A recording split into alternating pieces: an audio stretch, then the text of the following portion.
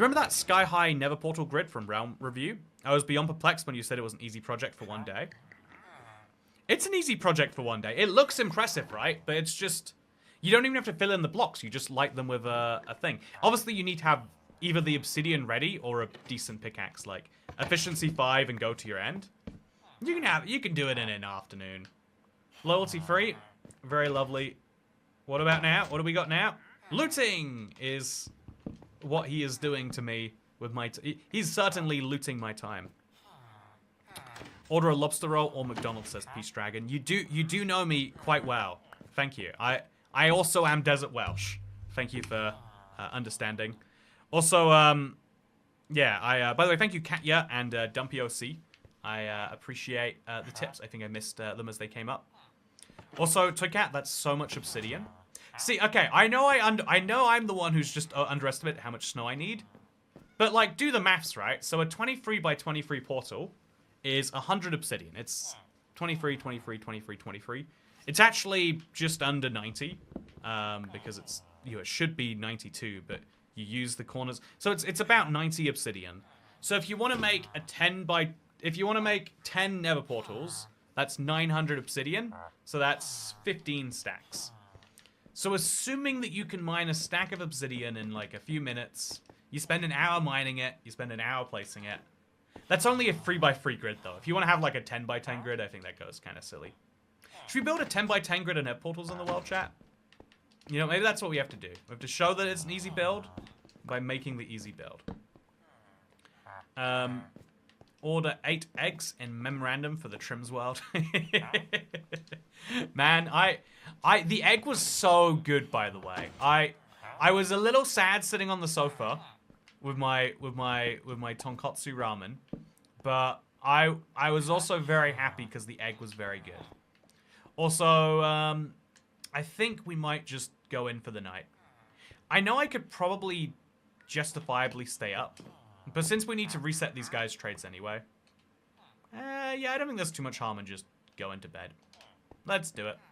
They should have obsidian slabs. I'd use them in every mob grinder. Yeah, obsidian slabs would be fun. Might defeat some of the point there, but it's still a fun idea, I reckon. So let's hope that this guy has gone back down in price. He has.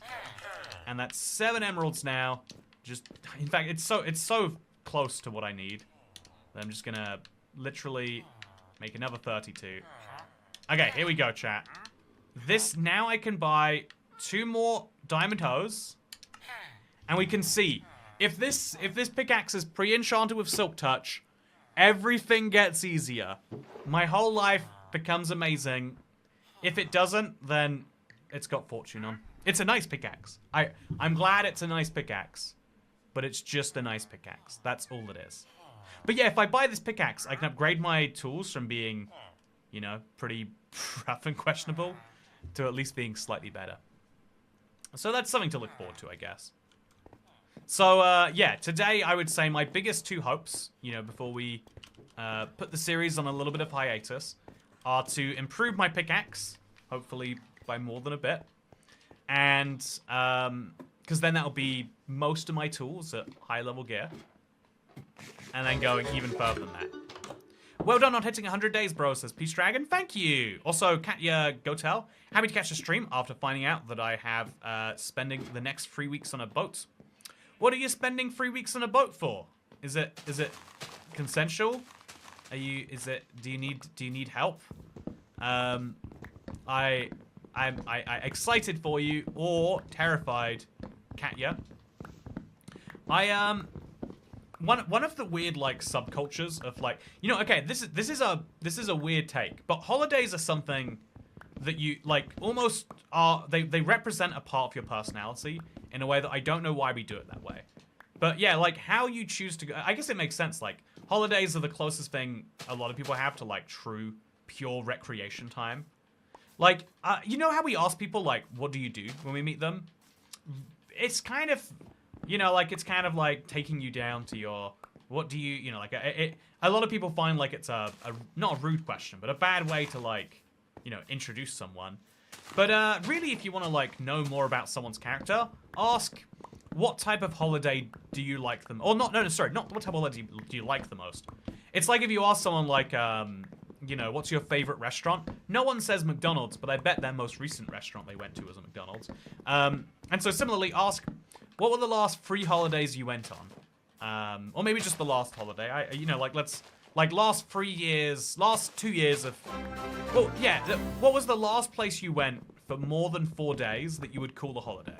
Yeah, let's go with that.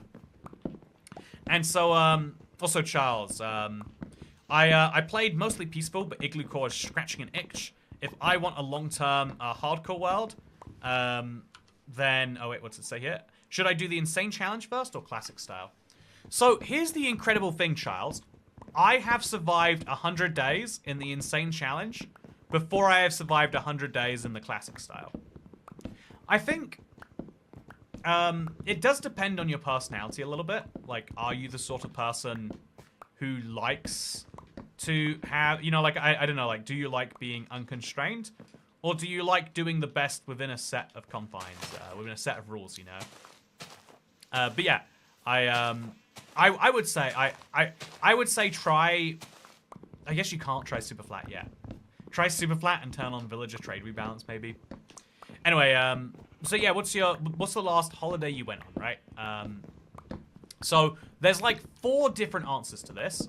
One of them is, well, the last time I went for more than 4 days somewhere was to visit family.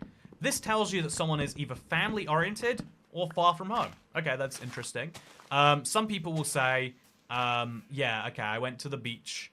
And that tells you, like, what they really want is they find their job to be too stressful. And the only way out of that is to go somewhere. If you say, like, oh yeah, well, I went to Japan or something, you're like, this person is adventurous. You know, like, I don't know, like, you kind of, like, you get a real feel for someone that way. Some people will say, genuinely, like, Mikia Richie in the chat is like, I haven't been on a holiday in that.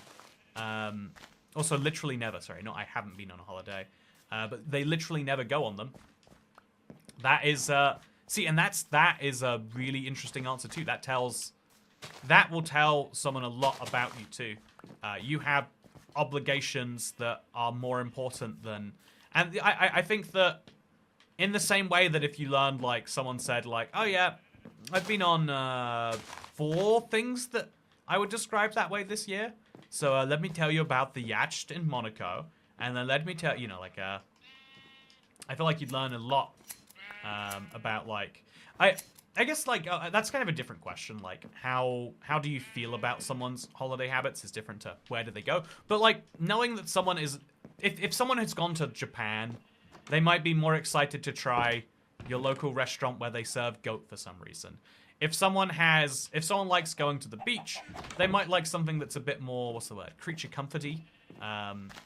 They might like to just feel comfortable. That might be their favorite driving emotion. How do I keep ending up with single pieces of tree, by the way? Whatever, it's fine. I should have enough logs to be covered for another couple days. I would like to go to Cat Island on Google Earth when I need a break. Oh, yeah, Cat. Wait, I think I've been to a Cat Island. You should watch my video on it. It was a long time ago. But you should watch the video anyway. It's great. Order food before you get tragically hungry. Yeah, that's true. I've got to Minecraft ban myself when I do get tragically hungry. That needs to be a new rule, chat. Someone needs to say, like, Toycat, are you so hungry that you're gonna make poor Minecraft decisions? And then be like, okay, well, you're gonna stop playing Minecraft now then. So, yeah, I'm gonna outwardly, we're gonna work this one out together. You know, this, I feel a little bit, you know how I mentioned in the previous stream, like, oh yeah, like, some people watch streamers and they're like, I don't like that this streamer has, like, what I think would be a cool life, but that is also not, I feel like a little bit of that, I will contribute to by being like, one of the coolest modern day luxuries, chat, is food delivery. Food delivery has existed forever, but it existed for all the, like, the reason that you can get pizza and Chinese food delivered everywhere is because it's really cheap to make and people are willing to pay £15 for it. But now you can get any food you want delivered. You want a salad? Like, but not like, you know, pizza place salad where it's like 1 head of lettuce and half a tomato. You know, like, do you want real salad? You can get it if you want it. There's nothing stopping you. Okay, so I'm gonna, do you want a lobster roll? That is an incredibly niche food. I bet they didn't have in London. how many years ago. But now they do. Now we got it everywhere. There are multiple lobster rolleries. Lobster rollies? Rollies. Lobster rollies. Lob rolleries. There's lots of them now. You'll be excited to hear. Okay, so chat, what I could do, hear me out here, right? If I buy one of these, I should have bought the bell from him. I don't know why I didn't buy it from my weaponsmith. I made a big mistake, chat, and I regret it. So this is the right move because I should combine my swords together anyway. You know, like just make them last longer and get sharpness free. Let's do it. Let's commit to spending 11 emeralds. No, I want to get my pickaxe first before I make any crazy judgments. So I'm gonna make lots of sticks anyway. Lots and lots and lots of sticks. Lobster raviolis says, you know, that's a whole different food, but also you can get lobster ravioli delivered. Many takeaways used to have their own deliveries, but nowadays we just use Just Eat or Uber Eats in York, says Emma. Yeah, I do think the people who have suffered in exchange for you to have this modern luxury are your wallet, because I do think it is a modern luxury that is not always seen as a you know, I feel like one of the curses of our civilization is that we will we assume we have the ability, you know, I don't know, like I think if you're financially flexible, sorry, not financially flexible, if you're financially if you're not price sensitive but you are money sensitive, then a new invention might be a bad thing. Like, I don't know, like, also protection 4, that's actually pretty good. The easiest example of this would be like, I don't know, buying a brand new car. You might think that when someone tells you, oh, it's only X amount a month, a brand new car is a really good idea, because an old car, you know, you convince yourself, like, it might break down faster, etc. I've spoken to multiple people who are genuinely convinced, like, ooh, buying an old car, like, oof. And it's like, technically, if you can convince yourself that you can afford one, you can. But the problem is that I think a lot of people will be like, well, if you compare the price of this car to that car, this one's only like an extra, you know, like $100 a month more. And when you're spending $400 already, that's not a lot of dollars. But $100 in something else is a lot, right? £100. I think that's, so I think price, and like, an example of this might be like, we're going to invent spaceflight. We already kind of you could spend about £250,000. But the moment we get spaceflight down to being like 20 or 30, or maybe let's say like 5,000, I think there'll be a lot of people who will spend 5,000 on spaceflight thinking, oh yeah, this is real cool. And I think we might have a lot of people who like would have preferred going on 5 £1,000 flights, you know, or 10 £500 flights to like the US or something. I think like the way that we like transfer, like I think we don't see money as being money. I think that's a weird flaw we have as a civilization. Sorry, this whole point was meant to be, did he remember to keep a bookshelf librarian so he doesn't need to fish for more books? No, that's a good point though. Yeah, no, because I can buy books by buying paper. No, I can't buy paper. I'd have to buy enchanted books and disenchant them. Oh yeah, you know, okay, Taylor Davis, I hate that you're right. I hate that you're right, but you've just changed you've just revolutionized the thought pattern on this one. I do have to do that, you're right. I have to. There's no other choice. There's no way it makes any sense to do anything but that. So let's buy a couple of these. Let's give them to you guys. Hope there's enough beds for them to reproduce one more time. I suspect there's not. So do I have wool on me? I do. I have a bed on me too, actually. Let's place that bed down. Should we make a pretty place for these beds, maybe? Anyway, we need to have another librarian in this same corner, maybe. We could put the other librarian, like, we could work it out. This was, yeah, there's no better way. There's no way I'm going to be able to buy enchanted books for less than 3 emeralds each, right, chat? Is there? Can you imagine a world? Can enchanted books ever cost 1? I've seen 8 now. I could spend 24 emeralds on getting Impaling 1 3 times. Yeah, no, that's what I'm going to do. I'm going to wait until I get a cheap book that I want. So if I got, like, Unbreaking, but it cost, like, nothing. Okay, chat, that's what we're doing. That's what we're doing. I don't want to buy a bookshelf, because if I buy a bookshelf, I can get another librarian. If I don't buy a bookshelf for another librarian, I have to trade real books. But the midway break-even point on that is if I get a cheap book. You have no other choice but to order food soon. Thank you for reminding me to get back on track. What's your opinion on cream eggs, Toy Cat? I love Easter because I love cream eggs so much. I hate that the barcode... Oh, 5 books. So, this cost me 3 emeralds more than... No, wait. 6 emeralds more than the alternative. Oh, I need to give him a book. Oh, I have to buy the bookshelf. Chat, yeah, I have to buy the bookshelf. I have no choice. It sucks that that is true, but it do be. And so, I'll buy a bookshelf right now. There's no other way. I need the books. I can buy books at 3 emeralds apiece from this guy until I get sugarcane, and I don't see any wandering traders right now. So that's how it's gonna be. Let's make this bookshelf immediately into another lectern. As silly as that seems, it's how we've got to do it. Place the lectern immediately over here.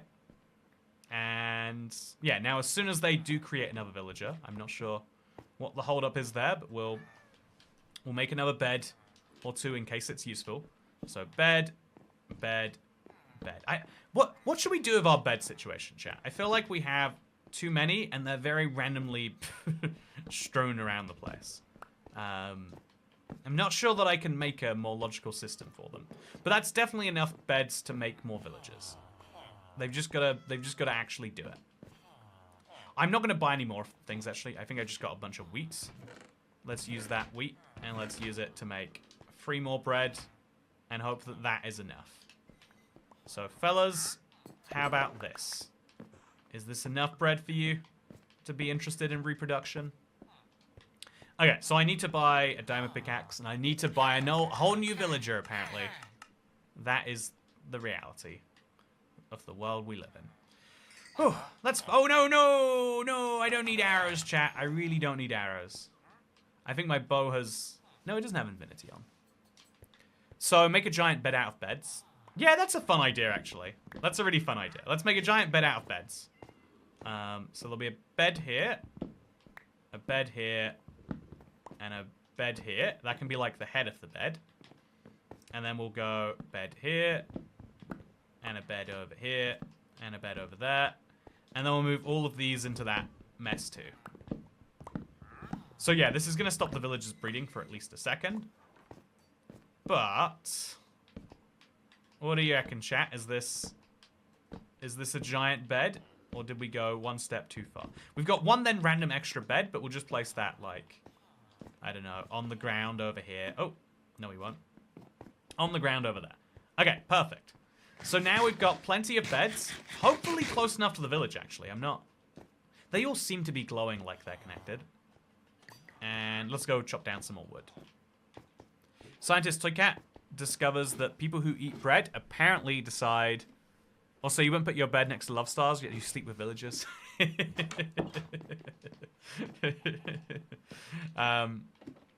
Again, I have appearances to keep up. Dasher. The golem spawn radius is centered on the villager leader bed. That's a fun fact, Johnny Blaze. Okay, so I think I need to order food, chat. Let's emotionally work out the options. So this is one of my favorite luxuries. You just pick a food. You get a man. And the people who suffer are probably the people who are delivering it. It used to be that delivery was like a minimum wage job. Now we've turned delivery into a below minimum wage job, and somehow that's okay. No, this is dumb, but I feel like me as a 15-year-old or I don't know, like 17-year-old would have loved. I've mentioned this before, but this is like the trapping of. I'm sure. Maybe this is just me, but has everyone else experienced this too, where like you don't have any money, like literally no access to it, and so you say like I would like a job, and everyone's like, no, you shouldn't get a job. You should focus on school. And it's like, no, I would like a job. I would like to have money more than the thing that would get me, that I would like more right now, is the thing that I can spend on Pokemon cards and penny sweets or whatever. And everyone be like, no, that's silly. Of course you don't want that. And it's like, well then give me money or give me a job. You gotta pick one of the two. But yeah, I always found it like tricky to get one. Because the only job that you could actually get as a 13-year-old was always like a paper round. And everyone would be like, no, the paper round people, they take too much advantage of you. It's like, okay, then you could give me money for some equivalent job that you could find. Also, order Indian food, extra spicy, says Johnny Blaze. Weirdly, it was actually Chinese, or like Sichuan food. Not Chinese is a very broad category, but it was yeah, it was Mapu tofu that broke me. I could do with some Mapu tofu though. Oh, that'd be good. No, my stomach is hurting thinking about it. Oh yeah, you know how like I think it's called tagging. Your body is really good at working out what is bad for it. Not directly, not through like a logical means. Like, oh yeah, when I eat vitamin C, I just feel so much better. Like, you know, maybe in the long run you do. But like, most vitamins your body's like not able to necessarily detect. But when you have a really bad experience of a food, your body can like tag it to know like, do not eat this again. And so you can have, like, I don't know, the easiest example of this, if you throw up from drinking too much alcohol, but you eat something just before that, you might be really hesitant to eat that thing again, assuming it's not a kebab, in which case all the rules go away. But yeah, there's a fun fact for you, chat. Hopefully you find it interesting. So, plenty of sheep sharing to be done. And some apples. No, those are roses. Look how snow-logged these are, by the way. So snow-logged. Also, get the 12 eggs this time. Oh, yeah. You know, chat, should I get ramen with 12 eggs? Should I just do it? Like, I would love to do it. And, you know, I will feel bad on a...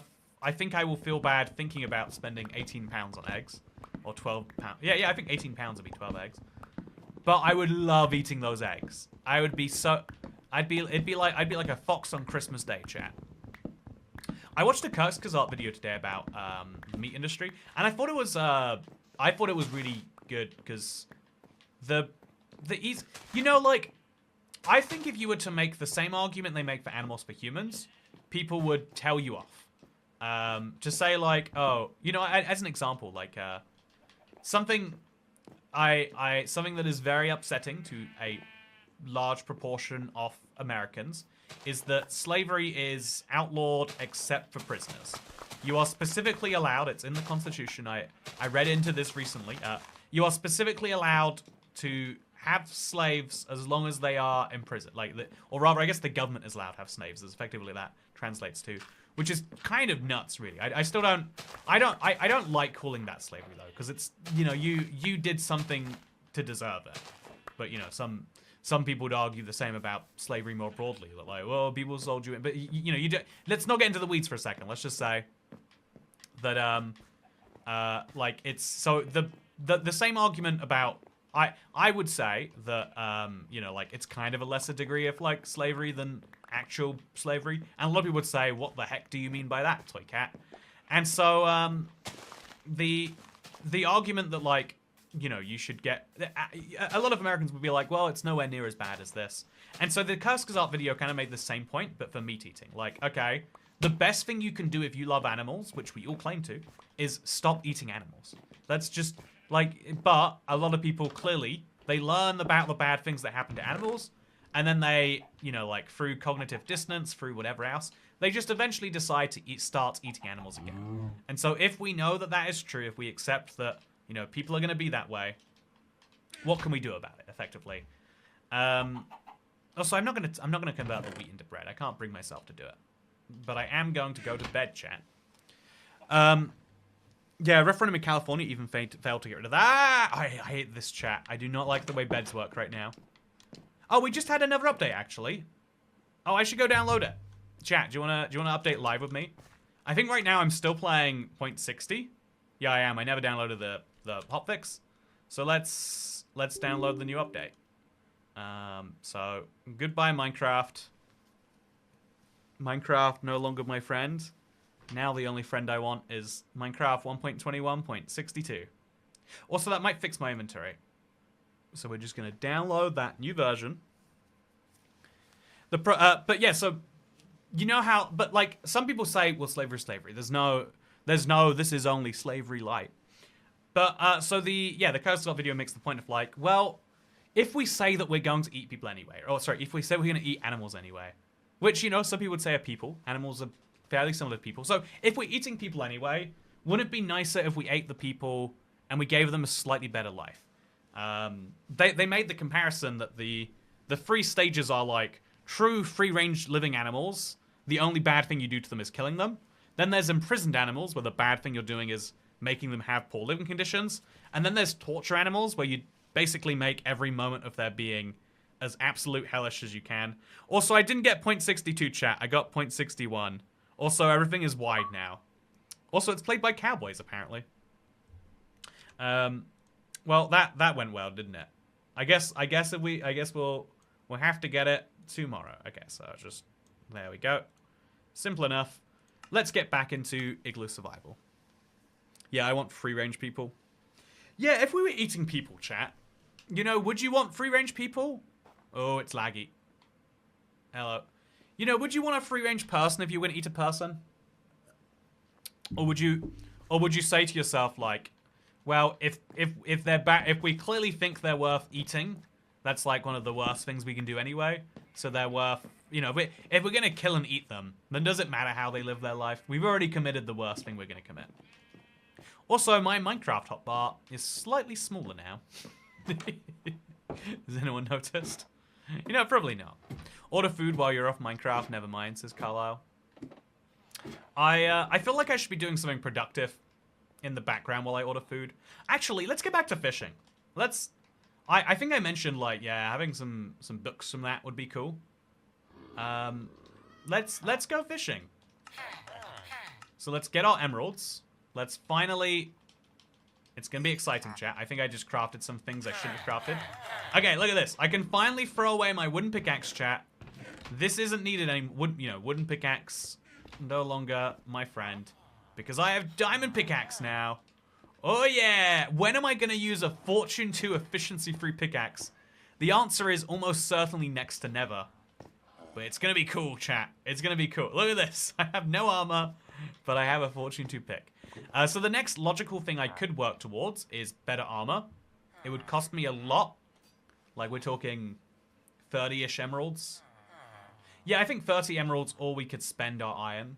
But neither solution is great, really. Or we can work towards the weaponsmith man. Which I do really want to do that, actually. Let's do it right now.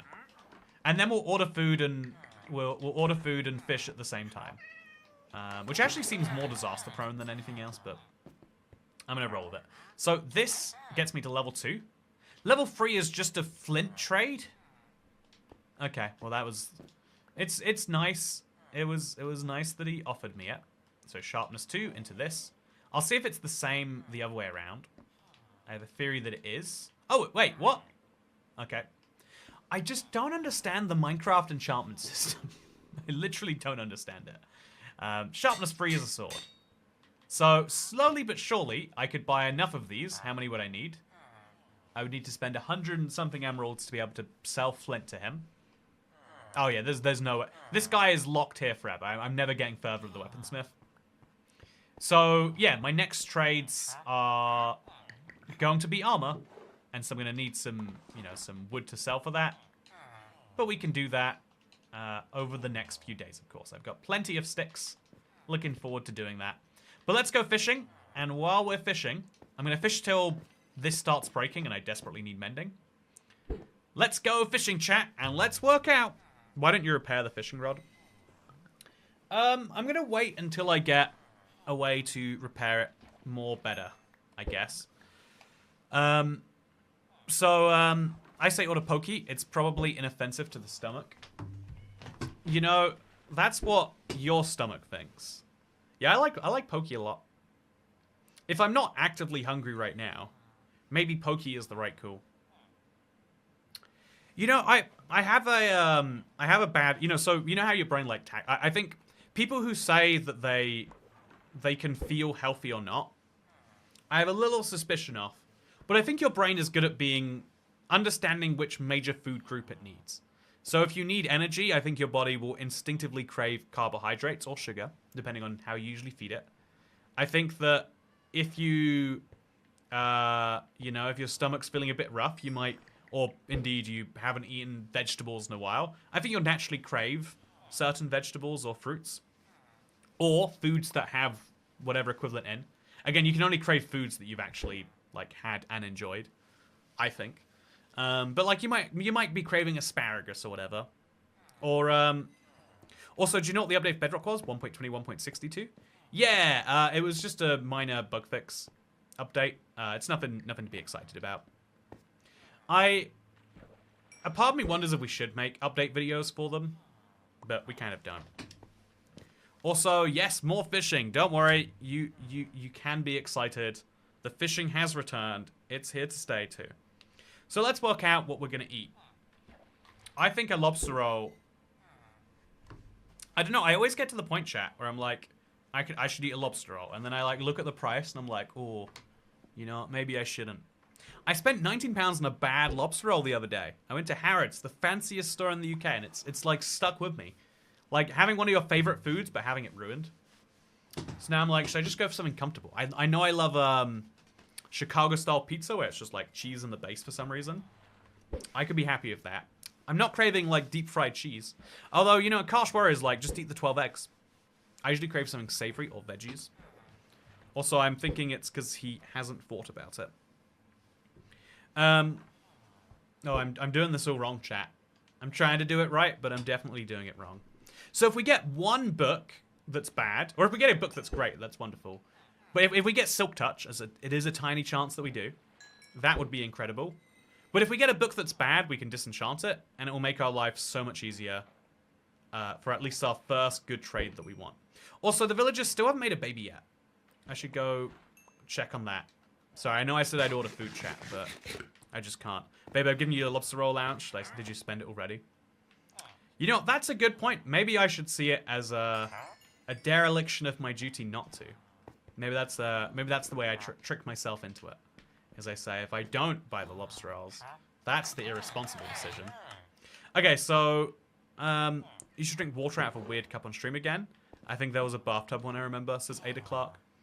I drink water out of weird glass. Yeah, water. I was drinking out of a Coke glass today. I just randomly got this for free with a... Oh, no, actually, I got it in France. Chat, you can... I don't know if you can... Oh, you can't. My ring lights make it impossible. But it says, Laver avant usage. And then the McDonald's logo.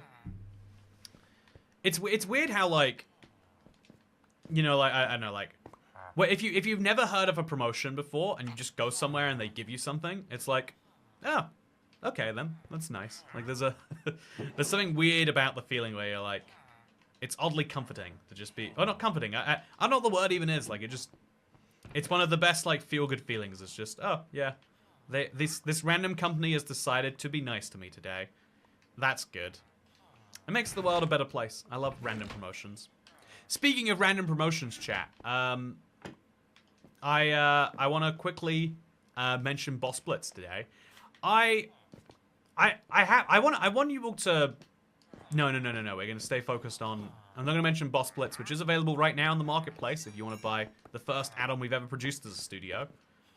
Agent Mindstorm's done some incredible work, by the way.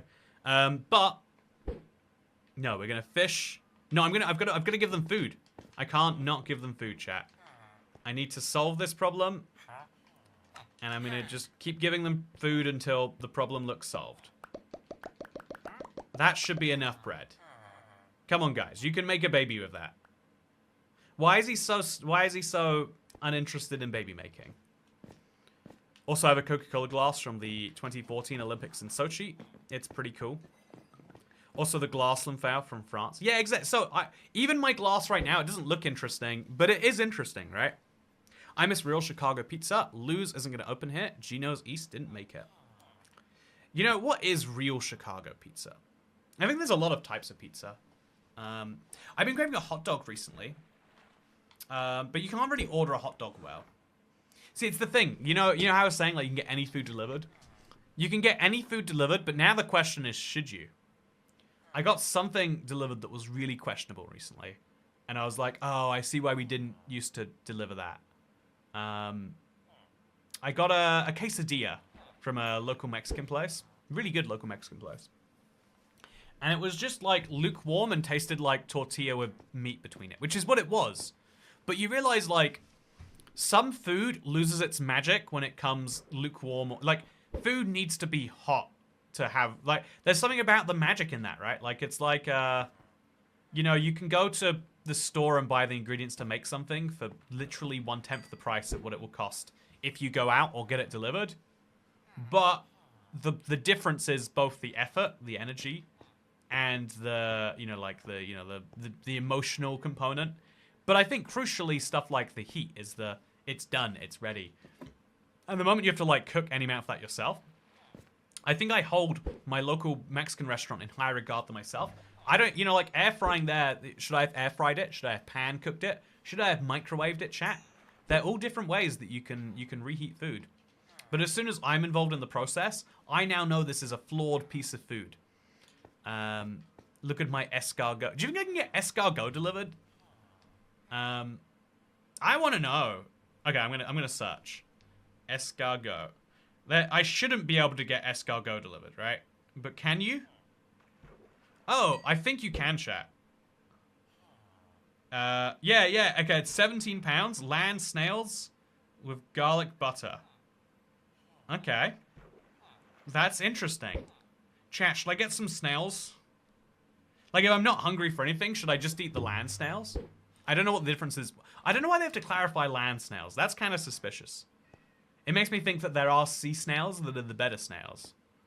No, don't get snails delivered, says Carlisle. But, like, I don't have any frame of reference for snails. Actually, no, I do. I had, I mentioned before the, many... Oh, hey! It's a nice book, but, like, I'm not going to use it for sharpness 3 or quick charge. We got our book, chat. Our fishing session was productive. I'm just going to fish randomly. Oh, I got XP, it looks like. So, yeah, if the villagers aren't breeding, maybe I should try another couple villagers. Or maybe it's the beds, they're too far away. Or maybe I do need more beds than I have. I'll try that. I'll see where that gets me. So let's grab some wool. It's all the way upstairs. Let's chop down some trees, grab some wool, make some beds. I have snails, the same species as the one you eat. So I've never, one time, like 10 years ago, I had a rich friend. He turned out to be one of the more disastrous friends I've ever had. This is why you shouldn't meet strangers on the internet, chat. Always goes terribly. But, yeah, like, he had all sorts of random habits that, like, clearly had come to him from, like, you know, like, I don't know, like, I think this was the poster child for why you don't want to grow up with money, actually. But yeah, so he specifically was like, oh yes, I love the snails, and he ordered some. And I don't know if I tried them and they were bad, or if I couldn't bring myself to try them. But, like, the best sales pitch you can have for snails is, oh yeah, they're not commonly found, I guess. Also, Carlisle. So I haven't. I'm not going to order snails. I think the price versus, like, I bet they're not going to be delivered well, right? I don't think snails are a good delivery food. But yeah, I think I would like to know, Carlisle, if you do feel in your head that you couldn't eat snails, and if you are also a vegetarian, vegan, you know, whatever else, like, are you a non other meat eater? Because yeah, you know, I wonder how you feel if so. Okay, do I have shears? I do. They're up here. So let's shear our sheep, and let's chop down this second tree. How do I get out of here again? There we go. I'm amazed that the sheep stay in there. It looks like they should just fall out these cracks here or be able to climb on these slabs. But amazingly, they don't. Everyone loves the carpet on the fence trick, but I think this is so much cooler if one, clearly. Okay, so I'm going to shovel the snow. Not that it matters. seemingly. But also we need to get more grass in here. Yeah, let's move some of this dirt over to here. And that way more grass can get in the pen, so we'll have more wool every time we share them. Salmon sushi, says Dasher. I don't know why I had to read that in an accent. It makes no sense for me to read text with an accent, but that's how I've decided to read it. So, as good as the salmon sounds. Also, snails are tasty with garlic and butter. No, everything is tasty with garlic and butter. This is that's the secret. If you want to know the secret to life, garlic and butter is everything. I had a garlic and butter bao yesterday. It was one of the best baos I've ever had. Because you know why? Everyone loves garlic and everyone loves butter. They are two very good tastes. And when you put them together, garlic bread, you know, it's nuts. Spider roll is the best. I'm not going to be eating spiders. I'd be eating snails before I ate spiders, that's for sure. But yeah, I think sushi's pretty good. No, sushi doesn't deliver. I actually, no, sorry, this is my actual opinion. Sushi doesn't work in the UK. Sushi has hurt my feelings too many times. I don't believe in it anymore. It is, it's over for sushi. It's over for sushi in this country. We don't know how to make it. The way you make sushi is you either go really like premium cuts of, fish or whatever, or you deep fry it and cover it in cheese. When you have this like in between, I bought salmon from the store and put it on some rice. No. That's not gonna cut it. I'm a salmon enjoyer. I like my salmon big and I like it beautiful, but we just do not get that in our country's sushi. I'm not vegan, but I've never tried another meat that I didn't grow up eating. I only had chicken, fish, beef, and ham, and that's the only meat I eat. Yeah, there's so my last relationship, I dated a vegan chap. There's a fun fact for you. And one of our like biggest disputes, because I think like one of the like early things you have to kind of work out is like, you know, how would you raise a child religion-wise, right? I think if you had a religion difference with a partner, that's something you'd work out. And I think for a lot of people, their politics is their religion, and for another subsect of people, their certain decisions in their life are religion-esque, maybe we could say. So I'm gonna make another 3 beds, and hopefully that'll be enough. If it's not, then there's a sign that I think the beds are just too far from or something. Wow, must suck. But yeah, so there was one of our like biggest like could not solve it. Hey, the Wandering Trader did just come back, chat. Oh, and he's got dark oak trees. He's got dark oak saplings, chat. Whoa, yeah, that's a game changer right there. So I'm buying 4 of those, right? Oh no, I can't. Okay, I've got to chop. I'm gonna waste so many of my planks making these. But I've got to do it. I've got to have 5.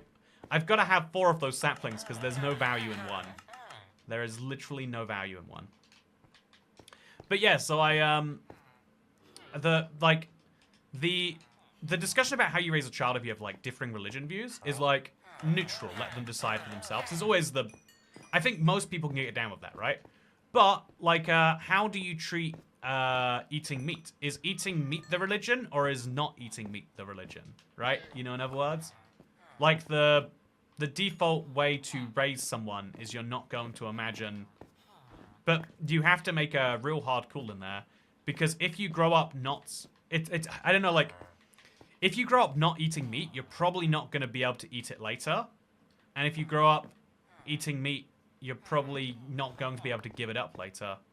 Which is the... Also, where did he gone? I don't see him. Did he fall off the edge? I hope he didn't. I hope I didn't buy 1 dark oak sapling. And then he fell off the edge. But I don't see any sign that that's not the case. I hate that it's snowing, please. Okay, no, I can't do anything about it. Could have got a Wandering Trader in the Caveman series if you placed the bell. Do you think that's what it was, Dasher? I'm so curious now if that is how that works. It doesn't make sense that it is, but like, maybe. Who's to say? So we can make 2 beds now, and then we'll make a 3rd. Okay, 3 white beds. This is definitely got to be enough. So I'll put these, I don't know, like, to the side over here. Or actually to the side like here, I guess, maybe. So bed, bed, bed. Okay. Now there are so many beds. You guys have to be able to trade or something is wrong. Or breed. They could have bred them as a baby in there, I guess. No, they didn't. I think the beds might be too far away. I think we're going to have to move them all back. So we'll move them over to here, I guess. Maybe that is the secret. That just some of the beds got too far away. Yeah, it's probably it. Caveman Season 2 confirmed. Yeah, if we could get a Wandering Trader, Caveman gets a lot. Becomes a big deal. My parents are atheists and let me watch a movie about Jesus one Easter when I was young, and it led to certain misconceptions I had about Jesus being a zombie. Yeah, so... Oh, yeah, I can imagine if you're, like... If you don't have agnostic parents. If you don't have agnostic parents, and they actively don't just not choose religion, but actively don't like it. I think the Wandering Trader killed himself, chat. Hey, it was enough. I literally just had to move the beds closer. Weird. So weird. But I'm happy that we solved it. But, yeah, I missed day 100 and a Wandering Trader. Yes, Casualology. But yeah, I wish I'd bought more from him while he was still around. Anyway, they're going to make villagers now. That means I can make my second guy. It's all very good stuff. I could also buy more bookshelves, but won't be doing that anytime too soon. So assuming the Wandering Trader is gone forever, I'm now going to start the process of grinding away at these chain leggings. So 3 of those got me about... Oh, I'm going to need so many of these. Yeah, it's what we've got to do. I'm going to put them in their special little own chest, because I'm going to get a lot of leggings over this run. And it's going to be worth it, chat. Like, eventually. I hope. I really hope. Okay, that's a full inventory right there. You hate to see it. And now just load this into there. I'm also going to put the Dark Oak sapling, because now it's a one of a kind, it's worthless. It goes in there. Isn't that nice, chat? Look at my windowsill slowly filling up. So sad. Okay, I'm starting to get hungry now, chat. I've got a kind of a rude context to use Jesus' name. Yeah, if you are actively atheist, so you'd believe that religion actively does harm and isn't just a choice or, you know, like a value judgment you don't believe in yourself, then it must be really hard working out how do you introduce your children to religion. Because if they just learn about it from the outside world... I guess it's the funny thing about, like... It's the same thing with parents who are, like... who try to prevent their children learning about, like... swear words or sex or drugs or whatever. If you learn about it from your peers, you're always going to learn about it from a different and probably more enticing perspective. Because your peers are always going to have a different view. Which is that... It's something you probably have to struggle with, I imagine. If you are trying to do the best in that way. 38, not going to pay it. Do you have any more you can buy? I'll buy them all, just to free up my inventory space. And then I'll put this away. And thank God, chat, I can finally go to sleep. Leave 2 floor space between the beds. Reduces glitched out villagers. But I don't want to have all that floor space. I do want to remind you all to hit that bell. And then you can stay up to date with more of these live streams. Where I constantly talk about trying to order food. Anyway, hey Togat, today's video is finished. If you want to check the thumbnail on Discord, hey, yeah, I literally have it written in my message. Can you send me the thumbnail? Oh, no, I did. I wrote the message. Let me check it out. So I was picturing like left and right, but doing top and bottom like you have. Is there a difference between the thumbnails there? Yeah, I would say Harrison behind. Yeah, I would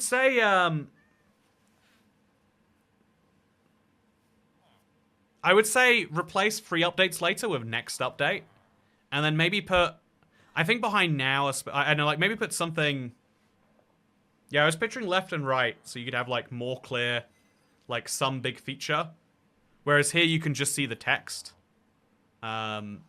Yeah, I don't know. I don't know if you're here, Harrison, but I'd go like left, right, and then text, text, feature, feature, text, text, and that way it's a little more visual. I think the last very texty thumbnail we did was the bug fix one, and it was. I thought it was a great thumbnail for showing the point, but again, I think explaining something through text isn't really explaining something for a thumbnail. Trying to explain it visually is important. And so using the fewest words to make the most impact. But since this is a very text idea thumbnail. Yeah, maybe even now and then next for the 2 pieces of text. Like, not even say next update. Just now and then next. Might be the best way to do that. Okay, chat. I'm here. Colons. Everyone loves a good colon. So weird that items don't activate bells on Java. It is so weird. I am glad that you agree. What do you think 1.22 will be? I don't know how to, like, beg Mojang of this. I think they need to call their next update 1.22. I think the one problem with the drop system that everyone can identify is that no one has any clue. No one has any clue whatsoever what the drops are going to be called. And it's a bit of a problem. Also, I've missed out on so many Wandering Traders, chat, because I haven't had a bell. I don't understand what logic is. This is one of those weird features where it doesn't make any sense, but it's just in the game and we've got to accept it, I guess. But, yeah, also the Wandering Trader is gone. He killed himself. And I should feel bad about it, maybe. Also, if I'm going to have more villagers, where should I put them? Should I try and get them, like, up a few layers? Actually, now that I have a lead, if I put these guys in a boat, so I'll put them in a boat and then I'll put them in a lead. So come this way, go. In the boat, in the boat. If I take this lead now, I can attach it to the boat. Used to be the cool Bedrock exclusive feature, but it's still a cool feature.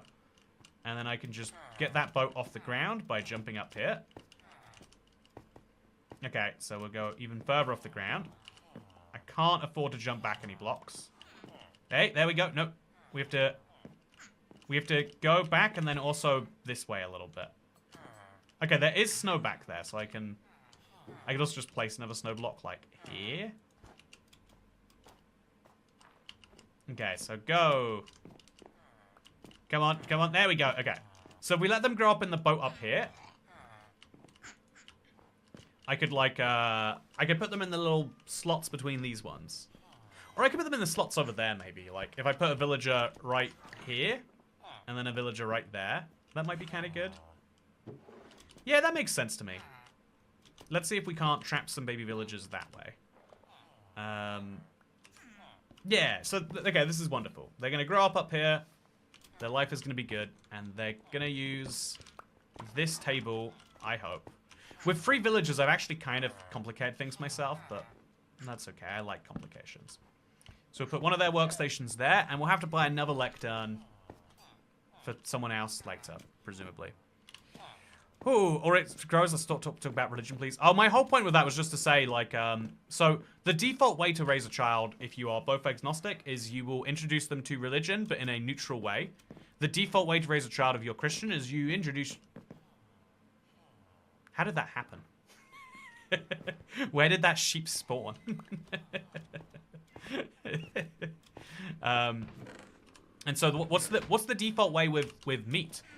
And it's like it's a hard one. Like you have to concede to me, like at least I would say you have to concede like within the world we live, eating meat is the default. Even though as soon as we stop eating meat, as soon as we solve the meat crisis, we're gonna look back on it and be like, ugh. Because I mean, like, I don't know if you're raising a child in the 70s or 80s, and they come out as gay, do you encourage them to be themselves, or do you say, look, some people are gonna hate you for no good reason, so you know, like maybe especially during school, be cautious about that one in the time where you are most able to be bullied, or do you say no, it's their problem if they bully you? Except it is your problem if they do. There's like, it's really hard to like work out what the correct advice is for a given situation where you have to balance not just your not just, you know, your feelings, but also the wider societal impact of how you have those feelings on them. Anyway, so chat, what's your favorite color? What's your favorite food to get delivered, actually, chat?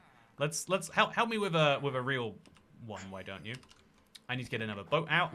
I'm sure I have one in here. Yes, I do. So let's get this second baby villager into a boat over here somewhere. I don't know how he just ended up here, by the way. Like, it's amazing what villagers will just do if you give them the opportunity.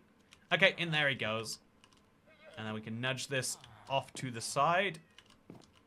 I'll leave it there, actually, just in case this villager also decides to climb up there. So I need to give all 4 of these villagers a job, ideally. And that's going to be a pain to deal with. So, yeah, that's going to be fun. Let's now break this. And then move that down a block. So we'll start by putting that there. And then we'll put that there. And then we'll grab the lectern back. And then we'll put the lectern over here. Okay, this villager is locked into his job site now. Oh no, what? You...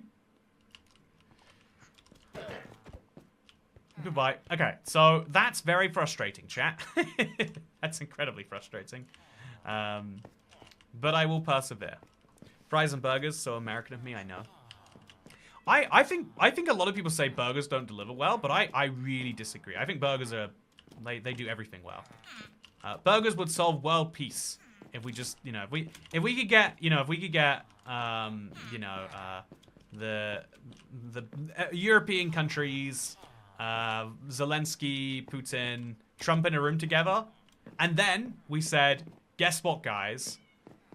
We're gonna give you a free burger now, and if you solve this by midnight, everyone gets a free large fries and a bottomless drink. If you say that, then, you know, the piece will be shoddy, sure. They'll be like, yeah, so, you know, we agreed to, you know, they won't have worked out all the finer details, but we'll be coming out of that with some good stuff. I think almost everyone understands and agrees that what we really need for world peace is burgers, because they're just good.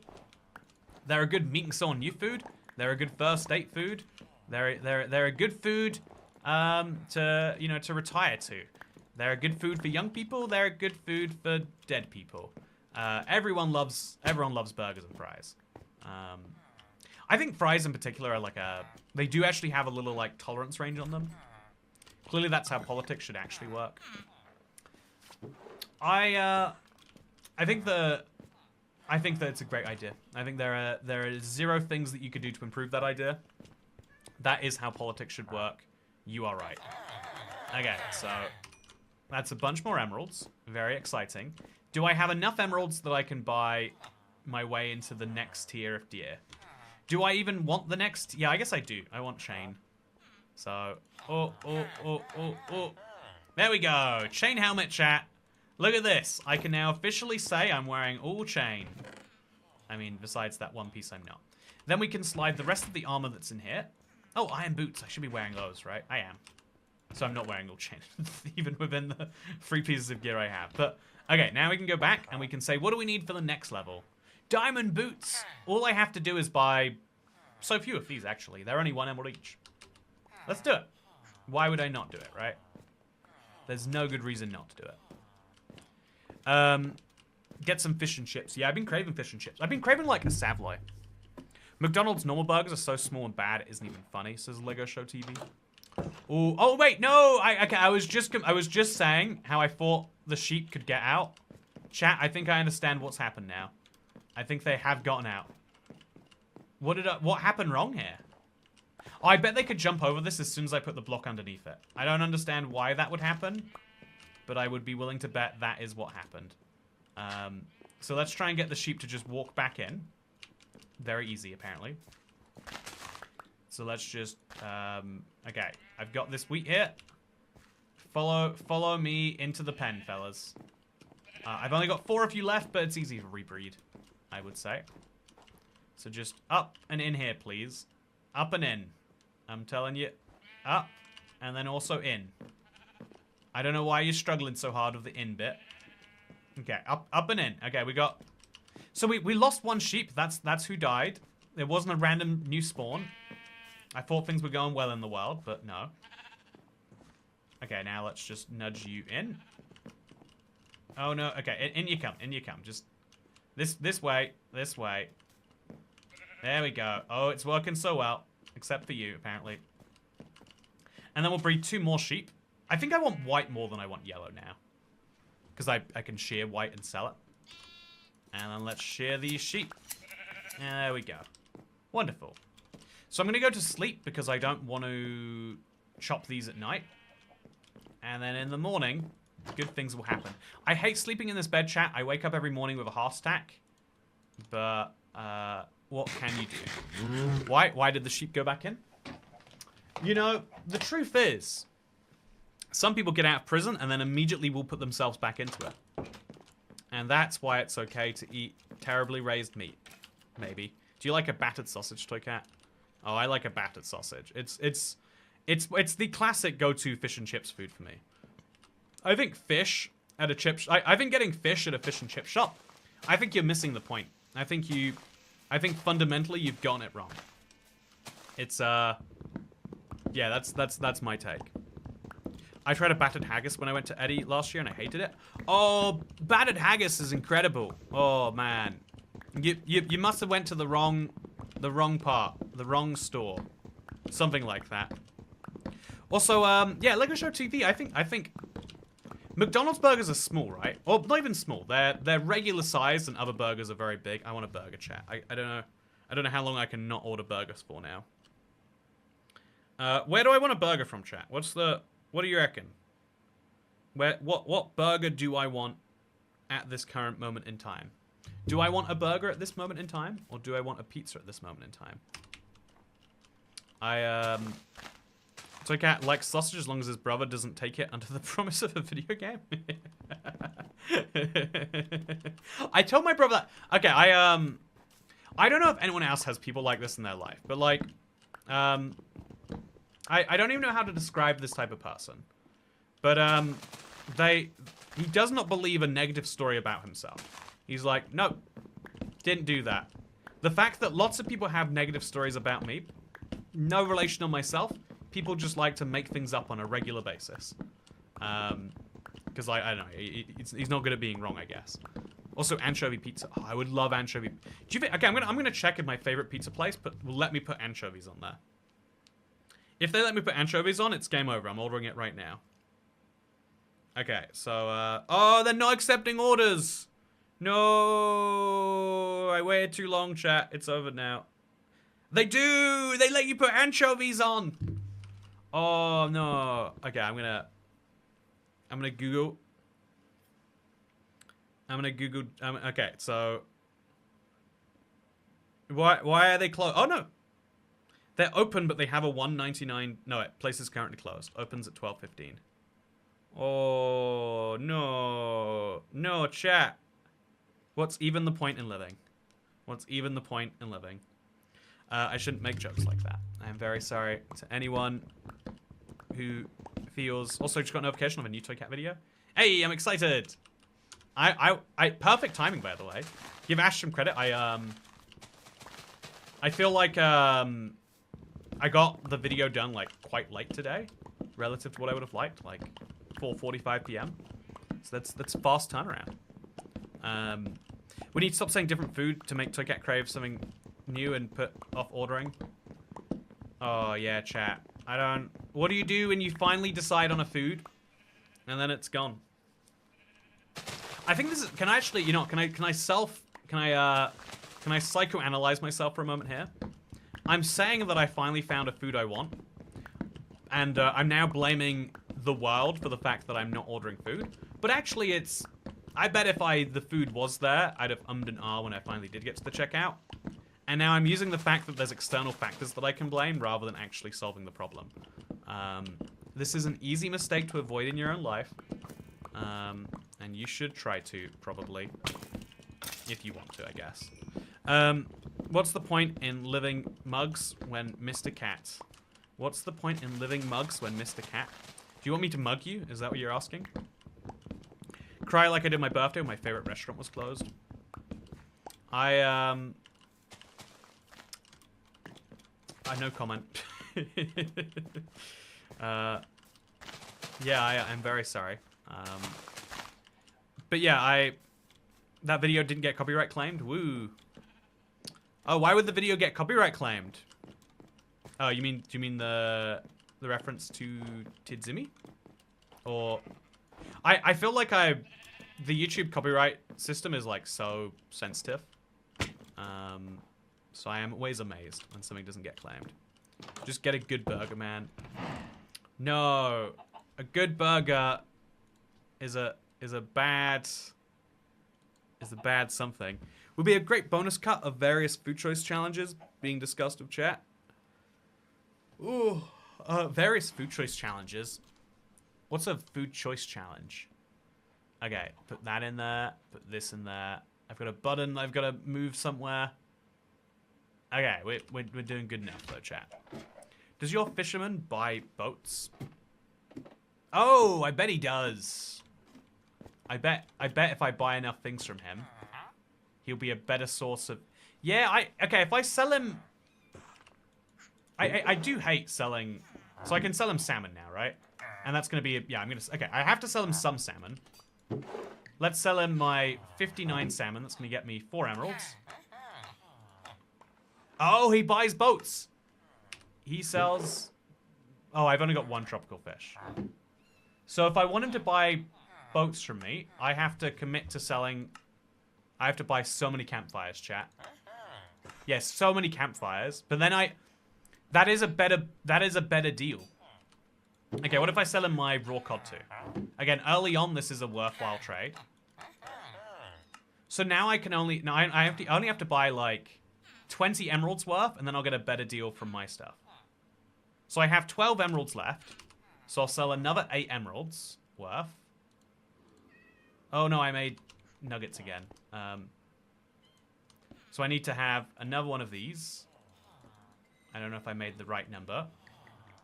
So I've got 3 and a bit more now, right? Okay, so we'll make... Okay, how many do we have now? So we've got... Okay, that should be exactly the amount we need to be able to get to the point... Oh, he's selling for 40. So we'll sell to you. Okay, 19 emeralds. Hopefully this isn't a miscalculation. 1, 2, 3, 4, 5, 6, 7, 8.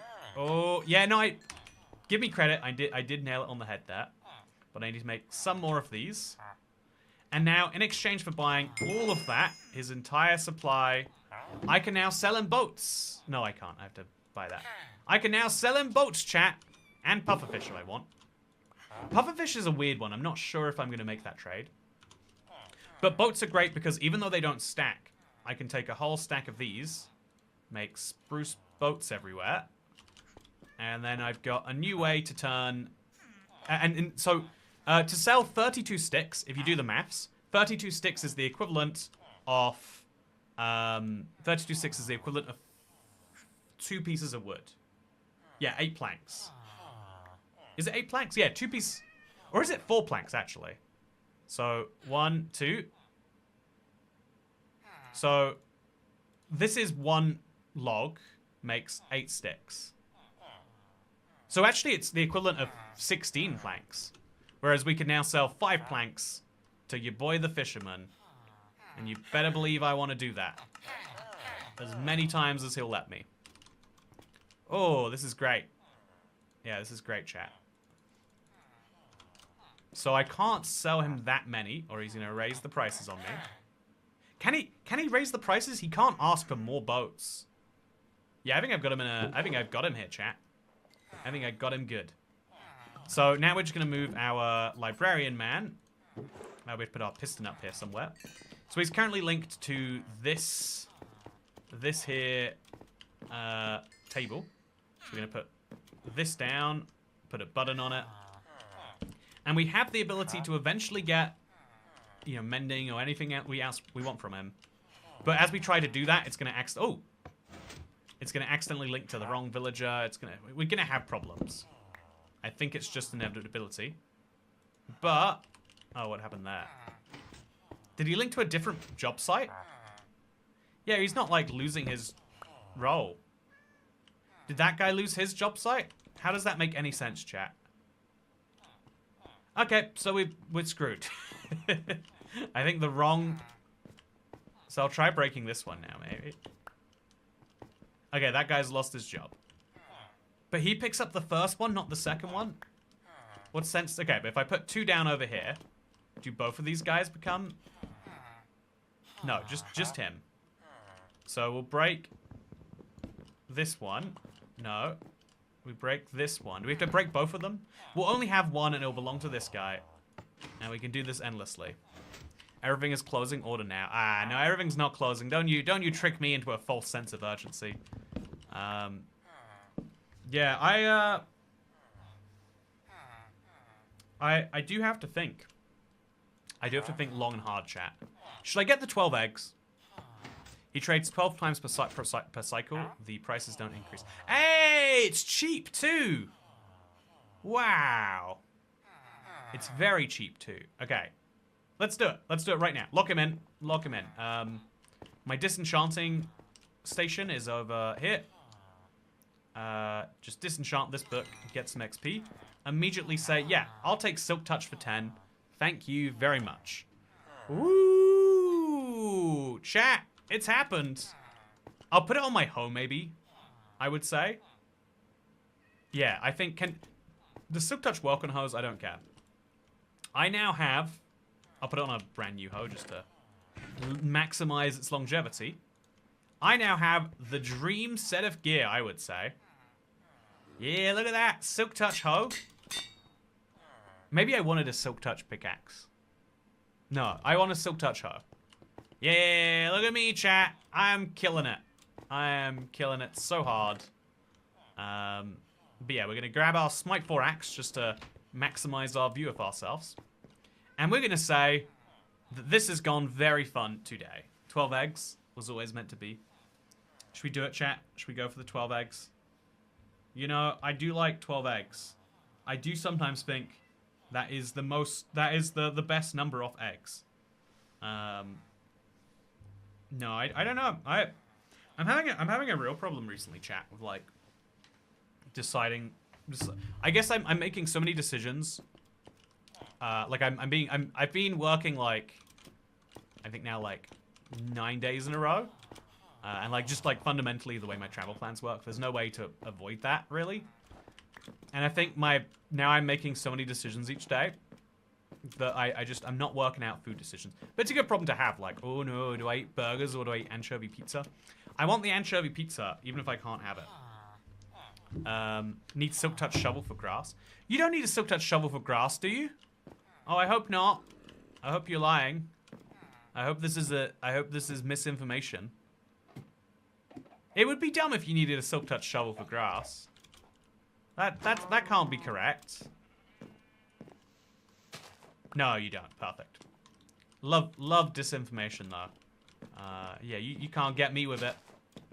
Okay, so that's great news. Let's now go back down. Break your contrarian rules and listen to someone's suggestion. Movable grass achievement. Yeah, that's very exciting. So, should I let the snow pile up here? I think no. I think I'm going to deliberately go to bed. Because I'm going somewhere that there's going to be a lot of snow. And I'm going to have to collect a lot of it. You don't need it. It's just useful. Yeah, it'd be more useful for sure. It sounded like it would be true that you needed it. To give you credit there. Where credit might be due. So let's now put the second lectern down over here. Now we can build a third lectern. And we can try and get another guy sorted, maybe. I don't know if this guy can actually refresh his trades or not. We'll work that out later. Should we buy another bookshelf? Get trading again, maybe? I think we should. Dinner could be decided by poll at the start of the stream. This is a really good idea. Okay, chat. It's 9 p.m. If you get an anchovy pizza, I'm getting a divorce. I think anchovies are objectively tastier than pineapple. I think, if we're ruling out pineapple from the discussion, sure, rule out anchovies. But like, salty is a much better flavor to add to savory food than sweet. That's just the laws of physics talking to you right there. Physics? Yeah, laws of culinary school. So, yeah, okay, let's make all the spruce boats now. all of the spruce boats. Let's sell them again. And let's concede that we have made so much progress. And I'm excited to see how much more we actually can get into. I am going to then make a few more sticks. It clearly still is worth selling them just to boost my emerald count. And now I've got 18 emeralds. I can start buying another one of these, which I can then use with some slabs to make another one of these. I can effectively buy lecterns now, which is a very fun thing to be able to say. And so what lectern goes over here? I don't know, but I can buy fire aspect from this one. Yeah, this is a very silly thing, chat, but I am loving the way that it is turning out. I'm going to have a big wall of villagers here eventually. I'm going to need ladders to go up and down it. But yeah, the Big Glue and the Skygloo series has been wonderful. I have magically achieved all my aims today, and that means I'm ready for an expedition. My expedition is going to be long. My expedition is going to be hard. It's going to go out into unknown lands. But that's some of the fun, I think, ultimately. I'm going to... The next time that you see me in this series, assuming not in a YouTube video, the next time you see this series live, I'm going to be doing one of my biggest placement journeys ever. If you thought 6,000 slabs was a lot, we're going to be going even further. And that means that ultimately I'm going to have to spend a lot of time... Actually, I probably have to chop down those blocks now, huh? We're going to spend a lot of time. So if every one of these entire piles equals 500 blocks, and we have maybe another one of these, yeah, I have to chop down these trees a lot of times. So the next time you'll see me, I'll be chopping down trees, and then the next time after that, you'll see me going on a long journey. Anyway, yeah, I'm gonna. I guess we have to hang out while I chop those trees. I was gonna end the stream here, chat. But, you know, now you know what we're doing the next time. I like to fake you out in the ending sometimes anyway. Have fun in Canada, I'll miss the igloo. As I'll be in Canada, I won't miss the igloo. I think given that, like, there's a lot of native igloo people in Canada. Is igloo people offensive? There's a lot of people who actually do live in igloos in Canada. I think I am worried about saying... The whole point of that thought was meant to be like, I think igloo might be an offensive word.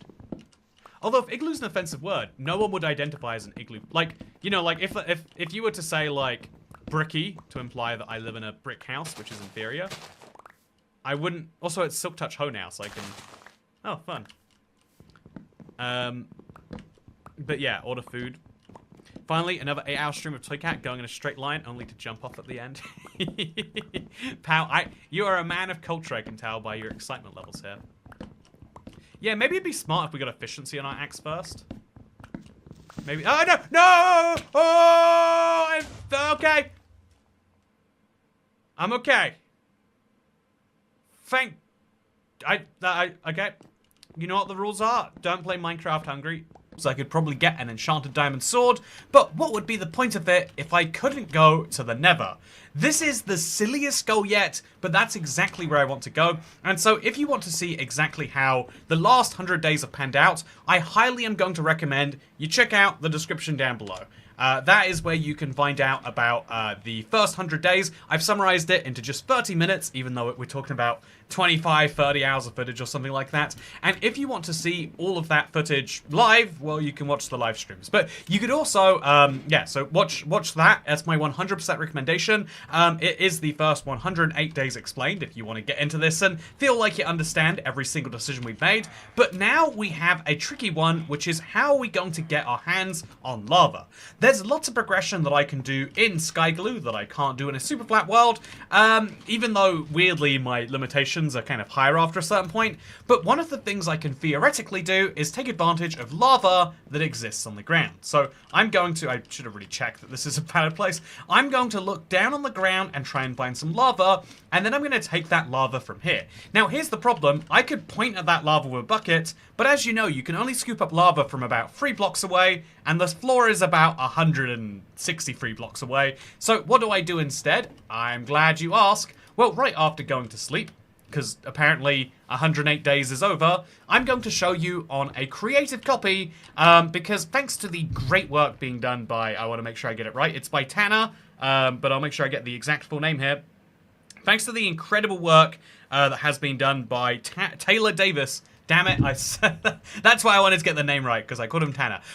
Taylor Davis has absolutely revolutionized the world of what is possible because of an invention that starts like this. We have a dispenser, and then we have, if I'm not mistaken, it has to be I think it's next to the dispenser goes a target block, and then we have on the other side a target block and a piston that goes upwards. Then we put some honey blocks here. We have a piston that faces downwards over here. Has to be a sticky piston too. Then next to that, we put a target block. And then on this side, I think there's also a target block. And I assume it's a piston facing upwards. Then we have two more of these blocks, honey going here and here. And then next to the honey, we have, one presumes a target block over here. And then on this other block, I presume it's got to be a piston facing downwards. You know, I've built this enough times trying to remember this. It's an absolute nightmarish monstrosity, chat. But basically, by creating this simple machine, I think it's definitely got to face upwards, right? By creating a simple machine, we should be able to, again, I hope, no, these are on the wrong side. So the target blocks go here, and then there's got to be a block facing down here, I assume. So this simple contraption right here should allow for, again, this is incredible, should allow for all of that to go down. I'm going to shoot this right now, actually. I don't remember which target blocks are meant to shoot. It's such a... I learned all of this, chat, but redstone is not my... Like, as soon as they introduced honey blocks and, like, piston contraptions that use them, my brain doesn't understand it correctly. I wanted to. I've built these contraptions many a time, and I think, oh, this makes so much sense.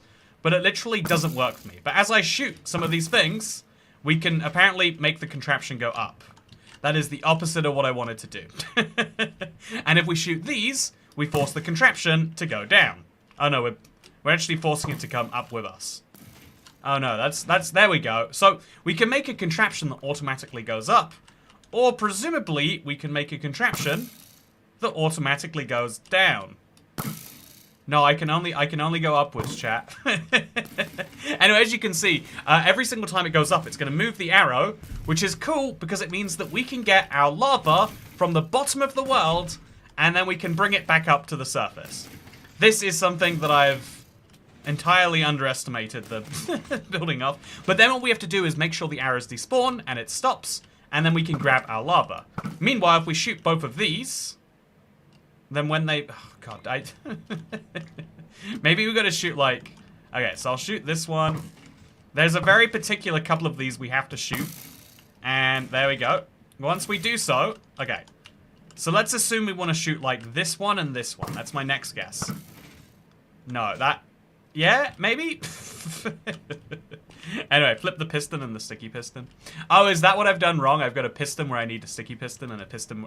It all makes sense. That makes so much more sense. Anyway, so you get the idea. We can create a flying machine, but what we're going to need is target blocks. What we're going to need is honey blocks, and what we're going to need is pistons.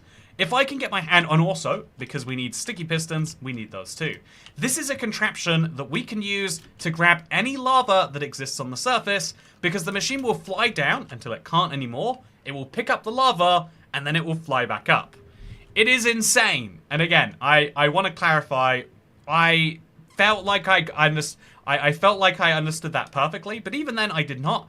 But crucially, you can use this to go in both directions, because the magic of redstone flying machines is not that many blocks can create a pretty intense thing. And again, because of the fact that all you need is an arrow, which will automatically fall up and down every time you use it, you can actually create a machine that flies perpetually without needing perpetual access to redstone. I think I did that one wrong there. Anyway, this is pretty cool. It's going to make sense when we do it. But what we need in the meantime is access to honey, because we need 9 honey to make a honey block.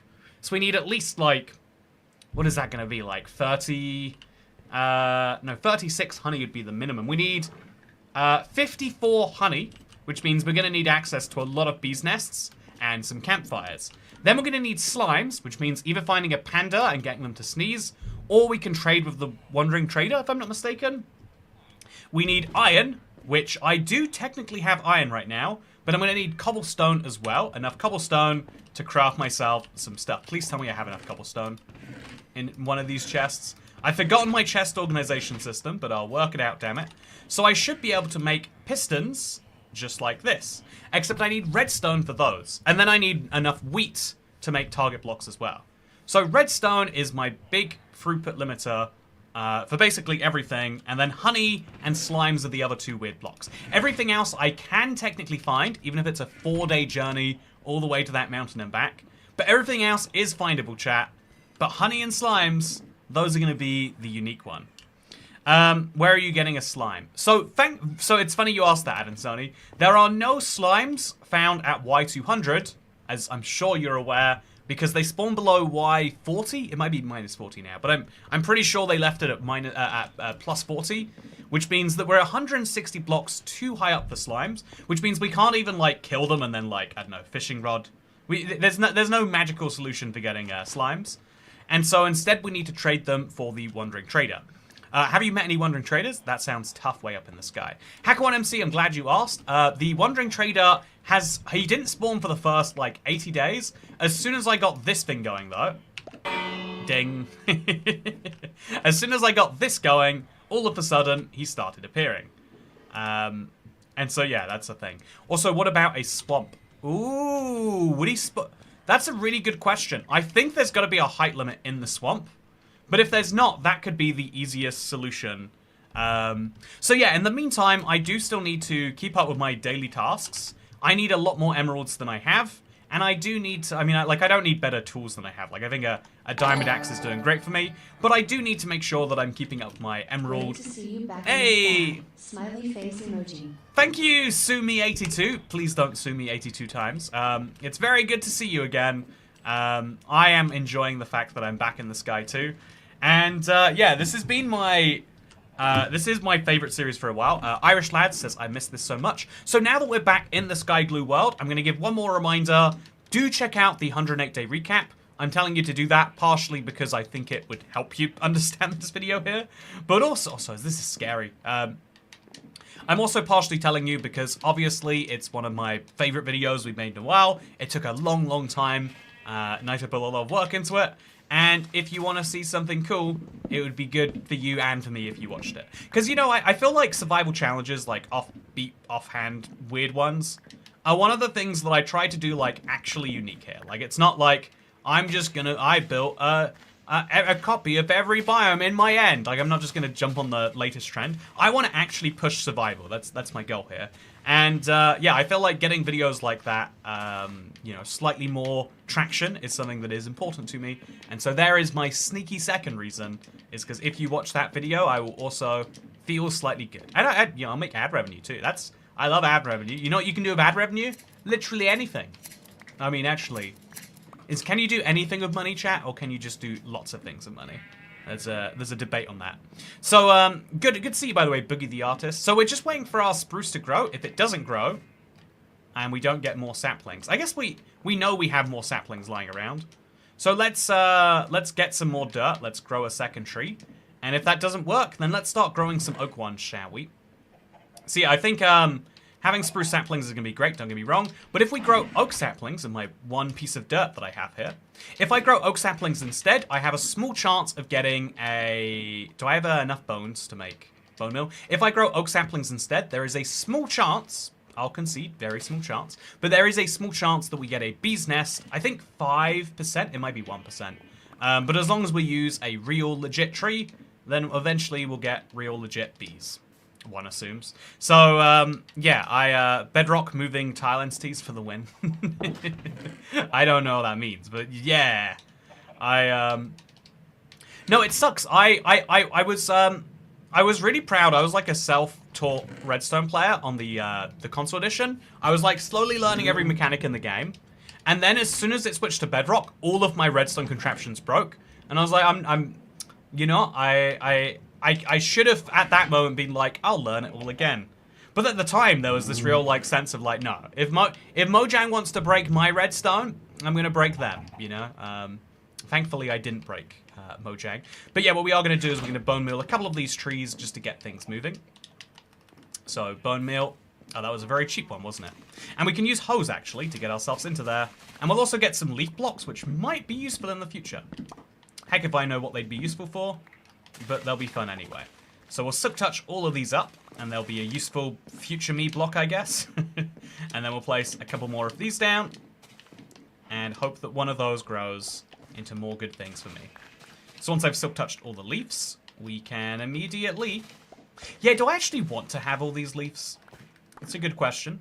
Then we can just grow the tree again, and again, eventually, we will end up with a bee's nest.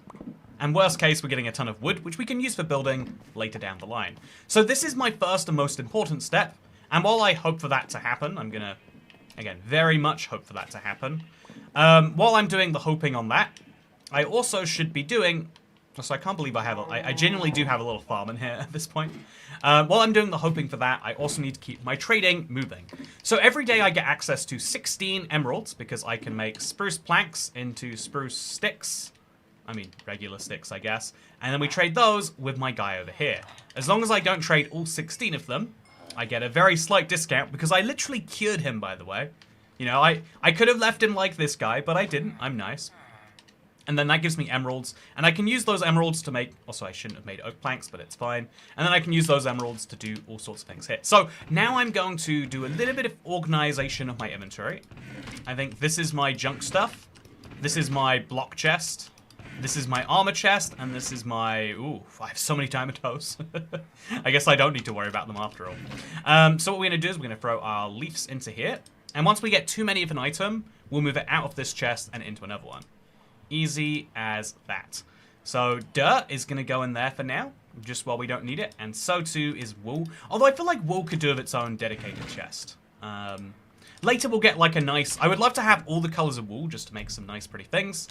But, yeah, that might be a pipe dream for now. I also am going to need a lot of snow, because my big plan, my big, you know, my goal for the next 100 whatever days is to build this secondary base into a giant igloo, so that there is a massive igloo underneath my regular igloo, because obviously we need more space if we're going to be down here. Which means that we can take some real benefit from actually cleaning up every time there's a snowstorm. It's not just annoying, it actually might be beneficial. And if we get a snow golem, we could even farm that even further, but a different point for a different time. So yeah, the things that I'm currently trying to buy up for, because I now have access to quartz, by the way. I can buy white terracotta or quartz for 1 emerald apiece, but I'm hoping in the nether I might get more access to that. I can buy boats. No, I can sell boats, which actually I think we worked out boats are a better deal, right? Because if you buy, so here are, we'll work out the right numbers. So if we have 20 spruce planks can become 40 sticks. So that is 1.3 emeralds. Or 40 planks can become, this is the worst boat I've ever seen. Or 40 planks can become 4 boats. Which if I have 4 boats, I can get 4 emeralds from. So technically speaking, that's a much better deal if I have a limited amount. It's just more painful to trade for. But yeah, these are my 2 sources of emeralds, whereas I'm going to learn this all on the fly, because it's been a long time since I've been in the world. I've been theory crafting this world for so long, but I haven't been playing it because I want to stream it to all of you. So the other things I can buy with this is I can buy food. I'm going to just do this to unlock his trades. I can buy... Oh, I've got a Fletcher here. And then I can also buy enchanted books. I don't have enchanted books that I necessarily want outside of Silk Touch yet, but I do have those options coming available. And also I can buy shears and food. I think this guy eventually will give me some promising things. And this guy is my... Why does he exist? Why did I buy anything from him? Oh, I think I needed his bookshelves. I think that's what it was. This guy, on the other hand, is a weaponsmith. So, you know, could be making some nice trades in there. And hey, see, look at that. We went so long without a Wandering Trader. But I swear to God, I built a bell and everything changed, chat. So if the Wandering Trader offers me slimes, my life gets easier. If he doesn't, well, we have to wait a bit more. So it's always worth buying jungle logs, because we can buy jungle logs for 8, and then it only takes, you know, that'll give us a lot of sticks, or that'll give us a lot of boats. In either case, it's worth doing. So I'll buy both of those, or 4 of those I think we get. And then I'm also going to buy some moss, because you can bone meal moss into a lot more. Wait, yeah, moss. No, you can bone meal dirty blocks into moss, right? Can you turn stone into moss? And can you grow crops on moss? If so, I want to buy all of his moss supply, right? This is amazing. What an amazing start to the world. And then, because of the brand new shear mechanics, We could also take our shears, which do not exist, and we could shear off those leads. Or we could just do this. Just give them a semi-aggressive. You know, it's a classic. It's, you know, it's tried and true, so let's do it. And, yeah, what an incredible little thing. Why do you have them stacked like that? The Hollywood Squares game. Yeah, my goal is to fully vertically stack it. So I want all my next villagers to go over here and here. I was actually kind of hoping, if I put the, like, it's going to be a nightmare to pull off, but I want to have my villagers, like, here and there, and, or even ideally, like, another block lower down. Because that would be pretty cool, right? Because we can remove these blocks, and our villagers won't be able to escape. So if we could get that guy in there, it would be a really efficient way to have all the villagers be next to each other, but still not move. Anyway, the Wandering Trader has been very useful. I've got 40 Jungle Logs now, which I guess I should value. I'm not going to sell them immediately, although I will quickly show you. Wait, actually, does this guy want a particular boat? Or does he not care about the boat? Oh, he needs it to be a spruce boat. Chat, does he not accept a... He won't accept a jungle boat? I bet he won't. So instead, we'll put these blocks in here, because I guess that's useful enough for now. And then we'll sell a bunch more spruce boats to make sure we can keep things moving. What's the sheet? Has he shared it yet?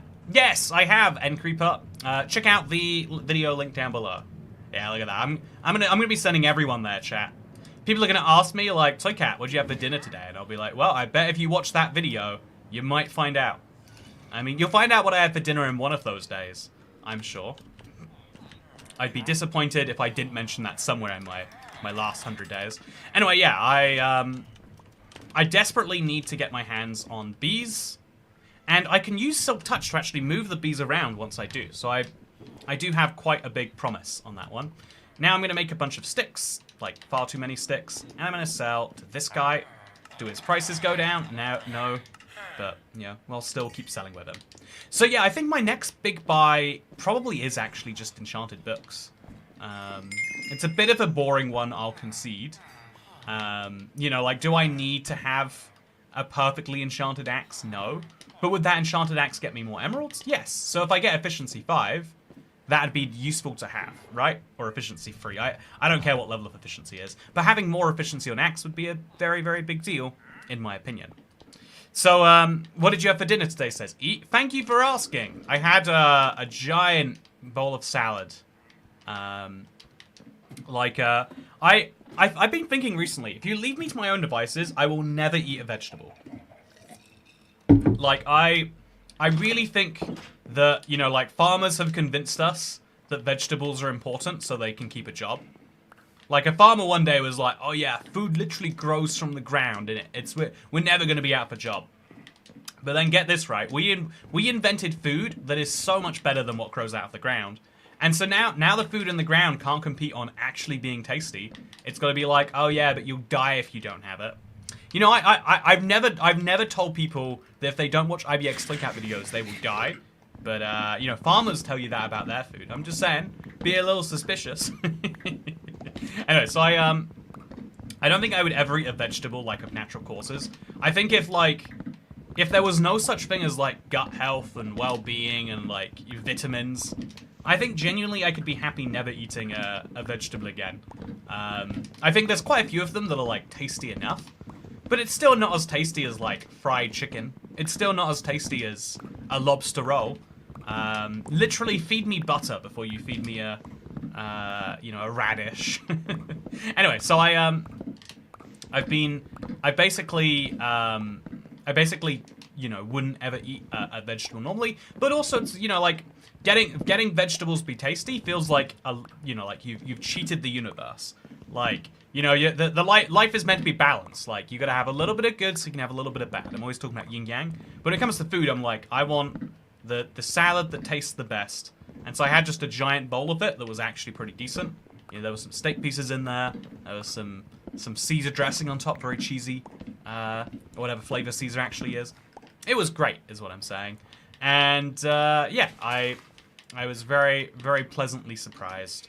But it's like, because it's so much food, you know, to eat like a 400-calorie salad is like, that's like a meal and a half's worth of, like, just amount of food, right? Like, it's a bowl, like, this big, like the size you need for, like, popcorn or something.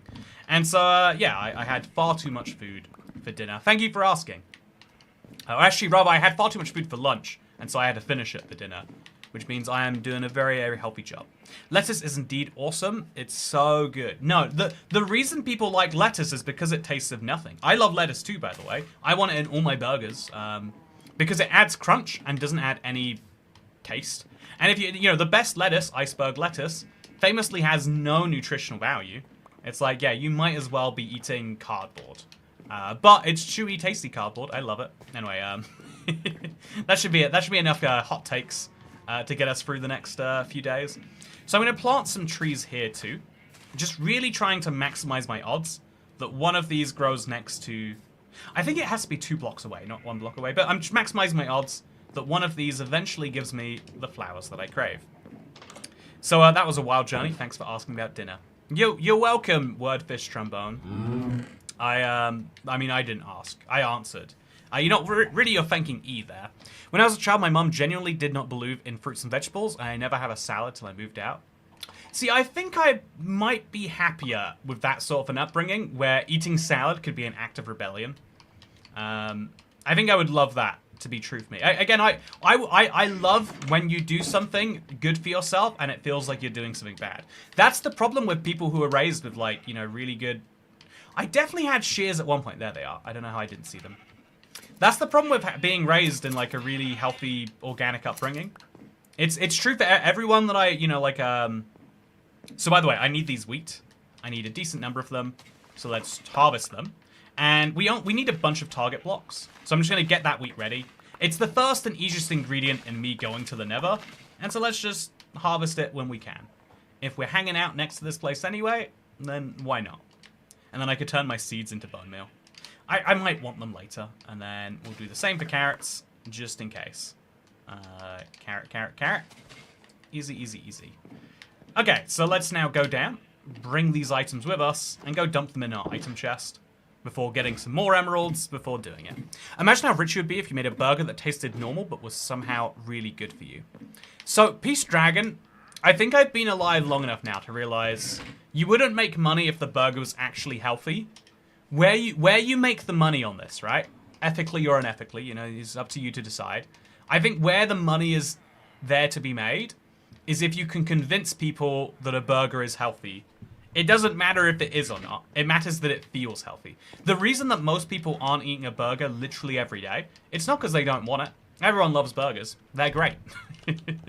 The reason people aren't eating burgers every day is because they feel it somewhere inside of them. You know, it's not that they know the caloric content is not high enough nutritional. It's none of that. No one's thinking about that. People are just thinking to themselves like, well, you know, I definitely don't want to feel this way all the time. And so there's what you need is a burger that makes people feel healthy, as they fundamentally are or are not. It doesn't actually matter. That's my crazy take, at least. But yeah, I think that's the secret of, like, bougie salad places, right? The reason why the Sweet Greens, the Just Salads, I could name a bunch of places, I'm sure, but there's a bunch of places that are like, yeah, what if this was like, imagine a salad but healthy? Wouldn't that be crazy? Also, I'm still wearing chainmail armor. Do you think I should make an upgrade? I think I could make an upgrade quite easily. I don't want to do it though. I don't. Also, instead of making a Nether portal, we could just sell our lava to this guy. They expensive, says Fred Dirt. Yeah, that salad places make so much money charging you a bunch for food that most people don't think tastes, tip-top amazing. How do they do that?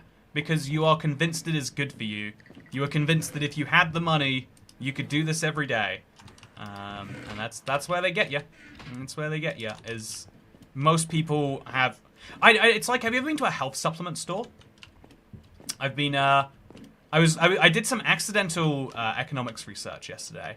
And I found out, like, it kind of relates to, like, what I'm always talking about. There are some things that you genuinely you'll never know. Like, there are some things that you can only tell if they're worth... Like, some things you know immediately whether it's good or bad. If you look at a tomato, you can see, is this one worth $1 or is this one not? It's immediately clear to anyone who knows what they're looking at. There are some things that you can... there are some things where you have really limited information, They're called like searching goods. So like the quality of a flight is really hard to measure, and you know, like ultimately, you know, like if you fly on Ryanair or you fly on, you know, like Lufthansa or American Airlines or whatever, full service versus cheap airlines, what actually is the difference? It might be a big difference. It might be that they really look after. Oh, his prices went up. It might be they really look after you in some magical way that you're not expecting. But realistically, you don't know, and so you use the one factor you know is a quality differentiator, which is price. Or like, if you're looking for hotels, it's hard to know if a hotel's good or bad before you've stayed there, so you use star ratings, you know, like, it's a 4-star hotel, it's a 7-star hotel. I've spoken to enough hotel nerds recently that are like, yeah, there's like 55-star hotels out there, and it's like, you know, just stop pretending like this star system makes any sense to anyone. But like, a 7-star hotel, you know it's not going to be terrible. You know the sheets are going to be clean. So there are goods where you only know some of the quantifiers. Then there are goods where you can only ever know how valuable it was after you've done it. By the way, thank you for the second tip of the stream. Burritos for lunch. I just rewatched the Igloo video last night. Wifey tax and birthday tax. Thank you for always showing us your holes, Mr. Cat. You want to see? Do you want to see the big scary hole around my igloo? Honestly, this is giving me such fear every time I see it, chat. I think if I'm not going to be doing a trip out to the mountain anytime soon, then what I 100% need to do is finish up this wall. Like, even if it's just for now, I think having more fences, that has to be a good idea.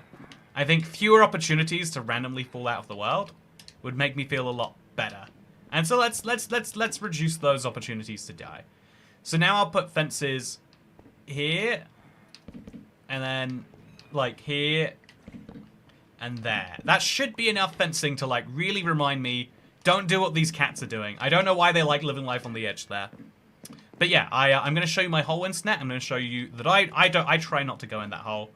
And then I'm going to finish my rant about the idea. Thank you, Polgar. Appreciate the tip very much.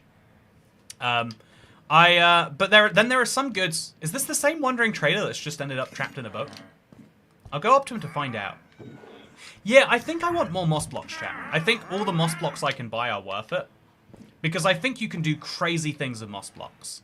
And I think I might have to test that. But I think if I bring these with me to the mountain, I could bring back so much moss. And I think you can use moss for all sorts of fun things. I'll find out. Worst case, I'll bone meal a bunch of moss. And I could make like a giant garden for the Skygloo. Because I do feel like this space here is a bit ugly and could do with some improvements, right? So future me might just get on top of that. So yeah, let's go chopping down some more trees, because that is my big task. I could maybe even place some trees down here. Like, I could use this area here, put some dirt blocks down. Yeah, if I'm like really just trying to max out my my growth opportunities, I think that's what I should do. I've got 8 dirt sitting spare. So we'll have like 6 of these be tree spots. Just like this. And then we'll have a flower there and a flower there. That should be easy enough to do. And then that should give us a bunch more tree opportunities, I hope. Also, should I kill the Wandering Trader, chat? There's a tiny chance they fix that bug and I don't notice. And so wouldn't that be a terrible thing if I didn't know? It would be a terrible thing. I would not survive this challenge. I would somehow fall off everything I step foot on. Moss to get rooted dirt via azalea trees, to get mud to get clay. I like your thinking there, T-Master. I love any chain of doing stuff that is that convoluted, if I'm being honest with you.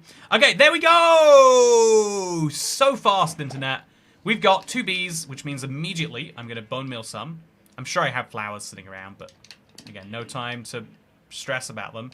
Oh, it's actually, I'm going to have to break these. And then, wait, why isn't it working, chat? Can you only bone meal them on flower, on grass or something? So we'll come over here. We'll chop down these blocks. And I'll see if I can't get myself some more flowers. Do I misunderstand how bone milling flowers works? I guess I do. What do you know, chat? I don't. I have misunderstood something important about Minecraft. Maybe if I do that. There we go. Okay. So this is very scary just looking at the edge.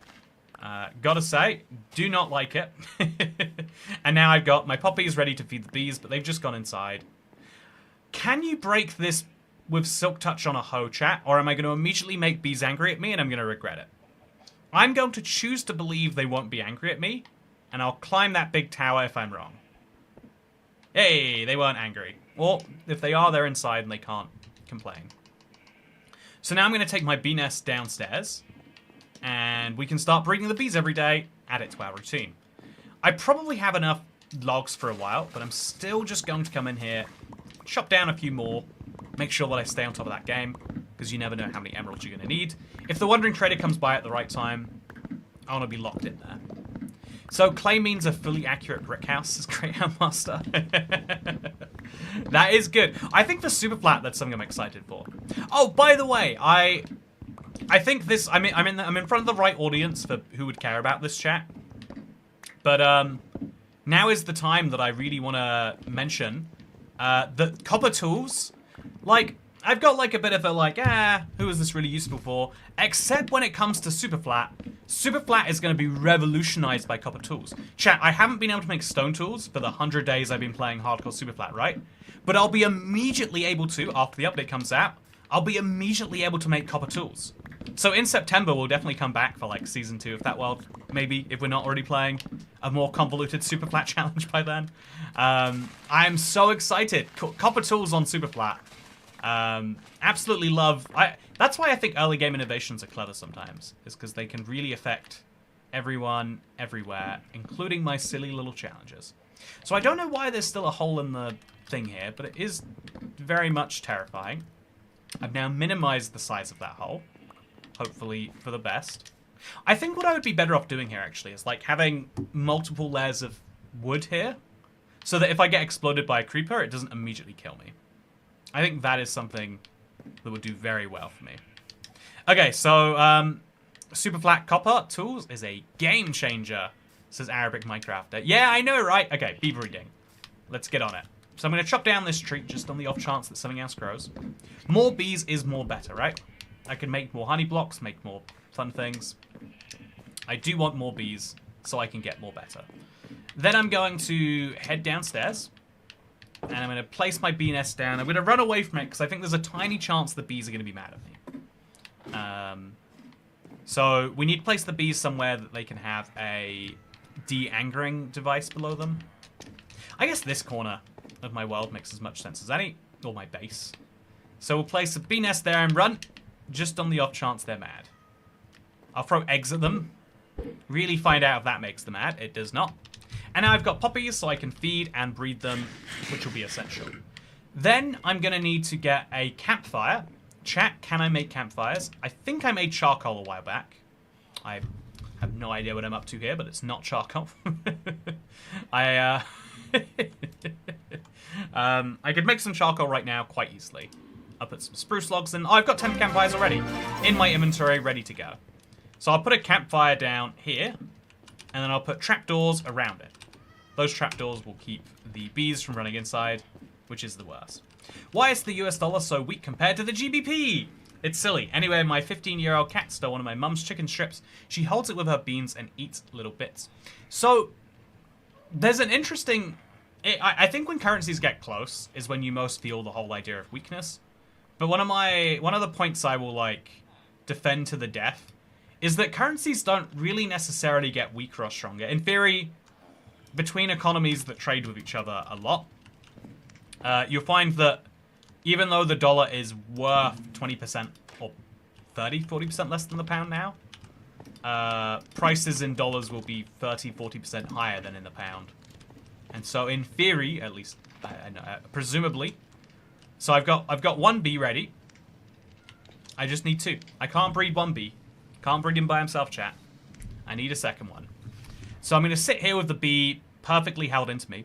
Oh, have I mentioned yet, by the way? Vibrant visuals in Skygloo. It was one of the first things I wanted to mention. We're 36 minutes in now. Hopefully that counts as one of the first things. And it's vibrant visuals. Also, this is not how you make stone slabs. Also, campfires are now bee de-angerer. In early games especially, if you're not mining a lot, having a bunch of copper for replacement tools, it's easier than having that amount of iron, and you won't have to go back to stone tools. I've got a video coming out today about the pros and the cons of copper tools. I had a big... I'm going to say this now, so I seem like a genius if the video underperforms. I had a thought afterwards. I was like, you know what? This is better for, like, 3 days from now. You got to wait till people have, like, absorbed it properly, and then you can have the critical analysis. I think now people might still enjoy just, like, goofing around with the copper golem more. But I think it'd be useful to, like... Because Minecraft are going to release new betas and previews literally next week and beyond. Where is my other guy, by the way? This is a... It's so painful to breed bees. Come on, you should come outside here. I know there's a second one of you in there. I know it's a little clown house you've got rolling. So I'll bring the bee with me. I can even, like, tie the bee to myself, right? If I have some leads. So I'll tie the bee onto me. And then that way he won't go home without me realizing. Then I'll chop down these blocks. It's a little bit in my face, but that's okay. And then in the morning, I'm guessing the other guy will come out. Yeah, that's probably what it will be. It feels like they come out for like 5 seconds in the morning and then they go inside all day. Probably sleeping already. What's your opinion on the blue glowberries? Oh, I've got a short coming out about that today too. Yeah, it's been a busy day. I'm so glad, chat. It's been the first day in a week where temperatures in my office have stayed below 30 degrees. Like, it's 26 in here right now, which is, like, hotter than you want to be. But so nice. I'm like, if I record, I don't feel like I am actively putting a heat stroke on myself. It's incredible. Love to see it. I, for one, await to see your analysis of copper. Thank you, Captain River. Okay, so now we get our poppies out. Again, this guy's staying tied to me. He's not getting inside his house. And we just want to find his wife, or her wife. I'm not that bothered, to be honest, as long as they can produce a little baby bee for me. And can they? Come on. Is it because I put the short is out? Oh, the short is out right now. In fact, accidental. It's out. It's been out for 23 minutes right now. And yeah, now you know. Do you still make the politics sociology videos? That doesn't sound like me, but yeah, sure. I make a ton of those. Make sure to check them out at the link in the description. It sounds like it's 100 days in Igloo Core, but actually if you do a little bit of deeper reading into it, you'll find out it's a analysis of the social politics of Minecraft. You know, some people are born in societies of abundance, where they have all the resources available to them. And some people are born in an igloo in the sky. And yet it's possible for both those people to have the same amount of fun. Arguably, the person born with the fewer resources can have more fun. And isn't that interesting? Okay, chat, I don't know what to do at some point. You need to get a tower AC that has 2 hoses. They are much better at cooling. No, you know what? It killed me. I read one comment. And bear in mind, it's one comment on a 50,000 view video or something. But, like, I read one comment yesterday that was like, your audio sucked today, bro. And I was like, okay. Next time, it was literally 35 in my office. I'm like, but no, I made it. I prioritized my comfort for 13 minutes, you know, plus the failed recordings, like closer to 30. But I prioritized my comfort, and I messed up by doing that. And so yeah, I'm just gonna leave this be. I'm hoping that if he goes in there, he'll bring out the other one. Maybe. I don't even know, chat. I don't. Is he going home? No, don't go home. What are you up to? Okay, I'm gonna go find another bee nest because clearly I'm gonna need one. I was hoping that was the sign of my first honey brewing, but it was not. Maybe he's on the lookout for flowers, by the way. If so, I should move some closer to him. I have very, very limited dirt in this world. I moved so much back with me and I thought it would be enough, but apparently not so much. So I just need to get one flower that I can put outside the front here. So I'll literally just take this one block with me, put the flower over here, and now it means that when mobs leave, they can find something. Just something. Dirt nearby bee nest for flowers. Yeah, you're totally right, Just Jones. Needed to get that dirt there. Oh, I do not like that there's a door that leads me to oblivion. I mean, I like oblivion, but not enough to have a door to it. Now I'm going to chop down this street. And then I'm going to probably grow a few more red flowers. It looks like I'm going to be doing a lot of bee breeding, and so better stay ahead of the game on that one. Yes, I could get more flowers by playing around my system a bit more, but this is as good as it's getting for now, it seems. There we go.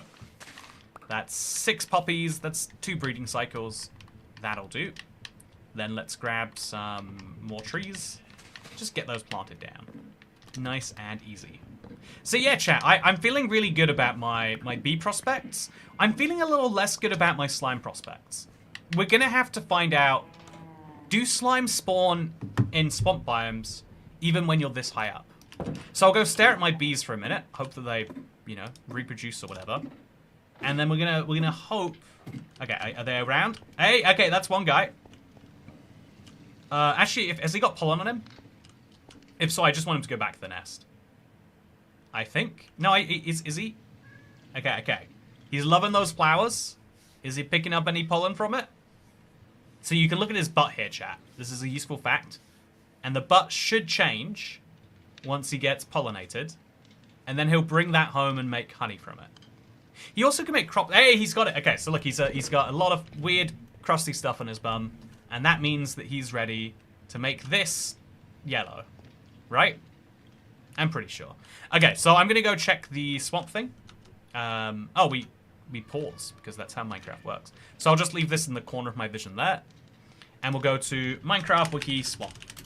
I'm sure the swamp will tell me... or I guess we'll go to slime. Do slime spawn above swamps? Spawning. Swamps. So they'll spawn if the light level is less than 7. If the fraction of the moon is greater than a random number, there's a 50% chance of spawning a slime. It sounds as though this allows slimes and swamps to spawn in dimly lit areas where hostile mobs can't, allowing swamp-based slime farms to be built. So it sounds like all I need to do is go find a swamp. Okay, let's go find a swamp, chat.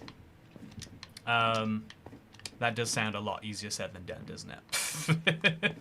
But if I can just find a swamp, my life will be easy.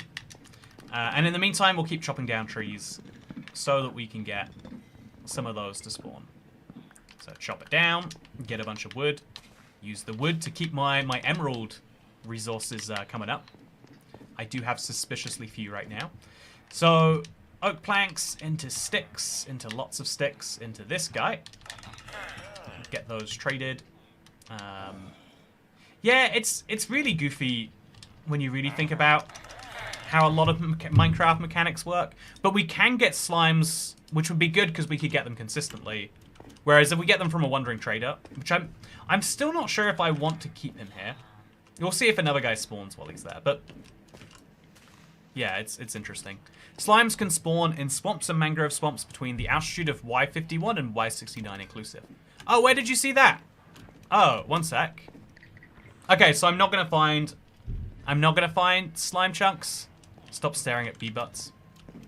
The bees wouldn't put their butts out there if they didn't want me to stare at them. Is logic I shall not be using as a legal defense.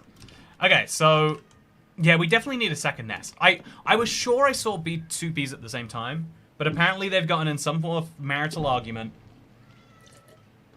and now they won't come out at the same moment, which is a little bit frustrating.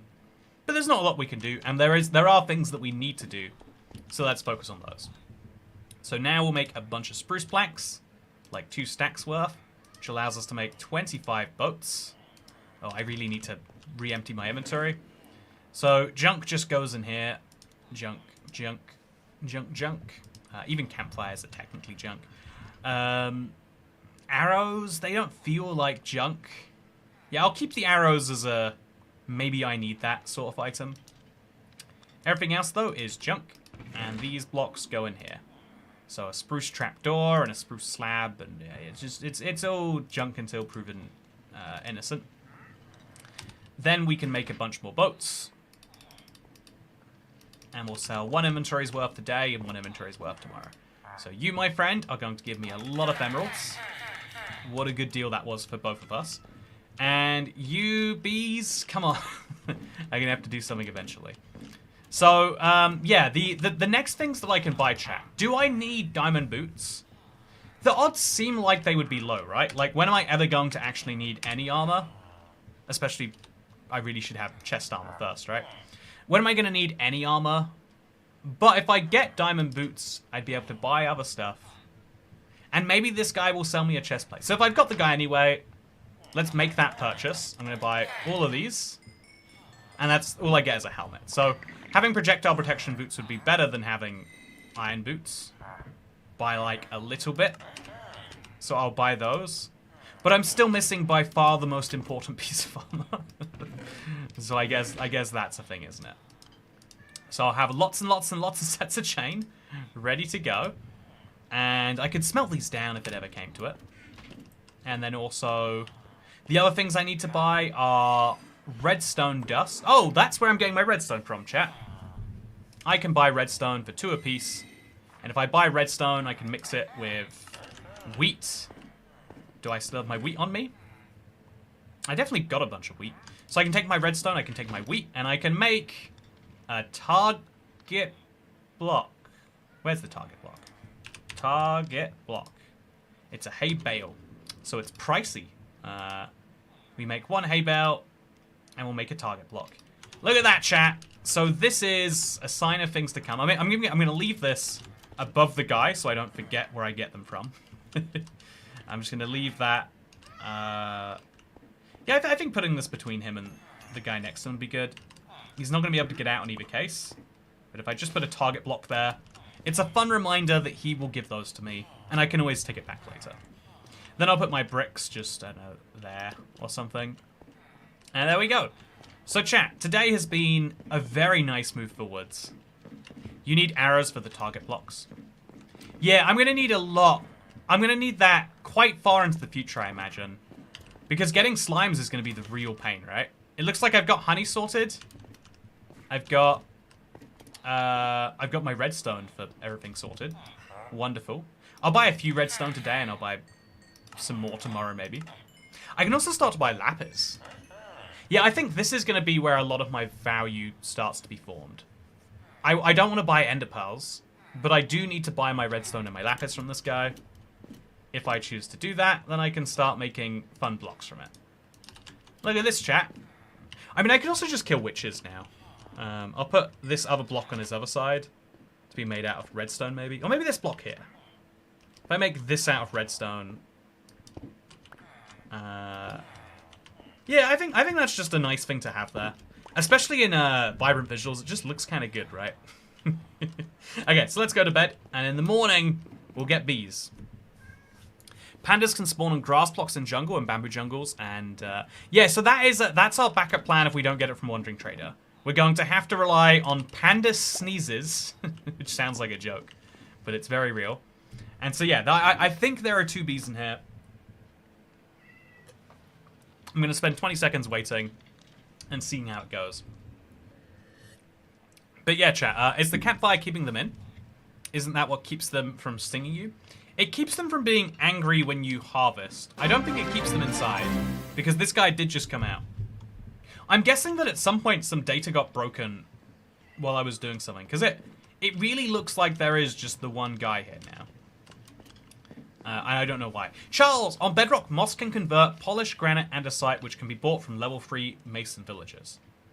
So, yeah, but then what can I do with my converted polished mason? That's the question I've got to find out the answer to. And soon, it seems. So, give it a shot. Let's now make some more boats. I used a lot of emeralds yesterday. Again, it feels like I'm getting this like non-stop supply of emeralds, and I'll never use them all. And then it feels like I've used them all of a sudden. It's my perpetual feeling here. Also, I don't need... I can buy campfires for 2 emeralds, which is not that efficient of a trade, but it's like cool to know that I can. So yeah, this guy will follow me around as long as I keep my thing. I think the other bee just went missing, chat. I think the other bee got broken. Also, what kind of juice is that? Says Ixo Espion. Assuming you mean real life and not Minecraft. Yeah, it's crazy, crazy hot in the UK right now. I have to be very careful not to harm this guy. Or it has been for a while, I should say. So I've been drinking a lot of like ice beverages, but the problem is like I've gone in a habit of like drinking a lot of You know, I could happily drink diet Pepsi, no caffeine, all day, every day. I go through a ludicrous amount of it. But, yeah, I think that diet drinks are, like, the biggest miracle humans have ever come up with. But I also am of the belief that, like, even diet drinks, which have, like, the tiniest amount of sucralose in there, and no sugar, which is the real killer of regular drinks, it's like, I feel what, you know, like, have you ever spoken to people who don't like diet drinks, and they're like, oh yeah, it's like, it messes with your gut, it'll give you cancer. Like, people just cannot comprehend the trade-off. I feel like I'm someone who's not like that, but I'm also like, just on the off chance there is something wrong, I'm gonna mix up my drinks. I'm gonna have a little bit of Ribena, sugar-free today, a little bit, you know, have a little bit of stevia, a little bit of sucralose, a little bit of aspartame. And that way, if one of the sugar-free things kills you, I'll have guaranteed that I'm consuming it a little bit, but that I'm not consuming it a lot. I'm hedging my risks, internet. But yeah, we need to. Also, I'm jealous. In Ireland, we only get 1 day of summer. Oh yeah, I saw a heat map of Ireland recently. I was like, oh yeah, you guys are holding out on the good weather. It's like always. Did I make spruce wood instead of spruce planks? Oh, I'm such an idiot. So I'm just gonna put this in the chest. Just throw that in there, and then take this out maybe, and we'll make a whole ton of this into a whole ton of these. Yeah, I saw like even like during the air quotes heat wave, it's like, oh yeah, it's 24 degrees in Dublin, and the rest of the country is like a little bit colder. It's like if you live in you know, especially like the north of Ireland, right? You're in a good place right now. You're not dealing with summers. I think the actual dream is to live somewhere hot and then live in a perfectly AC'd world, and then also for the hot to be low humidity hot. But I think at some point you're asking for too much, and so that's why I am not. So yeah, I can buy polished granite or andesite, but I can't get those from my stonemason. So I'd have to get another mason, but it is still theoretically doable. Should we start breeding more villagers, chat, and start slotting them into my silly little layout? I think that I should.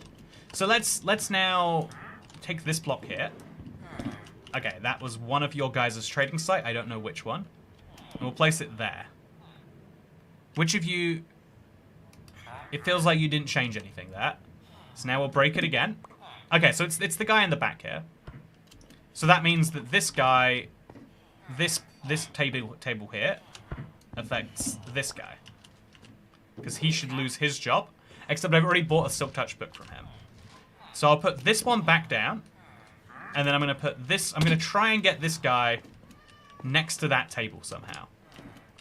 It's going to be a bit of a nightmare to do. I might regret my decisions. That's why I haven't done this so far, I guess. But I'll just use a ton of planks.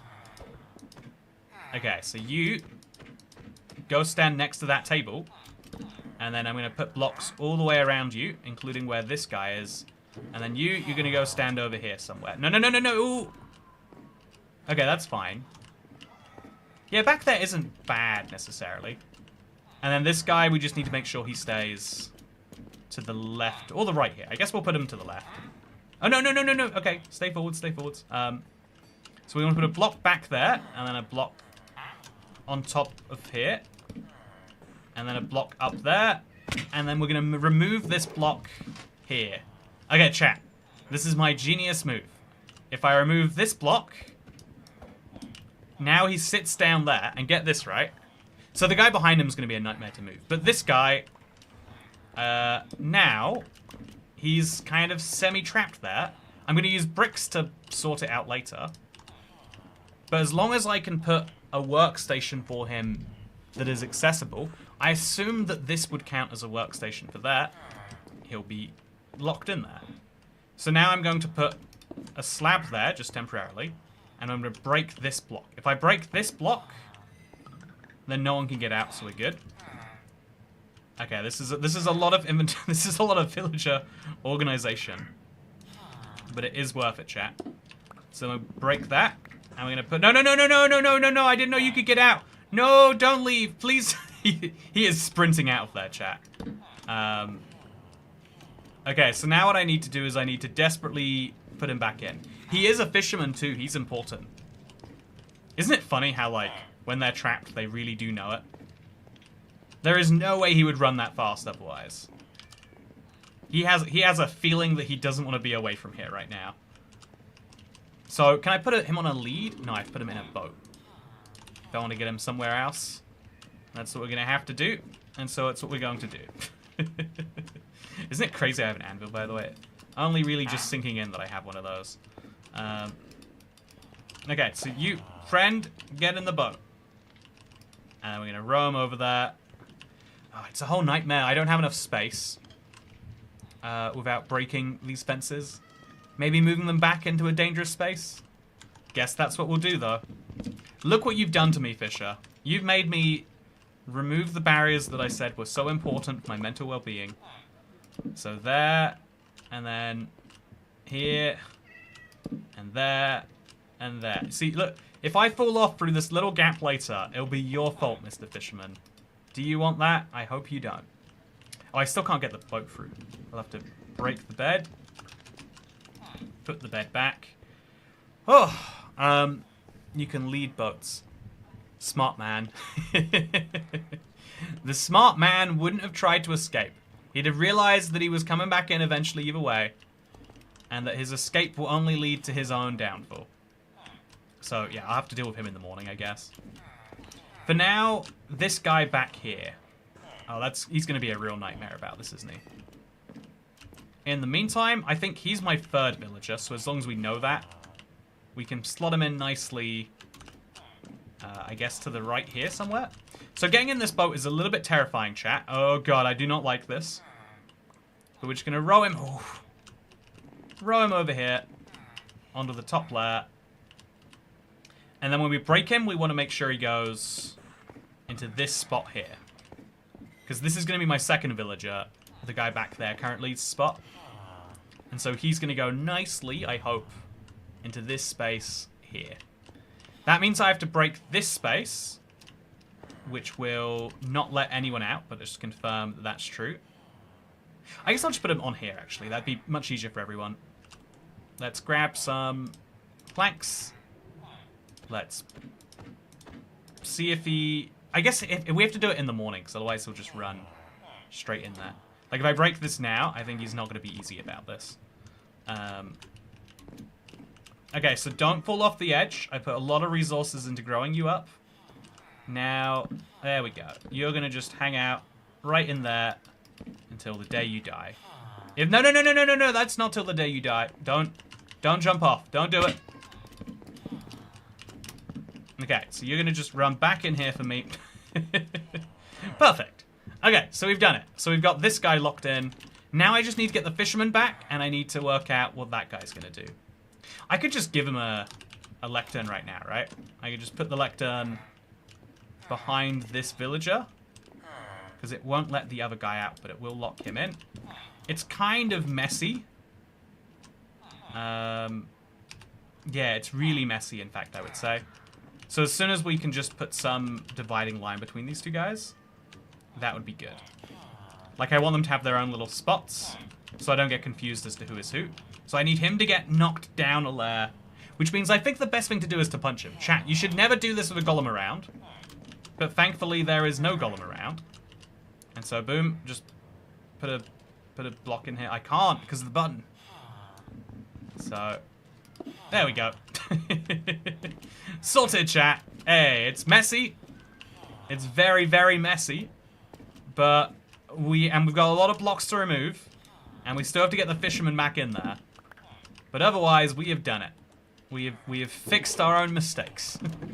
So how do we even get this guy back in? We have to, like, walk him up and over. Greetings from Kansas. Hey! To see you craft today. Thank you very much, Brandy Lewis.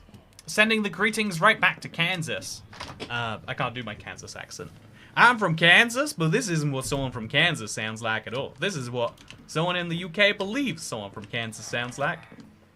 I've never been, actually. Oh, no, I have been to Kansas. I'm not even Dorothy, but I have it. Oh, no, okay, so... Yeah, getting someone in there is going to be a nightmare. I do not know how I'm conceivably going to do it.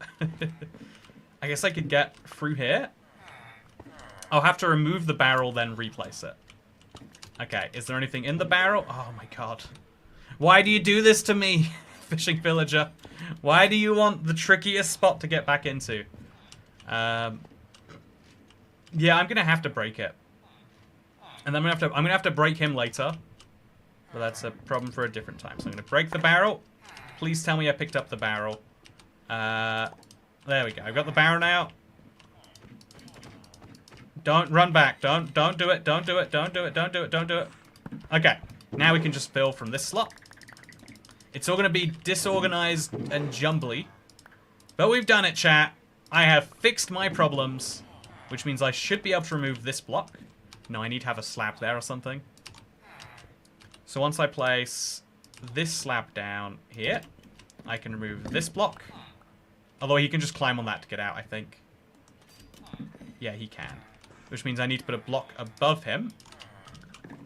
So that block. Which now means I can remove these blocks, and these blocks, and all of these blocks too. There we go, chat. Then this guy has got a lot more bricks needed around him. If I remove this block, I can at least see him, though.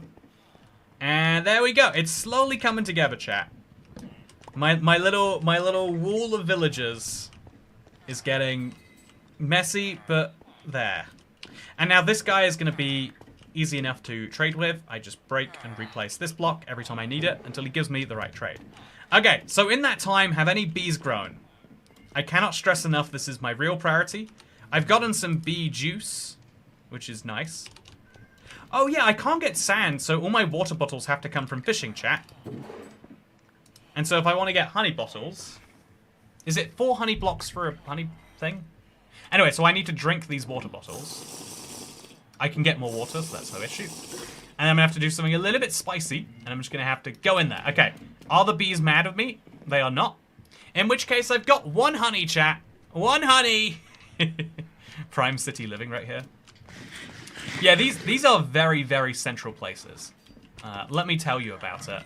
Absolutely could not get more central if you tried. Okay, so there's some wood in here that I need to reorganize, but I can't because there's a guy in there. So I could break that down by 1 block and then just put something back behind him to prevent him from leaving. That's what I think I'm going to do. I'm going to grab that plank there, put it back there, and now if we remove this block... Oh no, he wouldn't get trapped in there. He'd be standing next to this guy, which is not what we want. If we place a block here, and now we remove this block, and then also place another block back here, just to really be sure, then we should end up with a world where we have another villager beautifully kept next to another guy. Okay, is that going to work? Looks like it, chat. Yeah, it's what I like to see. So as you can see, this is what I'm kind of going for, like a split level apartment for each of the villagers. It's going to be great. So 3 more and you get a block. In my mind, I swear it's 9. I'm going to be very happy if it's 4. It is. So that means, chat, if I want to get a honey block, I can obviously use these 2 extra water bottles. But the other thing I'm going to need to do is I'm going to need to fish for a 4th. I'm so glad I can fish. I could also kill witches, but that's a lot messier. And I am playing, just a reminder, I'm playing hardcore here, and this is to the best of my knowledge real hardcore. When I die, it is all over. I'm hyped for the next round review. It's been a while. Oh, good news, Dasher. Good news. So I'll just put this in here for now because that's where the bottles go. So this is my honey block. I'm gonna craft it in here first, then in the real world. Anyway, speaking of crafting in the real world, you have to give me some emeralds now. And we'll go chop down some more blocks because I've ran out of other ones to trade in here too. Okay, next up. Hey! Bee-Juice Toy Cat Tax. Bee-Juice Toy Cat Tax. Thank you very much for the Bee-Juice tax. I feel like, you know, California, famously, I was talking earlier about, like, oh yeah, there are farmers trying to convince you that, like, vegetables are good for you. I'm just saying, disproportionate number of farmers in California, right? Seems pretty suspicious that the, what is it, like, the 4th largest economy in the world, the 5th largest in the world. Suspicious how they have a bunch of farms out there. growing, you know, like, it's interesting you can make so much money from something that sells for like 60p at the store. Feels like someone else must be going down there. Is it over, or does it become semi-hardcore at that point? Only time will tell. I think the semi-hardcore is a fun gimmick for the super flat, but I don't want it to be the norm. I would be sad if I lost this world, but I've got other challenges I need to attempt, right? So I think that's the super flat hardcore one was just like, it was one I wanted to do for so long, and it involved so much grinding that to lose that grinding was such a silly thing. Whereas if I die right here, right now, if I get struck by lightning and then a skeleton trap spawns and messes me up, if that happens, chat, I will just, well, I will laugh first of all, because that would be very funny. I think we can all agree. And then the second thing that I would do is I would probably start playing Waterworld. I'm really excited to play Waterworld. I feel like it's the silliest challenge, but especially now with copper tools, Minecraft is basically like, yeah, just so you know, could be even better than you think. And so I think jumping into the beta for that one would be great. Very true, lots of farms here, surrounded by them. Yeah, they're all part of the veggie conspiracy.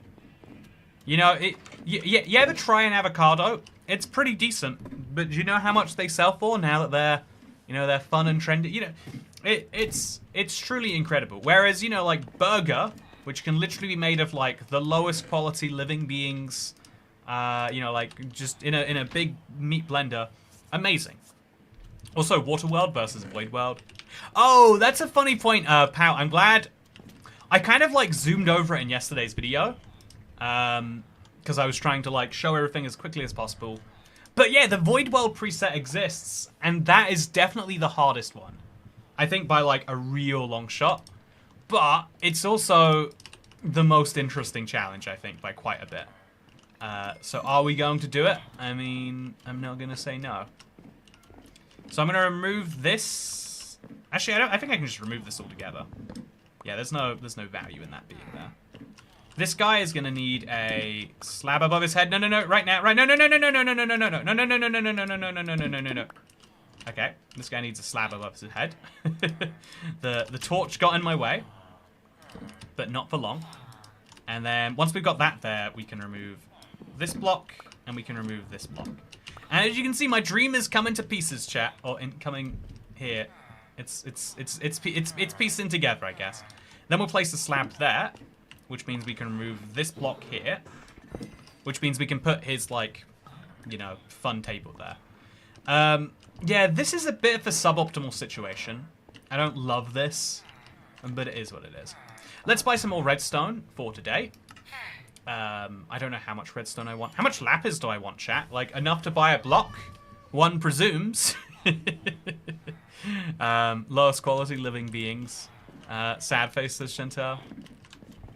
Yeah, like literally, you take the things that no one else wants, right?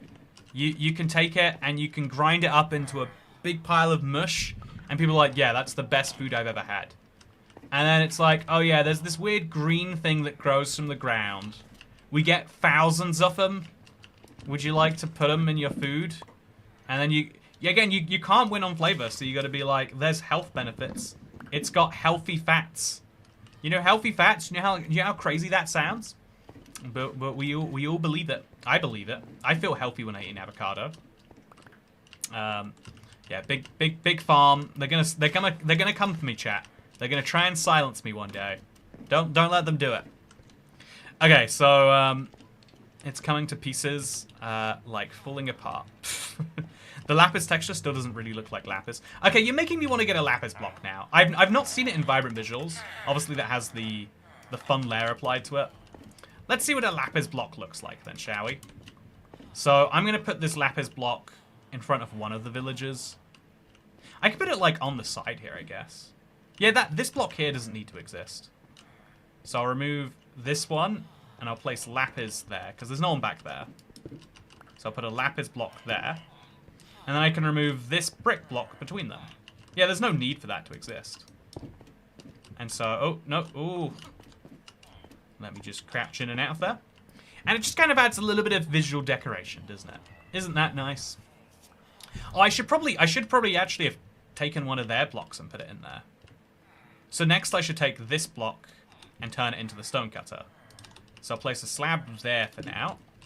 Then I'll remove this block.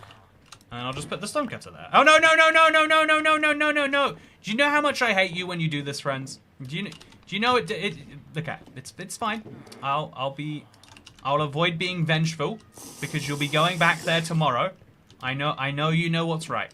Anyway, so this is my second honey block, chat. I am very, very, very be-juiced up now. But this does confirm that I'm gonna need to fish. Because it's if I don't find a witch. Which I don't want to rely on a witch. I think fishing is a safer way. Plus I'll find other fun things. Big Milk is gonna get you. Oh yeah, Milk is the biggest scam of all of them. I think someone worked out.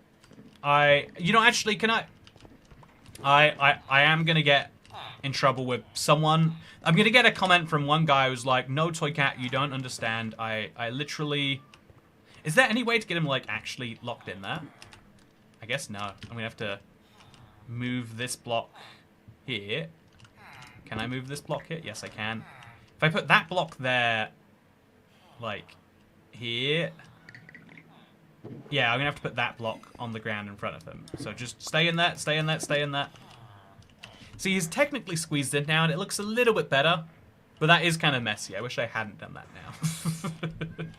Anyway, I've got a lot of stone shovels here as a useful reminder that I don't need to let these die when they do. I got a bag of avocados cheap and tried the toast. I kind of liked it, but if it's normal price low. Oh yeah, you can spend a ludicrous amount of money in avocado toast. Again, because I think a lot of people have more money than time. I think it's like a reasonable trade. I think a surprising amount of life is the world buys your time, and so you buy normal things at a huge like kind of markup. You know, we talk about taxes, but like if you think about like how much money do you need to have a good holiday, it's probably not that ludicrous an amount. But if you're like a high-profile lawyer that makes like, you know, 50K a month, then you're like, you probably convince yourself the only way to be happy is if you spend 20,000 for a weekend at this one hotel before going back to work. You're like, yeah, that's the only true. And you know, then is it actually 20 times better than a £1,000 holiday? I suspect not. You know, I have not been to a £20,000 hotel, but I cannot imagine it is.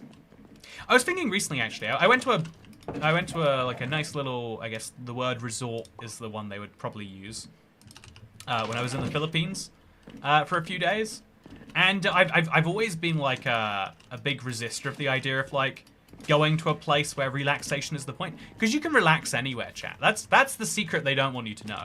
You can, you know, going somewhere to relax, the real benefit is just that you are somewhere else. Like your brain instinctively will be like, oh yeah, I guess I'm in relax place. Guess that means I should relax.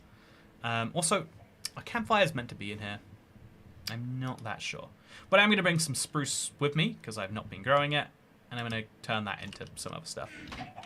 Avocados are one of the few foods I genuinely hate.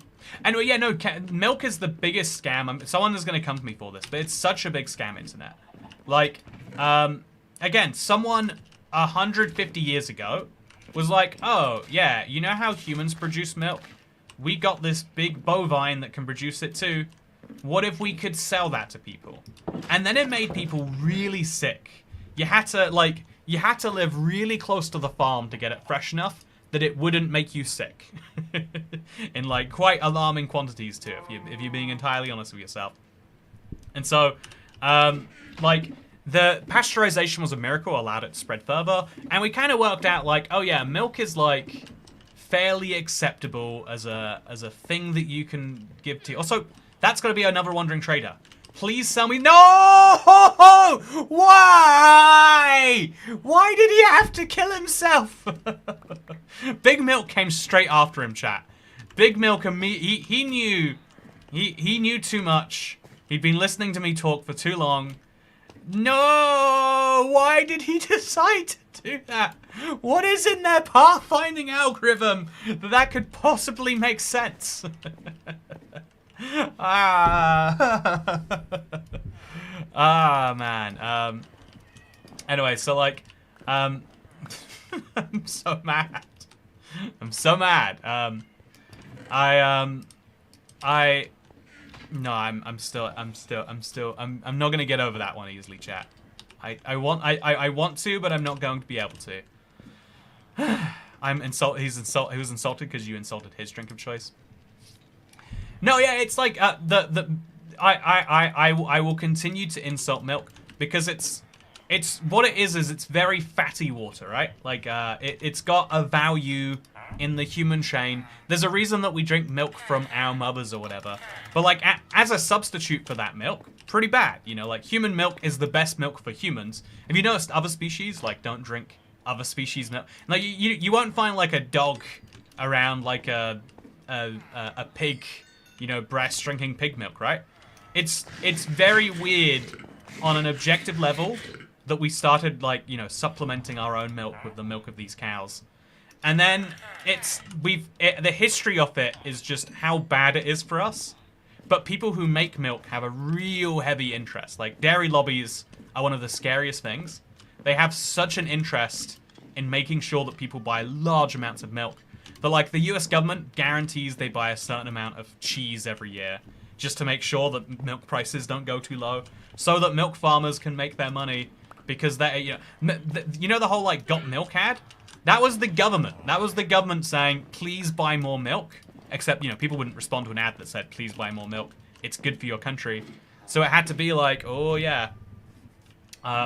The real, you've gotta buy milk because it's good for bones, which it has calcium inside of it. But it's like, it feels, the amount that we are like susceptible to marketing in food is like shocking.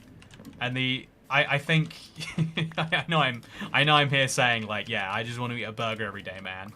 So I'm not a nutritionist, but I am enough of a nutritionist to say that, you know, milk is not bad, but like so actively not good. Like it's like not a treat, but it's like not good, right? There's like a whole spectrum of foods, and I think humans can only understand like good, bad. Milk is basically neutral, but that makes it bad because of how finicky it is as a product, right? Like it keeps in your house for like a week, so you have to go to the store every week to get milk. Do you think how crazy? Everyone's been conditioned to think that yeah, that's just normal. You just go to the store every week. You know, big store gets the benefit because now you need to buy this commodity every day. Big dairy farms benefit. The government gets the. It's a mess. It's a mess. Cats enjoy cow's milk, but it's not good for them. So I don't know if I assumed I was lactose intolerant for a long time because milk would make me throw up. I don't think it is milk anymore. I think I just throw up a lot. I think something about thick foods, like if I drink like an almond milk, an oat milk milkshake, I'll throw up too. I'm so mad at that Wandering Trader chat. It takes me like on average close to an hour to get a Wandering Trader, and the guy just ruined it for me. But yeah, I think I'm just going to go fishing today, and I'm going to hope that I get a bunch of other stuff coming. Because I think that snow counts as rain, which means I should get better things from my fish, right? Also, is it worth repairing this fishing rod? I think the answer is yes. So I'm going to buy a new fishing rod from my good fishing friend. Oh, it's 22 emeralds. But then I'll get lure on it, so I can eventually get lure free. I hate that I'm paying this much for a fishing rod, chat, but I am paying this much for a fishing rod. I could have maybe gone for another fishing man, but nah, I didn't. Yeah, so it's like milk is such a the strategic cheese reserve. Big milk will steal your bones. That's what Big Milk wants. Big Milk wants your bones to be healthy, so they can feed it to their cows, so they can produce more milk.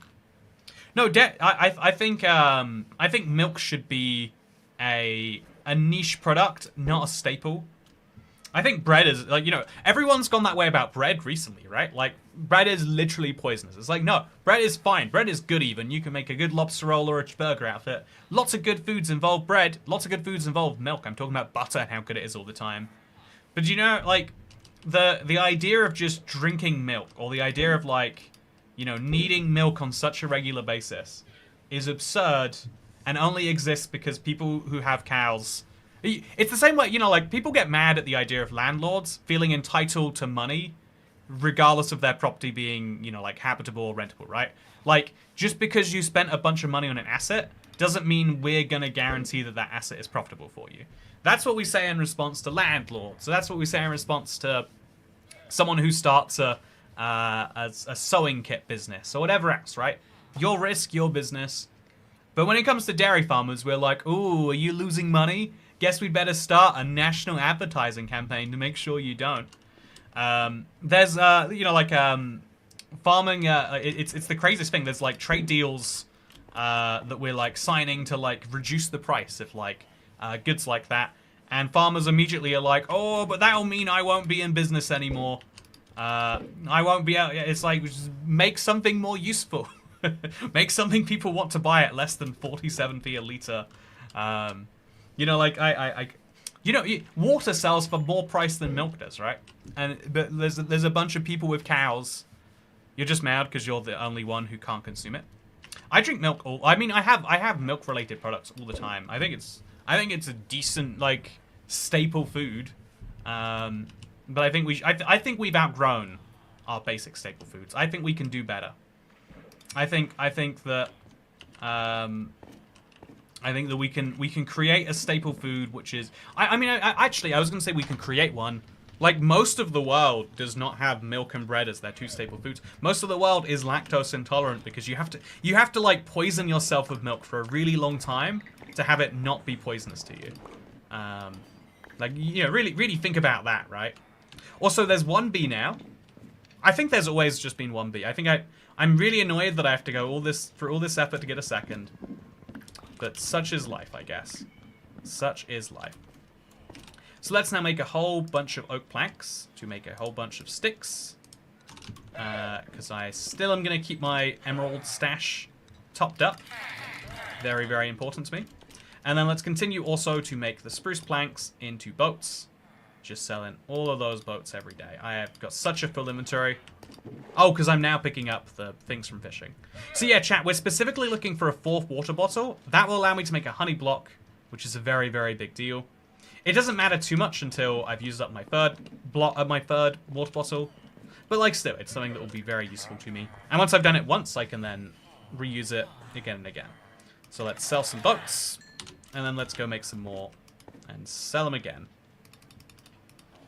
Isn't this amazing, chat? I can literally turn wood into emeralds. Anyway, speaking of turning wood into emeralds, let's go sit back over here. And it's relatively safe to sit in here. No creepers can sneak up on me. Like, if they do, I can crouch just in time, hopefully, and it'll be good. So, cat, without dairy farmers, you'll have no more cheese. See, cheese. Okay, so the Canadian government did give dairy farmers money to switch to soy/corn. See, that's fun. But I think the catch there is not like, oh yeah, we'll give you a bit of money now and you'll switch to it forever. It's like, we'll give you a continual subsidy if you grow this instead. I think, like, if you look at, like, what actually happens to milk, all of the products that milk turns into, people like. You can spend, like, £7 on butter if you want to. You can spend, like, I don't know, like, unimaginable amounts of money on cheese once you get into it. But the only way you can spend more money on milk, this is my real pet peeve. The only fancy milk now is what's called raw milk, where they literally just forego one of the steps of making it, like, safer. And I just, that upsets me. It's like, can't we innovate in milk besides trying to poison people again? Like, I think milk sucks for that reason alone. I think milkshakes, there you go. Make flavored milk, great. But just millions of liters, billions of gallons of milk that just people drink because it's fatty water.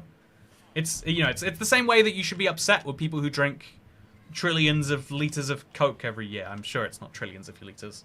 Actually, I guess it could be. 7 billion people. How many cans of Coke does the average person have a year? But the fact that there's probably been like 1 trillion liters of Coke produced in history. But the amount of, like, nothingness to just water plus ingredient is disappointing as someone who wants, I want there to be innovation in the world. I like how we're talking about milk. Thank you, Quincy, son of Quincy. Does that make you Quincy the Third? No, you're Quincy the Second. Quincy Jr. While most mammals lose the ability to digest lactose after infancy, genetic mutations in some human populations allow them to continue to producing lactase into adulthood. But I think if you look into it, the populations that produce lactase are the ones where we historically have milk drinking. Whereas, like, his populations that are most lactose intolerant are ones where they don't. I guess you could argue that could be chicken and egg. We drink cow's milk because we're not allergic to cow's milk. But I would suspect that most people at one point were heavily repulsed by cow's milk but had no choice. And then, you know, we've ended up in a situation where it's normal. You know, it's... imagine, like, our ancestors being like, well, we have to drink the cow milk to survive, but it's okay. We'll get over this eventually. And then, like... we live in the opulent times we do, right? The present is, you know, for like, the most of human history, we've had, like, nothing going for us besides vaguely surviving and then building yourself a fence so you can survive a bit better.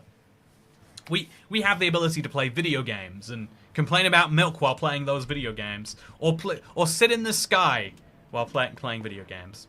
Also, gilded milk when you need a gilded cow for that. Who hurt you, toy cat? Milk hurt me. That's who. I'm so bad at fishing with a mouse, chat. The right mouse button is so hard to grab in a hurry. I don't know. I need to switch my controller on. I'm just not good at fishing. I'm just not good at it. Hey, wasn't expecting a stream. What a lovely surprise. Thank you, Lizard Wizard. I've got a crazy week. So yeah, if you want to know about my week. So I've got to go all the way, I won't say where, but like 50 miles away or something to go pick up my car on Sunday. I've also agreed to meet a friend for a roast dinner while I'm over there. I've got a friend who's in London tomorrow around when I'm streaming, or when I would be streaming. So I moved that stream today.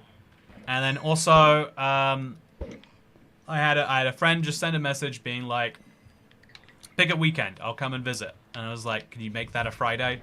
It's like, sure, this Friday, see you there. And so we're, nothing is planned yet, but I want to, you know, try and do something fun with that. Yeah, my birthday is in a week. I've got something really big to book, chat. I've got a very, very big plan, and it's scary because I can also look at my shadow. It's quite interesting. I've got something very big. Is all dairy evil or just milk? I do think it's just milk isn't evil, right? Milk is just I think this is the trend of human history. Is most things that seem evil are probably just stupid. You know, like I think evil implies a bunch of people in a room somewhere plotting to do bad things. I think if you're being brutally honest, there's a lot of evil being done inside boards of big companies right now, just because everyone assumes that that's, you know, like being evil is in right now. If you want to do right by your shareholders expect you to be a little bit evil because they think that your competition is evil and they want you to be more evil. I bet those are the closest things in the modern age you can describe as being evil is that. Or maybe you could argue like people. Oh, that's the same llama from earlier, isn't it?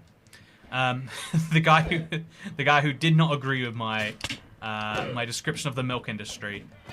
Pretty suspicious, I think I would say. By the way, also some trees have grown, so we're gonna chop those down.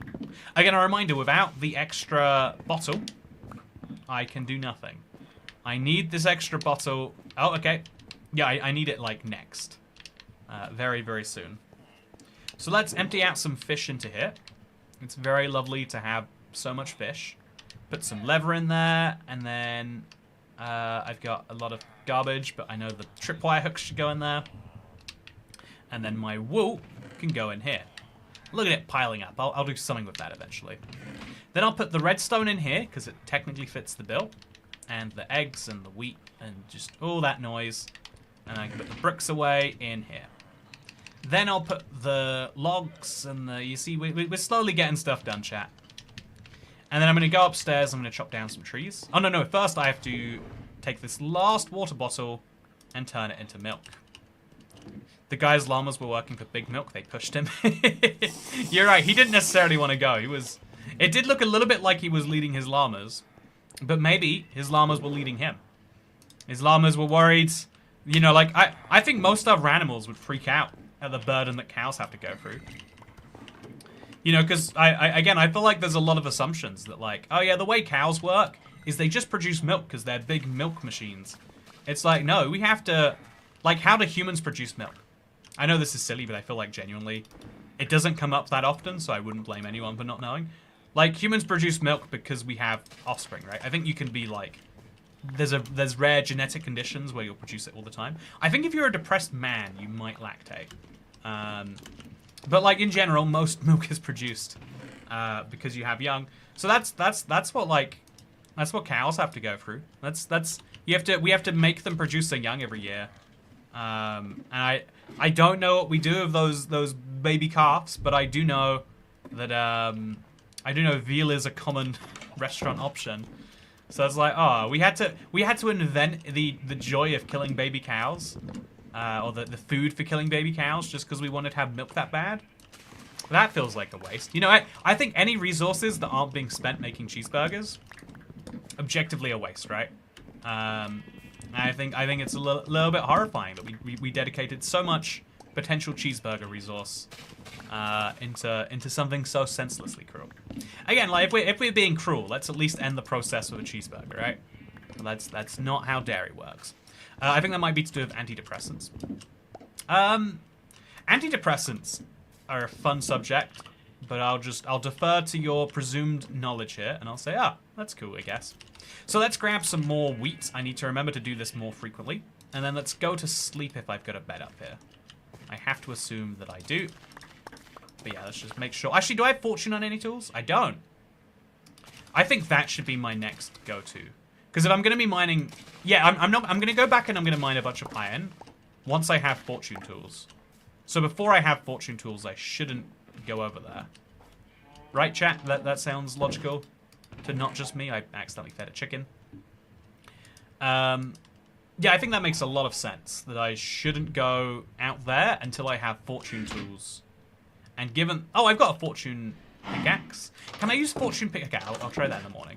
Let's sleep in my nice red bed and find out. Yeah, okay. Forgot how much I hate sleeping in that bed. Let's go see if it works. So I've got one more piece of wheat here.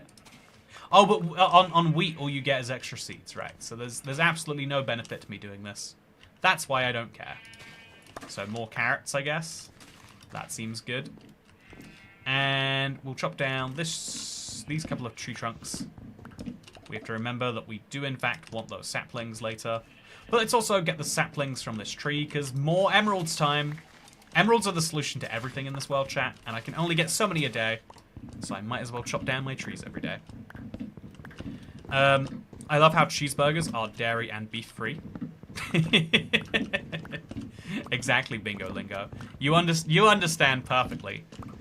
We take their kids and wait for them to grow up so they can go through the same process. Is that the more humane way to do it? You know, maybe, you know, if we... Maybe killing them young is the way you prevent the most pain, actually. Maybe I've reversed my stance on veal right here.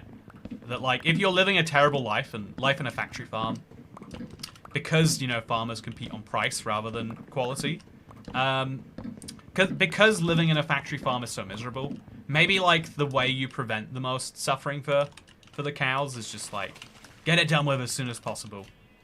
Maybe that's how you... Maybe that's the real mercy move you can make if you're a farmer. Maybe we should all be eating veal. Anyway, it's called Mojang Studios. Is it so? Okay, I'm going to make some slabs. I don't like that over here there's nothing. I think I'm just going to place a few more blocks, chat. I think that would be good for my mental well-being. Also some fences. I think if I'm going to survive this, I think fencing this up would do so much good for me emotionally.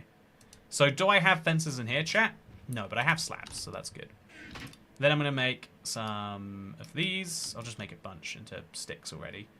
Just sticks, and then fences. Okay, 30 fences. That should do it. I think it's mostly the blocks here that give me fear. So if I place blocks there, like, that's fine, right? The odds of me being knocked through that are fairly small. But here, just a few more. blocks this way. It just seems like a good safety precaution. And then over here, we'll put some more slabs. Again, I don't want to fall down, but if I do, I'm boned actually. So I'm not going to fall down, chat. That's my plan. This also will allow me to collect the leaves and stuff, which is nice. And then we'll place another 16 blocks. Just to give real extra certainty, right? I think that would be good. And then I think I've got a little space in here where I need to place 4 more, because I've just got a random hole. I know you guys like seeing my holes, chat. But I don't like having to look into them too much. So I don't. Always finish chopping down the big trees because the creepers can spawn there. Yeah, that is a very fair point. I'm avoiding most negative mobs by avoiding the night right now. But creepers can spawn in the day if it gets dark enough. I have them. Oh, sorry. Is that considered religious by chat rules? I think I should just get enough slabs and slab this whole area up, and then maybe put like a fence around the igloo on the other side. Yeah, I think doing it any other way feels a bit silly, and I've just been avoiding doing it because I've had other priorities. I think now is the time that I do it, though. It looks a bit uglier, probably. No, I'll put fences up instead. Ooh, accidentally typed ooh. So if I just like place a fence over here, I'll place a gap in there later, and then I'll keep that fence going over here. So I don't want to test this, but I assume I can't be knocked down past this, which is great. So then I'll just keep on going round here. And now it would take me being knocked by a skeleton over the fence to kill me, which can happen. I'm just making the informed guess that it probably won't. I'm hoping so, at least. That's the plan. Oh, I forgot how nervous this series makes me. Yeah, remember, it's real. It's very real hardcore. Very hard, very core. Very real. Oh, look, 1 person subscribed from watching the Blueberry short earlier, chat. Day's been a good day. Got 1 subscriber so far. Hope I end up with some more later. Okay, so now, isn't bacon a no-go as well as the cheese plus the meat? Oh no, we're making it... Let's make a cheeseburger religion. I think that's a good idea. Let's just say, if you like cheeseburgers, you're good with me. Even if you can't eat the cheeseburger physically, if you like the vibes of the cheeseburger, you know, it's the simple man's food, right? It's the when there's no lobster roll available, which is the exact opposite of being a simple man. But don't call me out on that. Side note, chat. Did I mention I had a delicious lobster roll recently? I've gotten really close to ordering one a couple of times, but I think I'm like starting to run into a real issue, which is like, I think all that I crave now is fat and cheese. I think I don't know how to get myself out that. Like every day I think to myself, it's been like a week and a half since I had pizza. Or it's been like a week since I had a cheeseburger. But you pick enough meals like that, and then logically it's going to be a week since you've had one of them. Like I think the last burger I had, chat, was on Monday. How much? You know, I live a life of relative freedom, and yet I'm not eating a burger every day. Like, what's even the point? It's like I feel like I'm wasting something. I just don't know what it is. Okay, so there's some dark spots up here that probably could theoretically spawn something dodgy. Yeah, I think getting snow this way is just so inefficient compared to going out to the snow biome, which means I think we might need to do another trip, chat. I think I should get another Fortune 2 pickaxe. Is it this? No, it's this guy. No, it's not this guy. It's this guy. I think I'm going to buy a second pickaxe, chat, and I'm going to combine them together. And then I'm going to use my Fortune 3 pickaxe to mine as much iron as I can over there. It's going to be the most useful way to get as much iron as possible for pistons. I think that's going to be my next big trip idea.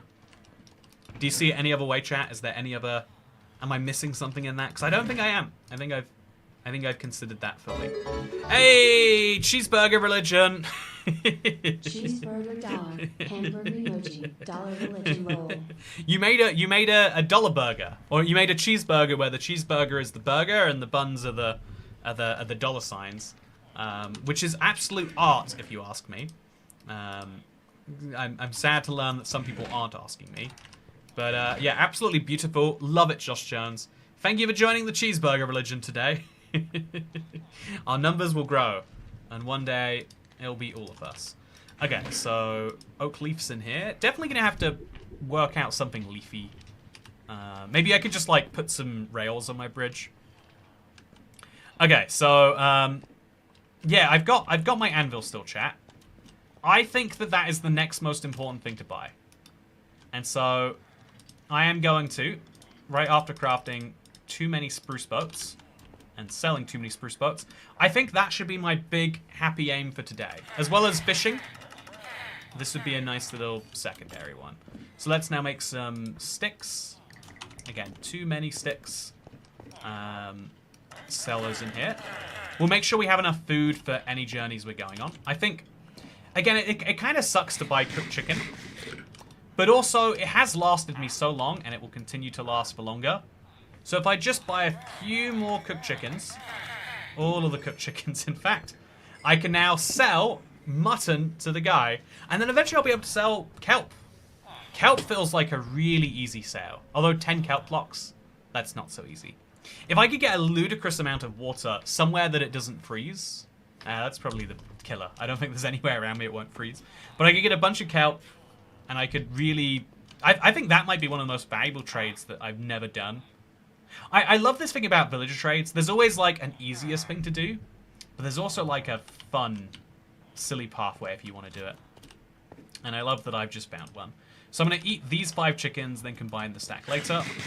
But my big goal for the next 20 minutes is to get my hands on this last bottle, chat, because I can't get sand easily up here. I could kill a witch. I could kill a witch.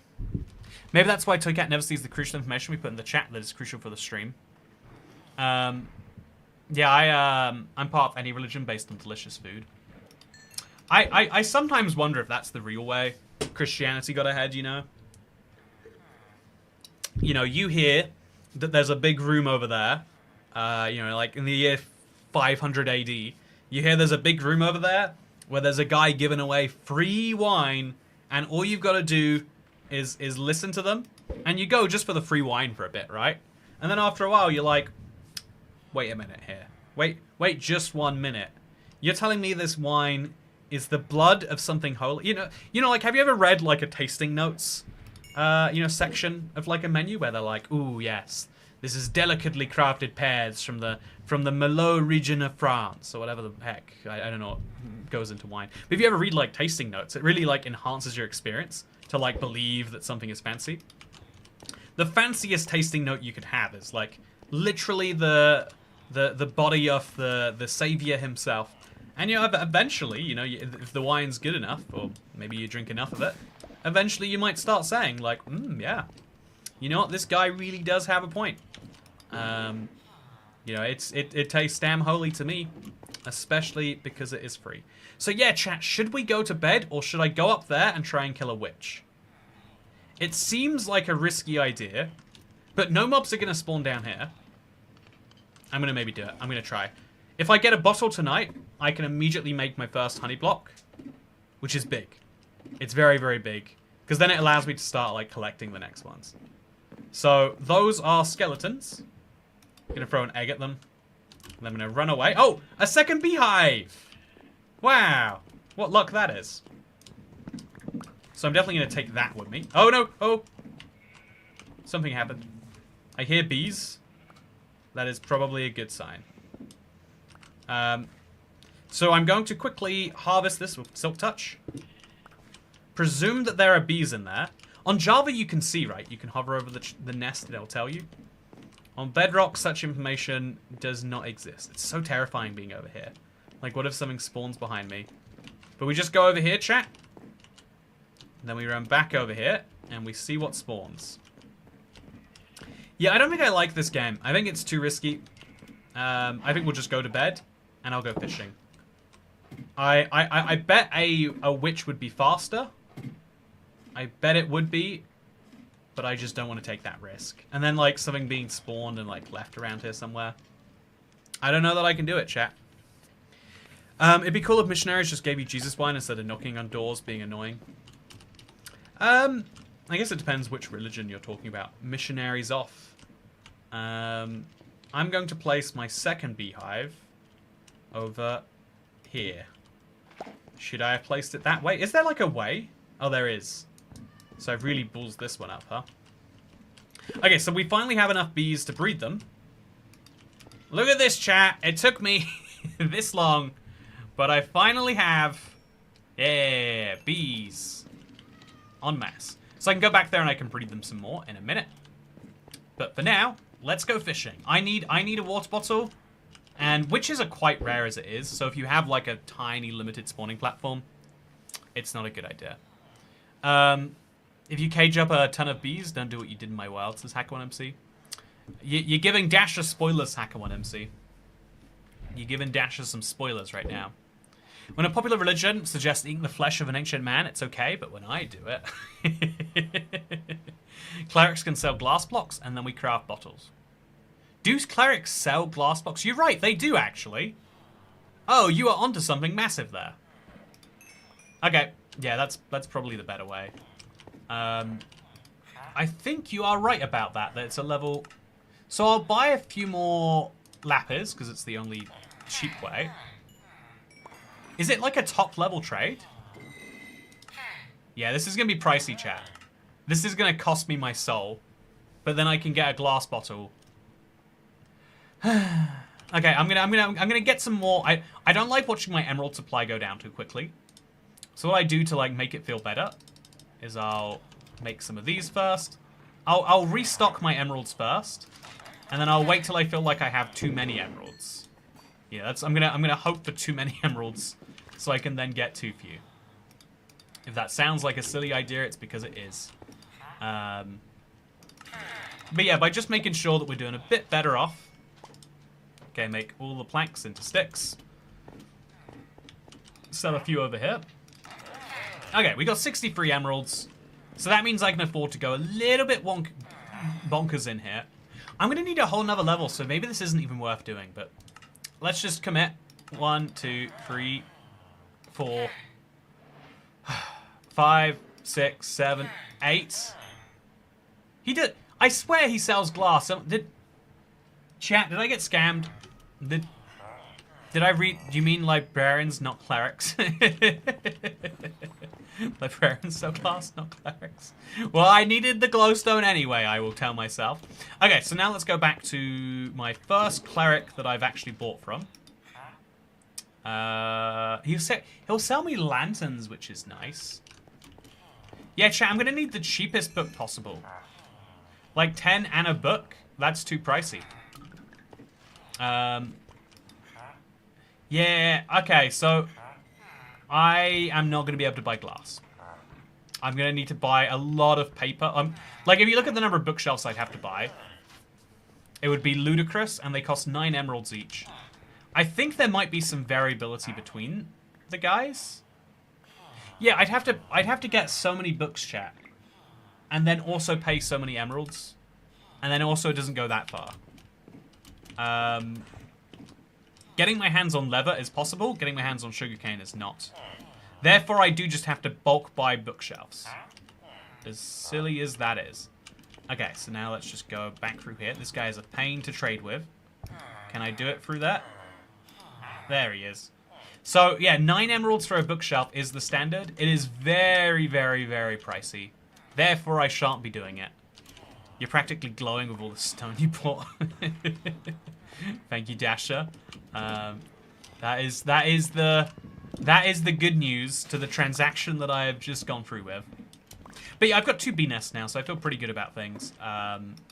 But the only way I can actually turn that into honey is like this. Wandering trader sugarcane. Yeah, even then though, I still need dirt in large quantities. It's doable, but oh, okay, I've got to remember, I've got to use my controller for this. No, my controller's died. Chat, I don't know what it is about Windows. It sucks at managing your controller's battery life. I change my batteries like every 3 days because they just do not last. Because Windows does not know when to turn off a controller like an Xbox does. Because I guess people don't care about battery management. I know. And so I have to keep my hand on a mouse. I can't drink my drink. It's terrible. You just have to stare here with your right click ready to go.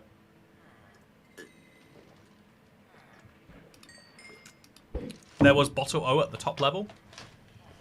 Yeah, so once I get lava, I'm theoretically able to use it to make an enchanting table, and I have got lapis, so I could buy bottles of enchanting and actually enchant my own stuff. So getting a bunch of bookshelves actually does have value to me. Yeah, if you think about it, I actually do need those bookshelves eventually anyway. So if we really get into it, if I want to really make some progress in this world, that's what I need to do. This is Bedrock Toy Cat. You can bone meal it. Oh yeah, you can just turn bone into that. I don't have a bunch of bone meal, but I can get a bunch of bone meal, I'm sure. It still wouldn't be great, but it would get the job done. So if I can buy some sugarcane, if a wandering trader comes by and doesn't hate my opinions on milk today, then we're in for a good time. Let's hope that the good time comes. A trader might sell a potion. Oh, I bet the last guy was selling an invisibility potion. I genuinely, my brain blanks those potions, but yeah, if he sells a potion, that'd be great. Otherwise, water bottles aren't that rare. We are eventually going to get one, and I'm willing to do a bit of fishing till we do. And then once we do that, we've got honey blocks locked down, which is one of the hardest bits done first. But then obviously we're still lacking on slime. We still need to... Oh, damn it. See, I take my hand off the mouse for a second, and the game is like, aha, bind a key to mouse click. Yeah, I think that's actually a good idea. I think I should do that. Can you bind a key to mouse click and also have mouse click be mouse click? I don't think you can. What I really need to do is I just need to get like a wired controller with such a long wire that it feels wireless. Like get like a 55-meter USB cable or something. You know, just get one that I could walk anywhere in the house and it would still be connected. I don't think I need it to be that long. Anyway, Robert Mayorn, you need the bookshelves to make more lecterns for the librarians. Yeah, I do need bookshelves for a lot of reasons anyway. So I do need to go up that path. If I hadn't just spent a bunch of money on glowstone, because, again, this is the power of the internet. Someone says cleric, and my brain is like, yeah, those dudes who look smart, they sell you glass, because you can sell it to the other guys who look smart. I think you sell it to librarians, maybe? No, who buys glass panes? Cartographers. So you buy from librarians, you give to cartographers. I know that exists, and so someone just made me connect those things. Someone just made me connect those things. A tale as old as time, console players complains about keyboard and mouse. Oh yeah, this is the opinion that gets everyone hating me, but a keyboard and mouse is not built to play games. It just so happens the most powerful machines have keyboards and mice attached. But like, we have... Anytime someone makes a gaming machine, outside of like the 1980s in the UK, like the BBC Micro and the Commodore 64 or whatever, every gaming machine does not have a keyboard attached because it's a terrible... Like, the mouse, I would actually argue, has benefits over a controller. Like, I think mouse is objectively better for, you know, playing an FPS in certain ways. I think, you know, the fact that controllers need auto-aim is proof of that. But a keyboard is analog input for something that should be digital. Like, if I want to WASD, I'm either moving left or I'm not. I'm moving right or I'm not. I'm moving diagonally or I'm not. Moving 360 degrees is obviously better than not.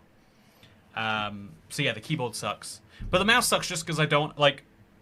The mouse doesn't nicely fit in my hand. So it's an ergonomics complaint for me with the mouse. I think I get better precision, but worse ergonomics. Whereas a keyboard, I feel like you can get better ergonomics, but worse precision. And a controller kind of mirrors that in the middle. I play Java, but I use controller. I don't play games that don't have controller support. I have to mod to use it on Java. Ambrose the Gamer, you might enjoy Bedrock. We've got native controller support. Look at the visuals. This isn't me playing with some goofy mod. This is vanilla Minecraft now. I'm actually excited for Java to get vibrant visuals, because it's just so poorly optimized right now. Like, you know, the thing I hate least from any game community, that I hate that we have here in the Minecraft community, is if you ask, like, oh, why isn't pretty standard basic feature included in game? And people go, oh, well, everyone just mods that in. And it's like, well, if everyone mods that in, why isn't it just in the base game? And I feel that way about Minecraft Java performance. It sucks, and I don't want to have to download a mod just to make it run correctly. Like, I get 13 chunks of render distance if I'm recording and I want 60 FPS. 13 chunks. I'm playing with vibrant visuals and streaming and recording all at the same time with 24 chunks, and I haven't had a single frame drop moment this entire stream. Bedrock isn't perfectly optimized. If I went to the Nether, I'd probably get some frame drops. But, like, the fact that I can, like, I am amazed at how poorly optimized Java is, and I'm amazed at how Java players will defend, like, doesn't need to be optimized, I just get a mod that optimizes it. It's like, why can't we put that mod in the base game then? It makes me so sad that VV drops my frame rate so bad. Yeah, it is. I think everyone has to accept, like, lower frame rate. Again, also, wow, it's dark. I need to go to sleep. I can't be staying up this late. Also, do cats kill bees, chat? Or is my cat just having fun? What are we fishing for today, says Nito. I'm fishing for a bottle. I've got myself some honey. I just need to be able to harvest it. If I get one more bottle, I'll be good to do precisely that. I can buy my bottles by going to this guy and buying a bunch of these from him.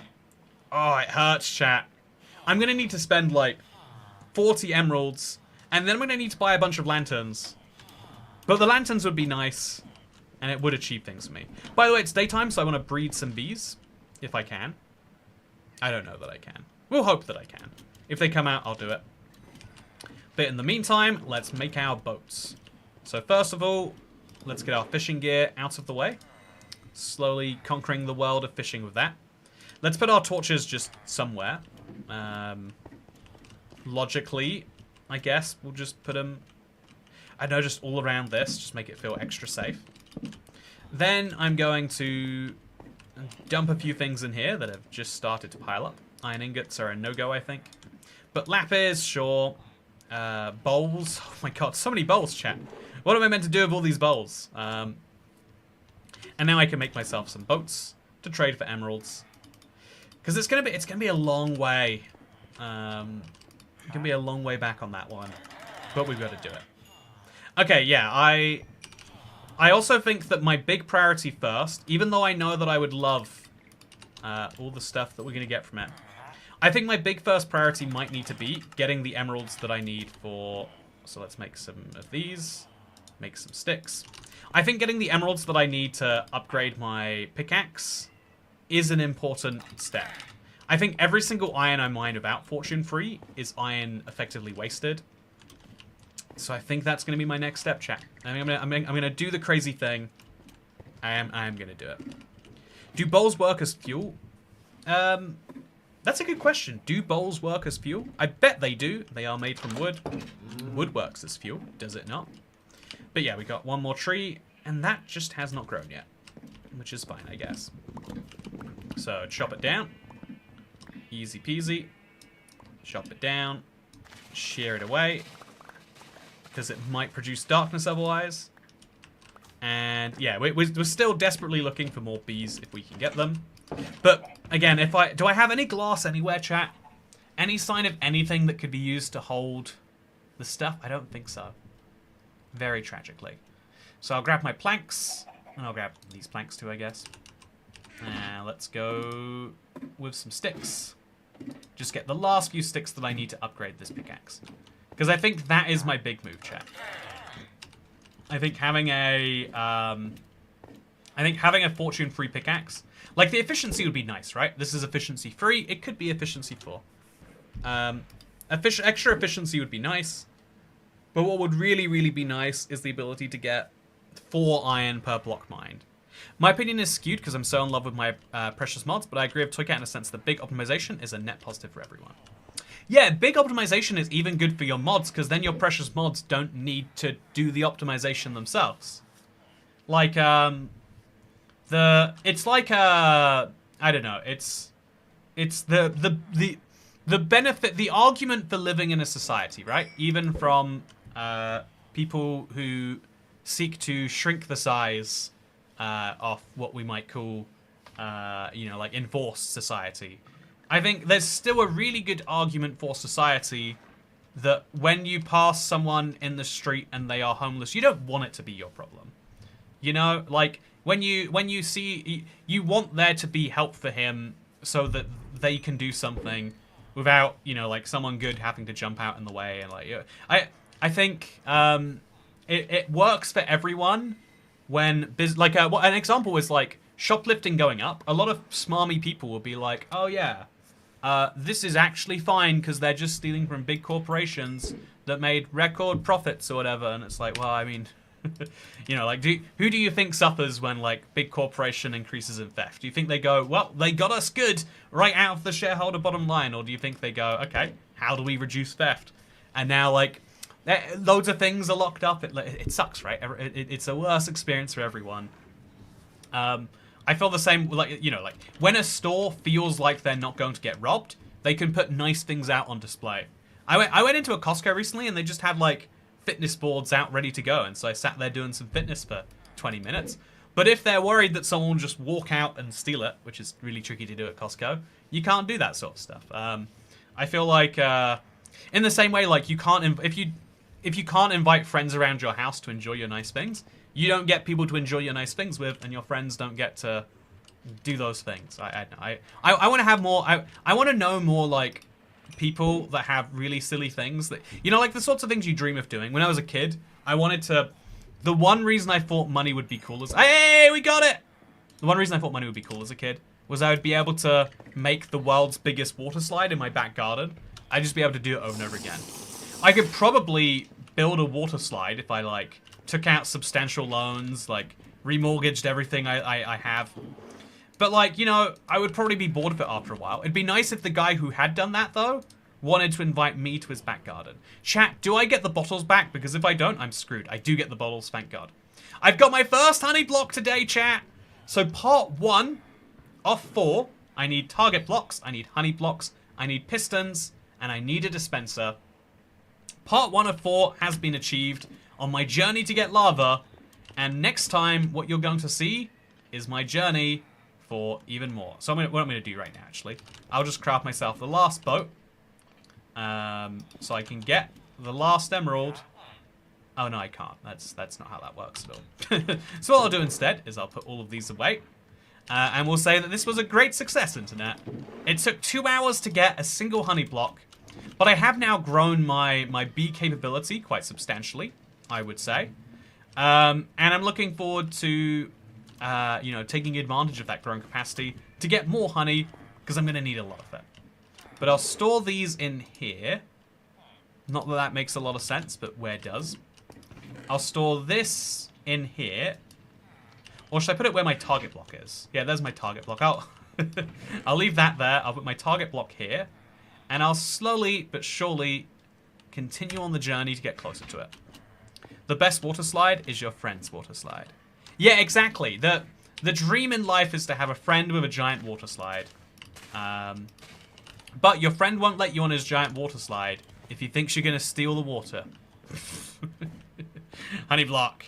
So yeah, 1 honey block unlocked. Can we get any more? That's the challenge. We're going to have to be finding out.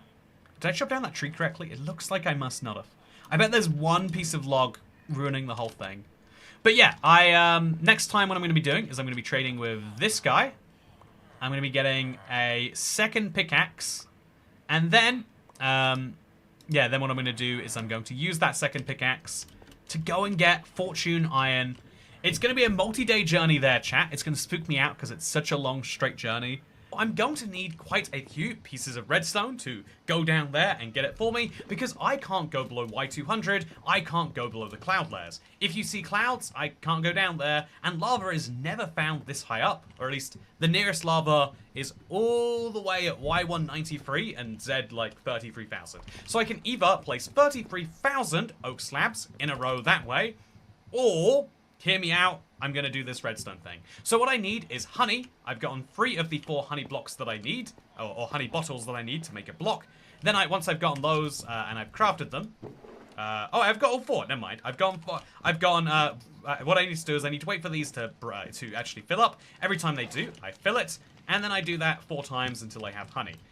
So I need to get myself quite a few honey blocks. I need to get myself quite a few pistons, and basically I need to keep on doing this over and over again until I've gotten pistons, honey, and I've got most crucially of all a target block. And that is why I'm going up to a mountain today, because making pistons requires 1 critical ingredient I have none of. If you've never seen the recipe, this is what a piston looks like. Piston. We need 4 cobblestone. Okay, I can just about get my hands on that. I mean, I don't have a lava generator, but I've got the spare cobblestone. It needs 3 spruce planks, it needs iron, and it needs redstone. I have 5 iron, but that's not really that much. I don't have... Getting redstone is doable because there is a guy who, just like you can see here, will in fact sell it to me at that high of a price. And then if I want to get my hands on some cobblestone, I just need to destroy mountains. But as you can see right here, if I'm not mistaken, yeah, I have just 31 cobblestone left. And so what I'm going to need to do is just get my hands on the rest of this iron so that I don't have to worry about this anvil breaking and deciding between, you know, like whether that's going to be more important or not. We are going to be going out to the mountain, and we're going to be mining as many of the iron as exists. I've got this Fortune 2 pickaxe. I'm going to get another Fortune 2 pickaxe. We're going to do a lot of stuff over there. It's going to be great. Ultimately, actually, I kind of realized during the intro of this, if I wanted to, I could just make myself, right now, like, if I just took 3 cobblestone right here, you know, I do have it. I could just make a piston right now, and it would be fine, right? I could get the redstone, I could make the piston, but I am going to want more than a couple of pistons, and also... I don't want to use up the last of my cobblestone and the last of my iron when I can get more of that stuff. And so today is a big, big, big voyage. Join me for it. It'll be a lot of fun. Okay, with that said, hello everyone. Hello Days of Danny. Hello Jenny Nobody. Hello Sean. Hello Angela. Hello Rebecca. And Diamond Zombie. Toycat, how are you? Thank you for asking. You know, everyone always asks where is Toycat. No one ever asks how is Toycat. I'm doing pretty good. I had a really good birthday thing in the end, by the way. If you've followed me on Instagram, you've seen what it is. I feel like there's a certain level of like, there's this eternal debate about whether you're telling people about something too much. You know, like that is a thing, right? Like sometimes people just love to talk about things, and so they're continuously screaming it from the rooftops, but not necessarily everyone wants to hear. And then there's the reverse, where you feel like you can only say something once. But on the internet, that doesn't really work so well because not everyone has heard you say everything. There are different audiences on different platforms and all that stuff too. It's a tricky one is what I'm saying. So yeah, what I'm going to do is I'm going to do make my first big decision today, which is going to be getting my hands on this diamond pickaxe. I think it's this guy here. I need no, it's not this guy. It's my toolsmith. I need to get a fortune-free pickaxe if I'm going to consider... This is not fortune-free. Is this the wrong guy? Is he up here? Where is he, chat? Is it you? I definitely have a guy who sells me... Okay, it's you. There we go. So he sells a Fortune 2 pickaxe. I combine that with my Fortune 2 pickaxe. I have a Fortune 3 pickaxe, which means I'll get as much iron as I'm ever going to get, which means I can actually start to work out how much rationing I need to do and stuff like that. So that's what I'm going to do first of all. What is a toy cat? Thank you, Dasher. I'm glad you asked. I'm glad you enjoyed your birthday, says LOC and Temp. Have you successfully flown one? Because every single time I glitch out of the flying machine. Oh, on Bedrock, you do not fly on the flying machine on Bedrock. Like, on Java, a flying machine is janky enough. On Bedrock, using a flying machine in a challenge where if you fool, you die, it's just saying, let's stop playing Minecraft. Yeah, the flying machine is going to go down. It's going to use a dispenser to pick up, and then we're going to come right back up. So I need cobblestone to make a dispenser too, actually. So I think I could really jankily do it, maybe, but probably not. Oh, the other thing I forgot about that I also need is I need slime. I need sticky pistons, so I'm going to need to hope that I find some... What I really need is a silk touch tool, chat. I need silk touch so I can get some grass and bring it all the way over to the mountains, but I'm hoping that we can get some good enough stuff elsewhere anyway. So once we chop down all these woods, as you can see, I've done a wonderful job at. Is that the last one? That looks like the last one. Now I've chopped down all of this wonderful wood. I can sell it to my boy, the Fletchy man. Ooh, but we can make a stack of that into a stack of these. And then we can come right back in here and 31, 31.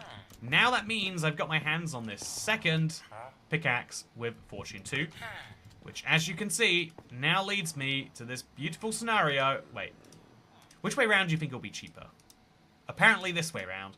Beautiful scenario where I've got a fortune-free pickaxe, perfectly able to max out all that iron. Did you ride that auto wheelchair, says Rebecca White?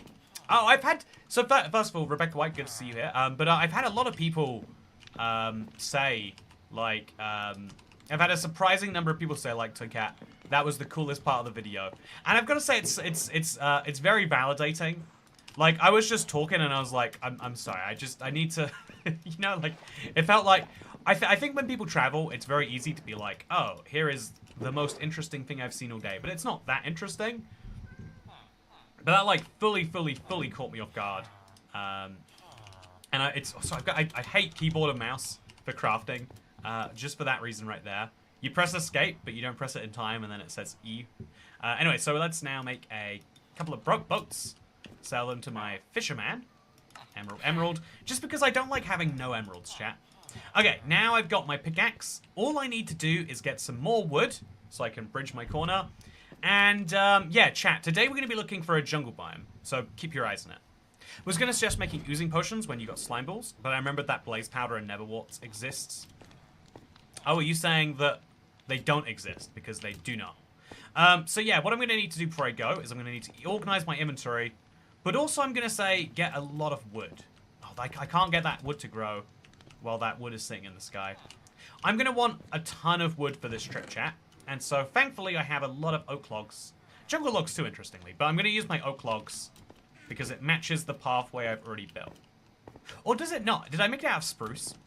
It's been a little bit of time because I did my first 100 days of this chat. You can watch it right now. Link down below if you want to see how we got to where we are. I did, in fact, make it out of spruce. Therefore, if I make an adjustment to that spruce system, I should make it out of spruce. Because I'm going to try and cut the corner to get to where the jungle was. To get to where the mountain is. I'm going to try and go past the jungle. Does that make any sense to everyone? You know, just in case it doesn't make sense.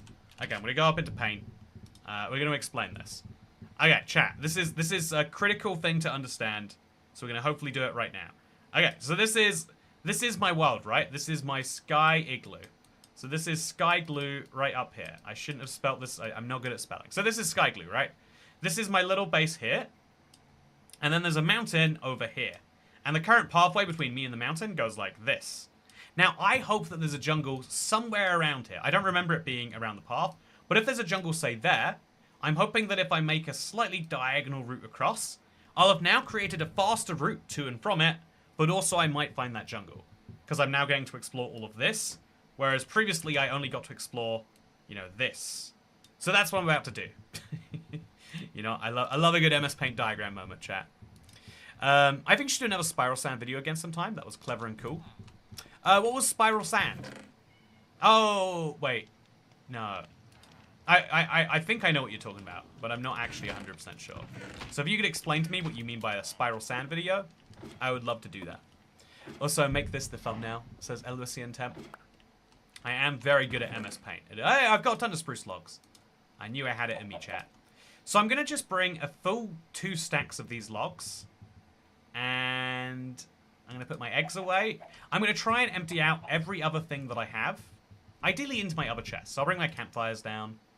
And also, I don't know, like my leather down. Just things that are important.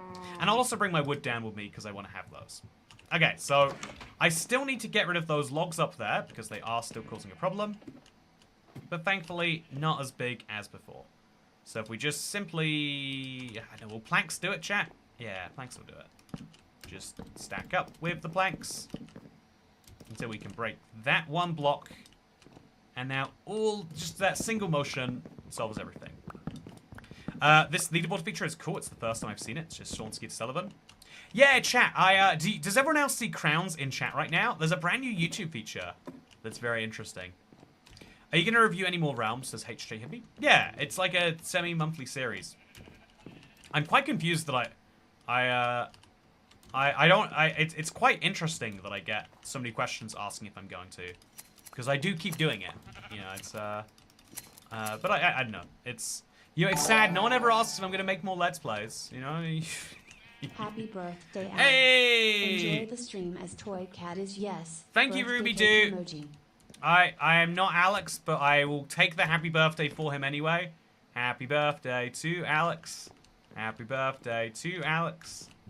Happy birthday. Happy birthday. Happy birthday to Alex. Thank you. Thank you for the tip. I do appreciate it. So this is safe, right? I can't fall off there because there's a fence. I'm pretty sure is how that works. So now I've got a lot of wool, but I'm going to move that all down too. And that should make a big difference. If I put the wheat down there too. We're going to now empty everything I have into this chest. Because when I last went over there, chat, I feel like I didn't bring back as much as I possibly could have. And so we're going to fix that right now. This is my final boss for the challenge, chat. Inventory management.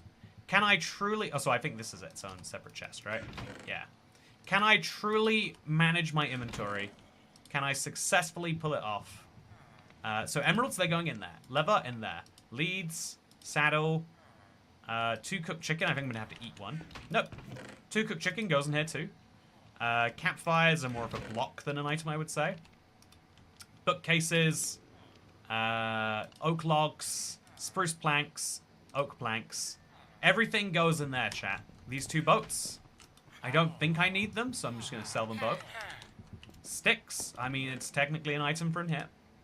Buckets, they seem really good, actually. Should I really not bring my buckets? Nope. Iron ingots in here, too. Bow, that could be useful. It might save my life, chat. So, shears, I'm going to make the bold decision and put them in here, too. And then my fishing rod that is less useful, also in there. Okay, chat, this is about as organized of an inventory as I think I can have. Oh, I don't have... there we go. That's a bit better. This is about as organized of an inventory as I think I can get. Let's go off across my world. A bed? Oh yeah, a bed is a good idea. I'm going to bring a bed. Yeah, I'm going to make a bed, actually. And I'm going to bring beds and leave them where I leave them. So if I bring some yellow wool, because who wants white beds? I'm going to bring 3 beds with me, and I'm going to leave them all there. There's going to be no guilt about just leaving beds hanging around. No guilt whatsoever. So let's now make 3 beds. There we go. Nice. Tips also. So, yeah, chat, there's a new leaderboard feature, and you can see that right now, Chiliest Bean 13 is in free. Or at least I can see that. Can everyone else see the scores? Adan Sony's in 2. What did you do, Adan Sony, to be number 2? Top fan is Josh Jones, who just earned 2,500 XP, though. Birthday present for you. I missed that live stream, but this one should be good, haha. Yeah, it'll be good. I've just gone back from a big trip to the Netherlands, chat. I think I think you're meant to be more subtle about it than this, but I did have a very big birthday celebration. So much so that I was a little incapacitated. Incapacitated? Yeah, incapacitated the next morning. You know, is it really your birthday if you don't end the night thinking, am I ever going to be fine again? But yeah, I think this is spruce logs that I've just never come for. So this is what my pathway over there looks like.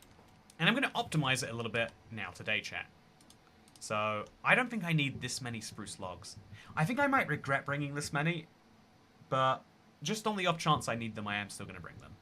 Let's put the cooked chicken down here.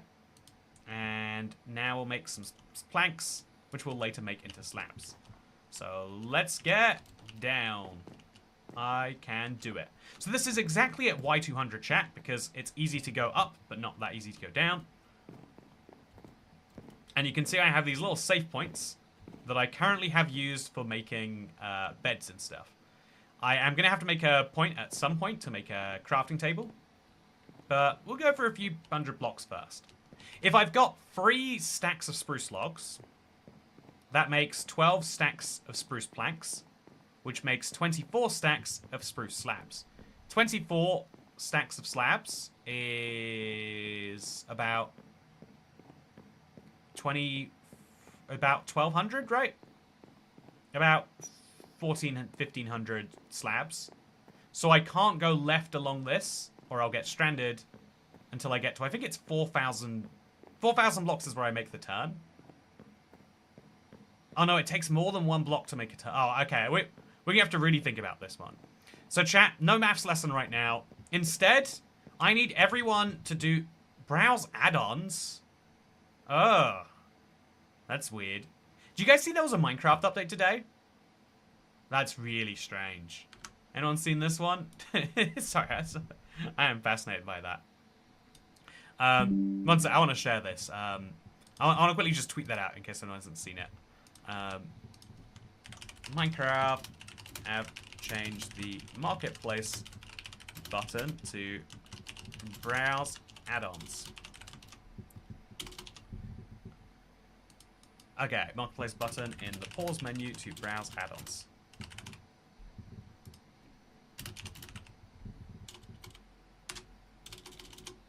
That's very, very interesting. It's what I was saying though, like, it used to be that Minecraft maps were the only, like, you know, the big thing. Now it seems like 90% of what is in the marketplace that's new is add-ons. Which, you know, again, it basically tells you, like, what you probably could have already worked out. That most people, the thing they wanted most in terms of DLC was mods or whatever. But yeah, tweeting streams as a Karsh warrior.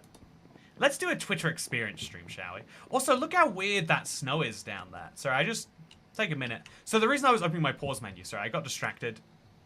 Okay, so also congrats on being #1, Josh Jones. So the way that the leaderboard works is I think you get points for different things, and one of those things you can get points for is, of course...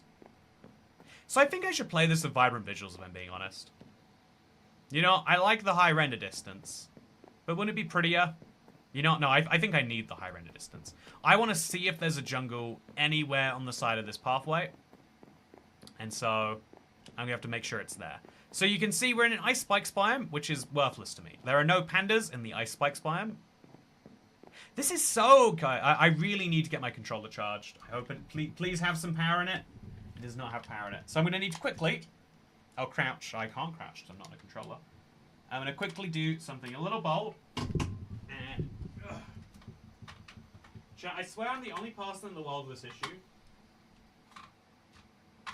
Windows doesn't power save at all. So you just go through so many batteries. And rechargeable batteries are also pretty rough by comparison to non-rechargeable. Okay, here we go.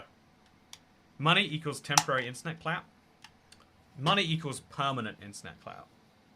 I guess, you know, because I had this interesting debate recently. So I'm not the only person in the world.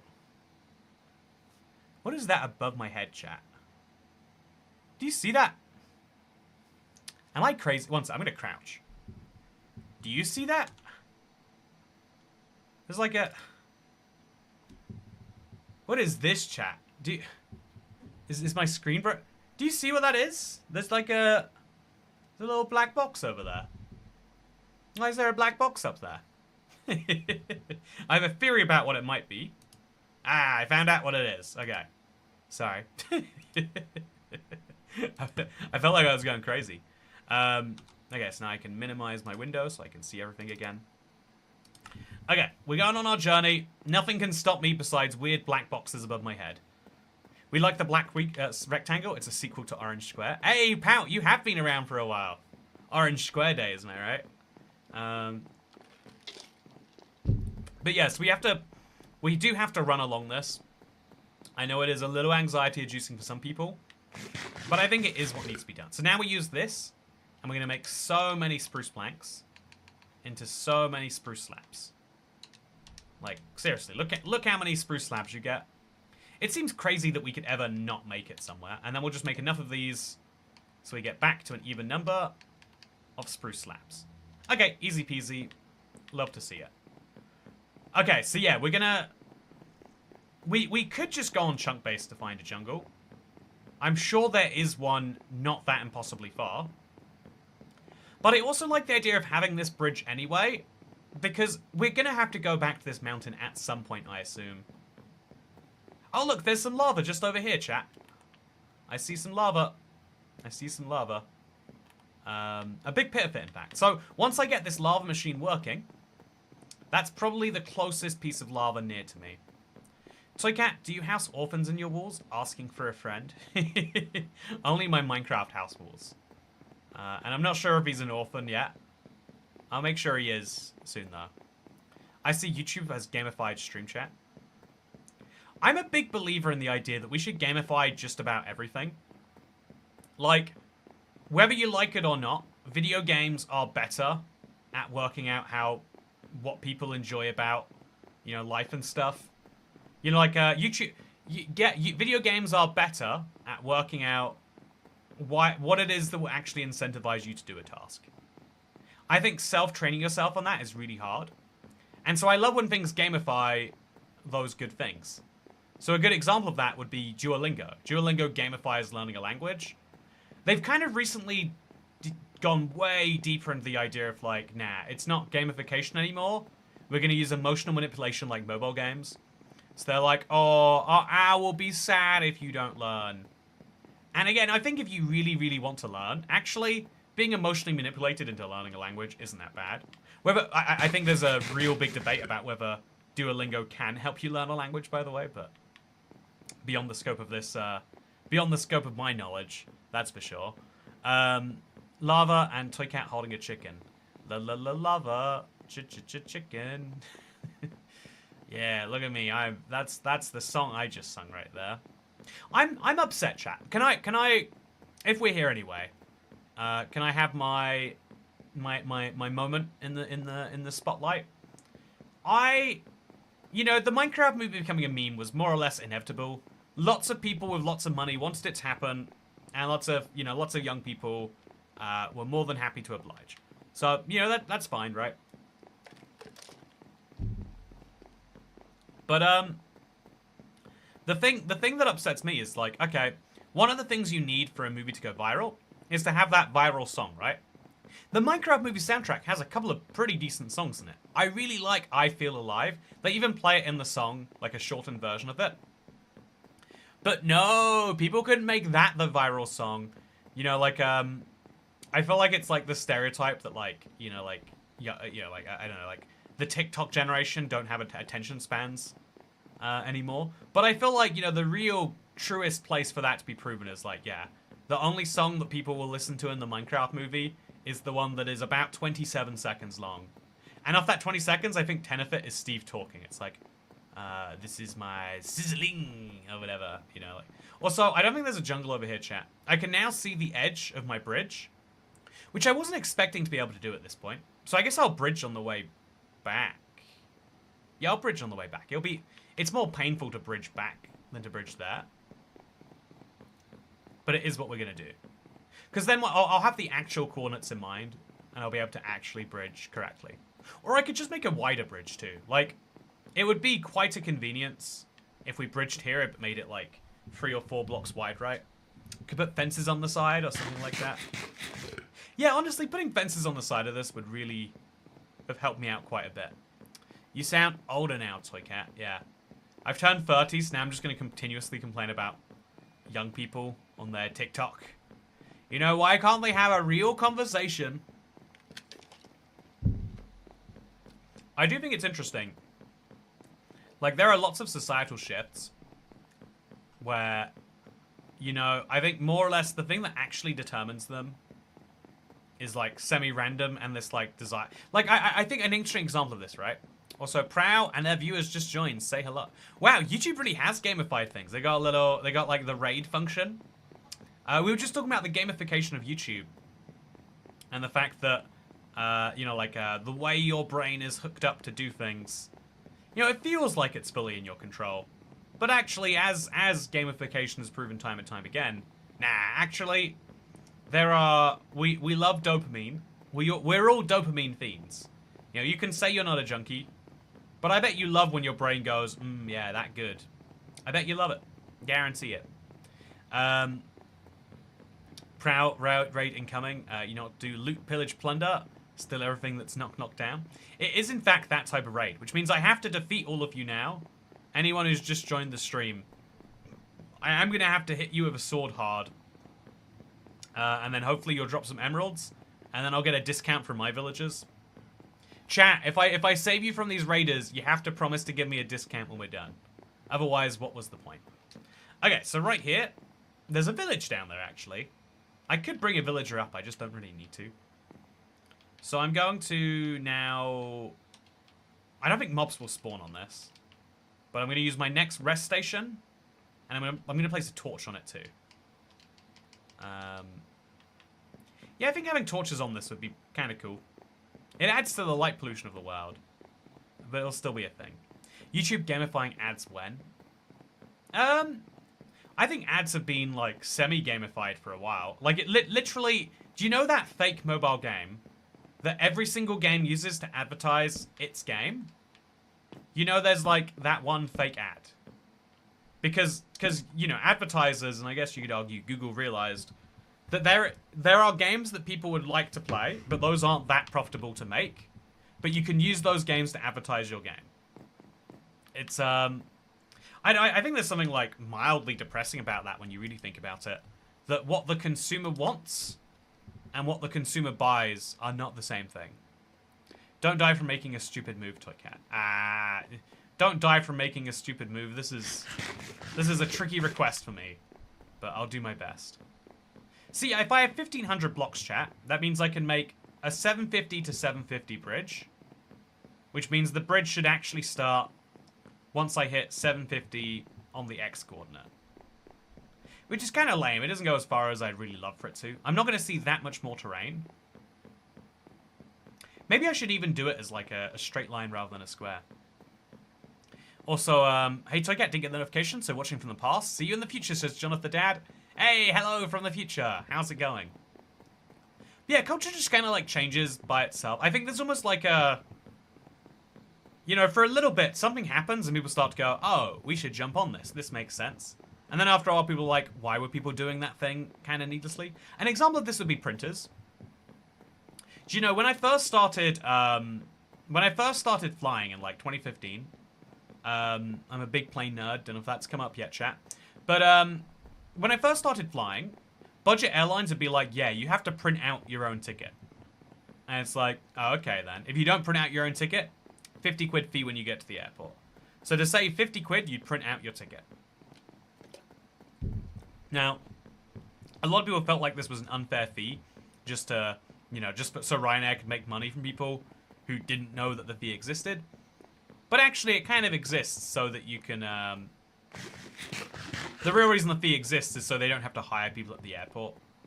But the idea still is like, if you have a printer, you're like, oh yeah, I can use this to save on a Ryanair flight. Or like, I don't know, like, do you remember, before Google Maps, you would print out directions. And so a lot of people just get stuck in these things because it's the way that they've already done it. Whereas, like, if you start from scratch right now, what is the best way for directions? You would never conclude that printing out a map makes any sense. No one is ever going to go down onto that. Imagine watching ads couldn't be me, says Abed Islam. I would love to know, Deshi, what your take is on... I think it's quite a spicy issue for many. But I'd love to know what your thought is on the idea of, is blocking ads the same as piracy? You know, you are circumventing payment. But is it the same form of circumventing payment, really? Also, I realize I can't actually do the bridge this way, because it's one block too high. Mobs will spawn on it at night, which will cause me problems. So we'll instead have to start the bridge down a block over here. Don't really love this. I do worry about crouching up it. We'll be fine. Map quest generation has entered chat. Yeah, I like, to so many people, even like the shareholders of MapQuest, I assume, they must have been like, man, we have got this like, do you remember physical GPSs? Like, you know, like there were things in cars that would tell you, oh, you turn left at the next roundabout. And at a time, they must have thought like, man, we are the shizzle. You know, everyone needs us so bad, because how are they going to get anywhere without us? I think TomTom is the famous brand, right? But you know, those navigation systems were like, yeah, you're going to use us all the time. And then certain premium cars have put like navigation in the car itself. But you know, the manufacturers are like, yeah, this is proof. Our business model is so genius because people are willing to buy a good one rather than use the one in the car. And then Google Maps comes out and it's like, yeah, why would you ever use a physical machine again? It's the same with the directions thing. Like, why would you ever print out maps when you can get Google Maps, which not only tells you where to go, That's kind of clever. But it then will change based on traffic. And then you can change it if you're like, actually, I want petrol in the way. Greetings from the Nederlands, Toy Cats. Hey, Angela Van Kattenhout. I just got back from the Netherlands.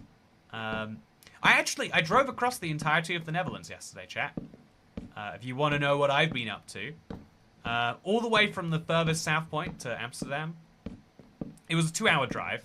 Because again, like, every block you travel there is equal to like 8 in the overworld. It's a relatively fast country to get across.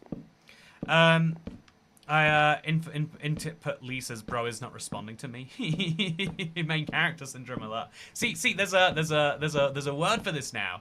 For so long, chat, I had to be like, oh, this is someone who just doesn't but it's like, yeah, there's a word that I think that's the cool thing about culture is we're always evolving in ways that are like confusing if you're used to the old way. But now we're like, oh yeah, you know, bro has main character energy, ha ha ha ha ha. You know, there's all sorts of annoying things like that. But every now and then there's a great way to describe like, oh yeah, this is a person who doesn't understand that other people are just as real as he is. You know, like when they see that they are one of 20 comments, they think to themselves, well, he's obviously going to answer me because I'm a real person. I'm the most important real person. But he doesn't even realize that there are in fact others. Printed maps are far more fun for browsing. Oh no, hard disagree. I love browsing Google Maps. I literally have a whole channel about browsing Google Maps, or it started because I browsed Google Maps. Good to hear that. I live in North Brabant in the Netherlands. I was in South Brabant, I think. I was in I cannot pronounce the place. It starts with an apostrophe and then there's an then there's a dash in there. Sekentagentosh. I know a few people with mild main character syndrome. Dasher, I can't believe you're talking about me like that.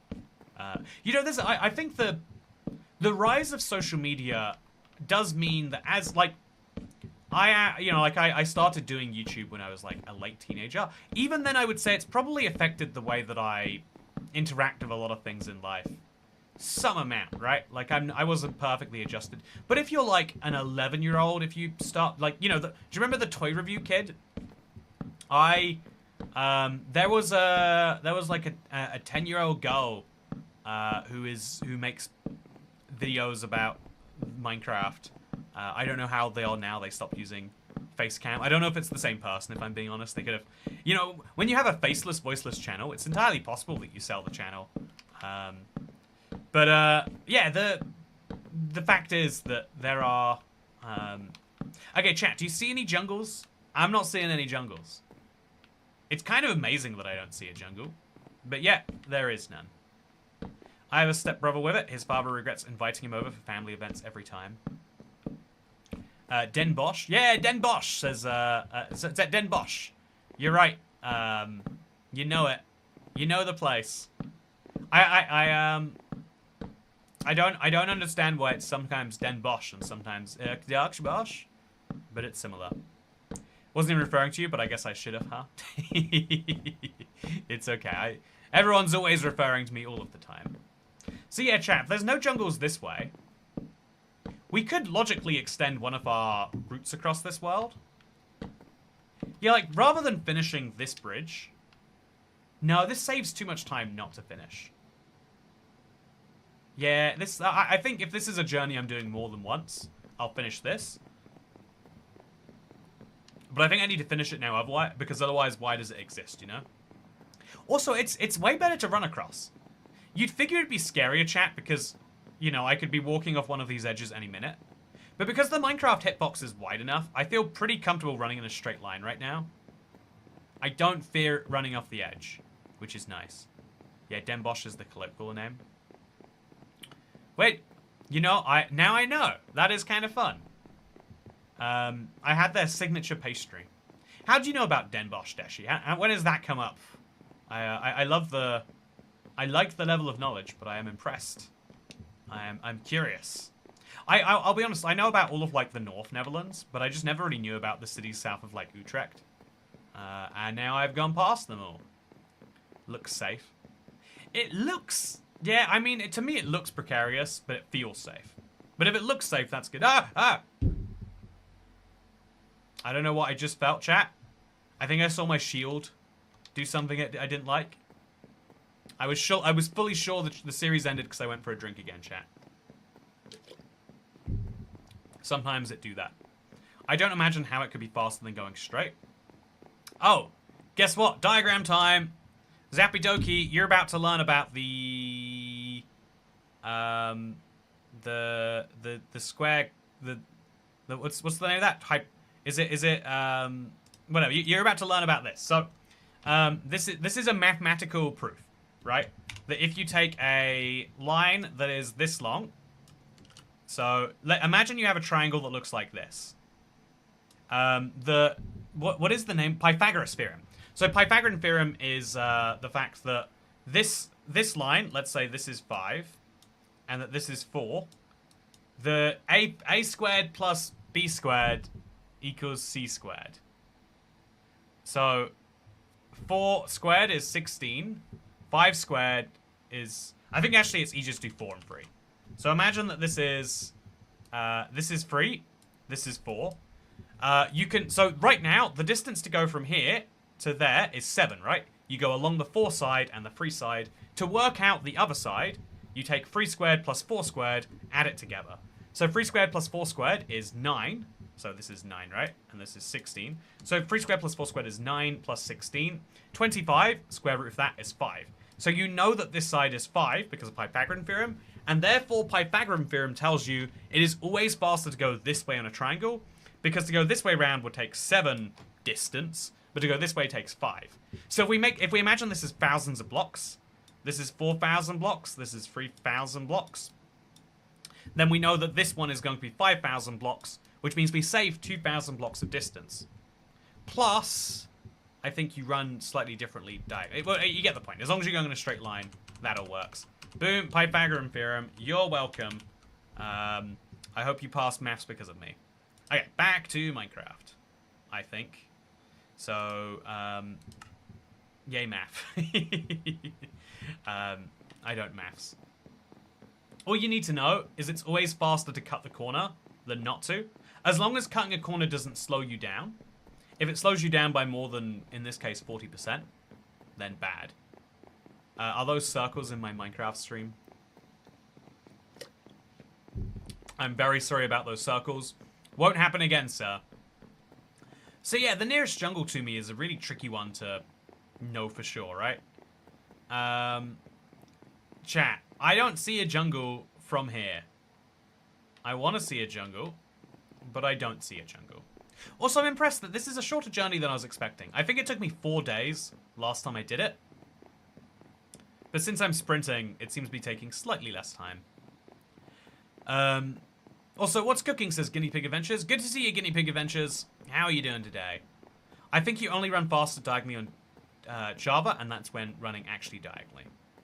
Oh, is that true? I knew there was a fact about running diagonally. But yeah, you always run faster diagonally, even across a single square.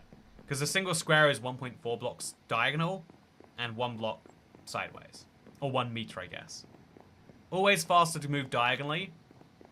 So I shouldn't take the motorways, I should plow through the fields and villages. Yeah, exactly. If we imagine a country of no roads, it is faster to go directly where you want than to take an indirect route. Like, humans have made it faster to go like this in many cases, but you have to actually make the road substantially faster before that makes any sense. Okay, so bed number 2 now, chat. I don't love leaving the space around kind of undone like this, but I will do it. And here we go, sleep time. I don't want to be awake at night. That's when the monsters are awake. I don't want the monsters to kill me.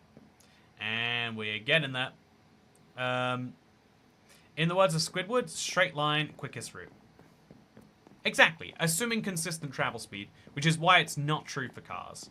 I think also trains, right? Like a train from London to Edinburgh will go at 125 miles per hour, whereas a train from Edinburgh to Glasgow might go 60.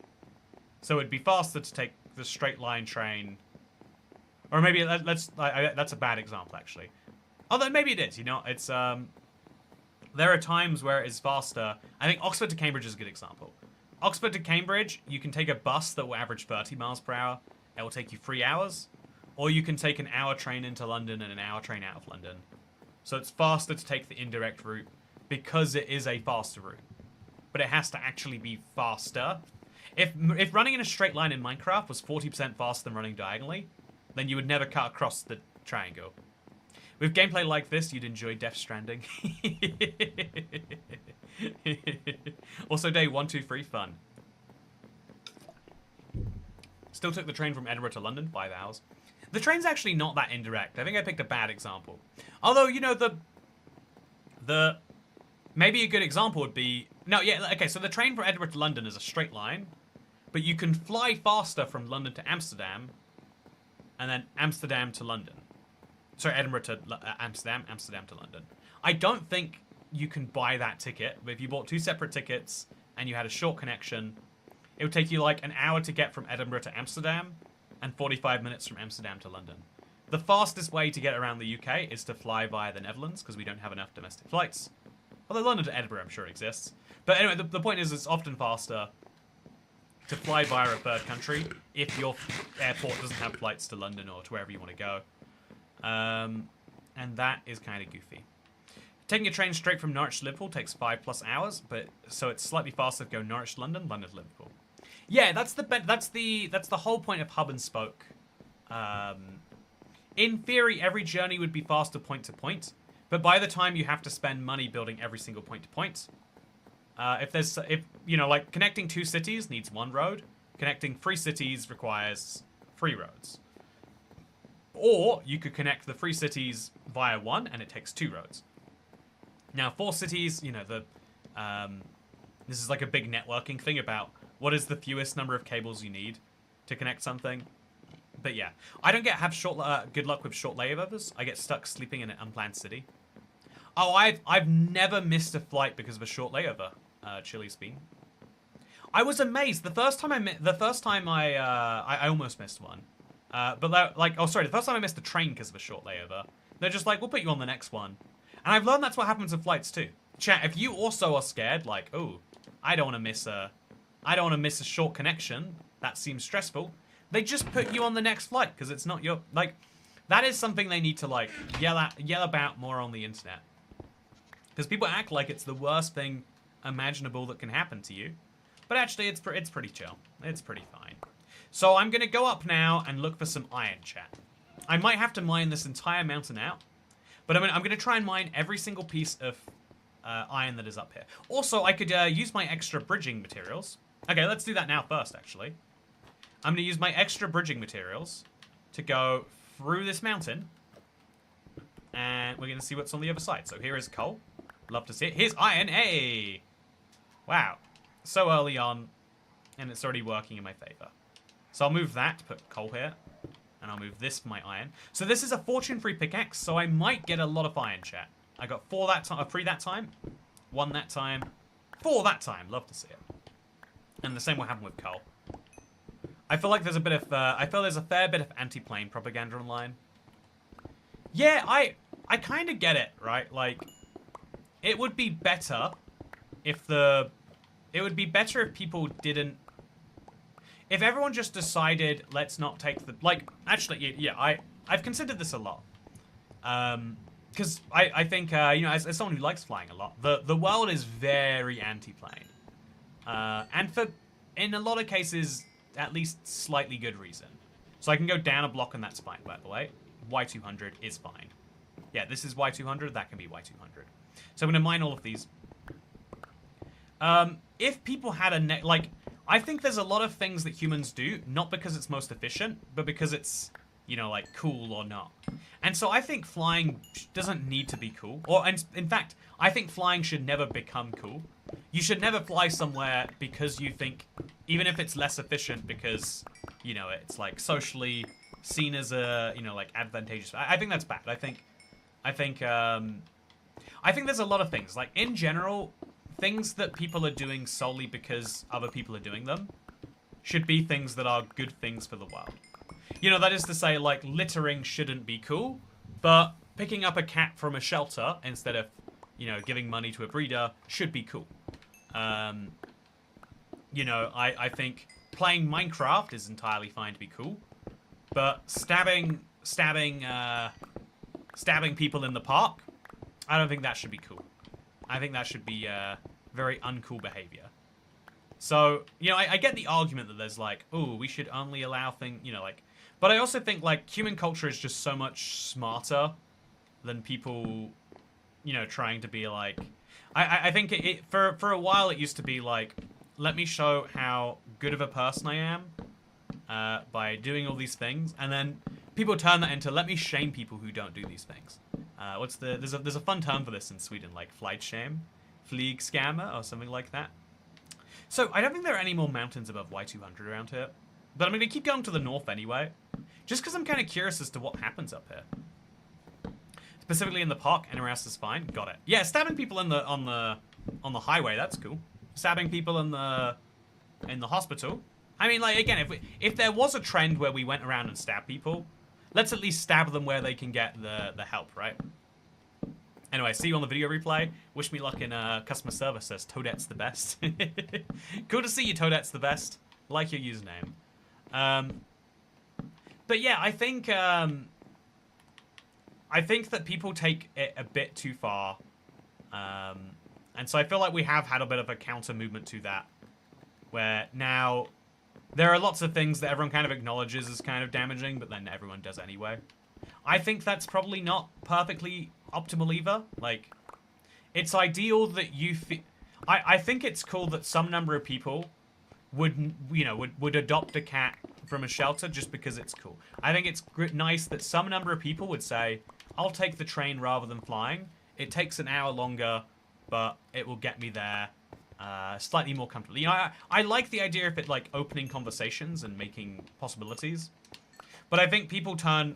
I think the human nature is, like, people turn, here is something that is, you know, like, that's good to do, into everything else besides the thing that's good to do is bad to do.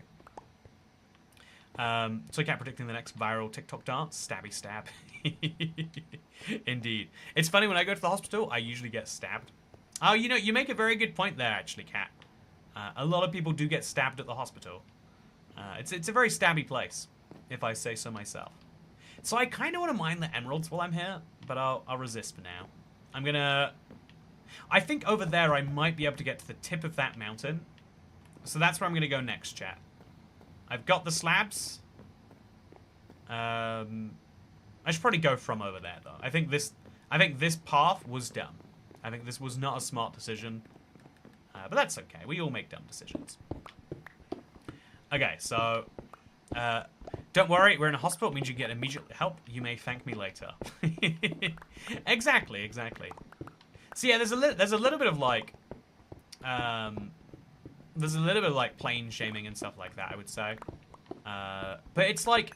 You know, like, there was a while where you had to be like, oh yeah, I know I am flying in this video, but I am carbon offsetting it because you know, like, and you know, there became a whole industry of it, because this is the funny thing. I think this is what I would call the water, or however you want to describe it, like the natural nature of humans is we find the easiest path.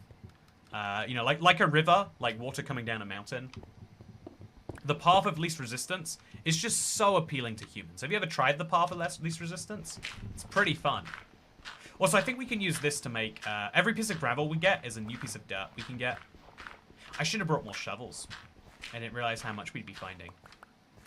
I've got so many shovels, chat, and I didn't bring any of them. But, yeah, the path of least resistance is what people follow. And so it became, like, very popular to shame people for taking flights. And so what happened in exchange? Did people take fewer flights? No, people invented carbon offsetting. And so carbon offsetting was actually a way to take the carbon you emitted from your flight and then offset less. But then people very quickly worked out, like, oh yeah, so the easiest way to carbon offset is you find someone who is willing to plant trees or whatever. And so then every tree planting service in the world was like, oh, we can sell getting rid of flight guilt. You know, we're planting these trees anyway. But if we then sell that carbon to you... Basically, we didn't actually save anyone. We just made a few people a little bit wealthier. And everyone got to say, look, I'm doing a good thing. Which is why I think shame is a bad way to make societal changes. Not to mention the whole thing about plane crashes. Oh, yeah. So I think a separate thing. I do think, yeah, that's kind of separate, actually. But it's still fascinating. This is, I think maybe people just being a bit too doomer is... There are people who are terrified of flying. Because they've, you know, like... maybe you've seen, but there's a lot more plane crashes now than there have been in the past. And a lot of people are just like, yep, plane crashes all day, everywhere. I think I definitely should have brought shovels. I think I really goofed up by not, chat. I could definitely make more shovels easily. Yeah, I've got the cobblestone. I'll use up some of my very limited cobblestone. No, I'll smelt up iron. Wait, that also is a limited resource. But I've got 48 iron. I'll smelt up some of my iron, and I'll make an iron shovel. And that'll be better than having a stone shovel. It's not that I forgot to bring my wooden shovels, chat. It's that I'm too good to use wooden shovels. And now I'll use some of my limited coal. That doesn't fit, right? I can't use some of the slabs, though. I can use some of the slabs, probably. I'll use some of the slabs, yeah. I'll put 18 slabs in there. I don't need to cook up that much of it, actually. So we'll just put 8 in. See where that goes. I'll be traveling somewhere in Europe just to take a really long train ride. Ooh, I did that. One of my first, like, travels to a new country. I went to Norway, and they've got, like, 2 big cities. It's quite long apart. It's, like, 7.5 hours apart by train. And so I was like, you know, a nice long train ride does sound fun. And it actually is. If we're being, like, totally real, it's very nice to just take a long train ride. It was Oslo to Bergen. I was like, that was one of the nicer things I've done. Whereas most people don't say a 7-hour plane is a good time. And I think something about that is the, like, again, humans optimizing in some cases for comfort. But yeah, so I think a lot of people don't realize that planes are still a massive luxury. Like, I know in Europe it's sort of different because of Ryanair. But even then, the ability to get on a plane, like, a holiday is at most a once-a-year thing for the majority of people. A foreign holiday still is, like, out of reach for a really, really large percent of the population. So, I've never been on one. It's a dream. Oh, Ad and Sony, I don't know where you live or if this is correct, but I think... no, I'm wrong. I feel like there's a big train that goes to Alabama from the north, right? Like, it's like once a week or something. I would even say, like, US long-distance trains are fun. They've got, like, cabins where you get your own toilet. But you sit on the toilet all day long. It's kind of strange, actually. But I like American long-distance train rides, too. A lot of people don't appreciate them, but that's fine. Anyway, I've never been on a plane, been abroad once on the channel, so I might have a low-carbon footprint. Maybe I should start by burning tires and plastics. See, there we go. Polly is just proven. It's not... Most people don't go abroad that often. And so, like, in the UK, you can't really fly without ending up abroad. Flying is, like, a very, very big luxury. And so, as a result, most people don't do it often, and a large number of people have never done it at all. You know, we are still less than, like, 50 years away from, like, you know, the point where planes were, like, for executives and the super upper to upper middle class only. We've come a massive way, but we're still not, like, as far ahead as most people think. A lot of people look at the flight as still being as, like, it's like a bus, and so when the bus is late, I complain. You know, people forget about the magic of flight sometimes. That's fine. But because of the fact that people assume it's like, oh yeah, it's like, it's just a normal part of life. Every time a plane crashes, people are like, whoa, there's probably only like, you know, like there's only like 10 of those. Like, if there's one plane crash every year, that means there's like, that's like 10% of planes that crash. It's actually like, no, it's like, do you know why we don't report on car crashes, chat? It's because they happen so often, it would be the most dull, bland, unclick-worthy news. We don't bother reporting on car crashes. If they happen around the world, I don't know what the number is. It's got to be like 100 a day. Every day, an ungodly number of people lose their life because someone drives their car into another car. Planes are, by such a wide margin, safer, and they're so much safer that when a plane crashes, it is very notable. But a lot of people don't realize that. They assume, whoa, I'm hearing about so many plane crashes. Imagine the ones I'm not hearing about. You know, in the same way, if you hear about one car crash, you're not hearing about 99 others. If you hear about one plane crash, you've heard about all the plane crashes that happened that month. You know? Like, planes are remarkably safe. But I think, I don't know, I think it is... Also, hey, Floppy! Thanks for gifting 5 members. Someone has died every day in Texas for quite some time from car crashes. Yeah, it's a sacrifice we make. I think it's an interesting sacrifice. Like, I really am not 100% in on whether cars are worth the number of crashes we have. By the way, thank you very much for gifting some members. Like,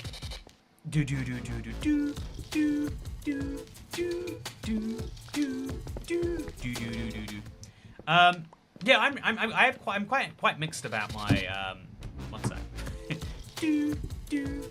Thank you so much, by the way, for gifting 5 members, Floppy. Appreciate it. We probably have to like deal with the member count for a bit. But you've never heard about stress killing people? Stress, I assume you mean?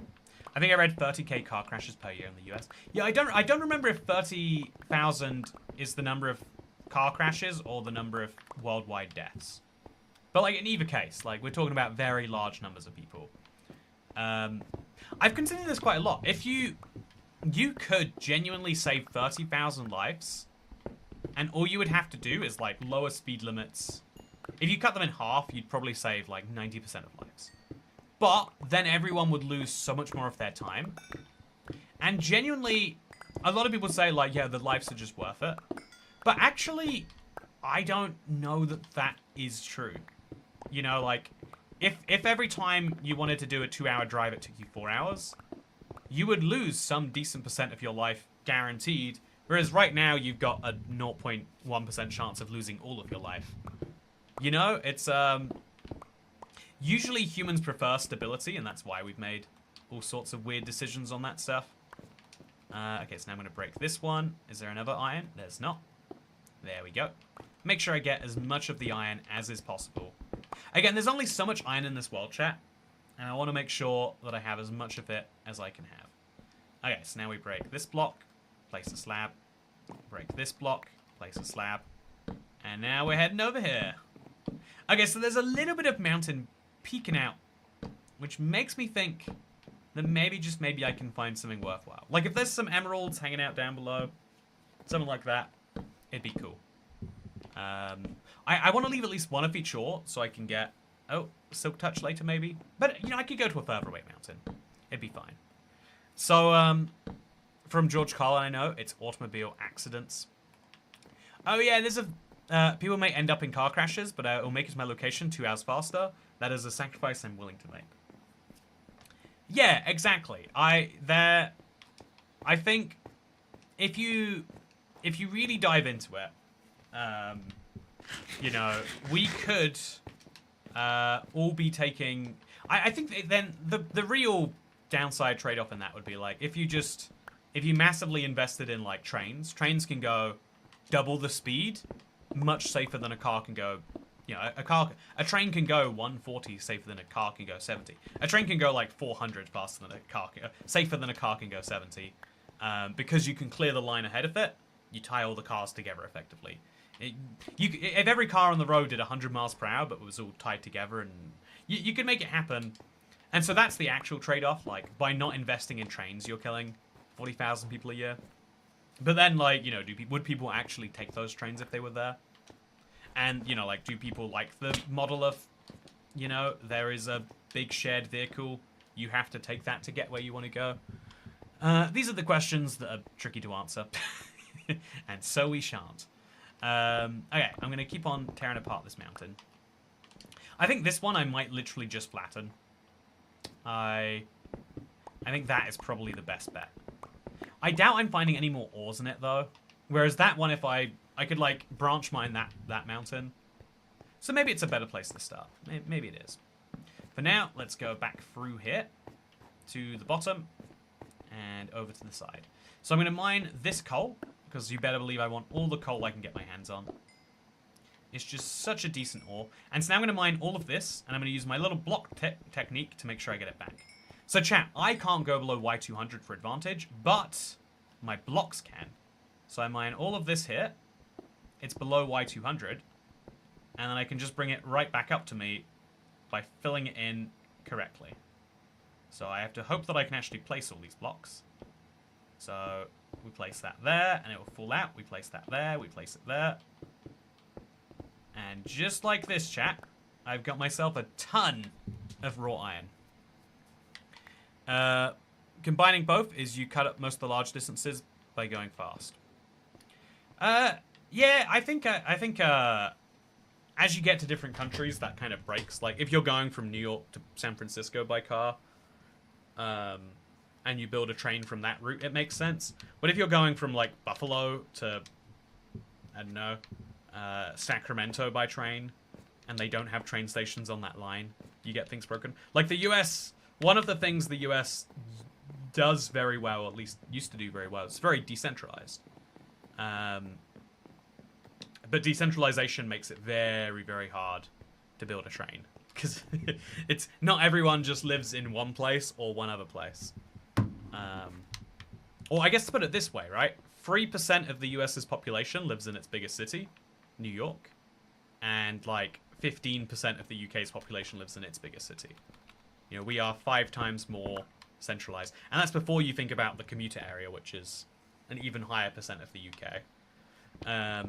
A lot of people don't live in London, but they still live under its influence. They still, you know, like someone was mentioning, like, oh yeah, I live in Norwich. But Norwich is still an hour from London. So by them being an hour from London, they can take advantage of the fast trains to Liverpool. Anyway, yeah, I could talk about transport all day, chat. Man, whose treat was it that I got to get to have such a long rant about trains? Love ranting about trains, chat. What a nice birthday gift. So late. Yeah, we love that trick. Did you have any fun cocktails on your birthday? Yeah, I did. I had the one that was most notable. I had one that tasted like golden syrup. It was like a real desserty cocktail. Yeah, I had some really good beverages. I love a strange beverage. You will know it. Planes, trails, and automobile. Exactly. That's what we like to talk about here, Sean Skeeter Sullivan. Planes and trains. Yeah, I think that planes are something you don't hear about enough, and that is a problem. I think if we all heard about trains more often, planes more often, we would like understand them better. Also, I shouldn't have smelted some of these. Now I have created an inventory problem for myself, but I'll try not to think about it. So I think I am going to use a crafting table, which does not exist here. I'm going to make myself a crafting table. I'm going to place it down right here, where it can't be lost. And then I'm going to go ahead and make myself a shovel. Oh, okay. I'm going to make myself... Yeah, I guess I'm going to make some more sticks is what I'm going to do first. It has been decided. So put these sticks there. Then I'm going to make myself a shovel. I don't have the inventory space for a shovel, so we'll load up some of that into there. And now I'm going to use this shovel to get a ton of snow. The snow won't grow back while I'm gone, but it still seems smart for me to go and get. I like my cocktails rich and calorically dense.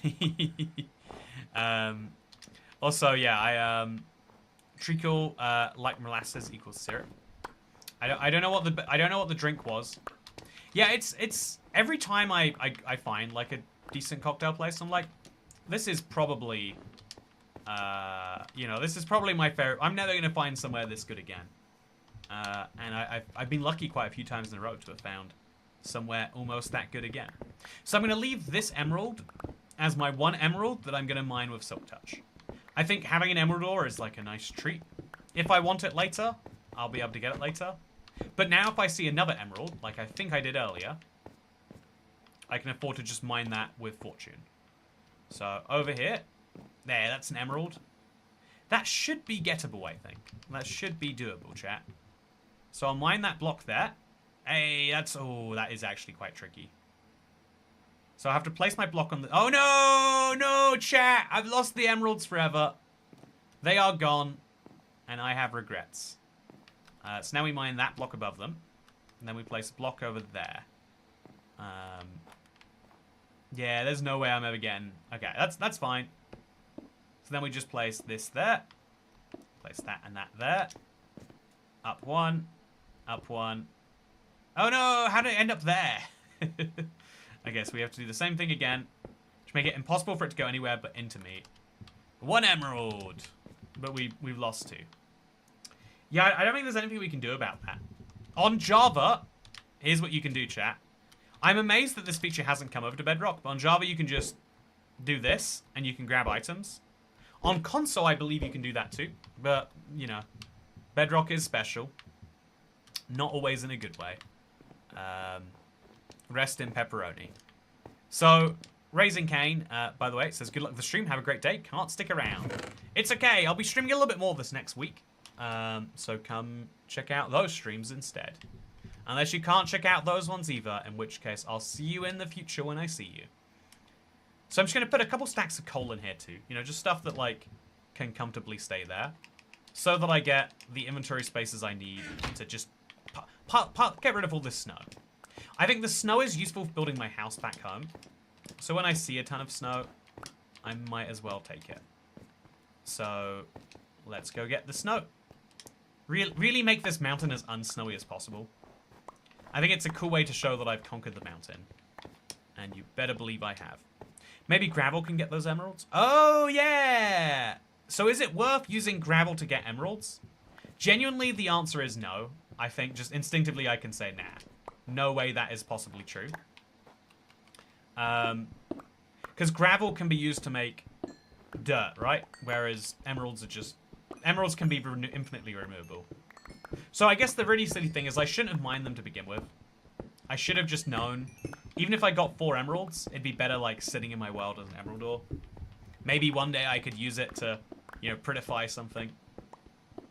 It's useful to think about these things before you do them, not after. But that's the fun of this challenge, is we're getting to do quite counterintuitive things. And sometimes those counterintuitive things are wrong and dumb. So, are emeralds worth that much to you? What with the villagers and all? Yeah, I mean, just on the level of it's nice to have more emeralds, right? Like, is money worth that much to me? I have enough money that I can buy a strange beverage most days, if I really wanted to. I could buy a lobster roll weekly, thanks to the amount of paper I have rolled up. But, you know, at the same time, I still value money. I would still like more money. Chat, if you have ideas for me to get money, don't you be leaving those on the table. Let me know right now your money-making schemes. Chat, is 1.5k a good price for a 30-hour train ride? USD? I feel like, I think that is a very good price. You should do it. You should jump on it, and Sony. I would say in Europe you'd get it much cheaper. Like, you'd probably go, like, across Europe for, like, a third of that price. You can get it's called interrailing. You can get, like, tickets that will just cover every train in a given country here, as long as you're not from that country. It's one of the, like, it's one of those policies that's, like, very fair but feels very cruel. You know what I mean? Like, saying that people outside of a country get preferential treatment to people inside of that country. It makes perfect sense when you think about it. But the fact that you have to think about it is why it hurts. Elysian Temp. Money! Oh, wow. Look at that. Get this right, chat. I needed more money, and Elysian came up with a money-making scheme, which was he would give me money, and in exchange, or they would give me money, and in exchange, I would have money. It is my favorite type of money-making scheme. This is why the tipping system is wonderful on streams, chat. Well, I get to talk about trains. You tip me. What a joyous occasion this is. But yeah, it goes from a town 3 hours away from me in small town Alabama to New York City. I'm impressed that that's 30 hours. But I'm glad that I found you a train, Adam Sony. I'm glad you realized the world is filled with trains that you can find too. But yeah, I think it took me like 19 hours to take a train once from Chicago to New York. again, and logically that was a poor use of my time, but it was actually like cool. Like laying down on a train, like having like chill time. I think traveling and being chill don't usually go together when speed is the thing you're optimizing for. So I think like trains and cars have to optimize for pleasure. Like I like a long car ride because you can stop anytime you want. You can, you know, like you can explore things along the way. Whereas on a plane, you can't really do that. Money-making scheme. Be a charming, informative... Money-making scheme. Be a charming, informative Minecraft YouTuber. Hey, Randy Lewis. That is a very wholesome message. Again, I'm amazed that there are people out there like, I'm going to give you money and I'm going to be nice to you. You know, I feel like, you know, when people tip and it's like something a little bit rude, I'm like, well, you know, I feel like you've earned the right... Hey, oh, that was dangerous, chat.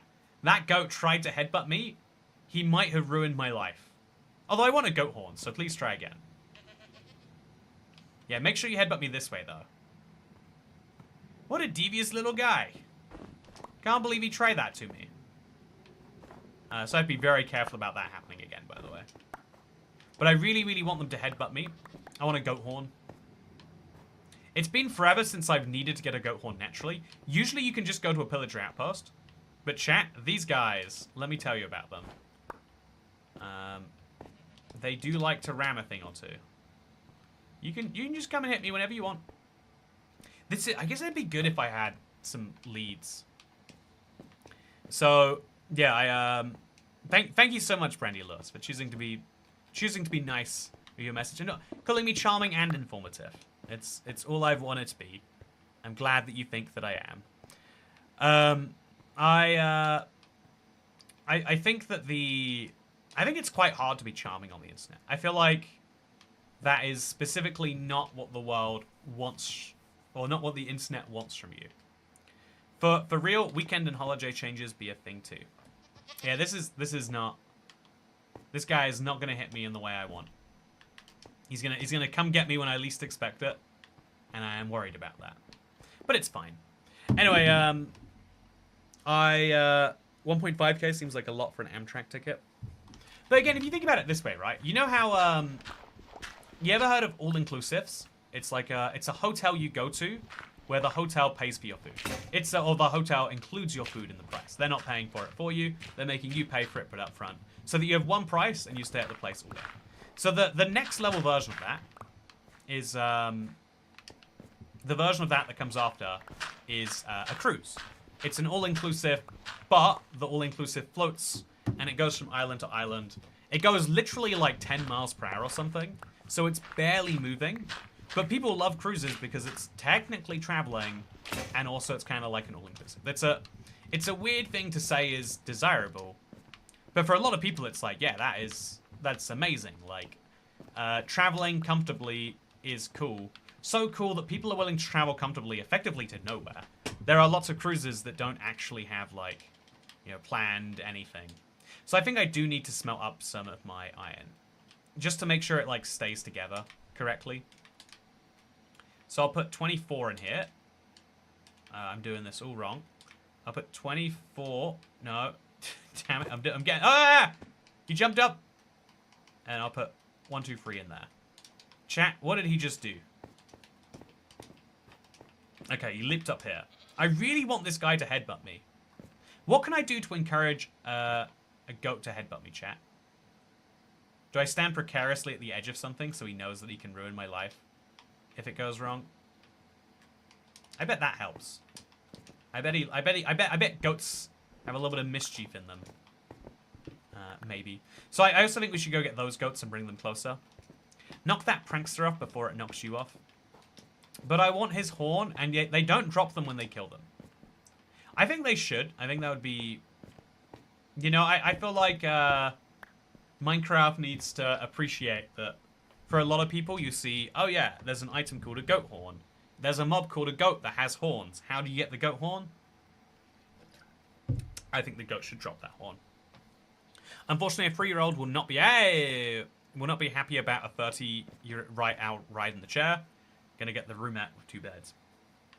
Yeah, the roomette has it's the thing I was talking about that has the toilet that you can sit on or you can use as a toilet. Let let me tell you, I flew in a private jet this weekend, chat, and they had the same thing. I was like, oh, it's like Amtrak. So if you ever are on an Amtrak train, just remember it is like flying private. It is literally the same. Why should they? Does everything have to drop something on death? I mean, I kind of take this opinion that if you know, in a video, I think one of the most, it's like a broken thing. I see why we don't design it in. But like, in a video game, if you kill something, doesn't it seem quite reasonable? Ooh, that was painful. In a video game, when you kill something, like, that thing should drop everything it has. Or rather, you should be able to loot its body. If I kill you, in real life, I can take your wallet. You know, I shouldn't take your wallet while you're alive. You can tell me, no, Toy Cat, you can't have my wallet. But if you're dead, you're not allowed to, or you can, you know, you can request, but I'm not going to listen to you, right? That when you're dead, that ability goes away. So I've got 2 full stacks of snow now. I think that is enough snow. I think the rest of the shovel I'll use for getting gravel, because that does seem quite valuable. So I'll put another couple stacks of cobblestone away. I'll put the snowballs away. And then I'm going to put my resources now into getting more gravel. I'll end up with more flint, inevitably, that I have no need for. But hopefully we get enough new gravel that it doesn't matter. So we're going to shovel all of this gravel into a nice big pile. Again, I can't go down there, but I can hang out over here. Make a nice old pile. And then once we've done that, we're going to do our classic cobblestone technique to get it back up to us. So push that all in. Push that over. Oh, I heard a goat, chat. He was right next to me. Is he coming here? Oh, no. I can't go below Y200, friend. I cannot. Don't come in here and threaten me with that. I think, okay. I think I need him to come, oh.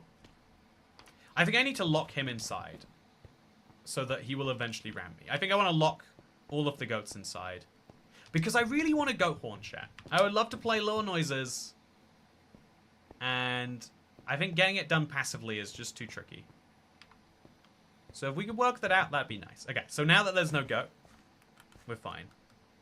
How does rabbit have rabbit? Why does Minecraft have rabbit meat but no calamari? You know, this is a very valid point, by the way. I think so, at least. Okay, so then we'll make that go there. Now we place these, it comes right back to us. Look at all this gravel I've got on. So, yeah, okay, so the coarse dirt recipe is 2 dirt, 2 coarse. Is coarse dirt actually usable as dirt? How do you make coarse dirt back into dirt, chat?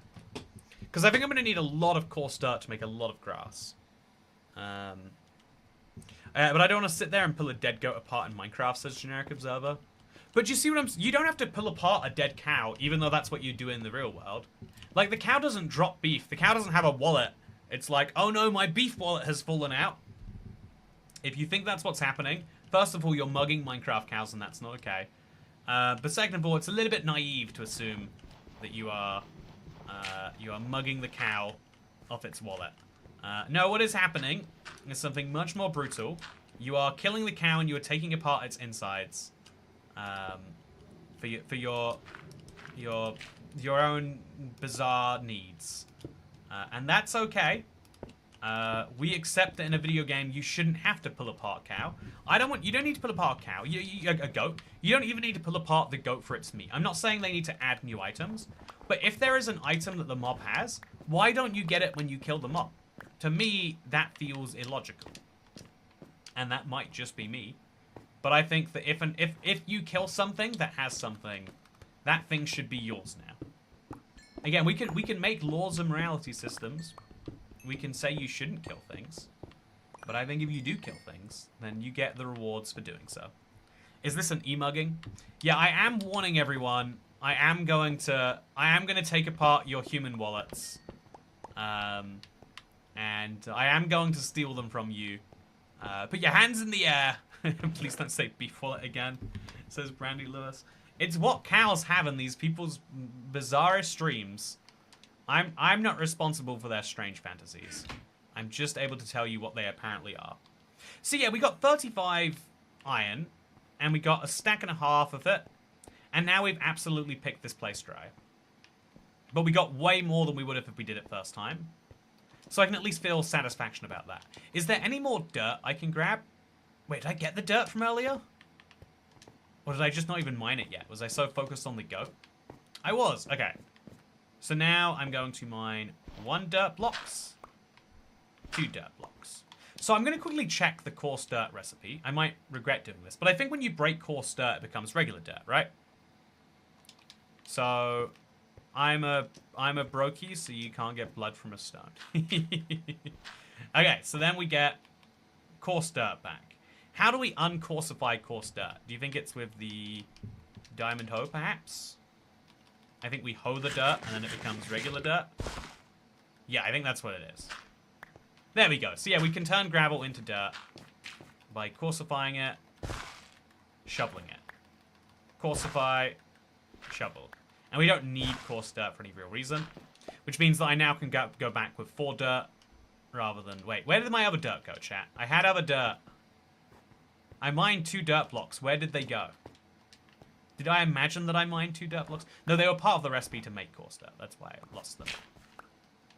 Okay, so it's snowing here now, which is great for my ambitions of snow. For my house. It's a problem for everything else. Okay, so I definitely want this snow block. So cobblestone it. I mean, this dirt block. Cobblestone, cobblestone. Do the same. Oh, there's so much dirt around here, chat. So yeah, all of this gravel is going to make a delightful amount of dirt, which I'm then going to use to make a delightful amount of grass. I'm looking forward to that, chat. I'm looking forward to that quite a bit. And I've got enough cobblestone to make all of the, you know, pistons I could want. I've got enough to finish the floor in my basement, and I've got enough to make stone tools if I feel like it. Yeah, I think this has been a successful trip. I still am probably going to have to do another trip back out, just solely for snow. I'll bring a whole inventory full of shovels. I'll come back with an inventory full of snow. I think that's what I need to do, and so I'm going to hang out here with the snow going to make sure that I get that. Maybe even maximize the surface area that can be snowed on. No, I'm not going to maximize the surface area, but I am going to do just my last few mining trips through the middle here, just in case I missed anything. You never know when you're going to find a thing on the inside here. And so we'll just keep on mining through, just in case. You know, you never know what you're going to find. So why not try? And obviously we'll pick up all the cobblestone we can get. So this is safe. Now this is safe. And this is my sleep pace. You could make a concrete powder, build something colorful. Yeah, sand is tricky to get, but I could do that. This series should be semi-Y200, where you go back to the last stream save if you go below Y200. Pow, I think explaining... Also, bed is obstructed. Did you know you can't sleep on beds that are in midair anymore? What do you mean, bed obstructed? Ugh. Terrible rule. I don't agree with that at all. Yeah, I like the idea if horns aren't antlers and shed nicely. Are you saying I can't take the horn off? Is that what chat has agreed on? Ah! Man, these guys are freaky. So I'm going to try and trap my goat inside. Oh, but I slept, so the rain ended. Yeah, chat, why is this guy not dropping his goat horn neatly? Do I have to punch him? Is that... If I punch him, will he come and hit me back? Don't you feel like hitting me in the head? Just ramming right into me? No. Oh, I love that they take the most convoluted paths around. It's very fun put together AI on the go. 100% true here. Okay, so this way maybe? That way maybe? Man, the way they jump so randomly. They have such a such a scary thing. What is the XP thing in chat? Chris Smith, YouTube now has a leaderboard feature where you get XP every time you chat. The thing I think it's useful for is outside of people who are spamming, who we obviously know are abusing it. It's a great way to see like how long has someone been here for. Hey, Josh Jones, thank you for volunteering to get yourself mugged. E-mugging time. Give me your human wallets. It's not a wallet made out of human flesh. I mean, you do have a wallet made out of human flesh. You just don't have to use it in most, you know, like, non-incarceration situations. I'm going to bring all of this cobblestone, and I'm going to put the iron shovel in the chest to bring a whole extra stack of cobblestone. I think this is the logical inventory to bring back with me. And so that's what... I'll put the sticks away, too. And so that's what I'm going to do. Yeah, I think... I'm even going to mine some more cobblestone, it seems. If I have the space for it, why am I not doing it, right? So let's go up. Let's find another hole to make. This time a little bit higher than the last one. Let's see where the hole takes us, chat. Statistically, we're just going to make a whole maze of mountain stuff here. But it is still worth doing, if only for the small chance that I find a vein of iron or something I haven't seen yet. That would be cool. Okay, this is now good and done. Please, please ram into me, buddy. I don't like that they just walk around doing nothing. How do you even get them to, chat? What is the... Also, bean blocks? Oh, if I made bean blocks, I could definitely make my coal more efficient by blocking it up. Yeah, I think I will do that, ouch, then. I'm going to make coal blocks. Yeah, coal blocks are more efficient. And then that allows me now to take 2 extra stacks of coal, which then allows me to make more coal blocks, because you can always unblock coal later. Coal can be unblockified, so it's just a more efficient inventory pattern. Which means that now I can bring all of this if I want to. Which means now I have space for extra snow. Yeah, like that's perfect. Because I do want to grab all the snow. Stop moving for 10 seconds. Is that actually it? Is it like an AFK thing?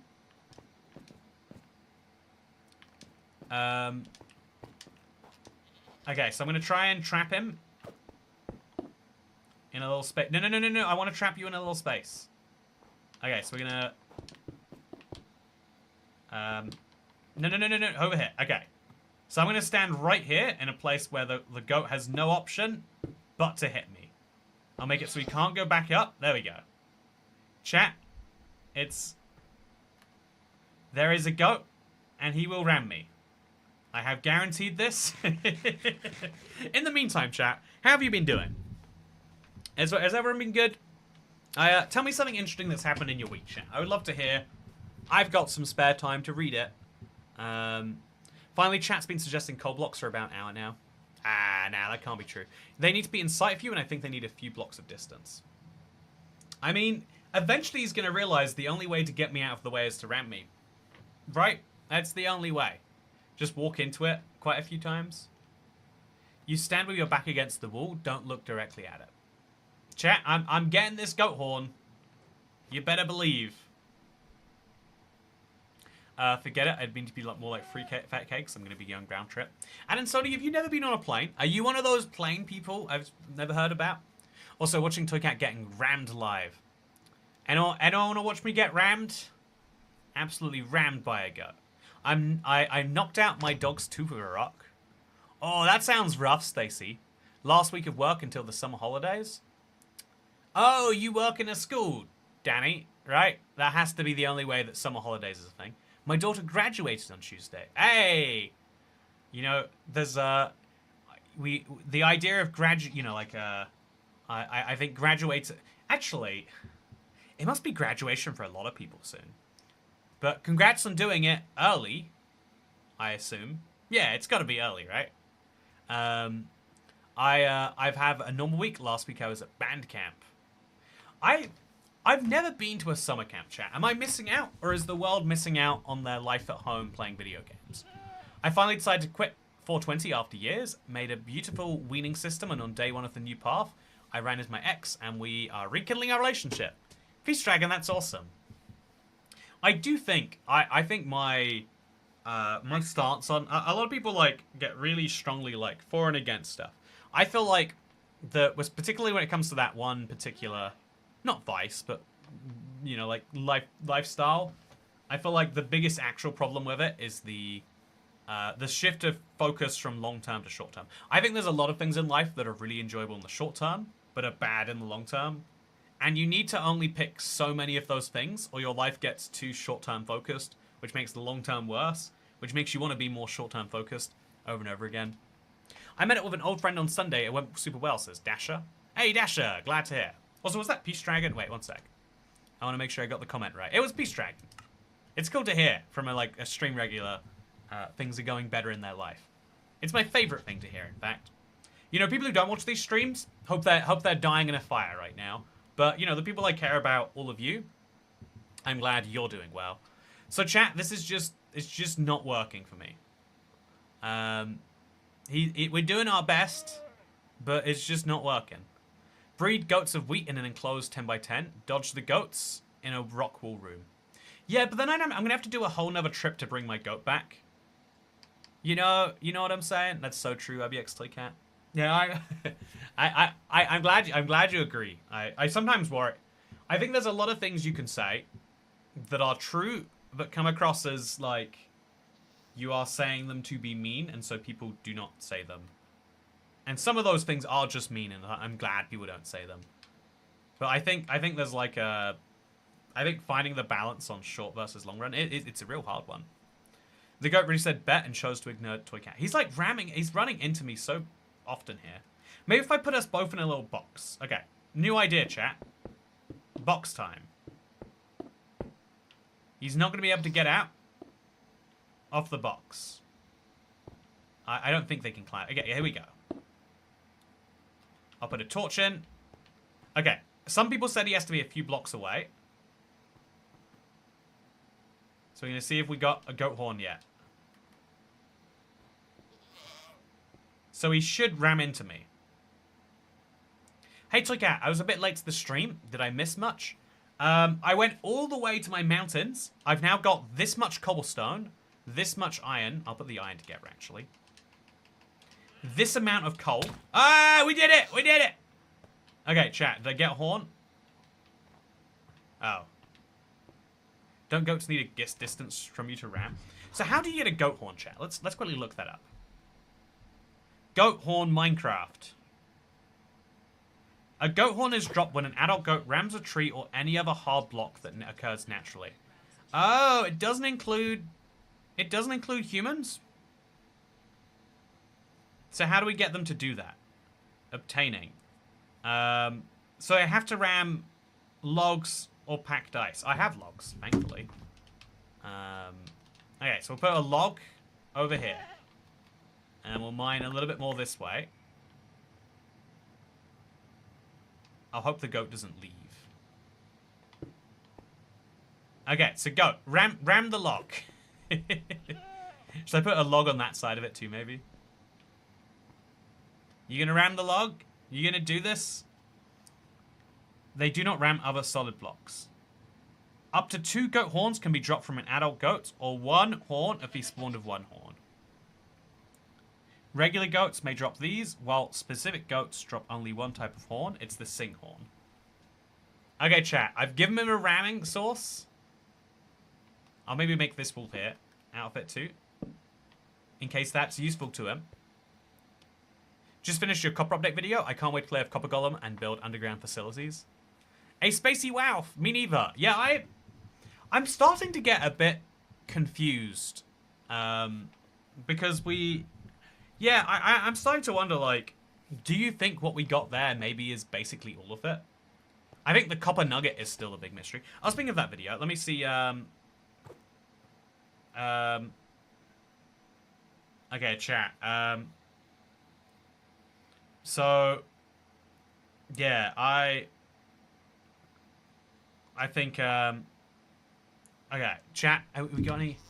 So, it only wants to ram you, you have to dislodge it. How do I... So I have to dodge him, causing him to hit it. Oh, he wants to dodge me, I have to put this in between. Man, that's a process, huh?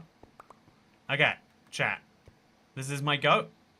If he comes at me, I'm going to put a block between me and him. So I have to stare quite intensely. And I have to place the block just in time.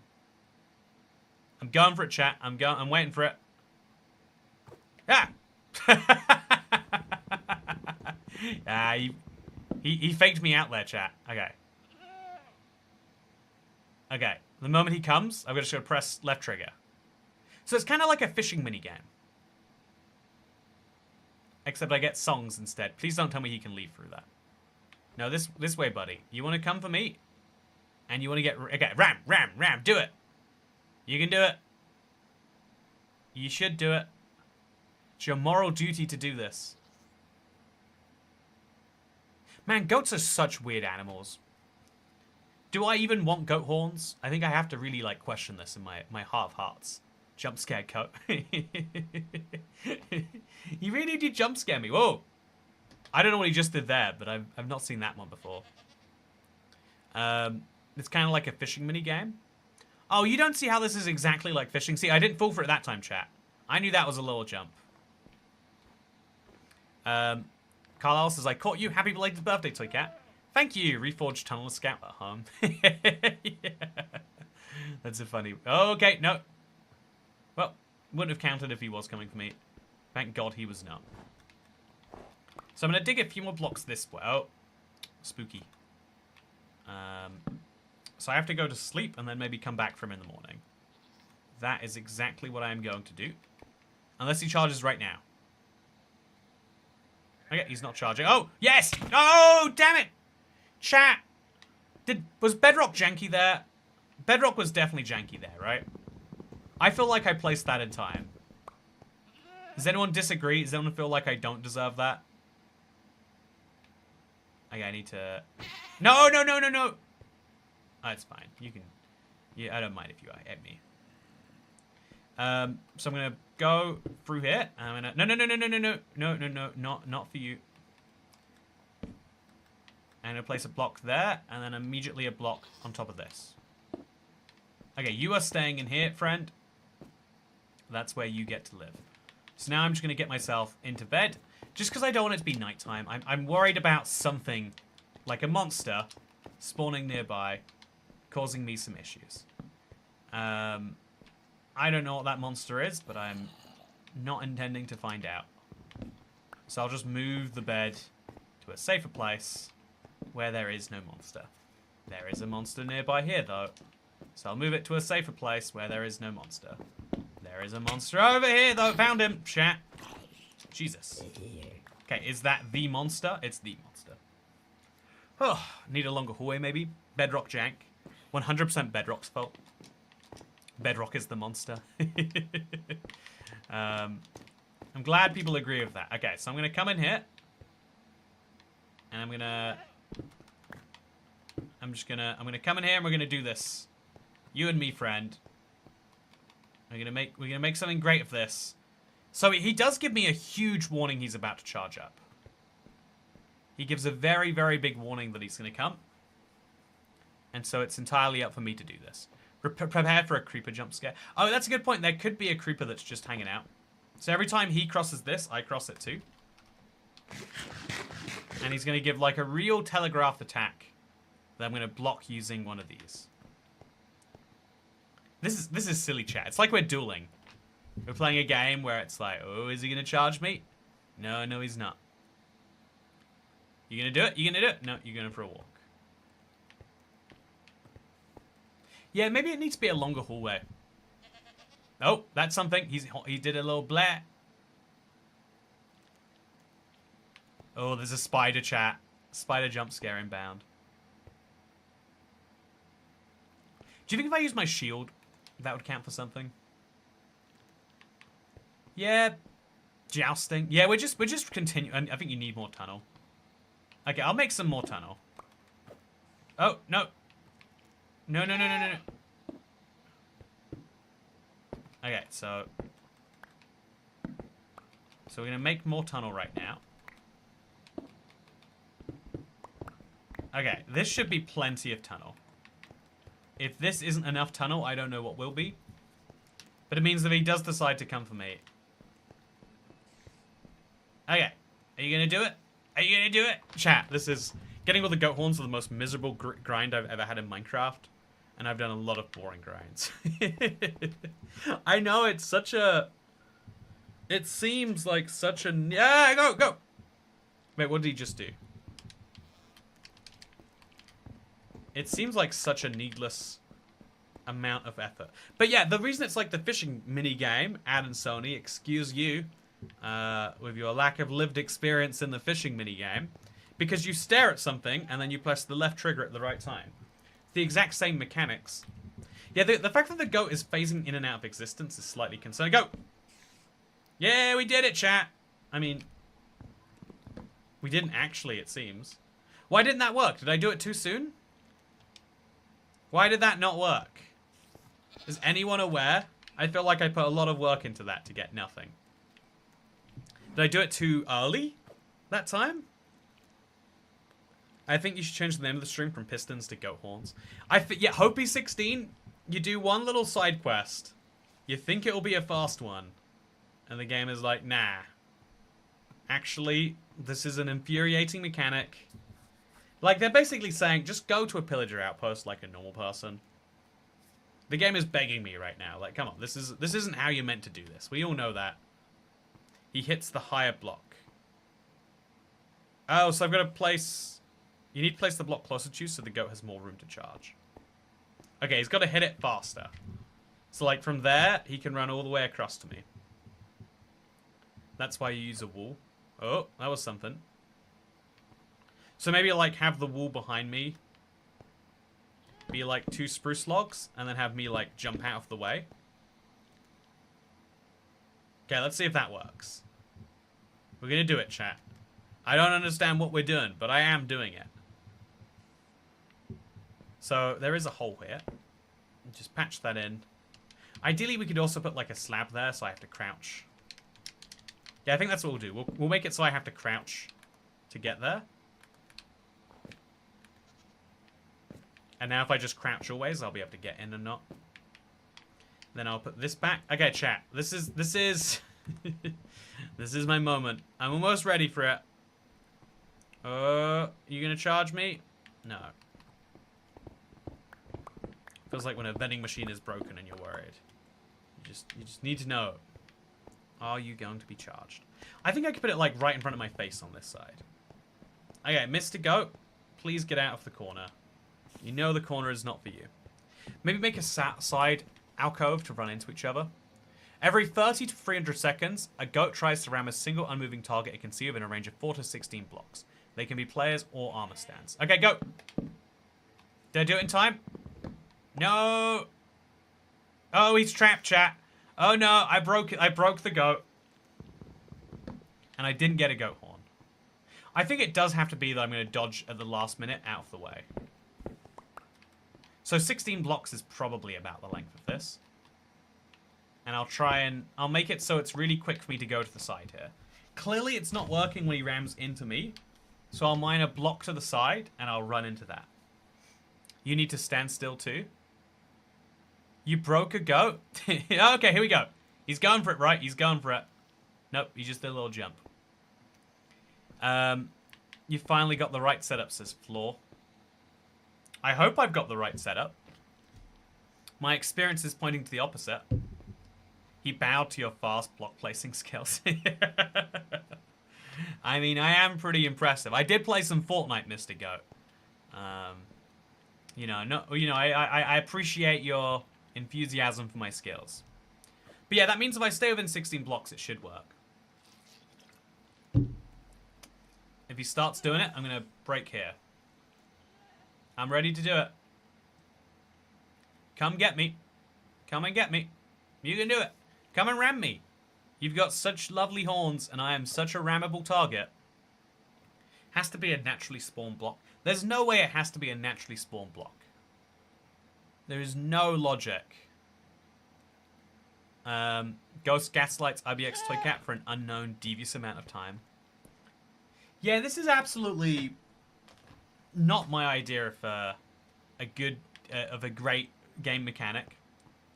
But it's fine. You know, later we can combine it with copper, right? I'm just kidding. Yeah, it's actually kind of like a... It's a shame. I feel like the goat is such a well-designed mob by vibes.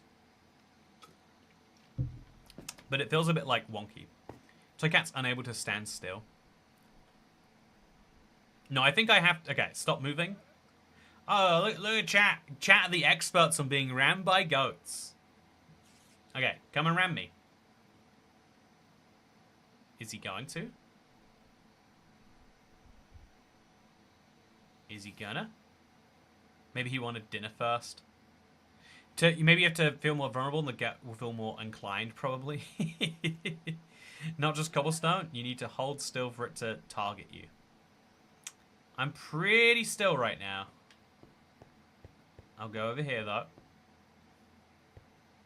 I'm sure this is one of those, like, this is one of those fun Minecraft things where, like, the best way to do it would be, yeah, just leave, just listen to a podcast, watch a YouTube video, perhaps one by your boy IBX2Cat about why voting at 16 is legal in the UK. That video got, by the way? Yeah, you can learn about the UK lowering their voting age. That is a real thing happening. You can learn about all these sorts of fun facts. Natural block equals stone, cobblestone, etc. I've done this 20 times the past year, first or second try. It's not hard. They don't like to be looked at. Okay, I'll look off to the side. I'll look like over there. I'm not looking at him. I'm looking over here. But you can tell that like, if I was to ask how do I mine a stone block, people would say you press the trigger until the stone block is mined. If I was to say where do I find iron, you'd get a few different answers, but they would all lead you to the right direction. It's a bad mechanic when people have to be like, oh yeah, I think he doesn't like being looked at, maybe. I think he has to ram a natural block, or he can't ram a natural block, or he has to ram you, but in front of a natural block. The wiki does say it has to be a hard block that naturally occurs where goats spawn. Yeah, I thought, yeah, log is one of those. This is the log. I swear Scotland hasn't changed it yet. Yeah, it hasn't been changed yet. It's a new build that is going through the process, like many things. Help step goat. I'm stuck. Says tasting confused.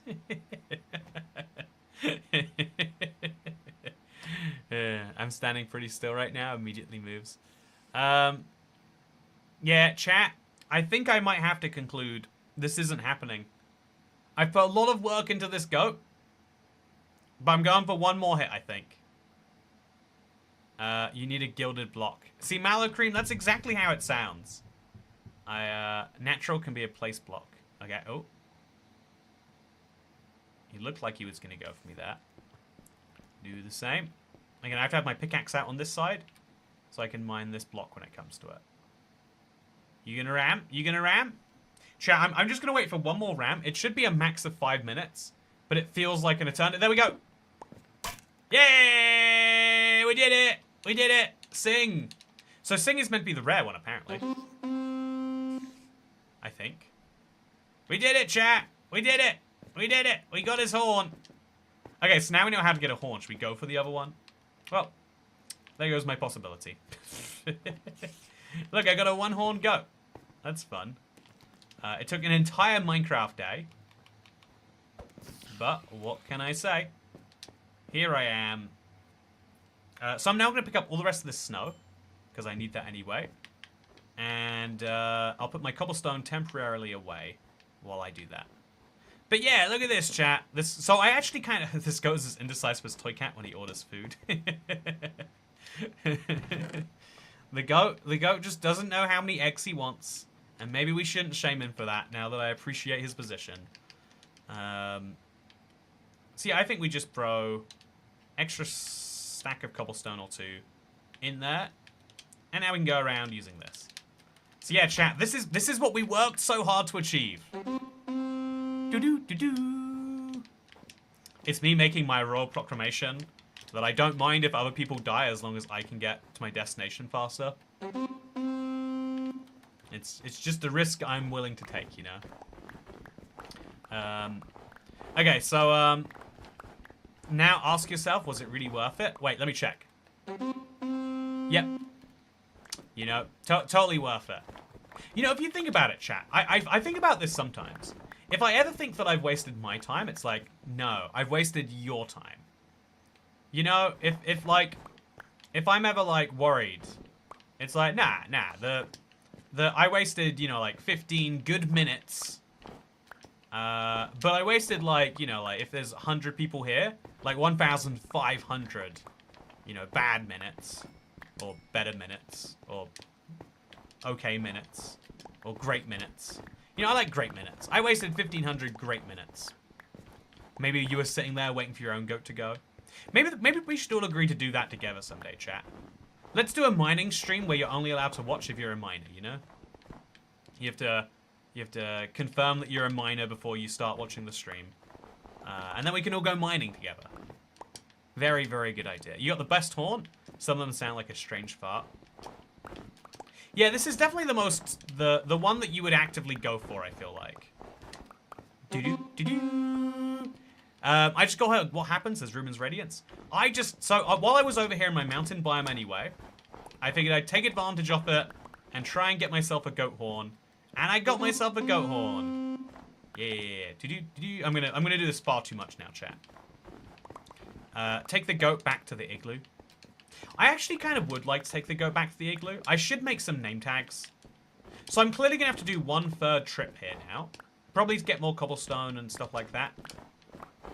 But if I'm doing another trip out here anyway, I think it would make sense to bring some name tags. Very bad stream idea, considering the files the US government struggles to release. Well, all I have to do is then make friends with the right people, and everyone will forgive that. Does being in the minor league count for anything? You know, it's weird. To this day, chat, do you want to know one of the worst things about Warhammer 40k is when you pick an army, you have to pick a minor disadvantage and a major disadvantage. And the minor disadvantages were worse. I think they were being like ironic or goofy or something. But as a result, I always have to question, like, is minor actually good? You know, and it never is. It never is good. You never want to be, you know, minorly annoying. Oh, I guess you want to be... I think you do want to be minorly annoying. You don't want to be majorly annoying. I think if you're not majorly annoying, you've pulled off a win. So I've still got 2 stacks free. And so it'd be silly not to bring home...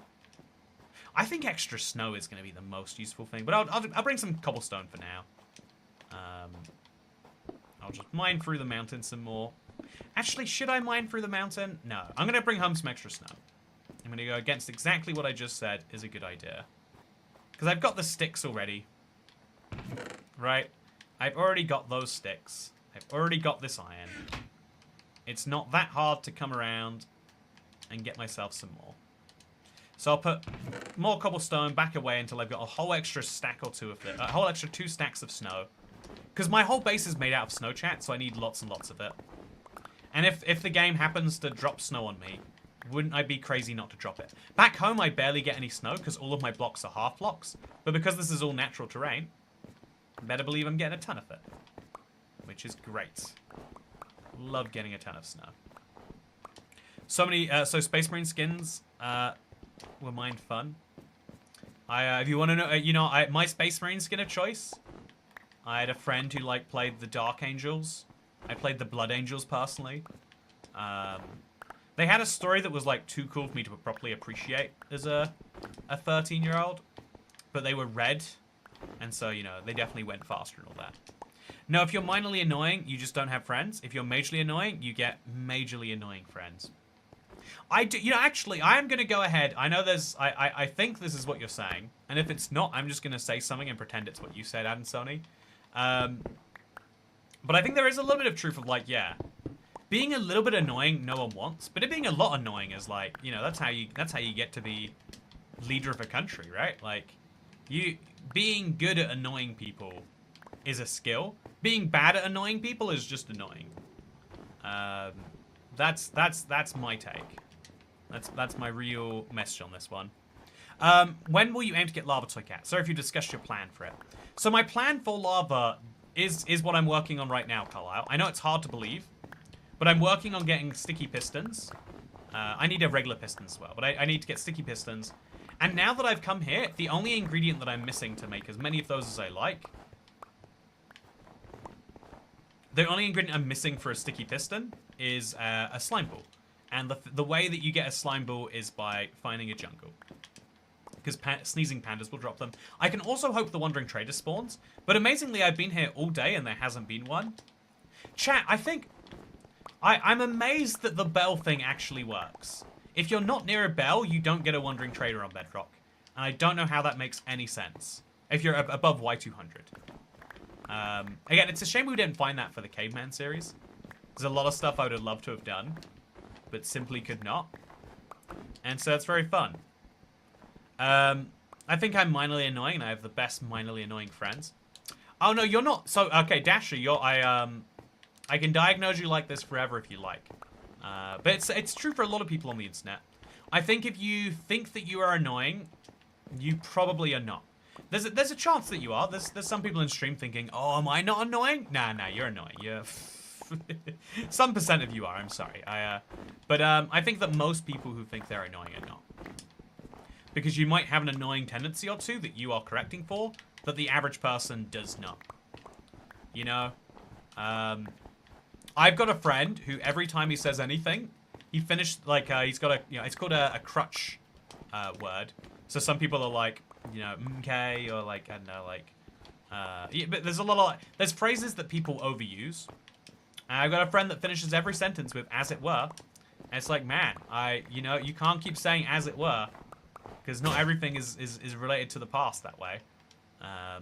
You know, as it were. You know, it's like it's a perfect sentence filler that makes a thought seem. Adds something to a thought. I think I have my own crutch words, but because I listen to myself talk so much for these things, I think I'm like way more aware of them than the average person is. You know, if you will. So yeah, I am going to put my snowballs away and then grab my cobblestone out. I think there's a funny thing that, like, also, I think when you're nervous about stuff, you're more likely to use crutch words and all that stuff. Which means there's, like, the painful but realitous situation where you're so nervous about messing up that you mess up more. But anyway, I'm going to grab just... yeah, I think this is a perfect way to do things. So let's now come back home. I'm not bringing a rabbit. I'm not bringing the goats. But I am going on an adventure. Let's do it, chat. I'm hoping I see a jungle at some point. But based on the fact that I didn't find one on the way here, it is exceedingly unlikely. As Dash's best colleague, she has this annoying habit of rolling around the floor. Very strange behavior. Oh, everyone loves to roll around the floor sometimes. Let's not act like that's not normal. Okay, so... yeah, finding a jungle... I bet my nearest jungle is quite some distance away. So we kind of get two choices, chat. What do you think is better? Obviously, I'm going to... you know, this is just an advisory ask. But do you think it's better for me to go out and find a jungle if it's 5,000 blocks away? Or do you think it's better for me to stay home, you know, work on my base, work on my emeralds, and, you know, like all the other niceties, like getting silk touch tools, etc.? Do you think it's better for me to do that first? And then hope that I get it from a Wandering Trader? Because I do think a Wandering Trader is eventually going to give it to me. The only question is, do I want to wait? And we get to decide the answer to that question. Dasher is a queen and a goat. Yeah, I can't think of anyone else to say my filler world is triangle. It's weird, but it forces the other person to react. Let me see if that's true. Triangle! No one's even reacted. People now are responding to my question, though. Man, chat delay must be really high these days. It used to be like 5 seconds. I'm just now getting responses to the, like, which of these two things should I do? Carlisle says Sneezing Panda. Brandon Hill says go exploring. Jaden Ogden says I am a trustworthy source in regards to Dash rolling on the ground. And Peace Dragon says for a fun mechanic, when you reach 200 days, you can spend 200 seconds on the ground.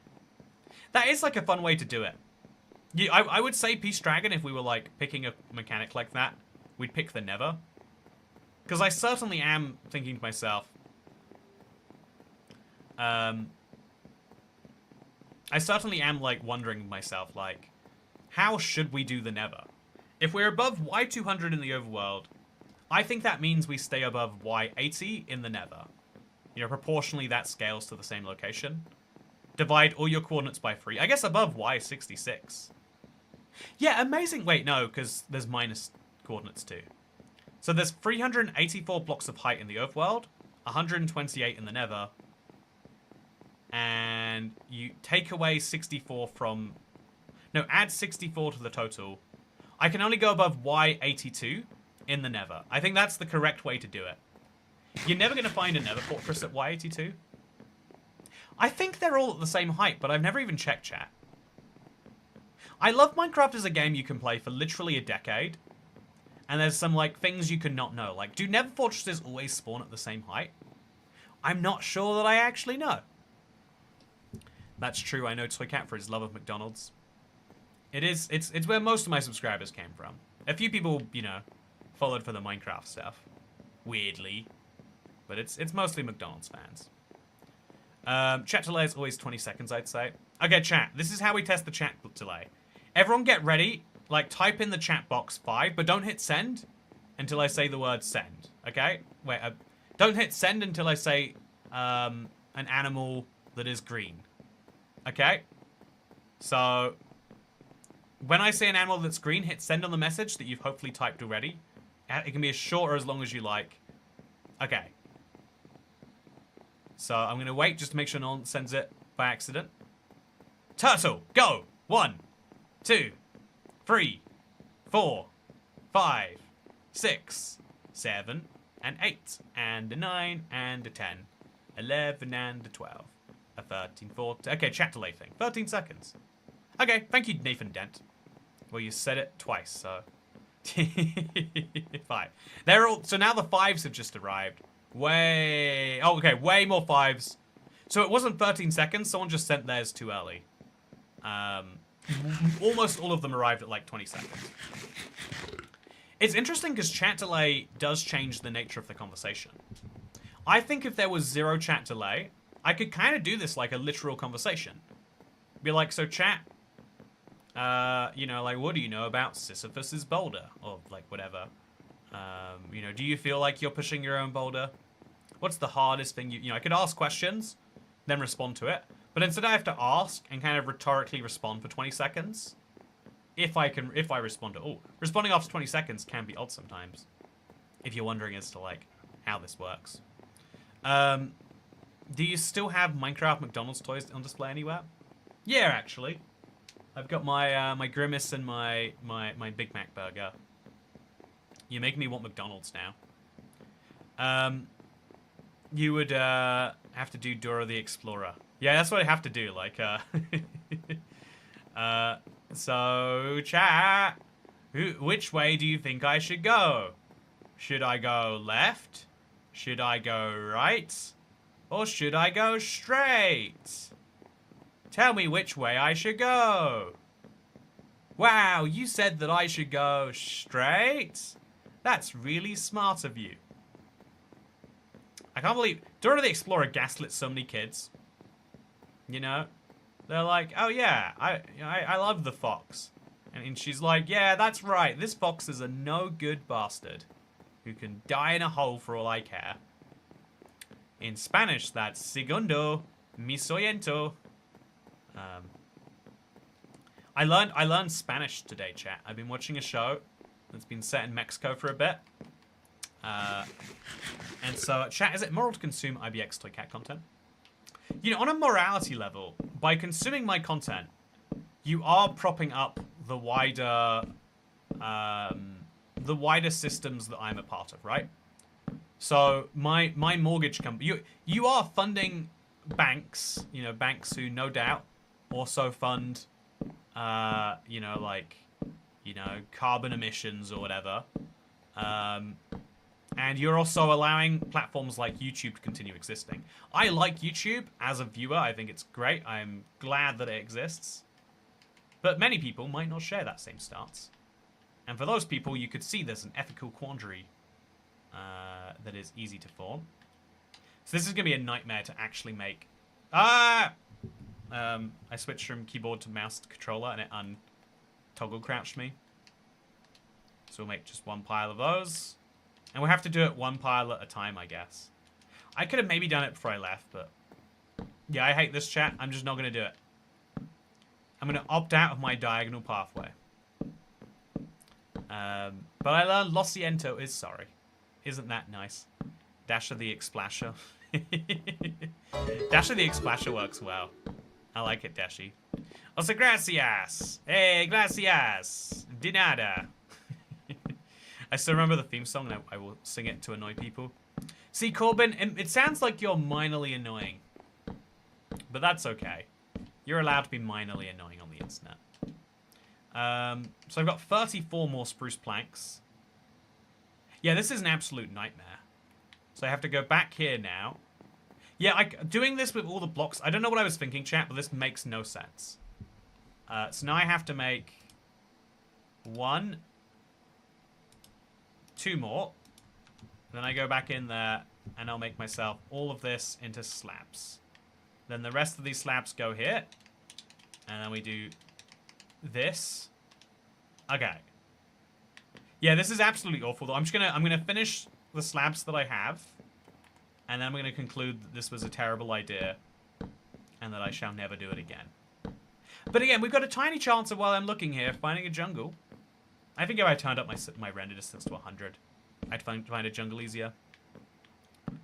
Also, I recently learned that lo siento means I'm really remorseful, not a casual I'm sorry.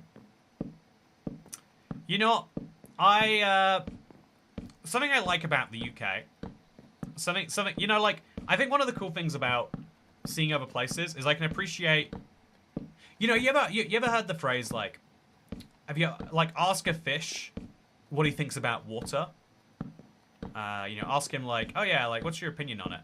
And what he'll say is, what is water? Because he's, you know, he does not know. When you are surrounded by something, you can't form opinions on the thing. You can't like or dislike. It just is. You know, what do I think about oxygen? I don't know, man. Pretty awesome, I guess. But there are things that, like, are like oxygen that you can form opinions on. You know, like, if you're lucky enough to be, you know, like, to have independent wealth or take a gap year or whatever, you can answer the question, what do you think about work? For most people, work is not a choice. It is, you educate yourself until you work, and then you work until you die or until you retire or whatever. But, like, you know, there's no choice in that. But if you're lucky enough to have a choice, you can work out what value it brings to your life. I think there's a lot of people who, once they get to, you know, like, maybe you get maybe you got lucky, you win the lottery, maybe you earned enough money for enough time, maybe you have a partner who earns enough that it doesn't make sense for you to work. But having work be a choice is it's a fun thing, right? Having work be a choice is something that allows you to consider what is it that work actually brings you. And so one of the things I feel like about that is with the UK is I like that there's, like, this kind of, like, overly apologetic culture. There's, like, kind of a bit of a culture of, like, oh yeah, I am so sorry to bother you, but, and it sucks because when I go abroad, you know, like, I want to be that nice, but most of the time they're just like, please just tell us what's wrong so we can solve it, you know, like, quickly. It doesn't work so well if they don't know enough English to understand. But it also is, like, it's an easy way to show that tone is, like, the most important thing. That, you know, like, everyone has things they need from everyone, but if you're at least asking nicely, then that's cool. Work as a choice depends if you want to gain money or not. Yeah, no, I mean, a lot of people work for no money, right? That's what's it. That is the interesting bit, is work seems like it is not a choice. Work seems like, of course, everyone just does work because you need the money. And then you learn that work can be unpaid. And you can easily explain that away by saying, well, it's for a CV. You know, if you work unpaid, it makes it easier to get a paid job later. Because they'll think, wow, this is someone working even when they don't need to. Imagine how good they do at working if they also needed to. Some Americans got angry at me for apologizing a lot when I was over there. I beg your pardon, then beg. Could you make maps and fill them at the end of your pass to see when a jungle appears on them? I think that the render distance I have right now is longer than a map. I'll quickly confirm. Okay, chat, we're gonna lag the game a little bit right now, but we're just gonna do it, okay? The game's gonna tell me I shouldn't. Okay, can you see me fine? Let's find a jungle, chat. Let's find this jungle. 83 chunks. My game's lagging a tiny bit. But once we get to that corner point... Okay, that looks like a jungle, but it's just a... Okay, any sign of a jungle, chat? no sign of a jungle. I'd be very careful not to fall off the edge while it's lagging. But I think that this will be the best place for me. Does modding count as unpaid work? Says Xavier Antonio.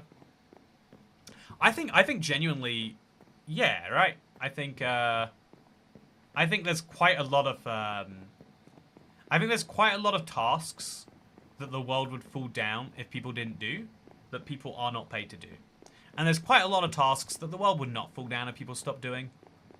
You know, like if there weren't people shorting stocks, the world wouldn't immediately collapse. You know, it's an important part of price discovery or whatever. But the world wouldn't collapse, you know, for a long time. Whereas if someone stops running the power station, society collapses a lot quicker. But yet people get paid more for the first than the second. And there are jobs that are worth a lot that we, you know, that are unpaid. Why is that work? Raising kids is unpaid work for sure. Yeah, there's a decent argument that because raising kids is unpaid work, and the world now requires 2 incomes, because we have deemed, you know, like having a job to be like a basic imperative. Yeah, there is an argument in there, a real argument, I would say, that like actually, yeah, that is why people have so few children. They can't afford to take on a second job. And honestly, it is a little bit of a real truth, right? Like, I feel good about my job when I spend most of my day on it. Do I have time for another job? No, I could not be a single dad and also do this job effectively. And if you have both parents feeling that way, you have a bit of a problem, right? Okay, so chat, I don't see any sign of a jungle. I could turn up my render distance further. I just don't think it's going to help. I think this is just the most ludicrously sized... Oh, actually, wait. Is that a jungle over there? Or is that just a regular forest? Then it's green by comparison. I think it's a regular forest. Cities aren't great, but small towns are much better, especially in the Midwest. Why are cities not great? I love cities. Cities are where I spend my life. Okay, so... Yep. Glitching for anyone else? From a physics perspective, anything that involves moving mass from one point to another is work. We will do a lot of work we don't get paid from. Generic observer. That is a very scientific view. I think kind of wrong if I'm allowed to make such a bold statement too. But because you know then eating is work, and we pay to eat because we work is based not on the work is more of a, you know, like what's the on an anthropological level, work is about getting things done that are required for our survival or the survival of our group. You know, like it's kind of crazy when you really think about it, because like 0.1% of the population are farmers, maybe even less. And ultimately, on some level, they are the only ones that are truly covering a massive survival need. You could argue that the water plant workers are also doing the same. But even then, they're just making sure you can have water in your house. If all of the water tomorrow turned off, if all of the sewage turned off, we could all just poop in the river and buy water from Tesco, right?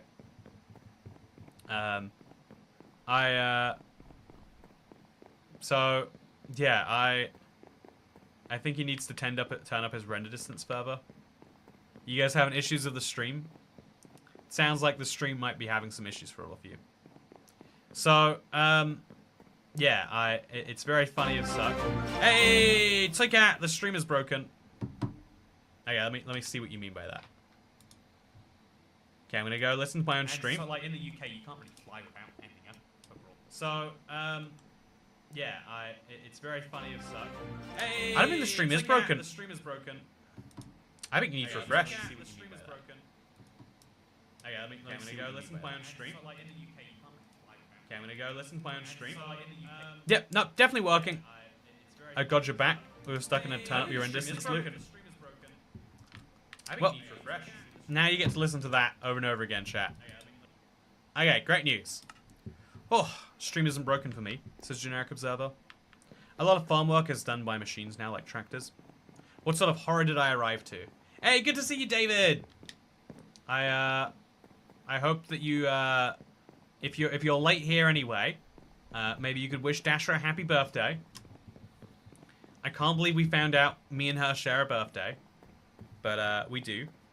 And amazingly, it's somehow also her birthday today. Starting to get suspicious. I was enjoying the epic remix. Yeah, I didn't break for a lot of people, including Chantal. Maybe, chat, you need to stop downloading dodgy internet videos. You know? I once went on my grandma's computer, and she had so many tasks, like toolbars, that like the website was like this big, and the toolbars were like this big. And so all you could see was like all the random things that she downloaded. I think about that a lot when it comes to technology. To bring this discussion full circle from where we began, chat, I think there's a lot of things where people like adopt them and it's like kind of crazy, and then after a while you're like, why have people done all of that? But I think the whole time that, like, you know, call it like young people and middle-aged people are having this fight, I think old people are just over there like, yeah, I'm just trying to get this done with the limited brain and physical capacity I have. And yeah, it's something I'm like, you know, because chat, I had a bit of a crisis about being 30, right? I'm now 4 days into being 30. Oh man, I just remembered. But I'm 4 days into being 30. It's hard, man. Yeah, I'm gonna have to consider that. So I'm like 4 days into being 30 now. And I think the one thing that makes me feel better is I think the world is optimized for me now. I think that there are a lot of things, like a lot of the concepts of like freedom and all that sort of stuff, we don't really afford to teenagers and, you know, like 24-year-olds. But as a 30-year-old, you know, like that you have more responsibilities. I said before, like, you can't be a shy 30-year-old. That's just being a weird 30-year-old. But still, it's your choice, ultimately. I think there's a lot of things where, like, the world is now optimized for me. And there's going to be this brief period where, like, you know, like, everything is optimized around my life as I've lived it so far. Like, movies will make references that are funny things, that were funny things from the 90s. We're even at the point now, chat, where, like, nostalgic music from, like, my childhood, you know, it was like, there was a whole radio station I was listening to. It was like 90s and noughties. And I was like, ah, yeah, people are getting nostalgic from the time that I was born. Which is like an old, like, scary, like, I am living forever. You know, like, but it's like scary on, like, one level. But it's also like, wow, that's nice. You know, I wonder if this will happen with Minecraft, too. Like, every now and then someone calls me a Minecraft OG. And I feel like I have to correct them. Like, Minecraft YouTube started in 2010. I got in 2012. Like, I am so many generations removed from the OGs in my mind. But I would accept. Some people say, like, oh yeah, Toykat's like second generation YouTube. And I'd accept, even though in my mind I'm like fourth or fifth generation, I'd be like, okay, relative to now, there are YouTubers who just got into the game last year. So, like, obviously, unless you count up to 50 generation, you know, obviously it's like newish. But it's kind of crazy, right? It's kind of, you ever seen that meme image of like the Minecraft figures? You're pretty established by 30, the world's your oyster. By the time you get to 35, your bones hurt.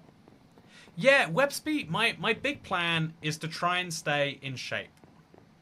Like, I think the next 10 years, I have to stay fit. Like, you sometimes see 70-year-olds that look like fit people. You know, they look like... And I bet it takes more and more work to maintain. But I think that's what I have to do. I think the difference between 55-year-olds who look miserable and 55-year-olds who don't are, did they take care of their body? Because by the time you're 55, you can't... You know, there's no amount of green juice at 55 that will make that bone pain go away. There's no amount of, like, ooh, just do an hour of yoga, get on the treadmill for 20 minutes. There's none of that anymore. It's not a choice. You have to add the healthiness just into your lifestyle somewhere. Yeah. Also, I just got hit. How are the bees and pistons allow you to get lava? So, Jeremy Beremy, if you want to find that out, you need to go to my last stream. But there's a big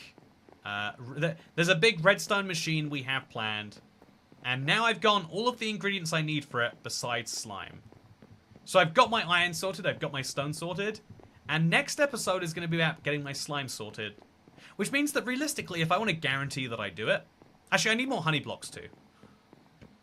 Yeah, I really need more honey blocks, chat. So I think that means next episode, we are going to be making a big old pathway somewhere. Which is why it's good I kept all of my stuff going. I'm going to have to make a lot of dirt into a lot of grass. Then I'm going to have to get silk touch for the grass. Bring the grass over to a jungle. Then use the jungle grass to get a panda. Then bring the panda back.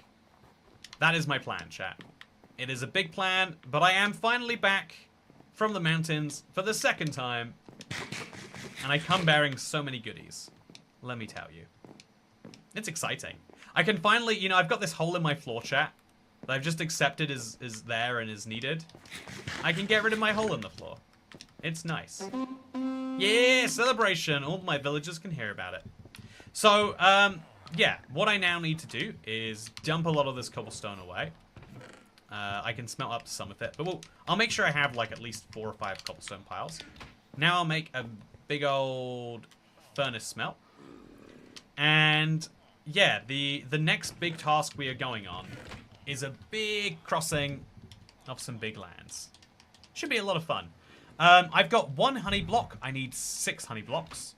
I've got no pistons yet. Actually, I can make a bunch of pistons. I'm finally back, chat. Let's make the pistons.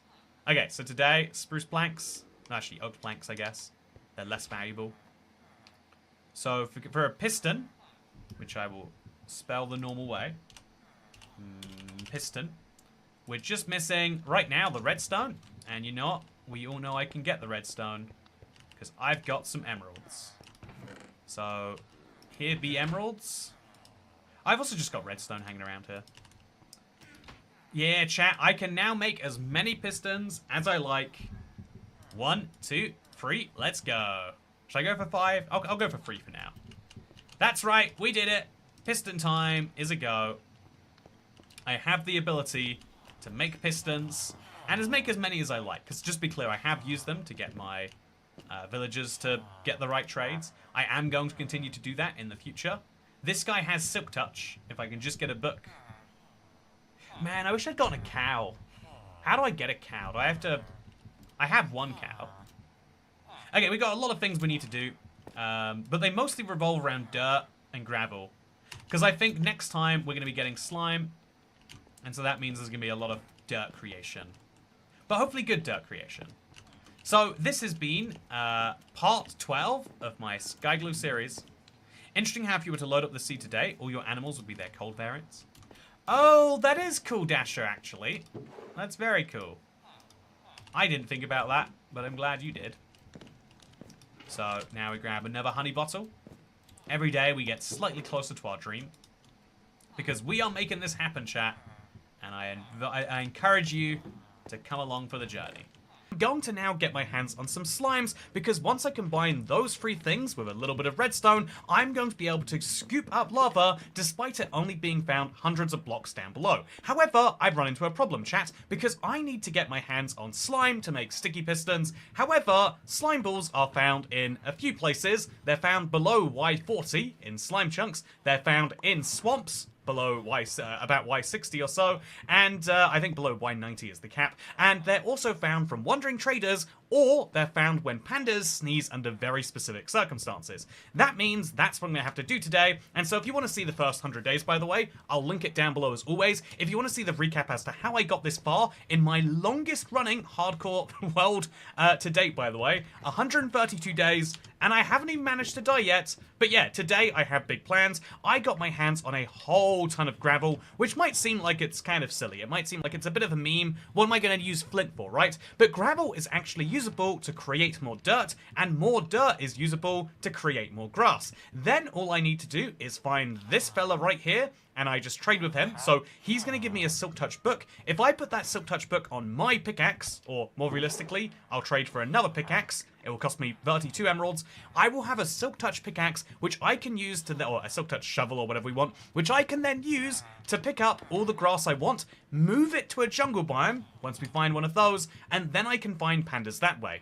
Obviously, the whole time I'm doing this, I'm going to hope that I find, you know, a wandering trader, but if I want slime balls, and I need to either hope for a 1 in, like, you know, 15 at best, but realistically more like 1 in 20, 1 in 25 chance of a wandering trader spawning, which is every 2 to 4 days, so I can wait for close to 100 days, or I can do something about it, which is what we're doing today, by making a whole ton of grass, by the way. Hello! I might be X-Cat, everyone. Hope you're doing great. This is going to be a live stream on the internet, and yeah, I'm going to have a lot of fun with this one, I think, because, yeah, we have a big task in our hands, one which I think will require a shovel, so I'm going to actually dump all of my stone that I have here away into a chest, and we're going to go back and grab a few shovels, and we're going to make a lot of dirt from thin air. That's because, fun fact, even though there's very few dirt blocks available above Y200, there's a surprising amount of gravel, which by itself isn't that usable. Like, what can I really do with a bunch of gravel? However, I think, so we'll put our snow in here now too. Put it all down here. I'm going to be able to, by the way, today I'll also be working on my house. My giant igloo is going to come a little bit closer to fruition, which is always nice. But yeah, I'm now, first of all, going to grab some shovels. I think I keep them in this chest here. Just a few shovels, not that many really. I'm going to grab some shovels, I'm going to do some stuff, and we're going to make some dirt out of nothing. So here is the secret. If you've ever wanted to create dirt from thin air, but you don't have enough of it, here's the plan. This is dirt that I do have. I think I found about 20 blocks naturally, and another like 20 by digging down and pushing the blocks up, but there's still very few dirt blocks, but all you need to do is take advantage of this recipe for coarse dirt. So I'll move the gravel up there, make some coarse dirt here, and place that coarse dirt down. Now, coarse dirt can't grow any grass on it, no matter how close it gets to grass, which is very, very sad, right?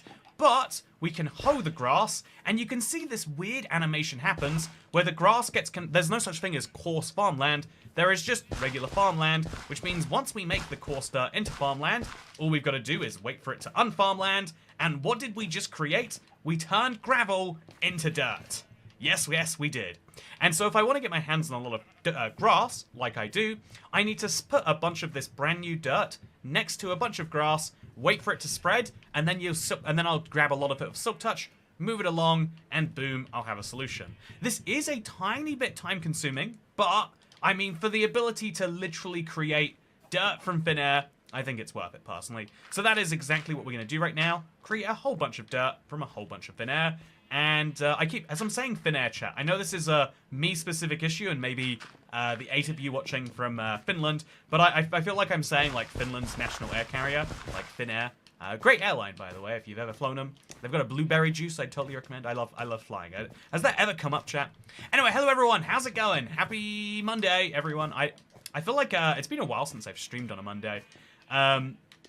It used to be like the Let's Play day, so I was like, oh, it's kind of a faux pas to have a Let's Play and then also a stream. Because a stream, you know, like, also, that's a pretty cool thing to have. I think I'm going to combine that with my current chainmail helmet, and then I'll be more protected, right?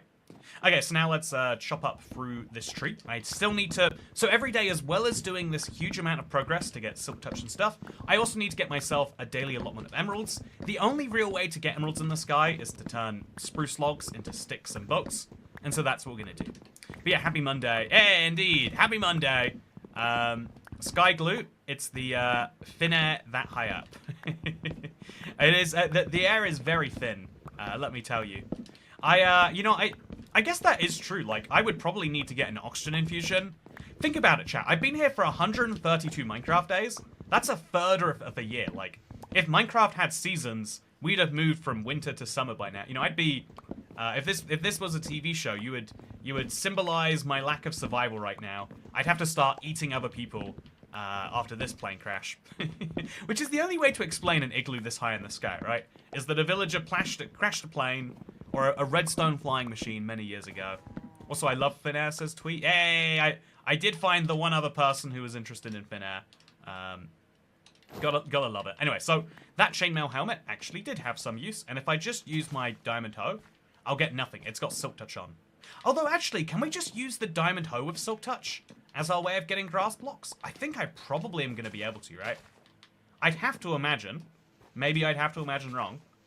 But I bet, chat, we can... Okay, so there's going to be some saplings on here somewhere, right? There we go. So put that all back on. Grab another sapling, and I can't get out of here besides over this. And then before today ends, I want to make sure I get some trades in, because that is important. So on our brand new grass, I'll put a sapling here, a sapling there. I don't intend for it to go very far. I'm just going to do it anyway. So now we could go to sleep, but again, I've got trades to make. Let's make some spruce planks. Oh, I've got a big pile of them. Then let's make, say, 10 boats. That should be a decent number. 1, 2, 3, 4, and then do it another time or two. So yeah, every day we can get a decent number of emeralds because so one of the cool things about Skygloo as a challenge is you start with 2 villagers, which means as long as you can get enough beds, which is actually the hard part, you can and as long as you can cure your guy and be sure he's not going to come back to life as a zombie, but as long as you can do that, you can actually go surprisingly fast. So now we'll do the same again. I'll quickly craft that into something, and then I'll get 5 more boats.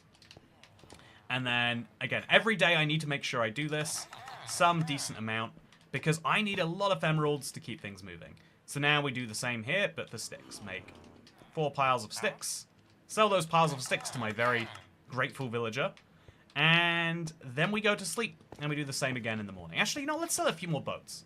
I've got the space for boats. Let's make some boats. Who's going to stop me? So now we make boat 1, 2, 3, 4, 5, 6. I'll sell the first, like, 4 boats right now. I don't want to get to his trade limit. And then we go to sleep, and we'll do the rest in the morning. By the way, hello, everyone. For some reason, I can't see the unlisted live streams playlist on my phone. I'm not sure why. There's a chance that it being unlisted is contributing to that. So anyway, chat, I need to get my hands on more bees, because I currently have 2 beehives, and it's kind of functioning. But that means so I need more honey, I guess I should say. And so I've only got 1 beehive that I can actually milk or farm, which means I'm going to use some of my oak today, or some of my spruce today, to make sure that I can do that other stuff. So let's make some spruce trapdoors, I guess. I need 4 of those, why not? Then let's go ahead and grab our campfires, which must be in here. And then we'll use one of those campfires to keep my honey nice and obtainable. Right after, we sell some boats. Again, every day, chat. Every day we do it. Also, 133 days. I've been here longer than a week, but I can't say when. What's been here longer than a week, but you can't say when? I want to know now. So I'm going to grab the rest of these honey bottles, and then we'll turn that into another block of honey, and then we'll use our stuff to get the rest of this done. So step 1, again, I always want to do this from a distance in case I somehow mess this up. That's a honey bottle. That's a honey block. Now I've got some more bottles. But this guy, so let's get the campfire out, put it down there, and then you have to put trapdoors around the campfire or the bees die. I think it's one of the weirdest Minecraft decisions to force you to put a block underneath a campfire that the game knows will kill the bees inside. But maybe that's part of the fun, is they want you to make the design. I certainly have some amount of fun. And so we're just going to put a block right there. I'm so scared of being knocked off the edge here, chat. Like, I can't stress to you enough how much I have these, like, micro-second daydreams of, like, oh no, what if I really balls this up? I think my odds of dying are fairly low because of how much I've torched. But I'm continually 1 block away, you know, 1 fence that I miss away from just going straight down and either failing the challenge or worse, failing the challenge and dying at the same time. Sorry, I didn't want to pull a. I accidentally pulled a reverse Hermione on you all there. Oh, so would you prefer iron boats or never boats, chat? Toy Cat? Oh, you'd be silly if you didn't say never boats. I know a lot of Mojang people are like, the Striders are the never boats. And I think that their opinions are validated a little bit right now. You know, we've got better saddles. But it's still not, like, that true, right? Also, let's grab some more spruce logs, because I'm going to need a lot of these to be turned into sticks. Let's just turn 2.5 stacks into sticks. That's a lot of sticks, by the way. Hopefully your boy's grateful. There we go. And then let's also turn a lot of these into boats. Because boats seem to be the most profitable way to do this. If we don't mind the fact that they don't stack, and, you know, I guess why should we? If we just don't mind that simple fact, everything works very, very nicely here. Yeah, look at that. So many boats. means so many emeralds, means we can now start working on our other dreams. So chat, alongside getting Silk Touch, I guess on a pickaxe I wouldn't need, I guess a shovel is what I would go for. I can also work towards my other big dreams, such as I need a second belt for when I go to the jungle. I can work on my other dreams, such as my toolsmith, my weaponsmith over here. He will one day give me an enchanted diamond sword. I just have to sell him a lot of iron, or buy a lot of iron axes first. I guess I'll buy the iron axes, right? I think that's the... Like, I'm not selling him my coal. My coal is a finite resource. I'm not going to give him my iron. My iron is a finite resource until I build an iron farm. And it's very, very finite. I can't buy bells from him. I can buy one bell because I need it. I'll buy one bell because I need it. And then after that, I've just got to buy so many axes so that he can one day offer me a trade of flint into emeralds, which I then don't really want either. Meanwhile, we've also got this guy who will... I don't know. I don't know what his value is. I guess he sells me books that I can use later. And then we've got this guy who is just here to be a bread salesman, but I don't need that anymore. We've got Shearsman, who I guess I could sell my wool to. That might be useful later. And yeah, I'm going to get more villagers going on with this, just in the background. It's going to be great. Also, buy more bells. They attract wandering traders. Yeah, actually, I was going to wait to buy my second bell until I went on my trip. But if I buy another one now... Again, this is insane, chat. This is the equivalent of when someone you think is really science-based is like, oh yeah, I actually think that if you... you know, humans are better at working out when the sun is in retrograde or whatever. Like, you know, that when people say stuff like that and you're like, oh, you're kind of goofy too. So this is my version of that for Minecraft. There is nothing in the Wandering Trader code or the wiki page or anything that anyone has found out to suggest that bells should lead to Wandering Traders. But I didn't have a single Wandering Trader for the first 98 days. I placed a bell down on day 98. And on day 99, I got a Wandering Trader. And I've had like 5 or 6 since then. So we know that for some reason, bell equals Wandering Trader. How could that possibly be true? I don't know. I wish I could tell you. By the way, if you are enjoying this stream, and you've watched 133 days, presumably, smash that bell. Also, hey Togat, stoked to be back in Skygloo. I am too. This is my longest series. I know, like, that's like a personal accomplishment sort of thing, but I still think it's crazy, like, everyone in chat, you see the way I play Minecraft. We're all aware of this, right? You see the way that it doesn't really change that much when it's hardcore. The fact that I have survived in spite of that is something, you know, that should be given some credit. So, yeah, I'm going to now build this wall up here. I don't think there's a reason for this not to be tall, and I think it will just make the floor slightly less scary if we do it. Like, I guess it will make the floor more scary. I might walk towards it without realizing there's a danger. But I certainly just want to have this be slightly higher. And so let's build some nice blocks behind our stuff. And there we go. Look at that. So I think I'm going to need a lot of snow blocks. And so, chat, here are the things I need in my my world. I listed them in the description if you want to read about them. But there's lots of trades that would help me in a massive way. And so those are the things I'm looking for. One of those is pumpkins, because it will get me a snowy golem. And a snow golem will allow me to get infinite snow, which would be very valuable. I don't think I need to explain why. So for now, let's put our pistons in here. I've kept them in my inventory, but they don't need to be there. Let's put our spruce leaves in there. And I guess our cobblestone too, as well as our planks, if we're not going to use them. And hey, first tip of the stream. Thank you, General Delogu. How's it going? Happy belated birthday, Mr. Old Cat. Got an Xbox Series controller to play PC TS Mario Kart, and realized I can use it to play Minecraft on my laptop now. Controller for the win. Yeah, I'm a big believer in, like, you know, I'm not going to pretend that the controller is the best input method for everybody all the time, but I am going to say, unequivocally, you know, this isn't disputable, that the controller is a really comfortable input method, especially when you're playing for a long time. You know, I play hours in a row on these streams, and keyboard and mouse is fine for that, but you get way lower strain, especially on your right wrist, from using a controller. It's also, like, to me, it's a bit more of a soothing thing. My hands can be down here in their relaxed position, whereas at a desk they're like that. Again, it's a small difference, and I'm lucky that I've had, like, the most minor bouts of RSI, but basically never. I'm very lucky in that way, so it's you know, it's an other people issue more than a me issue, I guess we could say. But I'm still very grateful for it. So now I'm going to take some coarse dirt, I'm going to make some coarse dirt. And I'm going to try something a little ballsy, chat. So we have this sapling, or we have this big tree that just fell down, which has presumably lost all its saplings now. I'm going to grow some more spruce saplings on coarse dirt, and I'm going to see if that will actually convert them as well. Maybe it will, maybe it won't. I guess it wouldn't. No, it'll convert them into podzol. Oh, and if we convert it into podzol, we're ruined, right? Because podzol can't be turned back into dirt. So we're not going to do that. I've changed my mind. So what we are going to do is we're going to farmland this. And just as a pro tip, we don't even need to jump on the farmland if we just mine the blocks. And now we have more dirt. And we can use that more dirt to get more coarse dirt. And we can use that more coarse dirt to get more dirt. It's a rich gets richer cycle, which is very good if, like me, you're living above the clouds and rich. Honestly, as someone who's lived in a city for the amount of time that I have, you definitely come to realize that, like, oh yeah, there's like a lot of like high income people doing confusing jobs here, but like real wealthy people live in the countryside. It's a weird balance, right? But like, there's the level of wealth where you don't need to worry about like someone, telling you to do your job is like, those are the country people. I meet one every now and then. I'm like, oh yeah, they're living their life on their own terms over there. Also, can you break Todzol without Silk Touch to turn it back into dirt? Oh, okay. I'm good then. Thank God for that.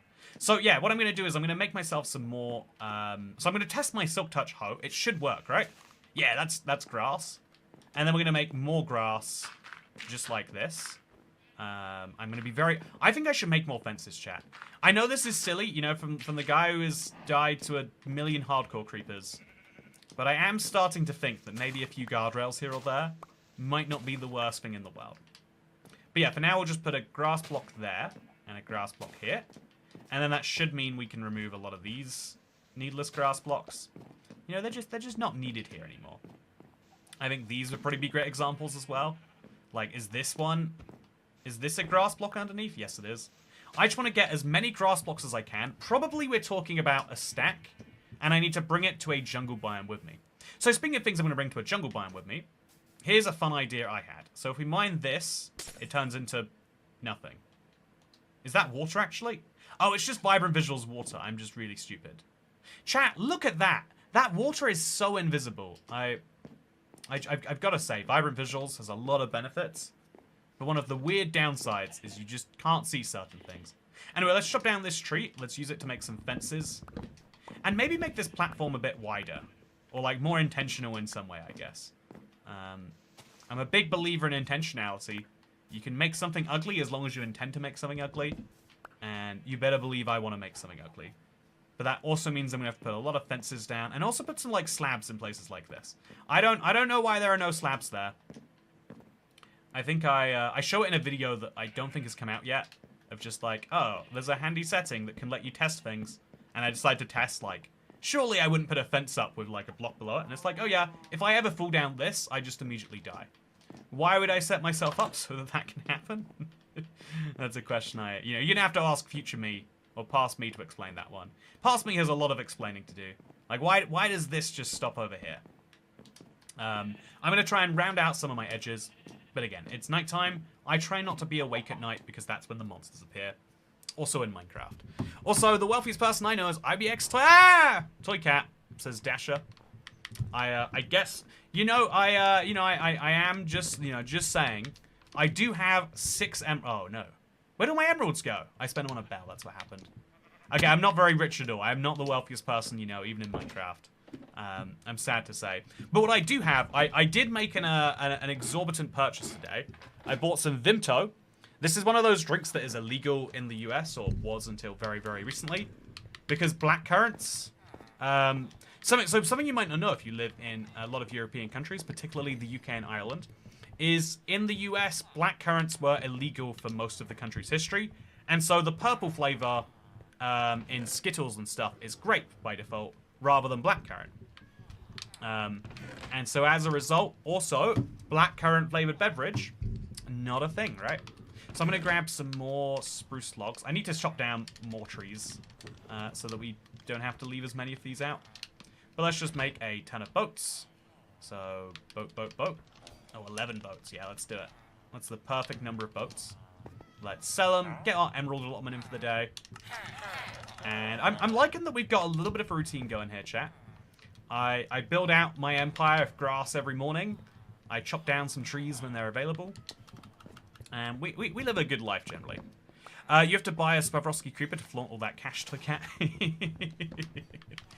If I'm the richest person Dasher knows, I certainly should have some Swarovski crystals. Yeah, I think, I've been thinking about it recently, chat. I think that actually, to be able to buy things like Swarovski crystals and not think about it, isn't to be rich. Or it's to be like, if you're really, really, really rich. But I think it's to be like a certain level of middle class, where you just say, money is a concept. I can buy anything I want, and as long as I do some weird finance arrangements at the end of the month and sell my soul to the devil, it will all work. Whereas, you know, when you're poor or rich, you realize that money is very... Planes are pressurized to 8,000 feet or 2,500 meters. Scaffold pike is 978 meters. So at Y200, you're totally fine. Oh, that's a really good point, actually. I have been up Scaffold pike. I don't know if you know that, Elwison Temp. If not, you just... For anyone who isn't familiar, it's the tallest point in the UK. You know, statistically, most British people have been. That's not true at all, but I'm just going to say it is. And you who's to say if I'm right, you know? But because as a result of it being, like, slightly... It's just the same as being on top of a mountain right now, which I do all the time in real life. Anyway, I'm going to drink my Vimto. What's your plan for the Nether? I've thought about using it as a way to get to the end, because if you place a portal at 502, 32, 47, you'll spawn straight into an end portal. So, my plan for the Nether is to limit myself to Y80. I cannot place a portal at 502, 32, minus 47. I'm going to have to really carefully consider my portal placements, because I don't think it's okay for me to come out of the Nether below Y200, which means I think only I can place Nether portals. I don't think I can let Minecraft place Nether portals. Red currants are legal and quite delicious. I don't think I've ever had a red currant. Is that just the name for cranberries? I feel like cranberries have so much... So chat, I like doing this in my drinks. I get a little lid. I make it feel like I've got it from somewhere that I paid £4 for. And then I've saved myself £4. That's how much money... Hey, the Wandering Trader spawned while I was making myself a beverage. Please tell me he's got one of the items we need. If he has slimes, chat, we just solved the... red sand. We would have solved so many problems if he would give me some limes. So, dark oak logs are totally worth paying for, because I can immediately turn these into sticks. I'm not going to do it, but literally, chat, this is what I can do. I can take 2 of these, which cost me 2 emeralds. I can take those, turn them into planks, turn those planks into sticks, and then immediately turn those 2 emeralds that I just bought into, what is this, like, 4. I can double my emeralds immediately. There's no reason not to buy these. So I'm going to buy out his supply because I can just cash them in if I don't want to. Oh, he'll buy jacket potatoes from me. I feel like I could cook up some jacket. I could buy some water bottles. I could sell him water bottles too easily because I just buy some red sand from him. So I'm going to buy all his red sand, but I'm not going to make it into water bottles. I'm considering that iron pickaxe, but I've got a diamond one, so I don't need it. So I'll buy all of this, chat. He only sells 4. And then I think I'm going to buy all of his red sand. Yeah. I might buy a single sea pickle, because you can bone meal these into more. And also a single orange tulip. I think I'm going to buy both of these things. I don't think I need to buy mushrooms. But if we do, we can get some mushroom blocks going, so I'll buy those too. Chat, I don't think anyone in the history of the world has bought as much as we have from a single Wandering Trader. Then light blue dye. We can't easily access lapis. We can access cornflowers, though. And we can access bone meal. So it's not that valuable. We're not going to get it. Yeah, that is the extent of what we're going to buy from him. I'll immediately throw these things in here. As semi-valuable items we now have, should we need them. And then I'm going to grab out some spruce saplings and move them up to the top. Because I clearly need to chop down more trees and sell more boats. Yeah, what a successful day that is. So yeah, I know this is silly to do, but I'm going to leave my logs in here. Or maybe I should just chop them up and sell them. But I'm not going to commit to that yet. What I am going to consider doing, so I don't need him anymore, which means I should kill him, or I should at least kill his llamas. Oh no, wait. But don't die. Okay, I think he's going to die. Okay, well. Chat, I swear to God, I mentioned the brief idea of killing him, and he's like, nope, I'm out of this. I'm not involved in any of this decision. You can't murder me if I kill myself first. You know, it's like a you can't fire me, I quit sort of situation. I admire his bravery.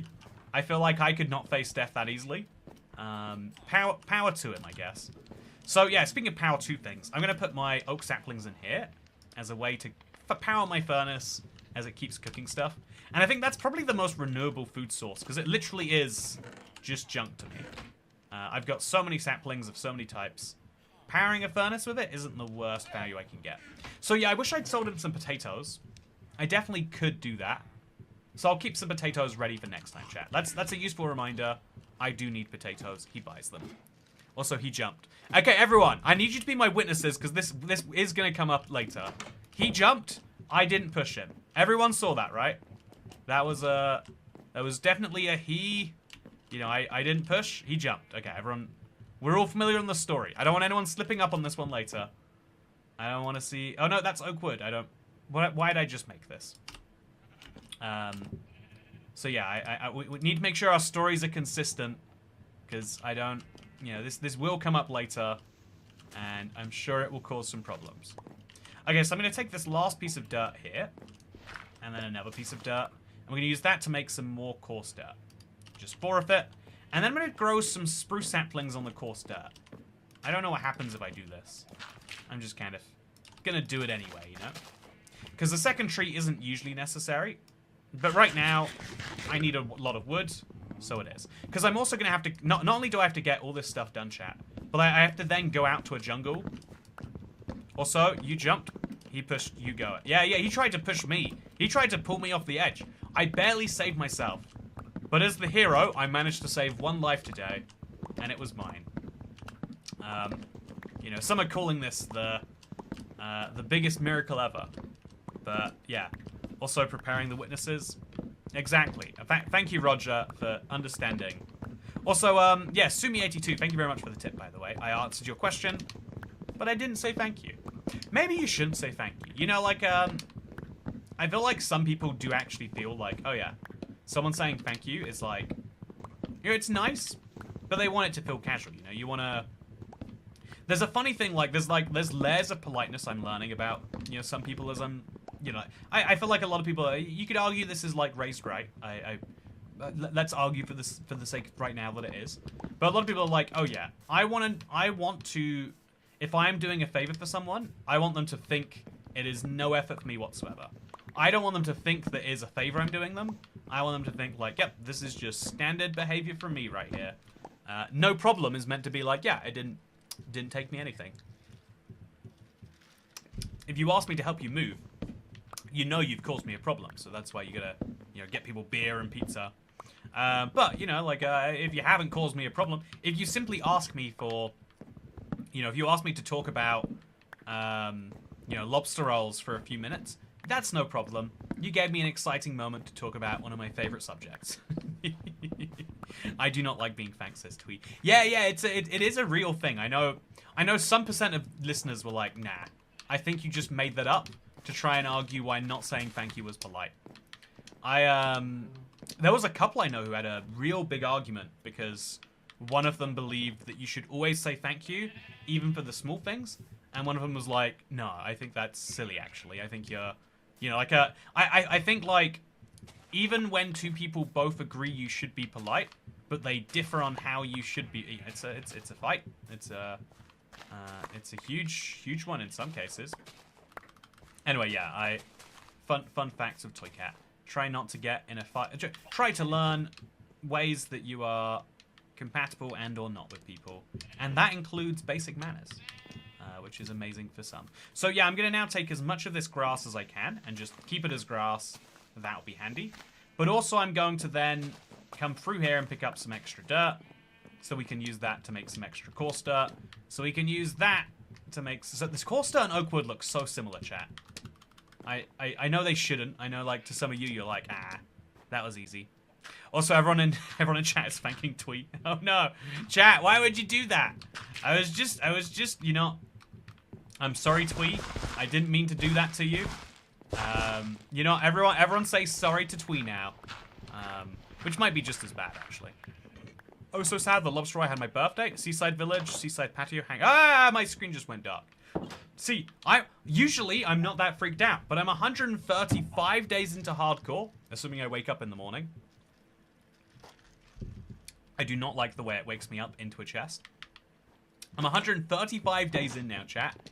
This is the longest I've ever played real, you know, like, since hardcore came to Bedrock, which is only a year ago now, but in that time, this is the longest I have survived, and it's on a world where I'm surviving and, you know, literally any single wrong placement of my feet will kill me, which is, I think there's something beautiful about that. Okay, so we're gonna go downstairs, we're gonna dump out some unnecessary items. I think I'm gonna put some carrots and some extra stuff down there. I got very few carrots for using fortune. Oh, I didn't use carrots. I mean, fortune, that's why. So we get a ton of seeds.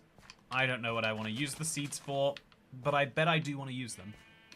And yeah, now we wait for those crops to grow back, and in the meantime, we go working on some stuff. So yeah, I think general condolences, respect Twee. I left a business today and said thank you to the salesperson 4 times and internally cringed about it for an hour. Now I'm reminded of it. Oh, I feel like you can never say thank you too much. I think, I feel like, you know, like, it's always better to, like, have your manners on max than on minimum. I think people can think of you as really ungrateful easily. And, you know, worst case, they're like, ah, that person said thank you too much, what a nerd. Also, Akuri, thank you for consistently putting out good content, Toy Cat. Also, happy 30th, man. Get you something nice of this. Okay, £1.48. That should be enough to get myself another fun beverage from the 65p establishment, also known as a, I think in this case it was a B&M. So I'll go to B&M and I'll get a fun but cheap beverage. You know, like the premium bubble teas are like £1.25. It's like post-tax, I'm not going to be swinging for that. But, you know, we get very excited about it regardless. Okay, so dirt doesn't go in here. Although, I'll put grass in here just for now, so I don't have to worry about it. I'll put my oak plank in there, and I'll put my red sand in here. Chat, I'm going to need a separate chest just for the weird, goofy stuff that I'm not expecting here. Like, the bubble coral block, why'd I pick it up? Or dripstone blocks. I think these are the blocks that are going to have to go... Yeah, glowstone as well. Let's start moving that stuff into here. There we go. And so that means I should put pistons in here later, but that'll be great. Then we'll put my wheat away and my redstone away. And there we go, chat. Okay. Let's go make some more gravel into dirt. Do I have gravel in here, like a stack at least? I think I should keep some gravel around. I think I'll keep 20 gravel. And I'm going to make this entire stack of gravel into dirt so I can make it into grass. Right after, we make some boats. I can make so many boats. 12 boats, in fact. Just 9 for now. Because every day, we need to move forwards on this emerald front. Every day we don't is a setback, the way I see it. So 2 more boats now. And then that's the max he'll be willing to sell. Any more and he'll start, you know, pushing up prices or... Actually, wait, what happens if you max out a villager that sells something for... that buys something from you? He can't refuse to buy more. So maybe we should be maxing him out and I'm doing something wrong. But yeah, if you're curious where I got my dripstone blocks, it's from here. If I get quartz blocks, they'll also be from here. Man, I wanna start using quartz blocks for something fun. But I haven't worked out what yet.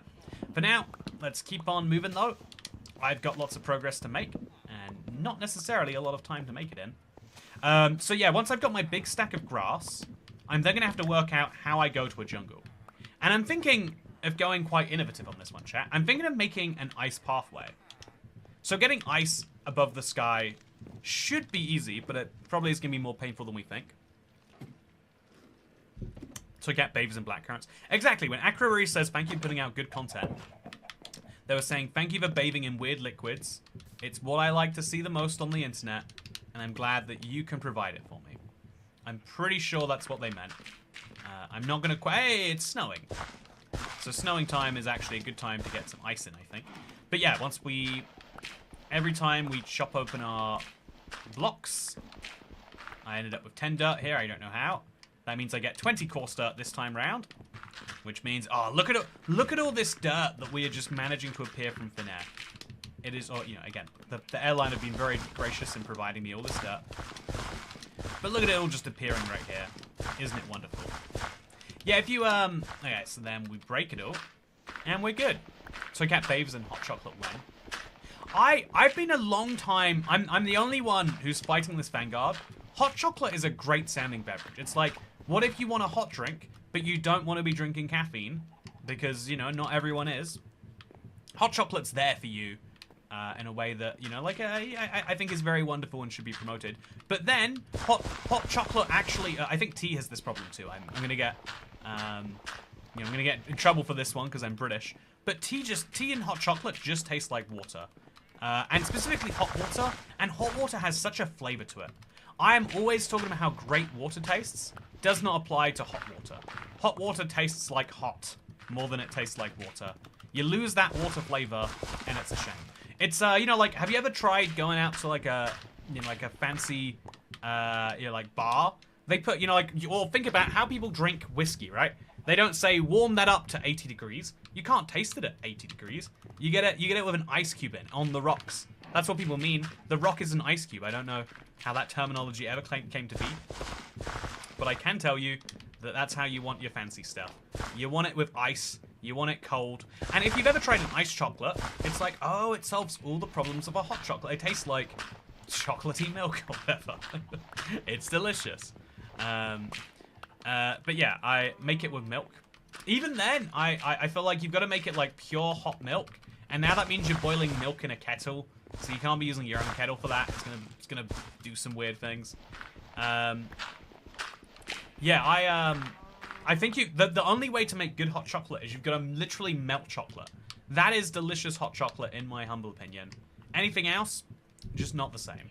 So now we're gonna make a whole extra stack and then some. So let's start with the first 4 because it's the easiest.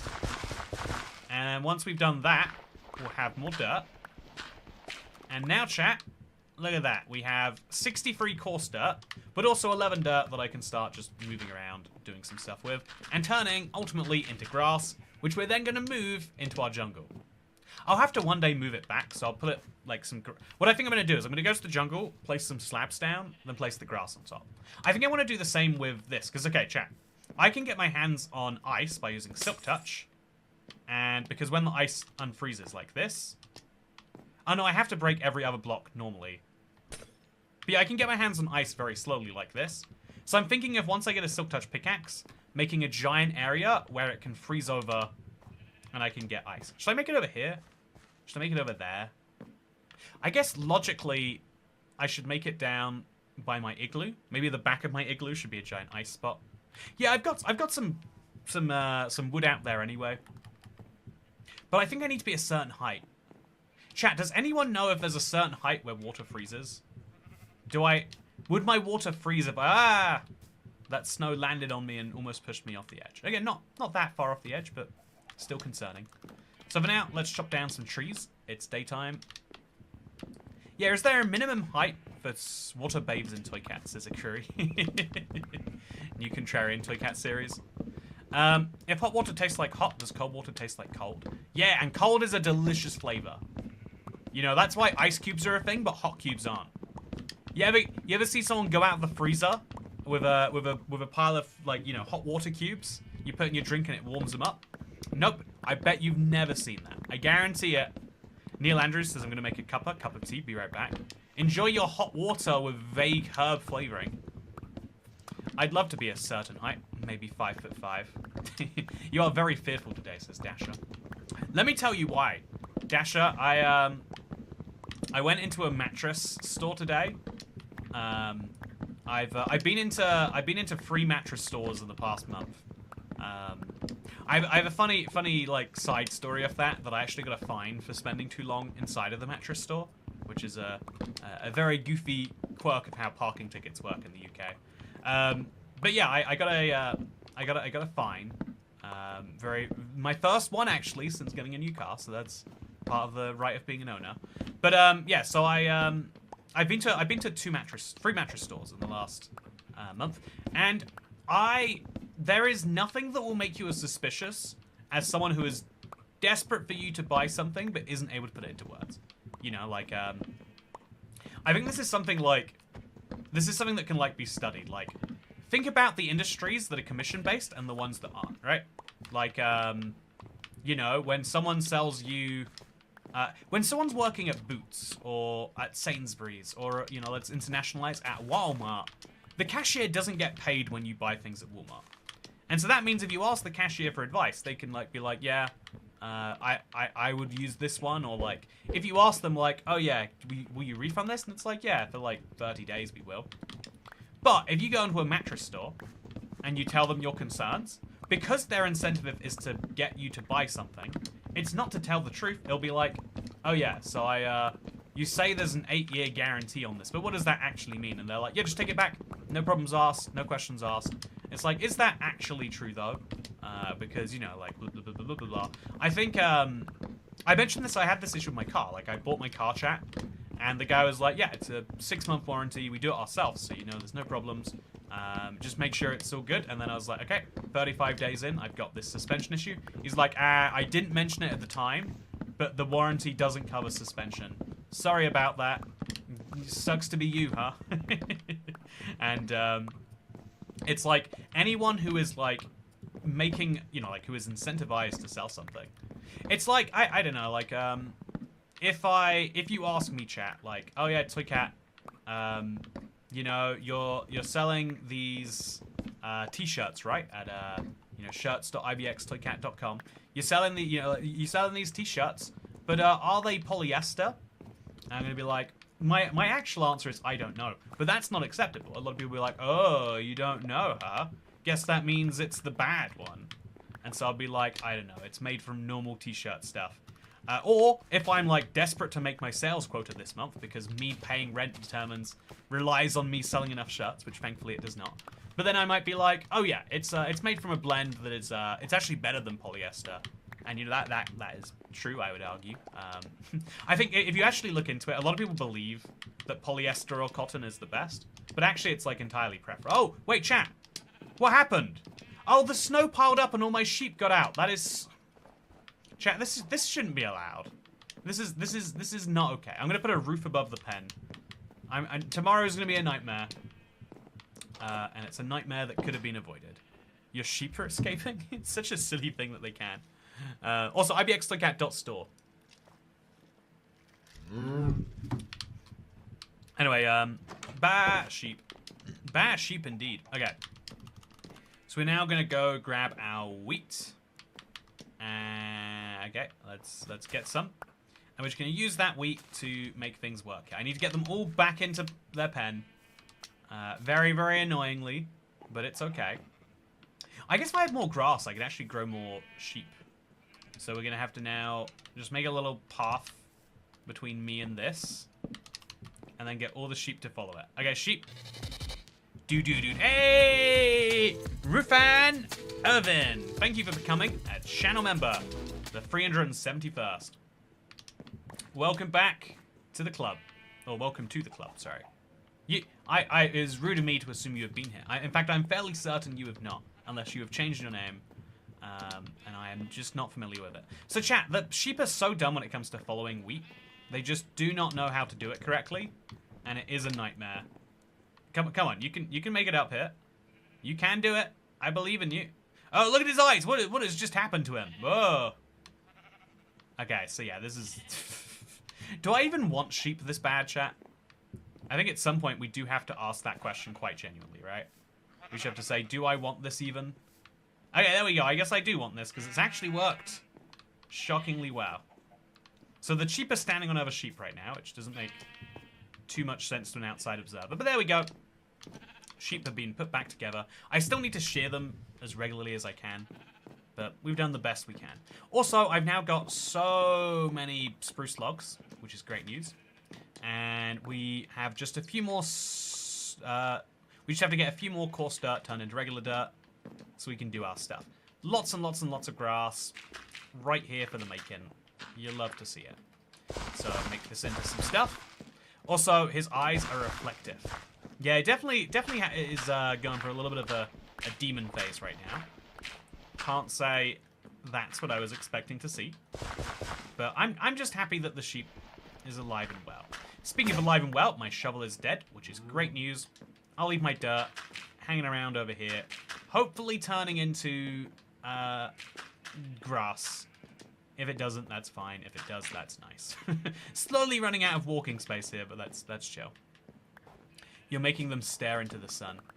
It's crazy that lighting is like that level in Minecraft right now. It has to be said. It really is though. See, I kind of don't like it when it snows, chat, because there's so much cleanup that has to be done. So I could definitely see myself putting some roof over the rest of this. Like, we'll start with the sheep pen. That is clearly the place that would benefit the most from a roof. And then we'll move on and see what else would help too. So, let's just place some spruce planks here. Oh, I can't because it's... Oh, he's standing. Okay, so let's place some... Okay, let's just stack up. And then let's just place a roof on the 6 blocks that they actually stand in. These right here. Then let's break these blocks. Do I get any of these back? Nope, I didn't get any of those back. So we'll make a couple more. And just like that, chat, we should have avoided... Although now mobs can spawn on this, so now we got to put a torch up here to prevent that from happening. That should prevent that same problem from happening again. Ah, very scary. I do not like that feeling, chat, of falling down and not knowing when you're going to hit the ground. But it's day 136, which is great news. I am going to break another one of these ice blocks, because I've got one in my inventory anyway. Might as well get another. Why are these ones freezing all the time, but these ones aren't? There's got to be something in that. So yeah, I think, have you had any fun food recently, says Dasher. Thank you for asking, Dasher. That's one where when I answer and you say thank you, which would be rude of you in some circles, but when you say thank you in response to that, I could say no problem. I had one of my favorite foods. I went to Maastricht recently in the south of the Netherlands, and I still don't know what this... I basically got what I can only assume was the Dutch version of like a ploughman's. So it was just a plate of like semi-random looking food, which is not the like... I know I'm not selling this food massively yet, but like every bit was good. And something about Dutch culture that just doesn't permeate into the rest of the world is they call it croquettes or bitterballen, but I just love fried gunk. That's all I can describe it as, chat. There is gunk inside of something fried, and it is delicious. It is objectively wonderful. I like it a lot. I'm confused by it all the time, don't get me wrong, but I like it a lot too. So I'll put oak wood in here too, because I'm not going to need that anytime soon. I'll then put the extra shovels away, because clearly those aren't doing any job. And now we've freed up some inventory space, which means it's boat time. So 1 stack of these equals as many of these as we can make. Equals 10 more emeralds today. So yeah, I could also start selling, especially with this many. I could start reselling to the stick guy. You know, like I take 1 stack of these, and then I can turn it into a bunch of sticks. But you don't actually get that great of a return. Like, compared to the boat guy, I think this is worth doing, like, when I'm on a push for emeralds. But not as an everyday thing. Although I should always be on a push for emeralds. There's always something I'll need. Whether it's another guy selling books, whether it's a silk touch pickaxe, or whatever it may be. Any look bridge trip to the stream, or you're taking care of things back at the base? Yeah, Sean Skeeter Sullivan, I know where I'm heading. I'm heading that way, and I'm heading that way once I've got my grass blocks sorted. I'm sorting my grass blocks in a roundabout way. But yeah, I think I want to test first. I'm going to use my buckets. I think I want to test before any of that. So this isn't freezing over, right? But is it freezing over? That must be it's a height thing. So I'm going to grab 2 water buckets. I'm going to put them up high, and we're going to see what that does for me. That means I'm going to need more oak logs, which is great because I have some oak trees here. And that's what I'm just making things out of right now. I was hoping to make this big ocean area down there. But if we can't do it, we'll do it up there, next to my big tree area. We can even make it, like, match the big tree area, even. Like, on this side. Because I think that looks way more satisfying than just this big blob here. So we could have that big blob here, and then, like, a big blob over there. And outside of the island, that could be filled with, like, you know, like, ice. Or water to make ice. Yeah, that's the plan, chat. Let's see if it works. So the rest of this, it might be the torches.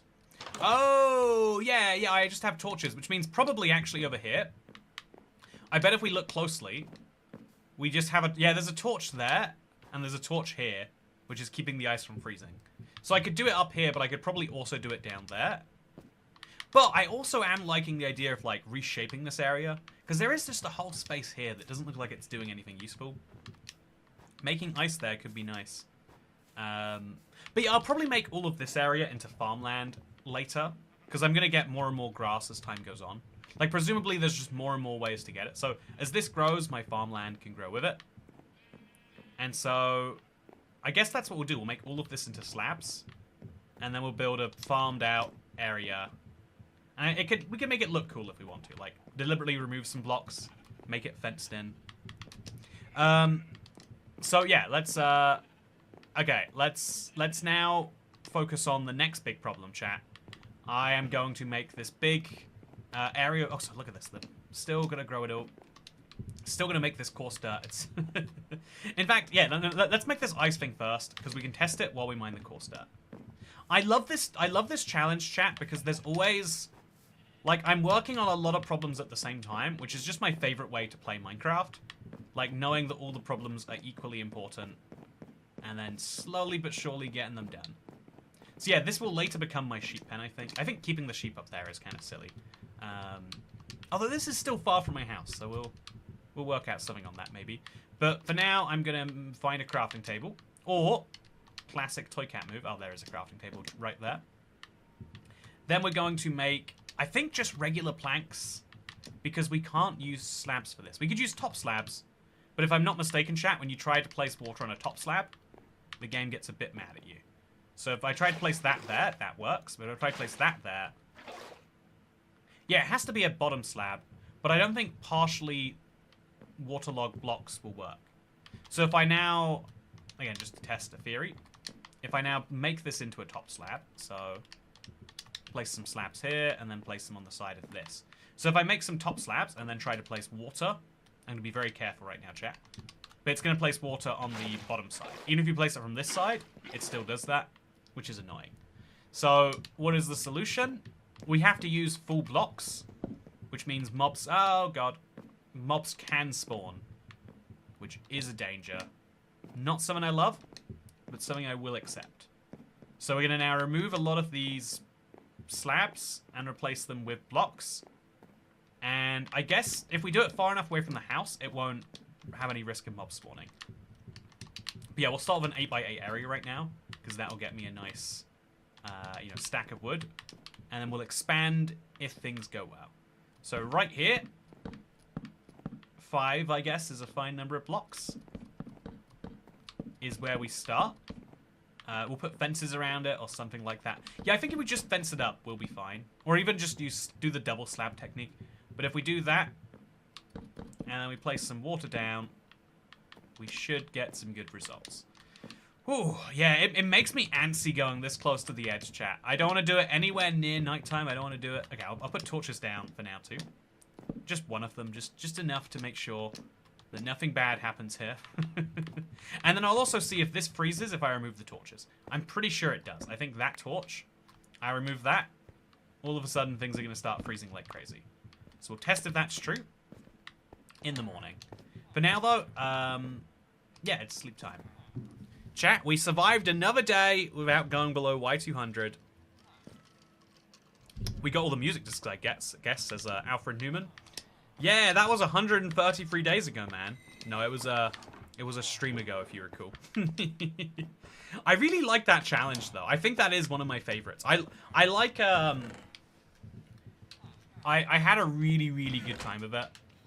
But also, I have series, right? I used to have this problem where... Because right now, I do want to just quit this and go get the discs. It was super fun, especially towards the end. I love the risk-reward part of it. But then I end up like stuck spending like weeks and weeks streaming the same challenge over and over again, expecting different results and all that. And I think that's just not good for anyone. It's especially not... Like, I think having a series where we have like explicit goals is important. And I think... this is one of my favorite series I enjoy it a lot. People enjoy it a lot. So I think it makes more sense to do this than that. Brewing all potions in hardcore when? I think that's a fun idea too, Akash Warrior. I think that's a really fun idea. I think the whole, like, use hardcore as a means to do, like, other little challenges, actually a fun one. Okay, so now we're gonna go see if our water has frozen. It has, so that is proof that we can be as low as 204 and it'll freeze, which means at the layer we're going to, it'll be fine. For now, though, let's pick up some extra ice. Is it gonna refill itself? It basically did. Okay, so that's 3 more ice. And yeah, so chat, again, my plan is to make a big ice boat. Halfway, it'll be a lot of fun. Maybe you can give that challenge another go once you've had enough time doing other stuff with a fresh brain. Yeah, I think that's always useful. I think trying the same thing over and over again, you start to make dumb mistakes. I think that's that goes without saying, right? So let's grab our honey block, and then or grab honey bottles. And chat, we need 6 honey blocks, so we do have to do this quite a bit. But I'm surprised at how fast and effectively the honey growth is going. And I'm glad that was the part of the process I did first. So now we put these back in here, plus this one. Maybe we should keep the honey bottles near the beehive, but that's a crazy idea. We'll think about that later. For now, let's put our honey block away. That's 3 out of 6. And also our blocks of coal, I guess. Just all the weird quirky blocks can go in here. And now, I think with this amount of spruce logs... Nope, I'm just going to keep on selling the minimum amount a day. Let's go make some more... No, let's make the water. Chat, see? I have so many tasks, and they're all actually pretty important to make this whole thing work. And I like that feeling. I like the feeling of, like, you know, we're sort of coasting, you know, like, if we're being honest, you know what we're doing is not at... Okay, so I'm going to break this block. Oh. If you're being honest, right, what we're doing here is fairly... basic stuff, but it all comes with that penalty of, like, you could fall down and die, and if you don't fall down and die, it's more impressive what the results are. I think if I'm really trying to dissect why it is what I like that what I'm doing here. Oh, I think sometimes, I think it is actually, you know, I was gonna say sometimes, like, you can do that too much. I would say most people underdo it more than they overdo it, though. If I had to, like, you know, be really brutally honest, I'll make spruce fences around this, by the way. I think most people massively underanalyze what it is that they enjoy about the things that they enjoy. And it doesn't seem important in the moment. Sure, I'll concede. But I think the reason it becomes really important, so I'll put fences around here too, because I can just slide through this middle, right? Yeah, and the water can't slide through the middle like me, which is great. So now we just move the fences, and it's going to keep on doing what it's doing until eventually it can't anymore. And then we stop it doing what it's doing here. I have to be so careful. The water wants to push me off right now. To remind you all. Okay. Be very, very careful. There we go, chat. I've created the weirdest string of water. Have you ever seen water do this before, chat? This is absolutely wild. I didn't know you could tell water to do it that way. Anyway, yeah, isn't it fun you can also jump in water to get onto a fence? That doesn't... I guess it's kind of like having a block there. So have you succeeded with the collecting every armor trim challenge? Last I was here, you died just before collecting the last one. So in a hardcore world, on a random seed without dying? No. Have I done it in my Let's Play world? Yeah. Oh, no, these fences don't need to go there. It's fine, I'll work around what I've already done. But I need to put a bunch more of these. So this is 4, 5. I'm going to at least go 6 blocks this way. Or 8 blocks this way, let's say. So if this is 5 fences, we want to go... This is 6, 7, 8. This is terrifying, chat. What if something spawns and murders me? I can't afford to think about that. Also, there's some trees over there. I could probably, like, cut the tops of them if I wanted to. If I found them to be... If I deemed them to be ugly, I'm sure I could do that. But let's just place a fence there.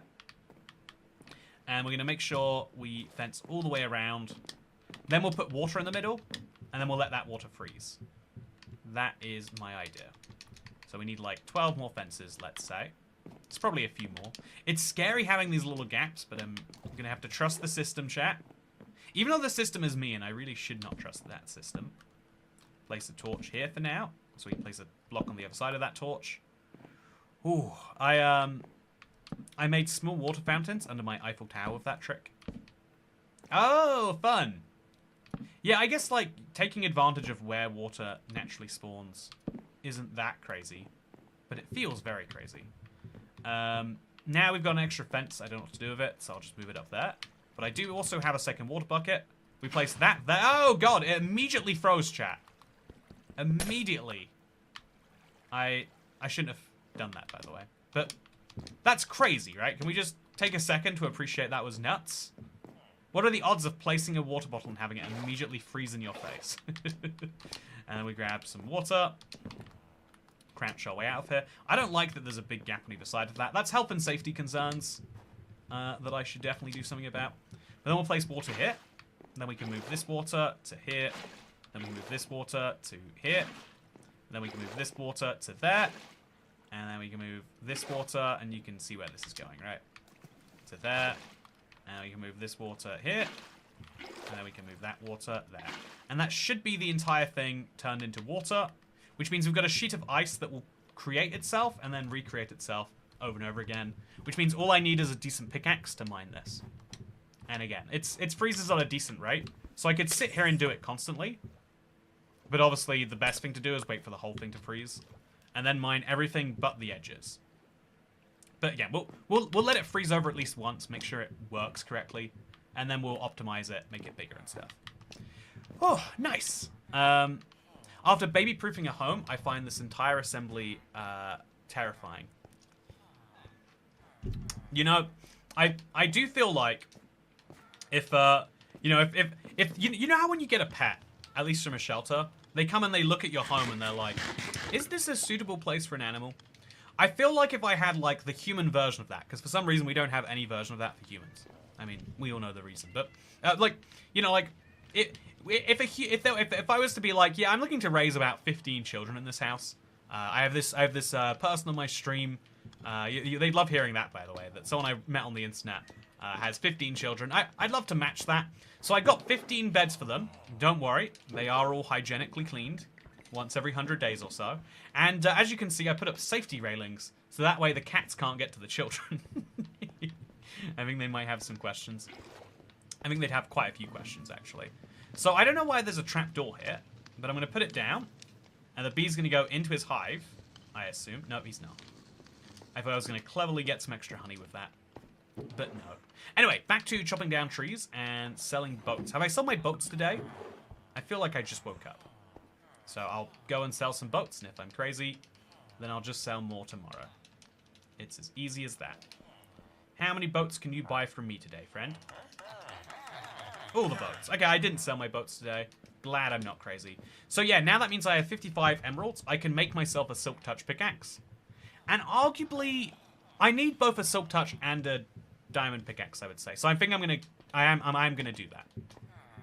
As crazy as it seems to do this, to buy a... Like, yeah, I think I have to do it, chat. I think I have to buy this pickaxe, and then I'll have a breaking efficiency on a pickaxe.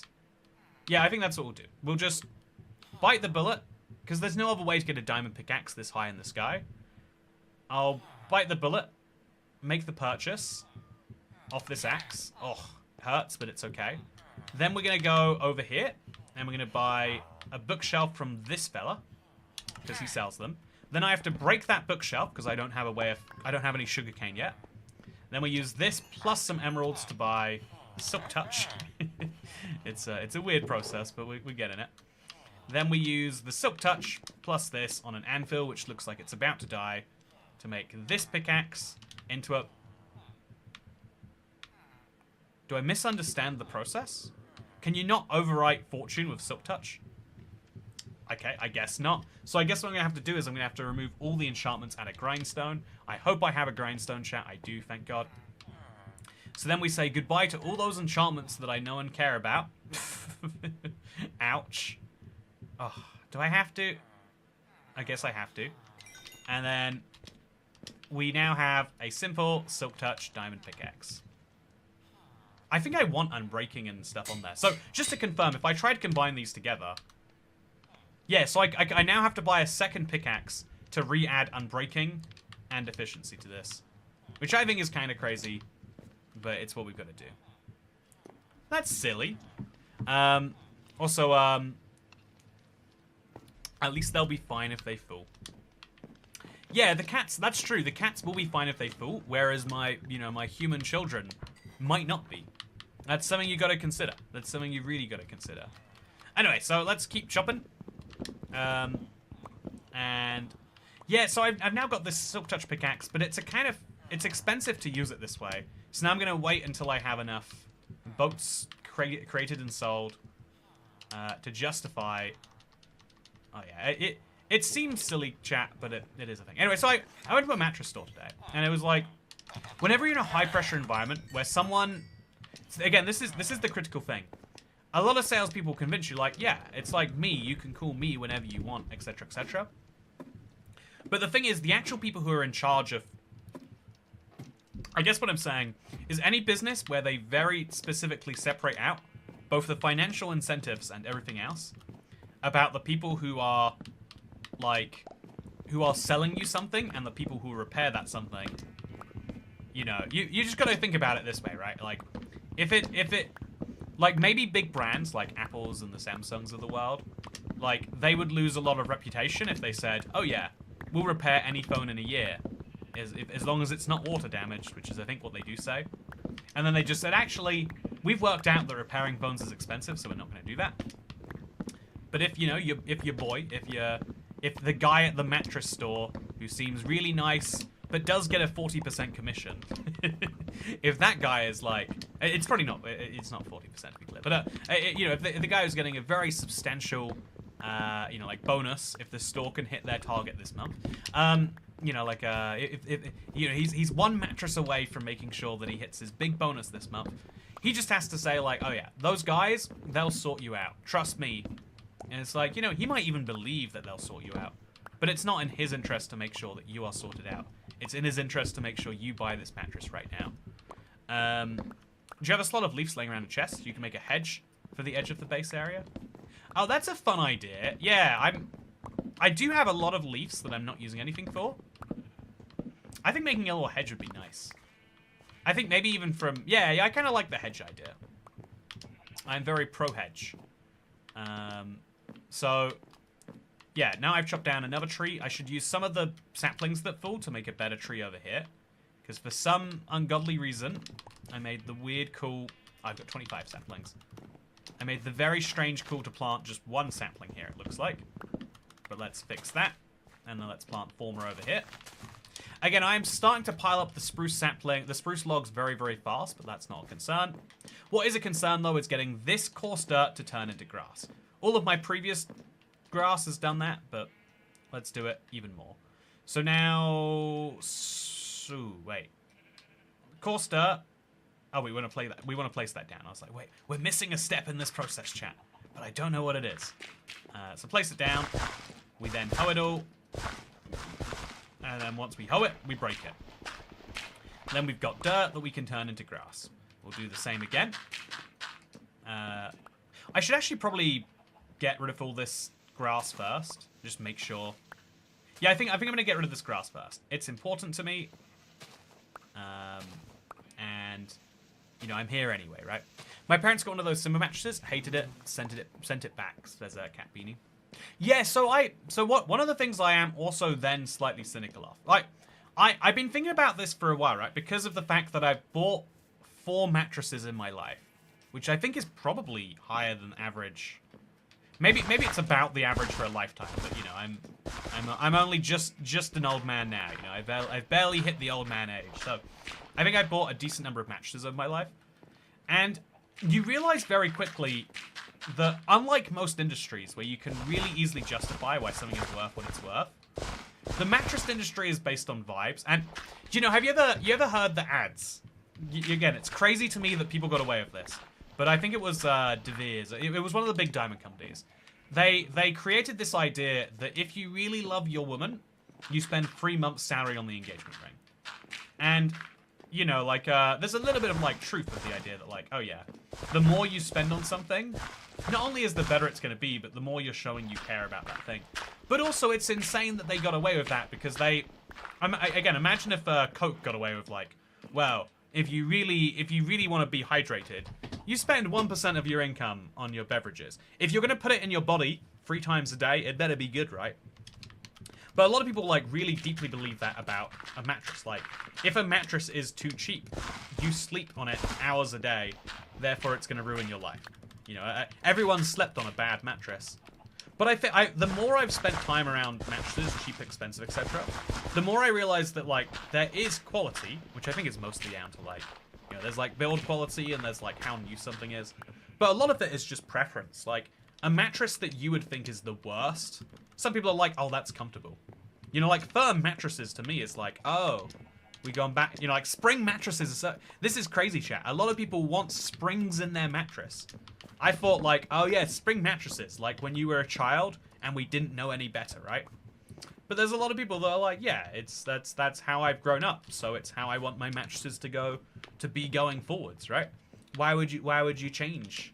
You know, I've done a lot of good sleeping in my life. Don't intend to stop now.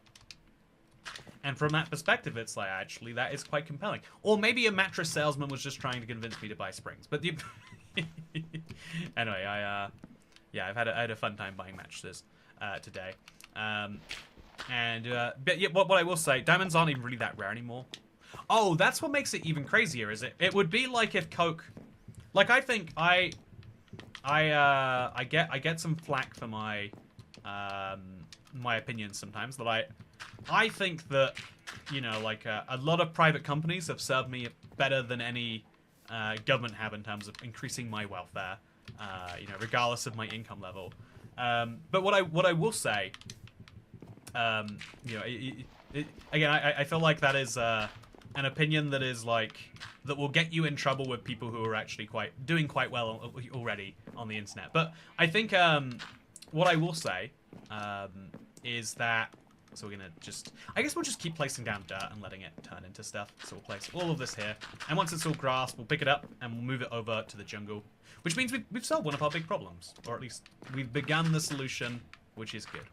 Anyway, so, sorry about that, chat. Got a little distracted here. So I'll place some more grass over here. Just let it spread. Slowly but surely. Yeah, I do feel like I think one of the craziest things about certain companies is that they really did do their product in the most democratic way. Now, obviously, I think the one example that everyone seems to agree on this for is like Costco. Like the idea of like, you pay, most of Costco's profit margin is in the membership fee. And so you know walking into that store, everything's going to be a good deal, but also it's probably going to be like a good quality product. It's rare you find something that sucks at Costco. So Costco's a business people like. But the same is true for Coke. Coke could have gone... check out the XP system in your chat incentivizes giving super chats rather than Streamlabs, which lowers your cut. Have you considered, therefore, disabling it? Oh, that's a really fun question. I think the XP system is something we're just going to keep going for a while because it's novel. And we'll see if anyone really cares about it in a week. I want to come back to your question, Hack1MC. So you can... I'll give you permission to ask that again. Because I would love to answer it again. But I'm going to finish my point while I'm here. That, like, Coke basically takes the path of being as cheap as possible by releasing as much of it as possible, whereas the diamond industry, and the same is true for hazelnuts, I think you'll never guess who owns 75% of the world's hazelnut supply. It's the people who sell very expensive hazelnut spreads and Ferrero Rochers and stuff like that. Yeah, if you, also, Costco sells TCL TVs. They're not high quality. It's an example of a poor product they sell. Isn't it interesting, though, that you can point to, like, one big example? You know, like, rather than being able to be like, they sell these different things. It's like, oh yeah, that's the bad quality product they sell. They probably sell others, but, like, you know, it's notable at least when they do. And I would make the argument as someone who wouldn't buy a TCL TV, because I don't think they're good. But, like, for a lot of people, it still is appropriate. Okay, so now I'm going to buy some shears from this guy, because I still need to keep shearing my sheep every day. And then I'm going to, I guess, chop down some more logs. I've got the time. I need the emeralds, so we'll do it. But yeah, I feel like a lot of companies can basically get rich by setting their price high. I think Apple is a famous example of this. Like every year, Apple was lowering their production costs because they were getting bigger and bigger deals with their suppliers. But also they were raising the price of an iPhone. Like the original, or like let's say the iPhone 3, because the original iPhone no one cared. Like it didn't even have apps, chat. But you know, the early iPhones were like $600. Every year they released a new phone. It didn't even have to be that much better. It was like, it's the old phone, but the processor is 10% faster. Every year they'd release a new phone, and they would charge $100 more for it, or $50 more for it. Again, they were like optimizing their process and increasing their price, because they made the calculated and correct decision that if you pay more for a phone, you like the phone more.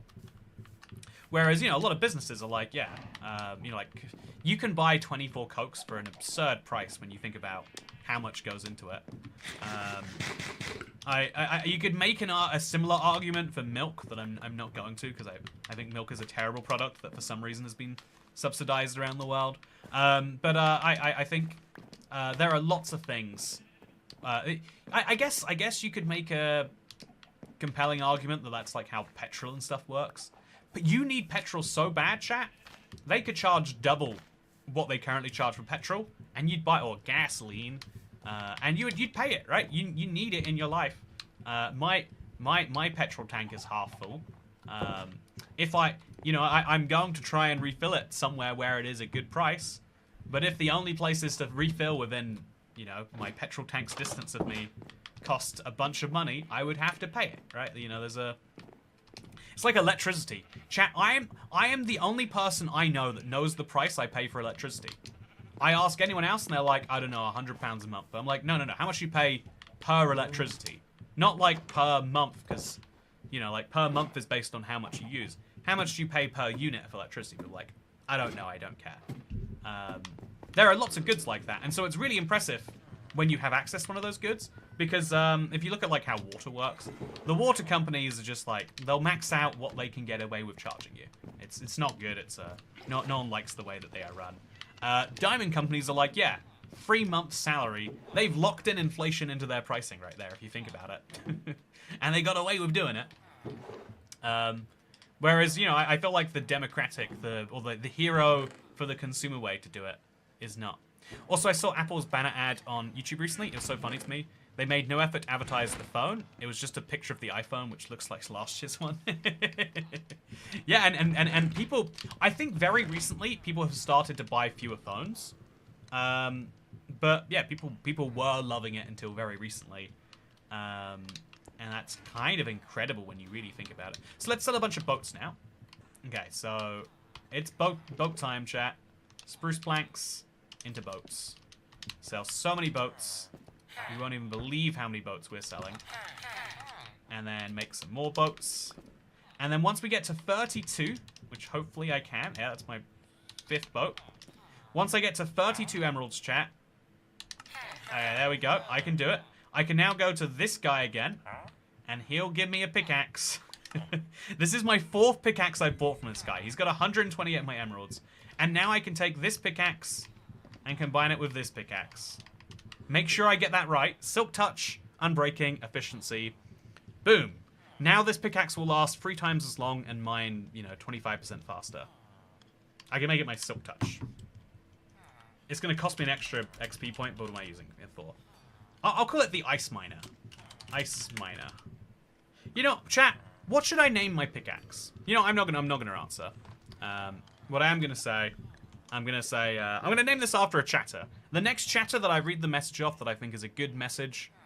I don't have a petrol tank, I have a gas tank. Bad message, James Weston. You could have done better. You could have said, wow, petrol is a way better name than gasoline. You're right, Toy Cat. Gasoline is a very confusing name. You know, like, it's not, we call it gas, but clearly it's a liquid. Nooks and B Blade says I started watching this guy since I'm 15. Sadly, grammatically incorrect. We've got Elwissy and Temp saying estrogen waffle. I think I might get in trouble if I accept that as a good one. Yellow Totes says donkey drip. Twee says this is a good message. You know what, Twee? Thanks, Twee. Thanks for the great message right there. Appreciate it a lot.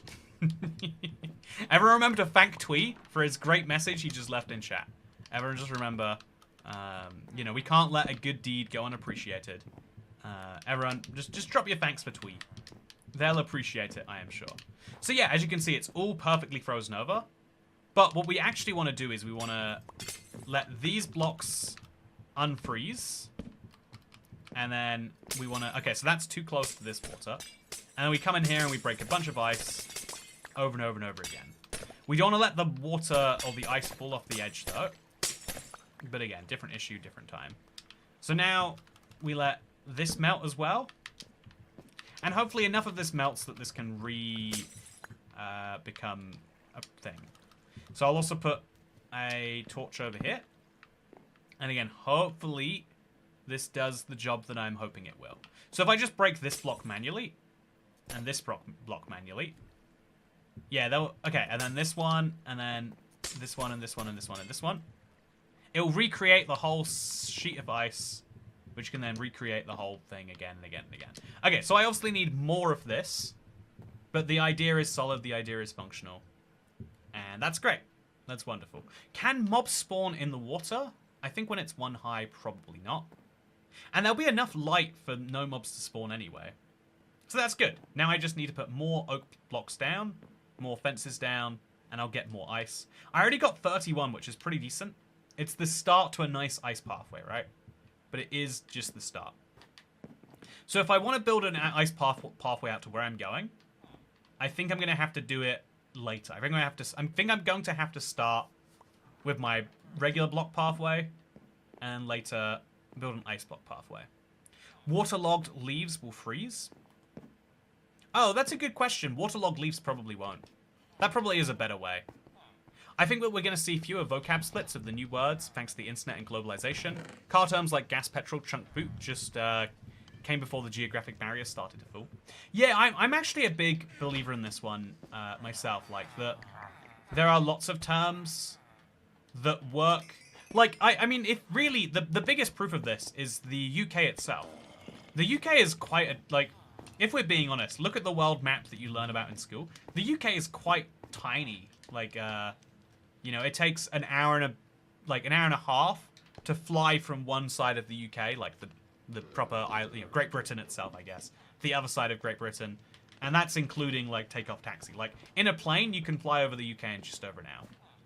It's a small country, objectively speaking, but that's because planes didn't exist until 100 years ago, and even then, they only really existed in the last. You know, jet engines are more like 70, 80 in terms of mass commercial travel. So, like, you know, like, getting around a country used to be a nightmare. You know, like, railways have existed for a good bit, but that's even 200 years old. So for most of the UK's history, for most of the Kingdom of England's and the Kingdom of Scotland's history, there have been huge regional differences between how people say English, and even though a lot of those have gone away, first of all, people still sound wildly different. If you're from Liverpool or Manchester, they are 10 miles apart, but they sound like entirely different people. You know, there's people from Manchester who have a weird British accent, and there's people from Liverpool who sound like they're from a foreign country. No offense to my Scouse viewers. In Europe, you say countries. In the US, we say states. Eric Gauthier, I can tell you're American when you say that because you're ignoring the existence of, you know, not just Canada and Mexico, but also the Bahamas. And, you know, I appreciate your comment, though. But I guess, yeah, it'd be like if I guess the equivalent would be the EU makes up most of Europe. So in the EU, we say member countries, but actually that's ignoring the fact that there are 20 non-EU member countries. They don't make up most of the population or the significance. Like, all the biggest European countries, not counting Russia or Turkey, sorry, Dasha, they count. Anyway, so, yeah, we're chopping down some trees, getting just all the wood sorted, because we're going on a big wood placing trip. I live in Wirral, 5-minute drive from Liverpool, but they sound disgusting. Oh, so Floppy, yeah, so this is even more interesting, right? As a Canadian, torn between British English and American, the metric system versus the silly imperial system, we are screwed. Yeah, you might find this interesting, Ann Fulton. In Wirral, you can look it up on a map.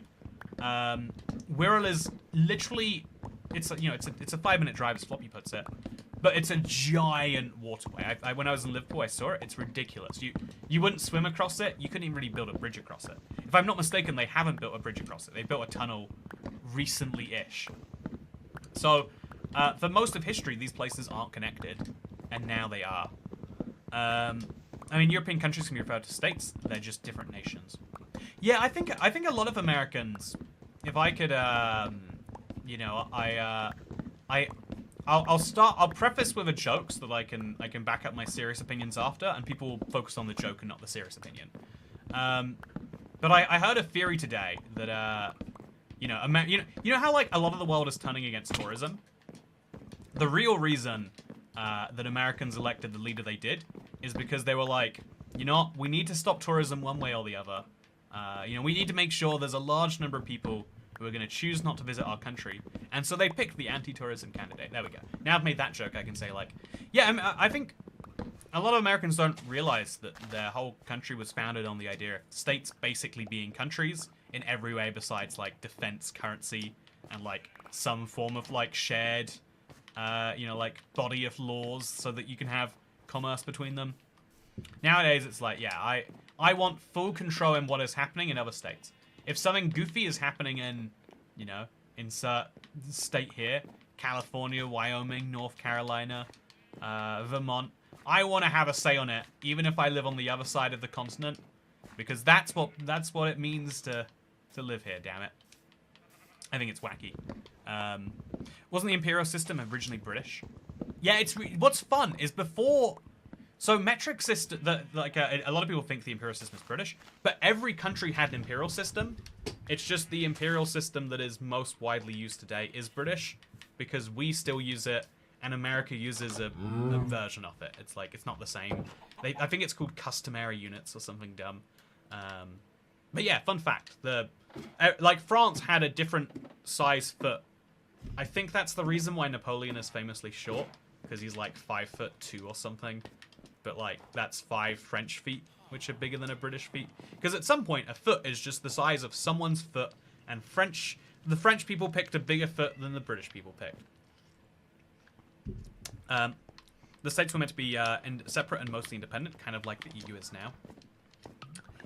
Yeah, I think it's one of the downsides of, like, I think modern political discourse, it's really cool how, you know, like, decentralized it can be because of internet platforms and stuff. I think there's a lot of, like, benefits to the way we talk about things now. I don't want to be that boomer who's like, it was better back in the day when we had the newspaper. But I think people rarely talk about fundamentals anymore. They talk about the one issue that will get the most engagement. You know what that one issue is right now. You know what it is, internet. You've seen it on your feed a billion times, I'm sure. I don't know what issue I have an issue in my mind, but I realize it's probably not the same issue for everyone. But that means that is the issue that will win elections, or even just, you know, win cultural debates. Whereas actually there's, like, some pretty fundamental questions about, like, why is it again that people on the other side of this continent, to me, get to like, that was a debate we had in Europe, or in the UK, like, very recently, about, like, wait, so there are people in Belgium who were elected from districts in, like, you know, Romania or Malta or Portugal, or, you know, like, there are people who from these countries that get a say over how things are done here. You know, it feels weird. I think you know, we didn't have the same you know, like, kind of stop on that. I deeply care about that one issue, but not the different issue. Oh yeah, that different issue, I don't care about that either, Dasher. Frankly, people who care about that different issue, not got good feelings about them. Let me say. Okay, so I've got 18 grass now. How much grass can I end up with? Let's go upstairs and let's find out. But yeah, so I think to bring this all back in one circle, I think that linguistic differences will slowly fade over time, but some of them will stay forever because the UK, despite being a relatively centralized place, I don't usually debate that often. Like, I think it is worth having the question about, like, you know, why is it that people who live in Birmingham, they're so, sorry. Again, I'm very scared of fooling, and that did just make me fool, chat. Why do people living in Birmingham get a say over, well, I mean anything, but like, why do they get a say over what happens in my life? Ironic that the best measurement system came out of France.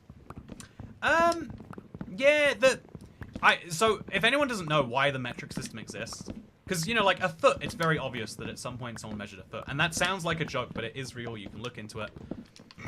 The metric system, they took the distance between, I think, the North and the South Pole, because you could, even before we could measure that officially, we knew we could use, like, trigonometry to work it out. And they figured 1/10,000th of that should be a meter. And then I think they got their calculations wrong, so it's about double as much as it should be. But the idea is meant to be, like, they used a very, like, rather than picking a human unit, they picked something in the world that everyone, you know, like, I think it's kind of clever when you think about it. It's like languages. The reason that English words mean the things they do is because at some point someone said them, right? Like, it's very arbitrary, I guess is what I'm saying. Whereas metric units are based on real world constants. A second is like the number of oscillations that a quartz makes every second, or every 0.00, you know. Oh, that's not a second, actually. That's a... I think I messed that one up. But you get the idea. Like, a second is really easy to measure if you know what a second is already. So instead we pick something that is stable and that exists, and we can say, that is what this is. It's really cool. Anyway, so let's shear some more sheep. Let's pick up our grass, which has fully grown. And I think that means we're off to the jungle. I'm going to hope for one more wandering trader, chat. I can still have hope that another trader does spawn. So I'm going to now break the blocks from here backwards. I'll leave the grass over there. Not that I need it there anymore. Now that I've got Silk Touch, honestly, a lot of my problems have gone away. I'm just going to break my way through here using this Silk Touch diamond hoe. And every one of these blocks is valuable, chat. Every one of these blocks is massively valuable. My dad didn't want to switch over, but then they remaindered all the chocolate bars. He filled a freezer full. That's so goofy. I forget, like, chat, have you ever realized how recently we switched to, like, not even just metric, but, like, decimal currency? Like, I think the US has had it since literally their founding. But, like, until, it was 1964 or 1969. It was the 60s. It was during my grandparents' lifetime when they switched from shillings. You know, like 6 pennies makes a... Is it 12 pennies makes a shilling? 20 shillings makes a pound? Like, you know, it's crazy that, like, yeah, a pound from pre-1964 just doesn't mean the same thing as it does right now. Personally, I think the French tricked us into using the French yard and French hand decimeter. I like that they've got, like, Latin roots in their name, so it doesn't feel like they're French units. I don't think anyone could use a Pierre or a Sebastien. You know, like, I'm just picking the Frenchest things I can pick off the top of my head. Anyone been to see Coldplay recently? Says Polly E.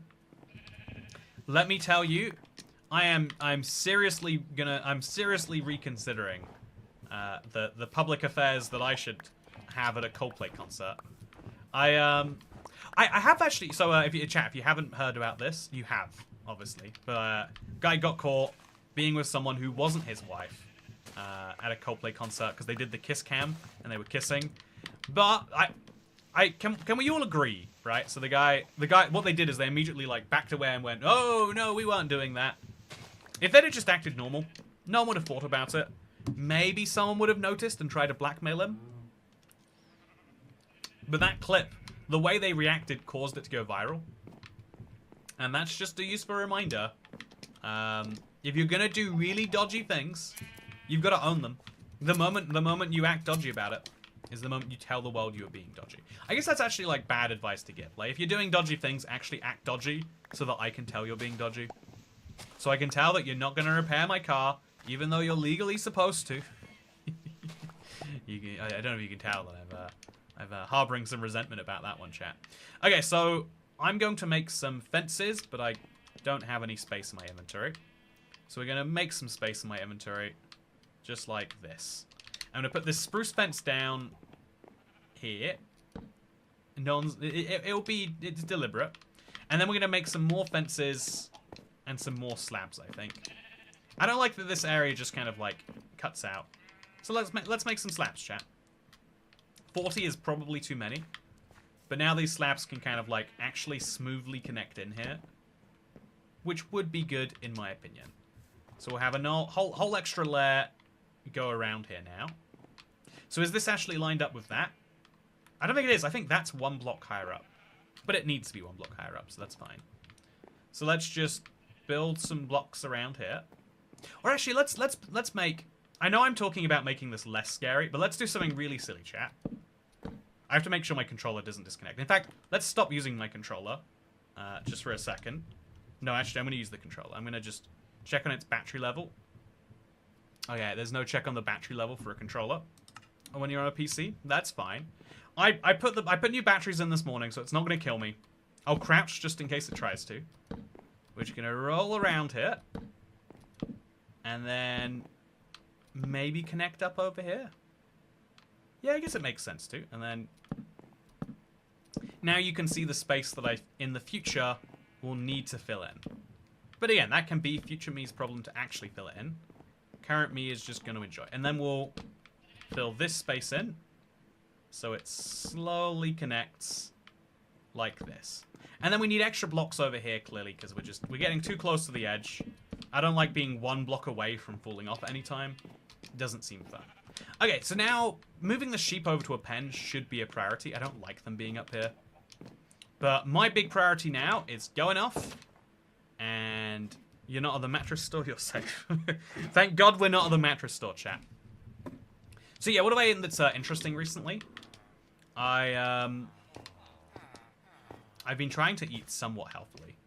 But my favorite thing was the croqueta. And also, wait, I went to Ironbridge in the Midlands a couple of years ago. They had a Victorian-style town where you can use old money replicas. Had to carry conversion paper around with me. Oh, that's cool. Ironbridge in the Midlands. I'll have to look into it. I mean, obviously, you know, going to the Midlands voluntarily is you know, that's seems like someone made a wrong turn there. But yeah, I'd love to. I like the idea of like historic towns and other places. I never considered that they'd exist in the UK. I'd love to know what UK life used to be like. If you fall into water, I think it should be fair that you can get back up to Y20 with only your inventory. That is a funny idea. Like, yeah, like make a big stack. But then, like, what would I do if the stack? It would be like permanently there as like a shame totem. But also, yeah, I think the odds of me falling in water are low. I think if I full chat, it's just game over. I think the odds of me falling and it going well are too low for me to actually consider. So yeah, we only picked up 12 ice from that, which means we can make a 48 block long ice pathway, but I'm going to need a lot more than 48 blocks. So it's a good future idea, but it's not going to work for today. I think later we'll build a ice path next to what we're doing right now. Maybe we'll build a path with the ice in mind, like we'll put fences out or something like that. But for now, are you going to buy more boats? Yes, you are, which means I'm going to sell you more boats. Because capitalism is the name of the game today. 1, 2, 3. Sell some boats to me. 4, 5. Should I just put a crafting table over here? Like, what am I doing moving back and forth so much? So crafting table over here.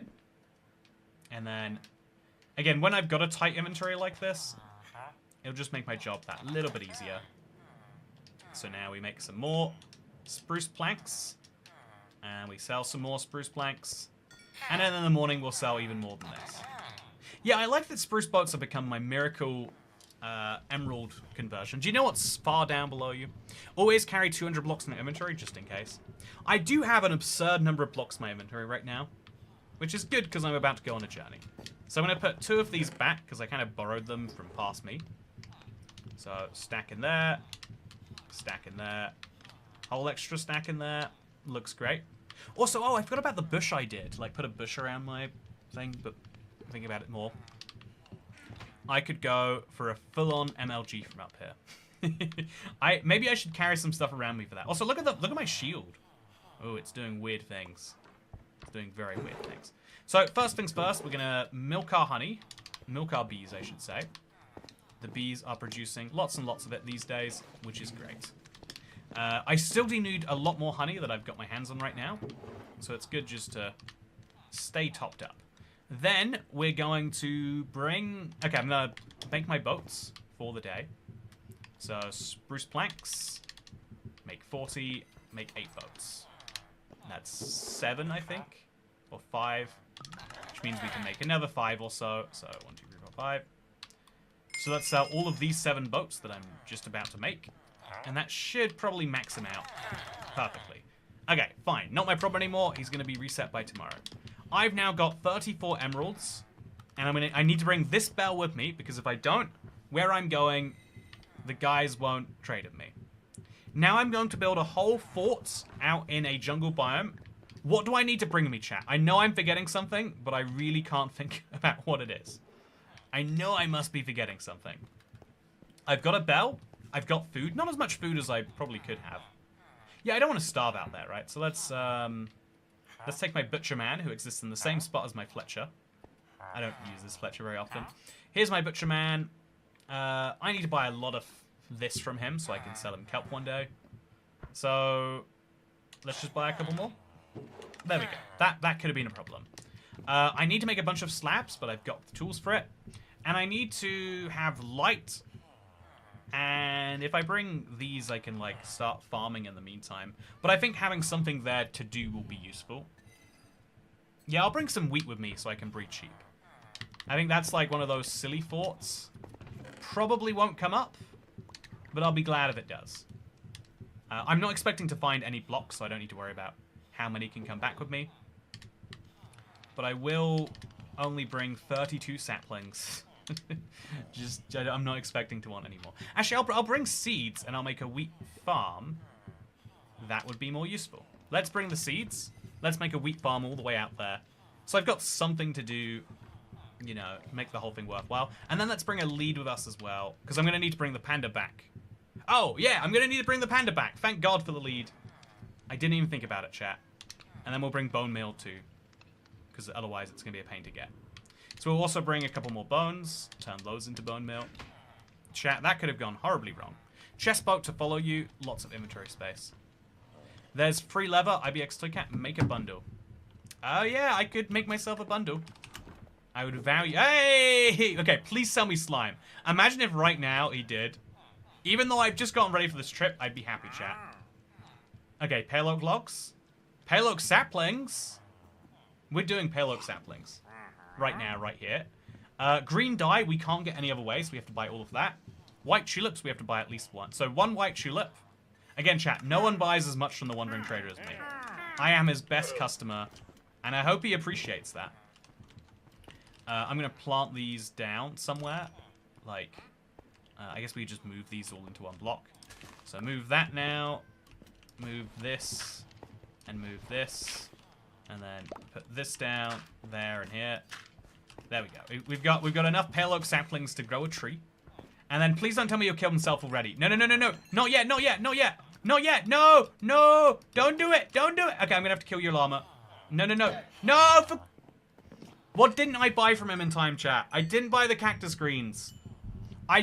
Why? What is it with him in this place? He does not like it. I think they must have something like they don't like going... God. Chat. Why?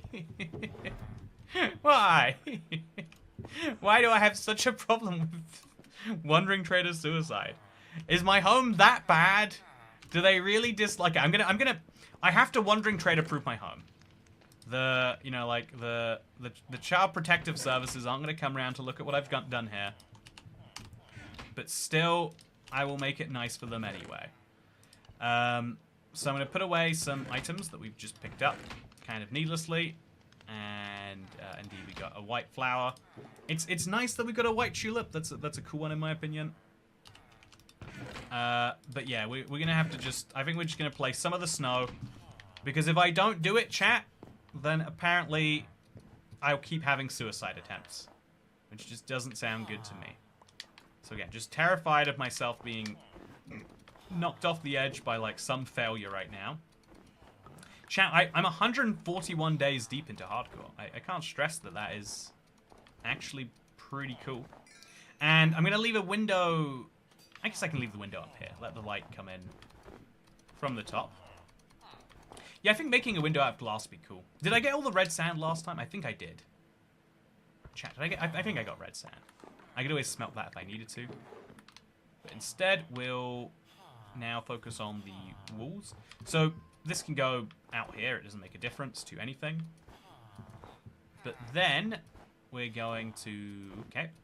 Still going well. Still going well. So build some more blocks up. I don't know why I built up here, but not there. Do I have any more snow? Just a few more. So that's the main suicide route sorted. Right there. Okay, that's great news. And then there's also a suicide route over here that we need to work on. I don't think I can fall on that block. I'm scared of it, chat. What if I can't? So let's place our blocks here instead. Now I know I can definitely fall on this one. So, again, just... It's all about suicide prevention here. I've suddenly become... as someone who dies a lot to their own hand, I've suddenly become very aware of the damaging effects that it has on those who you leave behind, chat. And I think that I need to make sure that I prevent something like that from happening again. I think that that would be good. And so let's go and do that now. So this is the other way that he could probably get out. Let's make sure that he does not. And that should be that problem removed. By the way, the honey really is just like getting itself all the time. Suicide prevention stream. Exactly. So that the easiest way off that he can do right now is over here. So once we cover that with snow, we should be good. But yeah, we're going to need a lot of snow, which I think means we're going to need a snow golem. But, you know, it's fine. Okay, so now that it's daytime, did we sell already? We did all our selling already. I think we're ready to go, chat. I know I'm forgetting something, but that's okay. We're really calling them suicide fruits. Yeah, he's committed suicide multiple times. I don't even, like, there has to be something buggy about the AI when it comes to being this high. I can't even understand what it would be, but something in there is just not functioning correctly. And I am the one who suffers. So I'm going to place my first 15 ice where I want this ice pathway to be. So chat, if I'm not mistaken, I think I go about 600 blocks along this pathway, and then I go about 2,000 blocks that way. So I think I'm going in this direction. By the way, hello everyone, it's a Monday, but surprisingly, this stream has slightly more concurrent viewers than we've had for a while on Skygloo. Glad you're enjoying it. Is Rumble in the... Maybe it's the Rumble in the Jungle title. People are like, yeah, that's the title for me. What else can I say? But yeah, we need to go out to quite far on the X and then minus on the Z. Oh, actually, yeah, we're going out to like 2400 X. And then, so we'll make a little offshoot ice pathway maybe later. Or maybe actually, all of my routes away from here seem to go towards this same place. This same direction. Maybe this is the thing that should become the ice pathway. I think making a ton of fences for that would be smart. We love this series. Thank you for saying you love it. Your love is appreciated. Okay, I need to... I'm going to pause Minecraft. Move it over here. Make sure that I can see chat correctly. We're going on a long trip. You keep getting Java traders who realize they spawn on Bedrock. Okay, I'm going to make sure I can see my stream correctly. Hello, everyone. It's a me. Maybe it's the thumbnail. Oh, chat, do you like my thumbnail on this stream? I think I have done a very good job. You're right, it probably is the thumbnail. I think this is one of the highest quality thumbnails I have come up with. So I need to bring a bed with me. It's something I forgot about. Did it take me a whole day just to get ready for this trip? I really am stalling borderline, right? So, have you got new boats to sell yet? Yes, you do. I'll sell some tonight. And then I'll sell some more in the morning. Get all those emeralds. Because I might find a wandering trader out there, so actually this is smart. The more emeralds I have, the better off I'll be. It's a shame about my inventory space being so limited. But I can do it. So, 1, 2, 3, 4. I think I only want to sell them 3 this time. And then we go straight to sleep, and we sell them some more in the morning too. Okay, chat. Yeah, I'm ready. Ready as a teddy. True, all the kids are free too. Yeah, I can't work that out. I saw a 16-year-old milling around an industrial estate today. And I was like, is that dodgy? Or is school just out and this is what you do for fun with freedom, you know? Because, like, I think that's the, you know, if we want to talk about freedom a little bit, right? Well, WTF does the title even mean? Wow, what do you mean, Xavier? I think what you meant to say with that message was, wow, Toycat, what a good title. By the way, you know, as someone who loves this title, I don't think I understand it perfectly. Because we love Toycat and we love Skygloo. Thank you, Holly. Have you converted emeralds to blocks, then put them in a bundle? Yeah, the bundle idea seems to be winning a lot of people over, huh? You know, the team bundle has very good PR. Okay, so 5 more boats. Sell them to him. And then we'll make a bundle because we've got string in here anyway, right? I've got free leather from killing llamas, and I do have... Oh, I don't have string. I haven't killed a spider in long enough to get string. By the way, if I do need to combine my axes, soon should be the time. In fact, let's do it before we go. I don't want to go with a wonky axe. So we'll combine these 2 axes together. I mean, actually, I should use this axe just instead. I'll switch out my Smite 4 axe for a Smite 3. Because it'd be cool to have a Smite 5 axe, but unnecessary, ultimately. And then we're going to make ourselves a bed. Before we go, one last thing. Let's make that bed, because I'm going to need it. Again, sleeping is one of my biggest, like, hardcore pro tips. We get to inflate our day count, because, you know, it's fewer days spent alive, arguably. More importantly than that, we also get to avoid all the hostile threats. It's a big win. Okay, let's go. Wow, Toycat, what a good title. As someone who likes the title, I don't think I understand it perfectly. Oh, Dasher, why didn't you say? Okay, well, let me explain the title. I think Rumble in the Jungle, I learned about this because I saw a recreation of it recently. But Rumble in the Jungle is a famous, I want to say George Foreman, maybe Mike Tyson match. Maybe it was George Foreman versus Mike Tyson. I don't know boxing well enough to tell you, honestly. But what I do know is it's a very famous boxing match that happened not in the jungle. I don't know why it's called Rumble in the Jungle. But it's a famous... You know, there are some phrases that are just culturally popular. That's why t-shirts exist that will say things like, you know, I am the Sploogle Boogle. And it's like, that doesn't make any sense when you say Sploogle Boogle. But if you say Brooklyn Bridge, it's like, oh, I love that bridge. Like, no, you don't even know what Brooklyn Bridge is. But, you know it enough to know that it should be on a t-shirt, unlike Sploogle Boogle. Like, okay, you know, one of the craziest things, can you know, if you allow me, chat, to go on a entirely unwarranted rant, and guess what? I've decided that you have allowed me. If I may go on an unwarranted rant, how to get Toycat to give you an answer, repeat his words verbatim. I think one of the craziest things is how much people attach themselves to, like, random brands. Because I think what it is you're in the store and you're looking at it. Again, this is the problem. I think the store environment is basically designed to trick you. If we're being honest, right? You want to go into the store spending the least on the best clothing possible. And the best clothing possible costs the store more money to make. So how do they solve that problem in a way that is profitable for them and good for you? You know, like social brands. I don't know, the idea of having a shirt on it that says, like, let's pick some weird brands. If you had a shirt that said toxic waste on it, not that popular. You have a shirt that has Freddo on it, people are like, oh yeah, I love that thing. Just that moment of joy you get when you buy it and that other people might get when they see it is, I think, enough for a lot of, you know, like, clothing things to survive. I think like a lot of Minecraft stuff is sold on vibes these days. If we try to think about it in that same way, like, there are a lot of people, chat, who probably own a Minecraft merch piece or a Minecraft, like, co-branded item that have not played Minecraft in years, or maybe have never played Minecraft. They just know it is a. So my little rant on this is, I think it was crazy. It was a big trend that has, like, just about died out. American universities would just put their, like, I don't think maybe not with permission, but it'd be like Colorado State University, or like whatever would be like.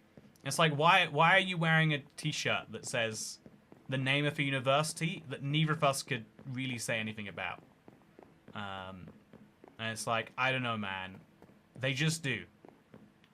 That's just how it be. I definitely want to put fences up here, chat. I do not like doing this long journey, and I'm going to do it at least a few more times.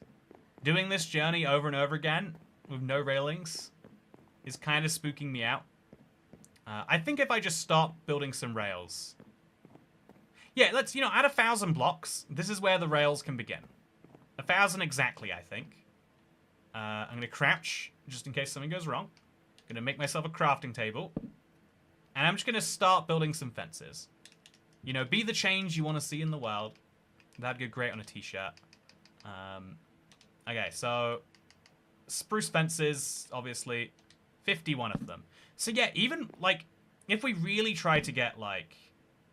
if we really, really wanted to do these fences a bunch, we still aren't going to end up with that many of them. Like, 48 fences allows... oh, okay, I don't like that at all. And does this even, like, guarantee that I won't fall? I think it does. Yeah, I can't fall in this gap. So now I could just, like... I could have, like, an easy roaming little section here. But it's still not that useful. And if we... like, that took so much from me, too. Also, yeah, crouching with a shield kind of sucks.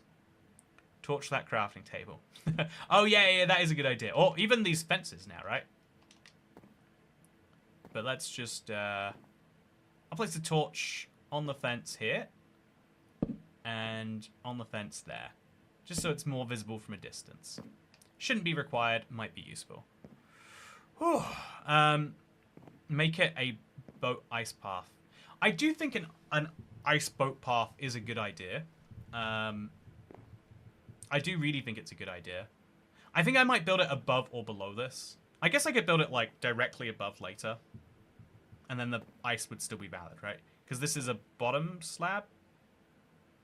No, I think if I build it above, the fences are, like, 1 block higher, so it will still be kept in. Like, here's an unintuitive fact, right? If I'm riding a boat between fences, let's not think about it. Let's keep working on going forwards. I've got a long way to get to this jungle, chat. But get to the jungle, I must do. Ooh, because there's rumbling to be done there, chat. There's rumbling in that jungle. And only I can put it out. 142 days in. Didn't notice that up in the corner until now in. Oh, yeah, there is a... Bedrock is really good for that. I'm guessing that means you're a Java player, or you don't keep up to date with your Bedrock. But yeah, the Bedrock day counter is, like, one of the best features they've added. We've got 1 extra fence, so I guess it goes there.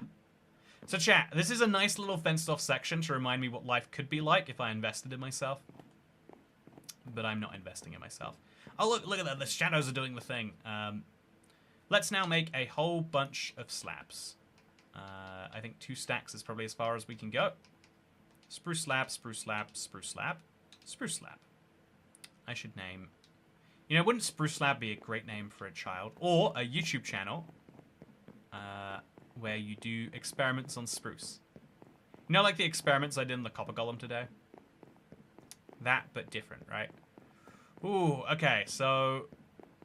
I definitely want to go right. I'm a little bit worried I'll, like, forget when I'm going right. I think it's, like, 2600 or so.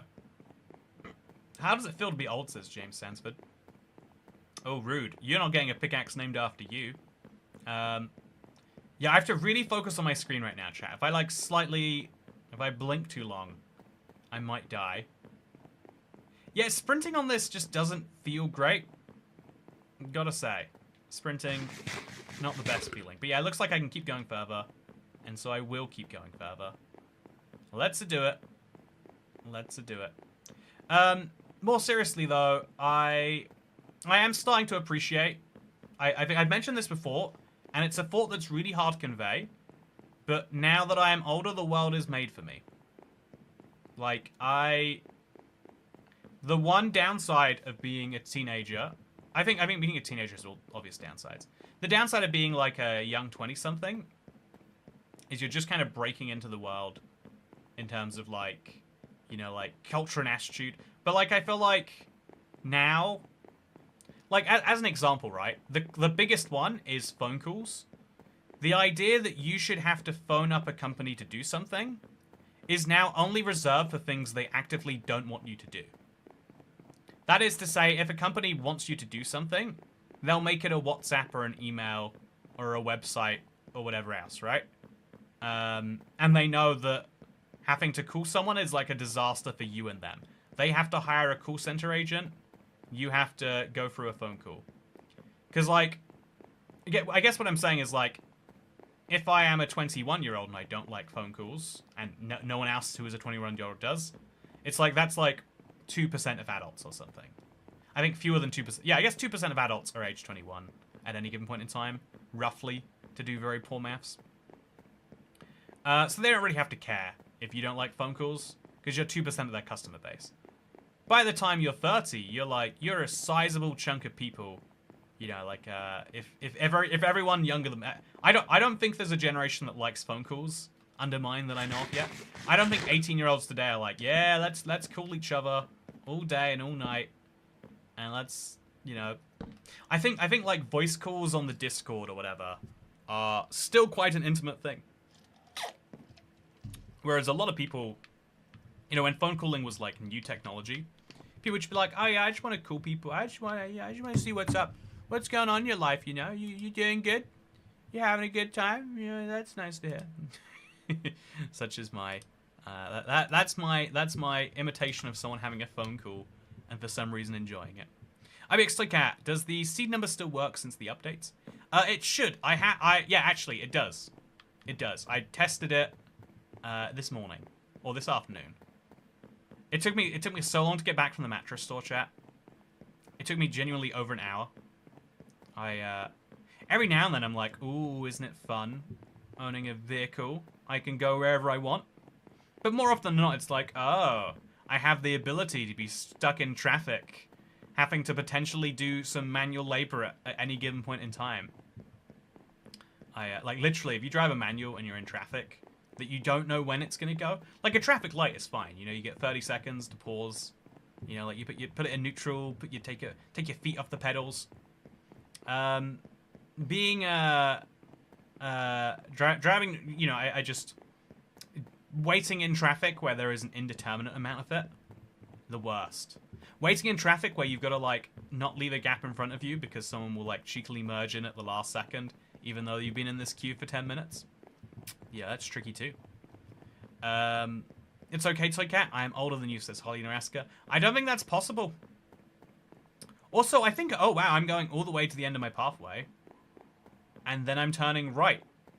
It really is like perfect, chat. I think the way to the jungle is just the way to my mountains, but then take a different turn. I think that's beautiful, personally. So yeah, we're gonna go right here. I feel like I should build something. This is like a perfect crossroads, chat. There's something nice about it. The coordinates aren't nice and round. It goes to exactly 2400. Now we're going this way. So did I bring my bed with me, chat? I did not. I need to go get that bed. Okay, well, guess we're going back to Bedtown. The good news is I have enough slabs. Actually, do I have enough slabs? I probably have enough slabs that I can afford to like make something out of the trip. So I'm gonna make myself a crafting table. I'm gonna put that crafting table over, I don't know, here, I guess. I'll go a little bit further back, like 10 blocks back, just to be sure it won't interfere with the intersection. And then we'll now make a stack. And then I'll make some sticks. And then I'll make a bunch of fences. Hopefully they don't go on the ground. Okay, 60 fences. And now we can... Oh, man, 60 fences is just so few in comparison to how long this is. But now I can get away with, like, doing something. Keeping myself busy. If that's all it is. But, you know, it's still doing something. And, yeah, I have too many items in my inventory, chat. I kind of need all of them.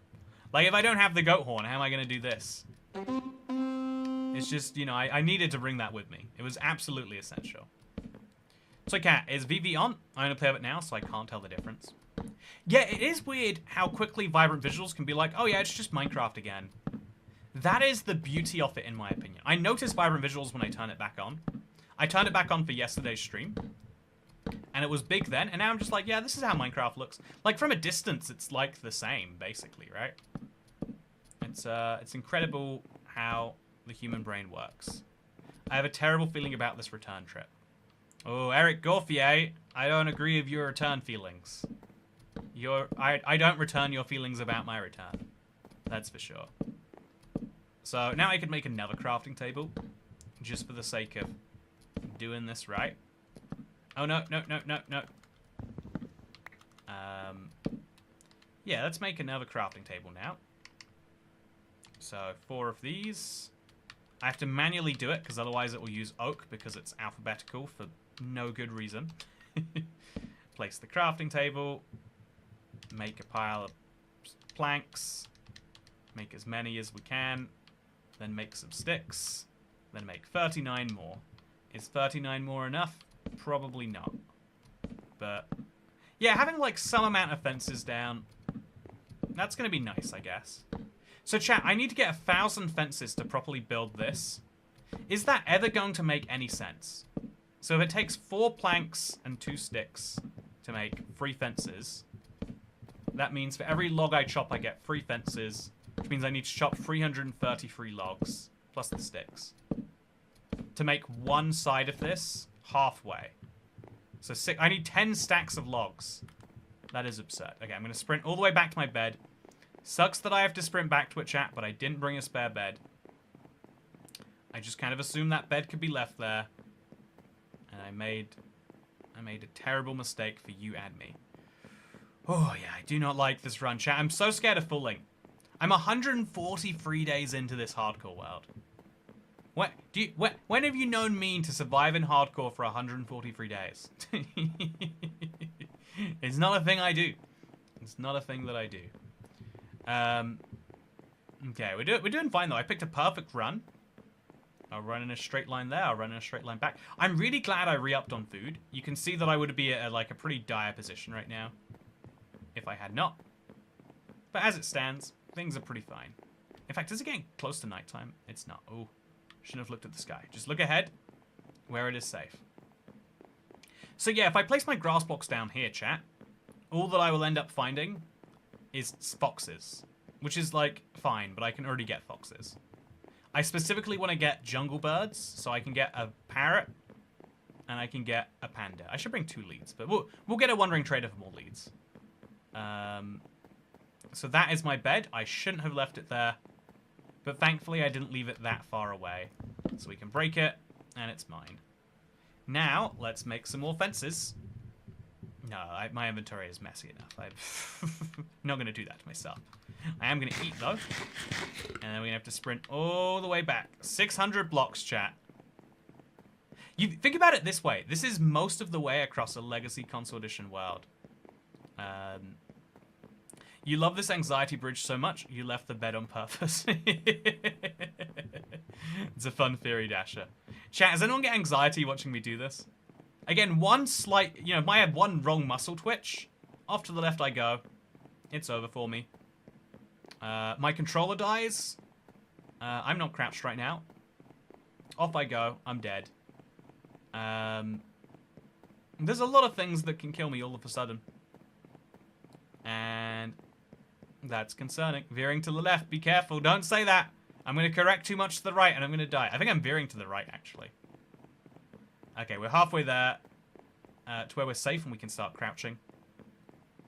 Oh, yeah. Oh, no, I'm definitely veering left now. My stomach can't cope with watching you do this. I'm sorry, Polly. Good to see you, by the way. I hope you have not attended any Coldplay concerts recently. We know your controller works great. I mean, it never runs out of battery, right, chat? I feel fine I haven't been to the mattress store. Okay, chat, look at this. Now I can veer off to the right, and it's fine. Oh, I don't like that. Okay, I'm not going to do it. Oh, God. But yeah, we can veer off to the right, and it is technically okay. But yeah, I'm not going to choose to do that, I don't think. Okay, this is the crossroads. I think that way, about 30,000 blocks, is the next... is where, like, the easiest lava to get on the surface. But this way, a fraction of that, we can find some... hopefully some jungle. I'm, like, fairly sure. Dude is going to put the controller down. His character will jump off to spare him. Yeah, I've got to say, the Wandering Trader sacrifices seem to have been keeping me alive for now. I can't believe some people make their forever world in hardcore. I do respect people who do it. It's just so terrifying. I think if you make it in hardcore, you're not actually committing to it being a forever world. That's my bold take. You're making a long-term world, sure, but not a forever world. You're making a world that will always have some deep anxiety built in. You know, I guess you could argue about what forever world means. But you fundamentally cannot keep a hardcore world forever. You know, like there is a... It's always going to break. What's the furthest you've gone in hardcore, fellow chatters? Mine is 168, died to a trial chambers. Thankfully, there are no trial chambers this high up. I think I'm fairly safe about that, safe from that one. I'm too old, don't GAF about playing in hardcore, or not having keep inventory on. I mean, I guess if you play hardcore, you can't have keep inventory, right? Yeah, I think that you can have a long-term world for hardcore. I think you can choose to... You know, it's like how you can have a long-term relationship, even though you know that one of you is going to die first. You know? I mean, unless you die in a terrible car crash that one of you causes. I mean, I guess really that's the most romantic thing you can do, is marry a bad driver. You know, marry someone who's been in a few car crashes already, and you know you'll die at the same time. That's my life advice, chat. Okay, so we have to make another crafting table. And then around the crafting table, we'll make a little bed space. Again, it's just too dangerous. I mean, it's not actually that much more dangerous to do this at night. It feels way more dangerous, right, chat? If anyone can agree with me on the vibes of that, at least. That'd be appreciated. Ooh. So let's get the torches out. Place one here. Then let's place 2 slabs. I think I should just place full blocks here, actually. I think full blocks would make me feel safer. Full blocks for the bed. Then a partial slab there, and a slab here, and a slab there, and a slab there, and a slab there. And then a torch over there just to be really careful. And now let's go to sleep. Don't like that. Don't like that at all. We all live in a hardcore world. We do. It is true. So now I have to remember to bring the bed with me. And we're just going this way, chat. And let me tell you why we're going this way. I make my own challenges, don't kill any non-hostile mobs, can't get a book until I hit the Crimson Forest in the Nether most times. Yeah, I think that's the beauty about video games, is you do get to decide what it is that you care about. I'm going to go back to my crafting table just to go and make something real quick. Okay, so I'll make another 64 slabs. No, wait, it has to be a multiple of 3. So that'll allow me to make another 72. I'm going a lot further than 72, though, so make a stack. That's 68. That's 72. 72 is a multiple of 3. There we go. So this should make another pile. There we go. That should get me a decent percent of the way. Oh, yeah, it's spooky making these. I hope I got the coordinates right. It doesn't look like I'm heading anywhere near a jungle right now, does it? It does feel a little bit like a mistake has been made somewhere. So Cat's feeling all the anxiety he usually makes chat feel. I've noticed you don't call them half slabs anymore. You know, Jeremy Baramy, good to see you again. I like to see a familiar name. Glad that yours is amongst them. It's 100% how he will die at this rate. Now I'm gonna die to something dumb in the jungle. What hostile? I guess like an ocelot is gonna attack me. Funny. Maybe an enderman. Actually, we can prevent hostile mob spawning by just placing torches on our grass, right? So that should be my biggest threat removed. Yeah, there's no way that I must have misread the coordinates, chat. One sec. Okay. Okay, pause. Safely paused. Yeah, X 2400. Oh, yeah, I've misread this entirely. It's X positive 2400, Z negative 600. So I've gone to the right coordinates, but mixed. Chat, you know I've done this many times before. You know what's crazy? I have done this many times before. It might seem unbelievable. But where I am going right now is nowhere. Yeah, this is a nowhere path. I'll stop it at 300 just to be a nice round amount. But I've built a lot of nothing, and whoopsie, I guess. Okay then, let's turn around. So I need to go about this far away from my base, but in that direction. I've already got the path out that could go all the way out to like minus 600 this way. So I just need to place a bunch of blocks that way. 2 stacks of blocks equals 1,000 slabs, but I need more than 1,000 slabs. So we have to go back home. Whoopsie. You know, it's a very funny mistake though, right, chat? You know, objectively speaking, you know, you think you're doing something right, but you're not. But yeah, I want to go out to about 2,600 minus 600. Not 600 minus 2,600. Whoopsie. Whoopsie. I mean, it's nice to be out here anyway, right? I could like bridge some more blocks on the main pathway just to see where it leads to. That could be nice. That could be fun. Send me all of your coordinates next time. It's an easy mistake to make. Very easy mistake to make, chat. Take this from the guy who spent an hour getting home for a 20-minute journey from the mattress store. Whew. Okay, so I'm gonna go right here, and then we're gonna place a few blocks that way, just because I'm kind of curious, you know. Cope. Just noticed Toycat's shirt is somewhat translucent. Oh, whoa, look! That's a sign I'm gonna die, chat. My shirt has gone translucent. So yeah, chat, I got most of the way to a jungle, but sadly there was no jungle there. If I wasn't playing Vibrant Visuals, I'd have noticed this. You can see 1,000 blocks away. I'd have looked here and been like, oh, that's obviously not correct. But I didn't have that moment. So this is a village, which I could later, like, steal someone from. I'm just going to place, like, some extra blocks here. Just so the crossroads is more obvious. And we could place a little sign up here, I think would be nice. I think this is, like, a good world lore building thing. It's like, always build the sign. Even if it seems silly, even if it's, like, not for anyone else. I think a lot of people appreciate this sort of thing for them.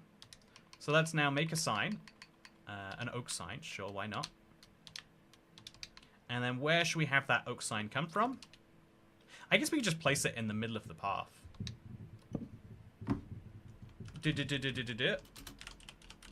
Mountains. Nothing, lol. And then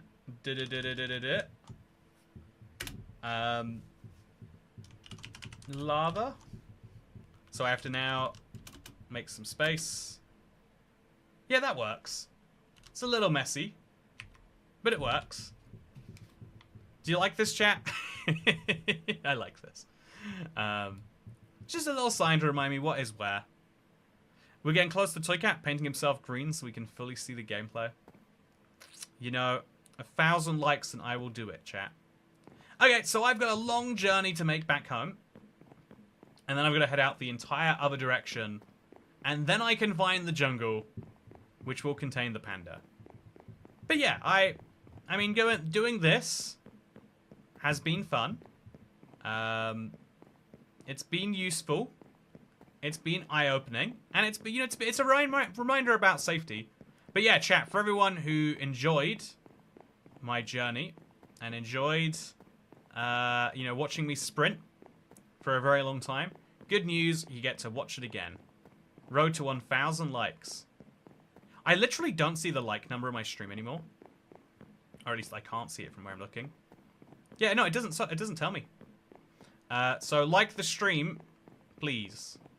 I won't be able to see if you've done it, but it would probably make me feel good later. And it might send YouTube the signal that more people should watch this. I am going to use this as a pitch. So, chat, I think in terms of, like, live streams that make sense. I think, you know, series is rarely that. But I like doing these series, and so the way that I justify it is by being like, well, surely enough people who watch this series are going to be like, oh, I should go watch that.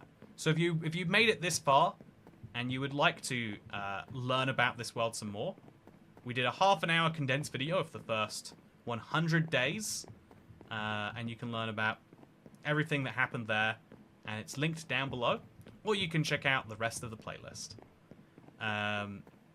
I have done a few silly things in this world. This might be the silliest. Chat, how did I make this mistake? I really want to know. Yeah, it's a shame. I could drop TNT on the pillager outpost there, and if it was pre Tricky Trials, I would have got the bad omen effect, and I could have done cool things with that. Fought a raid, but as it stands, it's actually a real pain for me to get a raid omen. So I'm thinking I might need to, while I'm trying to get jungles, I might have to hope that a pillager patrol spawns. Mine says only 36 stream likes. We can do better than 36 likes. You know when you're at a concert and they're like, everyone make some noise. The YouTube version of that is everyone like the button. Whoa, show me how much you like the stream. Hit that like button. In fact, let me see if I can get the number visible on my screen. Okay, if I go here. It says 169 likes. Oh, come on, there's 307 of us here.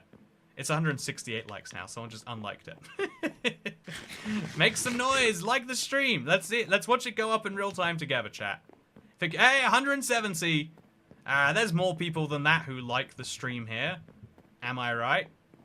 There's more than just 2 people who like the stream. Just like the stream right now. Give me this. Yeah. Like the stream together, chat. That's another like. Drop it in the hat. We deserve some likes on this stream. Don't you think so? 170. One person unliked it again. Man, a lot of people unliking the stream. Make some noise. Like the stream 5 times. Like it, unlike it. Like it again, then re-unlike it. And then one more like just for good measure, I reckon. Yeah, 178. That's what I'm talking about. It's coming up now. 8 people just liked it. Don't you want to join those people? Those people are having fun. They're showing that they appreciate something. And I think, honestly, you appreciate life more when you show... Like, liking things is much cooler than not liking things. Not liking things? 183. 5 more people just liked it. Hey, thank you to those 5. Much appreciation. Liked it twice, once on my TV and once on my phone. Do you have different accounts, Polly? If not, they probably don't count that way. But I'm gonna believe it anyway. Hey, 185. Can we get to 200 before the stream ends? Can a man get 200 likes for going on a big anxiety run in his longest surviving hardcore world? You know, 144 days in at this point.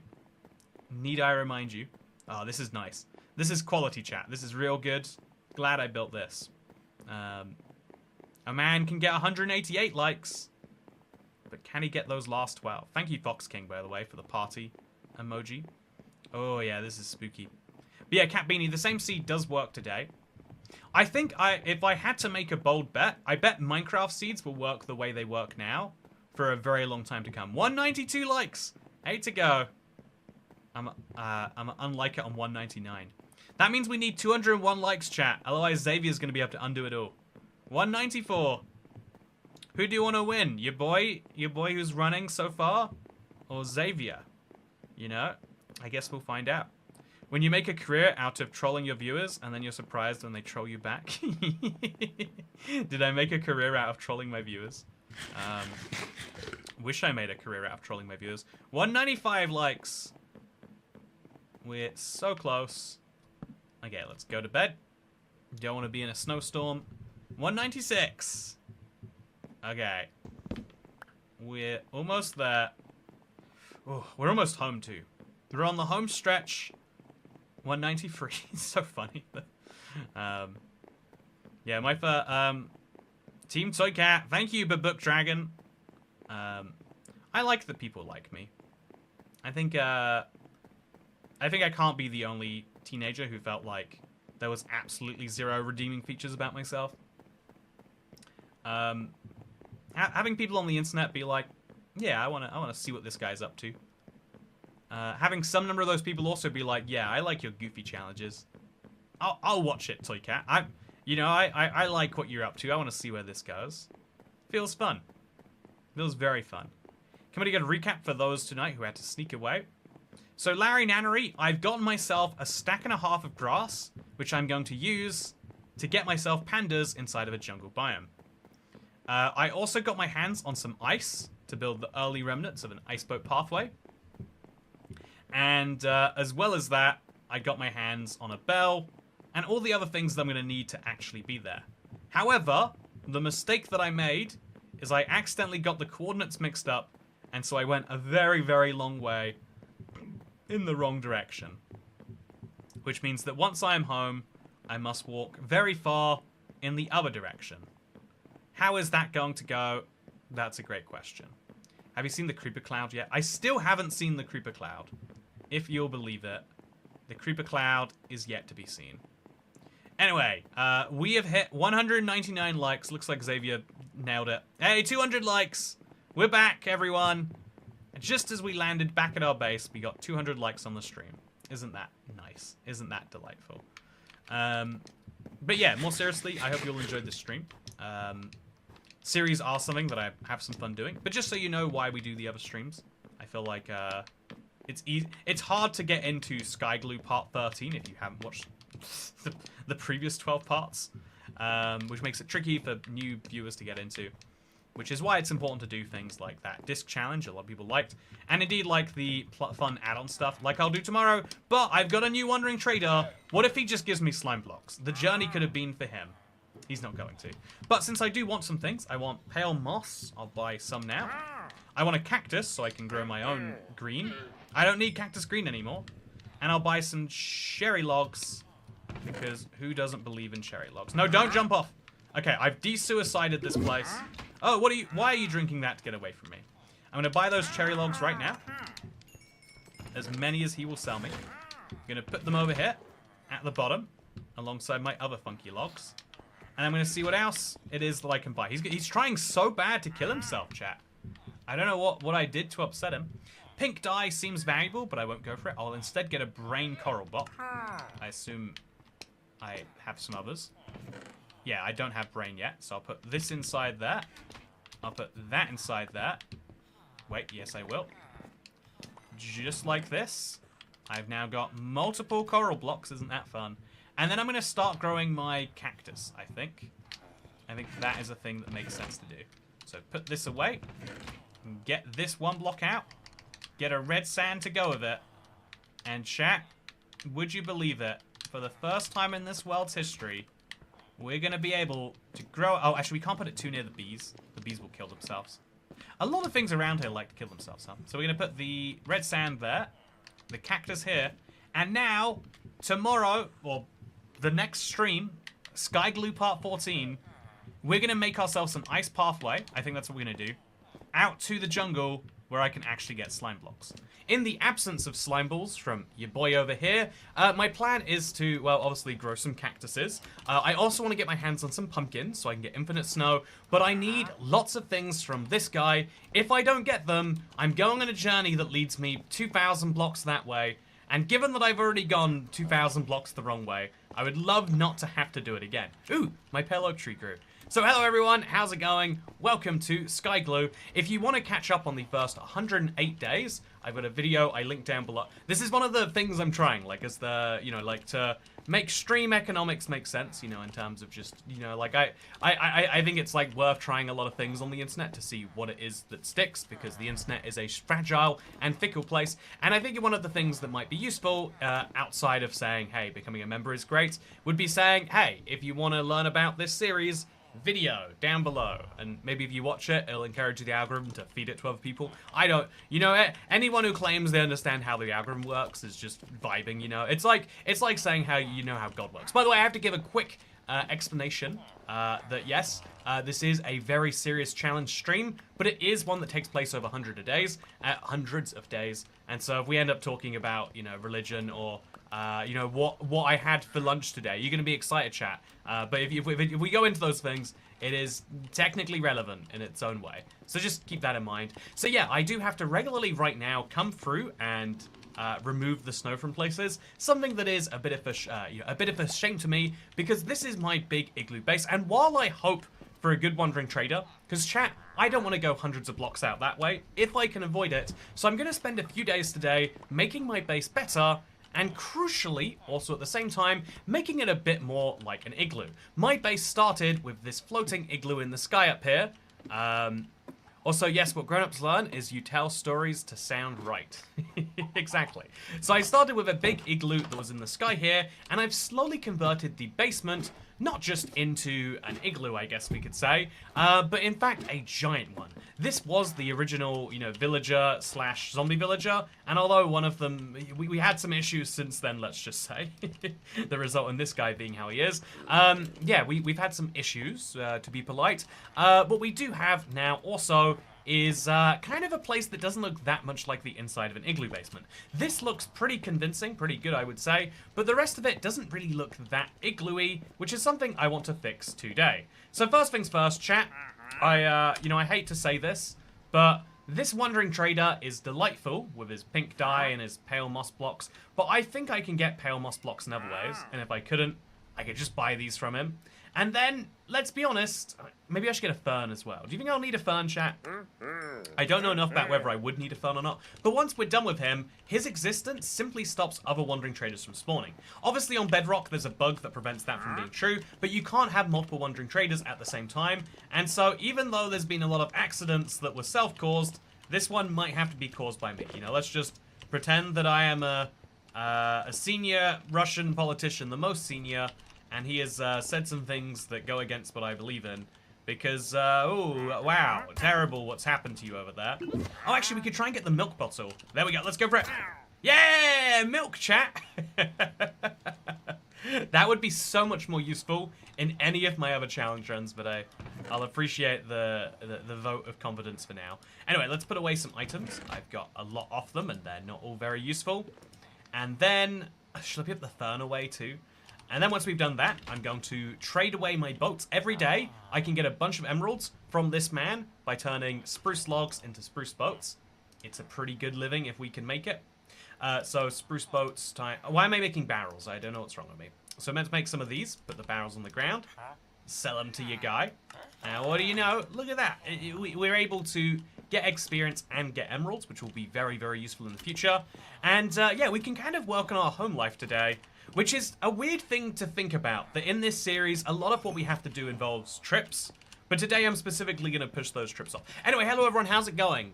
Hi internet, hello, hello Shake, hello Dylan McGregor, hello supporter of Hippos, I saw Adansoni in here earlier, I see Jeff, I see Scoopsky Cat and Chilius Bean. How are you all doing today? Oh Jeff, you're ranked #1 today. Did you know, chat, there's a new ranking system on YouTube? I don't know if you do know. But if you didn't, now you do. By the way, yeah, we're going to use these snow blocks for making these little pathways, but then also, crucially, we can use them to stop a lot of this snow falling down into our space right over here, which would be great. Like, literally, we can put a snow block right over there, and then this is twofold useful. One, it stops snow getting in, and two, it means if I do happen to fall over there, I won't fall to my death.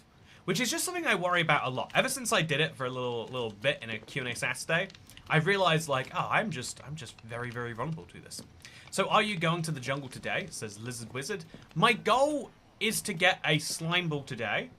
If we go, you know, if we go a long way in, let's be honest, if I get impatient, we're going to the jungle. But I know in my heart that eventually the jungle will come here. And so that's what I am actually hoping for. I'm hoping the jungle comes to me, despite the absurdity in what that sounds like. Anyway, so I've got myself this stack of grass. I'm going to... Oh yeah, so my inventory is fully set up for a journey away, which is very useful most of the time, just not today.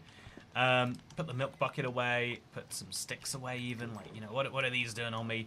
And yeah, we're just really trying to maximize our boat production so we can get more emeralds, so we can have more emeralds. So if we get a wandering trader, we don't have to waste anything in it. So here's a bunch of boats. Would you like to trade for them? I bet you would. Toycat Philosophy School is heavily utilitarian, says B Stoner. That's a really good point. Also, this is what a vegan thinks happens when you get a cup of milk. You know, very, very true, Adam. You know, I saw Adam Sonny. You jumped in the stream and you said earlier you had to wake up to do important adult things. And I think there's I think you know, as far as utilitarianism philosophy goes, I think there's a really interesting link in that when you're not doing stuff, you know, at least this is my view of the world. When you're not doing stuff, it feels like the worst torture in the world would be to have something you absolutely had to do. You know, the worst torture in the world that I can imagine as someone who's like, I don't know, like I feel I'm not a late riser, but I am like well, what's the? I guess I am a late. I think like naturally, all my best, like, if we're talking about creative work, all my best ideas come to me at night. So the idea of either having to be up late at night and ruin my sleep, or not getting important things done and feeling like I've messed up, it's like a hard compromise to deal with, right? Also, censorship is a hell of a drug, says B Stoner. So censorship is a heavily, you know, if you want to call me a utilitarian, right? You know, call me that slur in this chat.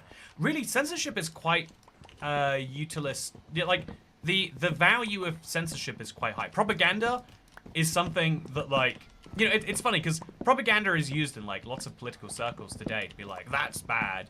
But actually, like, the first time I learned, and probably you learned about propaganda, was probably during a situation where it was, you know, vaguely justifiable. I think famously during World War II, you know, like that. It's maybe this is famous, maybe it's not, but the British really didn't need to be involved. We were like, basically, we got involved for like semi-moral reasons, and you know, like getting involved in a big war that you don't need to be involved in. You know, like it was like Iraq-level protests, but like, you know, even worse because these are closer by people that we were killing. And so one of the easiest ways to, like, you know, make that better was to be like, but it's going so well. If people knew how poor the war was going, maybe they'd have been more inclined to not go along with that. By the way, yeah, I have to now make this pathway go really far another way. I'm thinking of having it go past my house, chat, just so it's like one consistent path. If there's anything I know about road design, that's how we should do it. But what I'm also thinking is we do have access to a bunch of ice. Maybe I could make an ice pathway and actually utilize some of these bugs. I started with my ice path. Why don't we just make our ice farm, which is not up there, it's down here, a little bit bigger and take full advantage. I've got a silk touch pickaxe. It can last for 6,000 uses. Let's get some ice and let's make an ice pathway, as dangerous as that sounds on the surface. So let's just go out and do this. And once we do, it'll make a bunch of water, which can be turned into more stuff. So yeah, I do have to be very careful about, so I'll place down an ice block here. And when we break that, and then we break this one, we now have actual full solid water. But I think we're gonna need a lot more ice sheet here, and a lot more spaces for it to grow. But then that means instead of having to make a regular pathway out that way, I can make an ice pathway. I think that's a really fun idea, actually. Yeah, I think that's how we're gonna do it. It's not gonna go from my base. It's gonna go from over here. But hear this out as an idea, chat. I meant censorship can be useful and makes you feel great, but it usually crashes into an overdose. I think that I think self-censorship is one of the most important tools in the world. The worst thing that ever happened to me is to make my 3-year-old pancakes in the morning. Great observation, Toycat. Oh yeah, right. Like, I'm sure when you had to wake up in the morning, you were like, you know, it'd be great if I didn't have to do this one. You know what would be great is like this, but not. That if I could pick that as an option right now, I would be willing to do it. But like, you know, like, even though it's the worst thing in the world to someone who does not have the obligation, I feel like most people feel like, not obligations, but a sense of purpose fulfills them. And a sense of purpose comes with an obligation. You know, like, I think this is a tricky one to properly describe. Because, you know, like, one of the trickiest things about speech is conveying, like, complicated ideas in, like, you know, what might as well be, like, you know, like hieroglyphics, like just trying to take a really complex idea and turning it into words. Really, really, really complicated, as it turns out.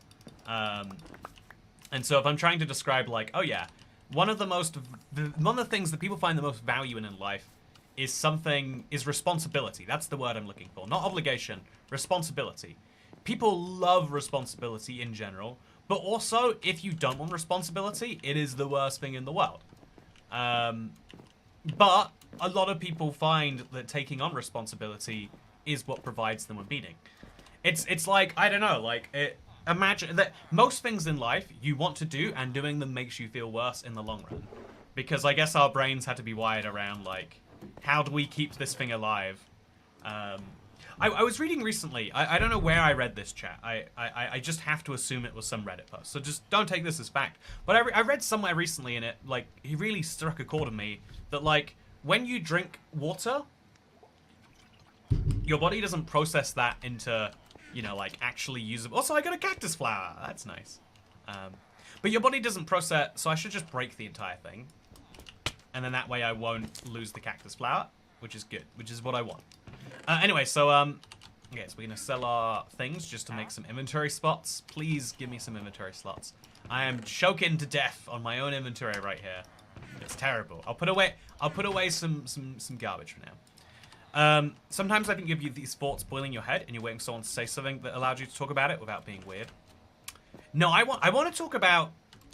I think you could broadly describe maybe any streamer, but particularly my style of streaming, as like, here are things that come to me all day, every day, that I know I should not say. But here is a space where I hope that people want to listen, or maybe they don't want to listen. But guess what? I can force them to listen, because that's how this works, I think. So yeah, the very top of the igloo actually isn't meant to be there, except it sort of is, right? The top of the igloo should be on the sides here, going along this. So there's going to be some top of the igloo here. Although to make sure it actually goes correctly, we'll place it on the side there. So there's meant to be a bunch of top of igloo here. By just placing some strips of this, we'll prevent snow formation, which is good. And also just make the place look a little bit more Christmassy, which is important. But yeah, so chat, I'm going to make a big ice pathway from there, going all the way out to a jungle. Somewhere over there. I mean, it has to be over there. If I didn't find it going that way, I'll definitely find it going this way. We haven't traveled this way at all, which is fun. But it means I need to make a bunch of ice, which means this snow thing is just kind of a secondary, silly project. Which is great to have secondary, silly projects, but still. Also, I need to get more pale oak saplings, or I am ruined, so I have to be very careful about this. It's lots of subtasks today, chat, which is fun in its own way. I could make it one big task of go to the jungle, but I'm thinking I'm going to need to go along there again later anyway, so I'm just kind of preparing for that future outcome anyway. I've been trying to enjoy the update for Toycat's Toolkit, but it hasn't been working. It's not out yet, Lisa Deck. There is a really long cert time on updates. So an update we released in June for Boss Blitz is only mostly finished in certification right now. It's not currently available. And so the update we just released might not be out till September. It might not be out till October if things go really disastrously. Yeah, very, very... it's something that speeds up and slows down a lot of Mojang. Like, the marketplace... you know, I worry I'm speaking too much on this, because there's a lot of... Somewhere in there are NDAs that you gotta be cautious of, but no one quite knows what is covered by them at any point in time. But I think I can say, I'm fairly sure I can say, that the amount of people that Mojang has hired for the marketplace is quite a variable thing. And it causes, like, all sorts of problems as it goes up and down. Anyway, so let's now make some more fences. I don't know if I need spruce. Yeah, I need spruce fences, oak slabs. So we'll make a bunch of spruce fences. I don't have many sticks, so we'll have to make some sticks first. Then we'll make, like, literally, like, 21 of them seems good. Then we'll make a bunch of oak slabs, and we'll turn it into a bunch of good things. Then we'll also pre-make our boats for tomorrow. Just make 5 of them. Just so we're doing something good. And then, actually, wait, we can sell some of those boats today, though, right? It doesn't matter if we sell all of the boats possible, because he just immediately resets anyway. So, yeah, I think 2 of my friends as a team were no responsibility people. Both of them are no longer alive, sadly. Responsibility breeds purpose and meaning, Amo. Hopey16, so first of all, thank you for your comment. It's very thoughtful and also very tragic. I'm sorry to hear about your friends who didn't make it. Yeah, I think that your thoughts on responsibility breeding purpose are really, really true. And I think that purpose, and you know, a lot of people are thinking, I mean, like, mentally, like, it's like how going to the gym is good physically, but, you know, really it's kind of good mentally. But I think it's, like, genuinely, I would say this, that having, like, responsibility in the world makes, like, you know, like, I say this a lot, but some people get sick and they're like, that is, that's 3 weeks of my life gone. I had a cold and now I can't go out to this social obligation. Or, you know, maybe for some of those people, they didn't want to do the social obligation. But I'm amazed by, like, how different some people can be on that. Whereas some people, it's like, oh, yeah, unless I'm literally in a hospital bed, you know, if I say I'm going to be there, I'm going to be there. I've always, like, aspired to be the latter group. You know, personally, that's just the way I see things. But, yeah, I think having a sense, like, that is something that is a difference between... if you believe that, you know, if you believe that you are only there for you, you can't. Your own needs are kind of fickle and ever changing. Like, what do I want in the world right now? Is what I want in the world is what I want most in the world right now to talk about, you know, the idea of meaning and purpose. Is what I want most in the world right now to mine a bunch of ice, you know, or is what I want in the world most right now to, like, you know, cut off the stream, go buy a lobster roll, and, you know, play Donkey Kong Bonanza on my sofa. You know, it's kind of, or actually, I think I've been a bit, I kind of go back and forth between whether I use games or TV as my, like, relax mode. I've been watching a bit of Orphan Black recently. It's one of those, like, I think thriller might be the description, but, like, there's always some big twist happening, and, like, those big twists feed the dopamine in my brain. And so, like, is that what I actually want? Maybe. So, oh, we actually used planks for this, not slabs. So I made all these slabs, but it was really silly of me to make all these slabs. I guess I shouldn't have made all those slabs. That's the lesson I'm learning. So what we're going to do is we're going to make this whole thing wider. I don't know if I want to make it deeper yet, but I definitely do want to make it wider. And then once we do that, we'll replace the fences. Also, yay, new stream, says Brandy Lewis. Good to see you, Brandy Lewis. I'm glad you're feeling good about it. Also, Scoopsy Cat says, do you think you'll ever make another UHS map? So, making Minecraft maps is not profitable. That's why I can't show you the marketplace. I can show you add-ons. But that's why the button here says browse add-ons, not browse marketplace. I think Minecraft naturally realized that there are a lot more people who are interested in buying add-ons than buying, let's say, other things.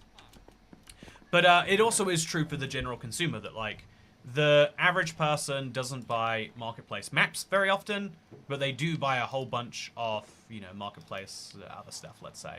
Add-ons and dynamic worlds. And so will I ever make one of those? I think, yeah. I think I still am really passionate about the idea.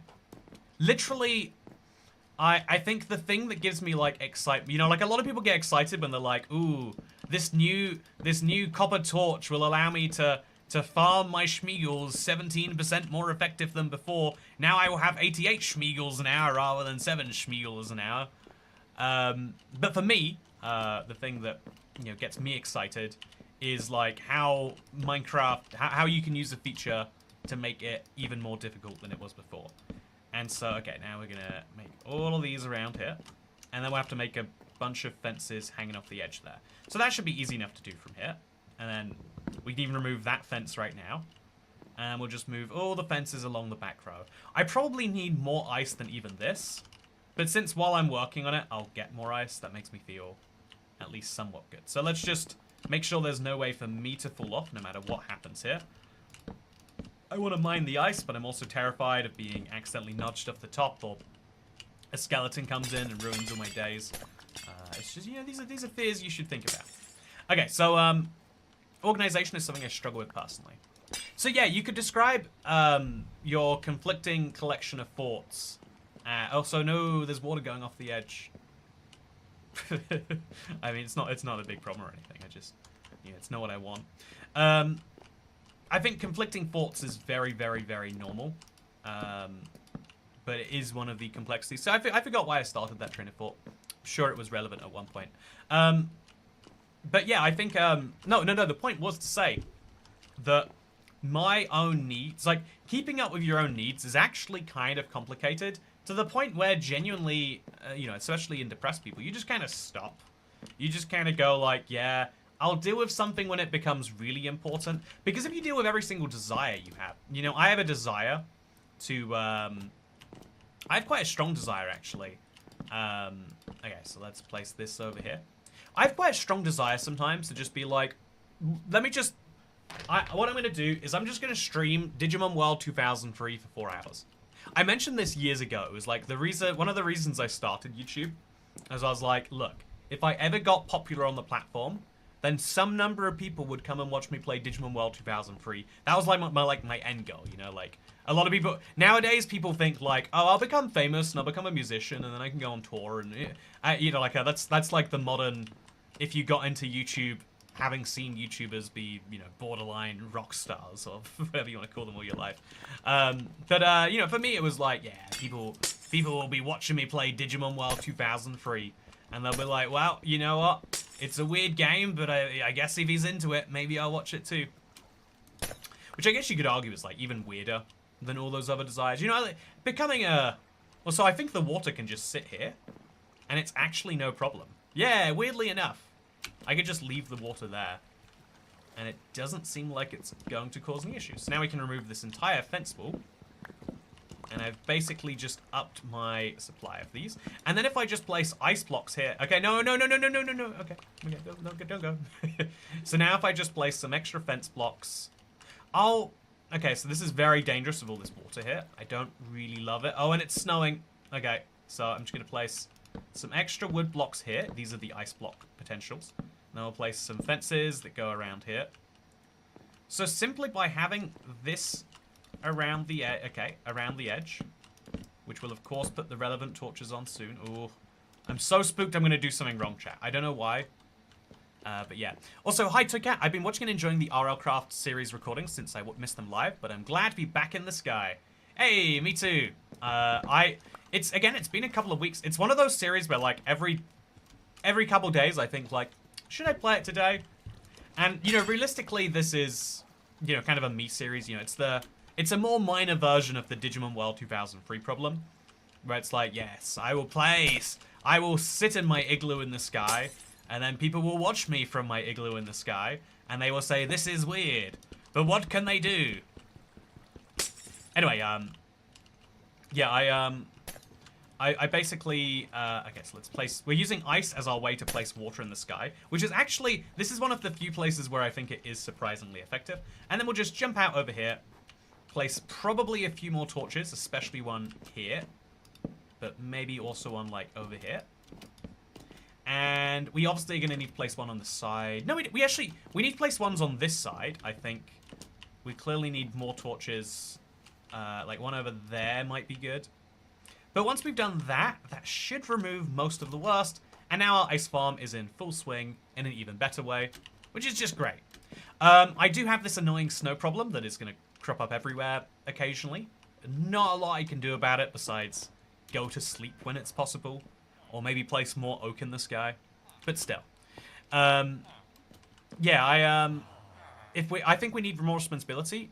If you only did what you wanted, satisfying yourself, it becomes less fun. Yeah, I think there is a weird art to finding what you enjoy, but also what someone else enjoys in what you enjoy. Which I would also say is actually what describes what being a YouTuber is. If you do only what you enjoy, you make weird content. I'll be honest with you. If you do only what your audience enjoys, you make those weird videos that that end up on the you make some weird videos that people end up doing some you end up raising a generation of children in a questionable way, Maybe we could say brain rot to be the politest we can about it. But let's just say it's not just it's a lot worse than just the word brain rot. Anyway, powerful dictator unable to stop us from watching Igloo Land. Yeah, like maybe that's what I really want in the world. I want the power of a dictator, but like I know that dictators harm people, so I want it on a really, really small scale. I want to come up with absurd Minecraft things that no one in their right mind would request, and then force people to watch it. But more seriously, there is like good content creation, good content creators. The actual thing you have to do is you have to balance what it is that you want to see with what it is that the broader, not just my audience and the fact that people who subscribe to me, people who don't subscribe, people but watch my content, but specifically also people who watch Minecraft but have not watched my videos yet. Because, you know, there is an impetus on this platform to, if you don't have new subscribers, the old ones die, sometimes literally. And, you know, you gotta work around that too. It's a lot of different steps. But I think there is genuinely a joy in, like, managing your obligation to the world while also dealing with yourself. Or at least, if it's not, joy might not even be the word, but it is fulfilling in its own unique way. And I think that that is something that is very, very hard to, like, instill. Also, someone in chat said something about your 30s, but I missed it. If you want to repeat it, I'd love to hear it. By the way, yeah, now we've got double as much water that we can turn into ice. And as long as we don't mess things up hugely, that should mean that we now can get a bunch more ice, which makes our ice pathway a lot longer. In fact, should we start making that ice pathway just to see how long we get with what we have? I think we should. If that's my most important goal today, I think understanding the scale of the problem will help me understand the scale of how big, you know, this house build actually needs to be. So, let's make some more boats, just so I've got them around. I'll sell them around. I'll sell them to the guy till I hit the max, and then we'll just bring out all of the ice. So packed ice isn't that useful right now. It's great that I have it, but I'm not going to use it. Instead, I'm just going to place 100. Okay, I don't know how to check my controller battery. I'll press the middle button. Okay, it looks like it's mostly full. So I'm really, really scared about playing Skygloo if I don't know my controllers aren't fine. Because before a controller disconnects on Windows, it does like a little spinny round and it might drop me off. Again, it would suck to lose this series for such a dumb thing. This is real hardcore, chat. It's not even hardcore-ish. So I've done easy core before in my caveman series. I've done hard-ish semi-core in my super flat series. But this is full hardcore. And if I'm not mistaken, at 148 days, it's the longest I've lasted. But it means that I have to be very careful about how much longer I last. It also means I should consider, like, actually putting guardrails on this. I want Void Flatcore 2 as more than a short. Oh, have you seen how well that short is doing, anyone? So I do want to play Void Flatcore. I mean, we can now, right? Oh, my brain has, like, totally skipped over the fact that the update has released. Like, I'm playing 1.21.100. We could, you know, see, this is an example, right? With no obligation. Right now, I was like, I could just start playing Void Flat right now, right here, if I wanted to. It's not impossible. But yeah, I'm not going to. I could, and I want to, but I'm gonna make my decision not just based on my own desires to myself, but on my obligation to this stream, which is hopefully, you know, people like John of the Dad, they were very vocal about it. They're part of the 1% that comment. Thank you very much. But there's also a bunch of people, hopefully like them, who want to see Skygloo, and who might be a bit disappointed if, like, midway through Skygloo I go, oh, what if we did something entirely else? By the way, here's what my igloo looks like from the back. It's a little bit messy. It could do some work. But it's getting there, right, chat? Do you see how this is a mini version of that? Like, it even looks destroyed in the same way. It's fun. It's very fun. Anyway, in your 30s, you can become injured while sleeping. Very, very true. I know Chantal's here. She's always here. Yeah, Chantal's really good at, like, moderating. Like, she's not always, like, chatting about it. But she's always moderating. Unless she's asleep. You know, time zones or something. Can someone see my comments, says Tyler? I can see your comment. When's your new video coming out? Tonight. I can never say the time on, like, It's tonight. Sooner rather than later, I would hope. Okay, so we're gonna ride a boat along this now, chat. Okay, so this is the closest, this is the riskiest thing we've done in a while. But I just want to see how fast... Okay, okay. So this is definitely much faster than walking. I'm a little spooked now, like, what if I do get out and it puts me below Y200? Oh, it's saying... Okay, chat, we found a bug. Look, I'm in the boat above Y200, but my Y coordinate's at 199. So if the challenge description was going below Y200 is a fail, over chat. But as you know, the way we actually define it is, do we gain advantage from being below Y200?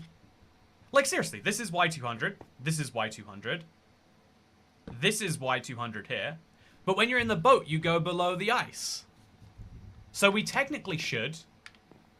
This is an annoying thing to learn after the fact. But just so, like, you know, there's going to be... I think just because we are... The only measurement system we have is a broken one, we should therefore build our ice path around that broken measurement system. And I think that means we place ice on top of this ice. Minecraft measures Y level by head level. Oh, is that true? Is my head being above Y... Are my feet technically at Y 199 and my head is just at 200? I always get that one messed up when it comes to commands. So I think you probably are right on that, Lorenz. Good to see you, by the way, Lorenz. Man, that's a long time username. Assuming you're Lorenz0, the first one. Also, move the ice path a block above. Yeah, I think that's what I have to do, therefore. But yeah, I'm using the Y coordinate in game because it's a lot simpler than saying, okay, if we keep that at Y201, technically that means my path is at Y199.5. But again, it's all fine. So that means, yeah, we have to now basically scrap all the ice we've mined or placed, and just place a second one on top of it. It'll look weird, but it's still worth doing. Challenge failed, it's over. Okay, it's over, everyone. Let's go play Void Flat. But no, right, like, you know, even as a dictator here, right? This stream does function under dictatorial rules. That is to say, like, oh, democracy? No, I don't have to follow your democracy. I remember watching you like 6 years ago. I didn't even know you still played. Happy to see you still going. Hey, Cinco's GD.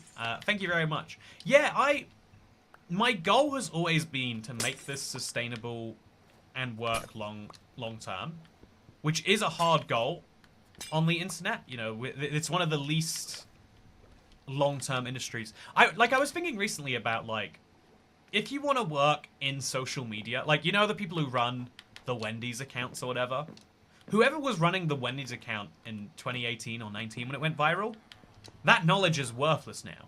The knowledge required to become a viral brand in what would that be? Like, 7 years ago, it just has zero bearing on them right now.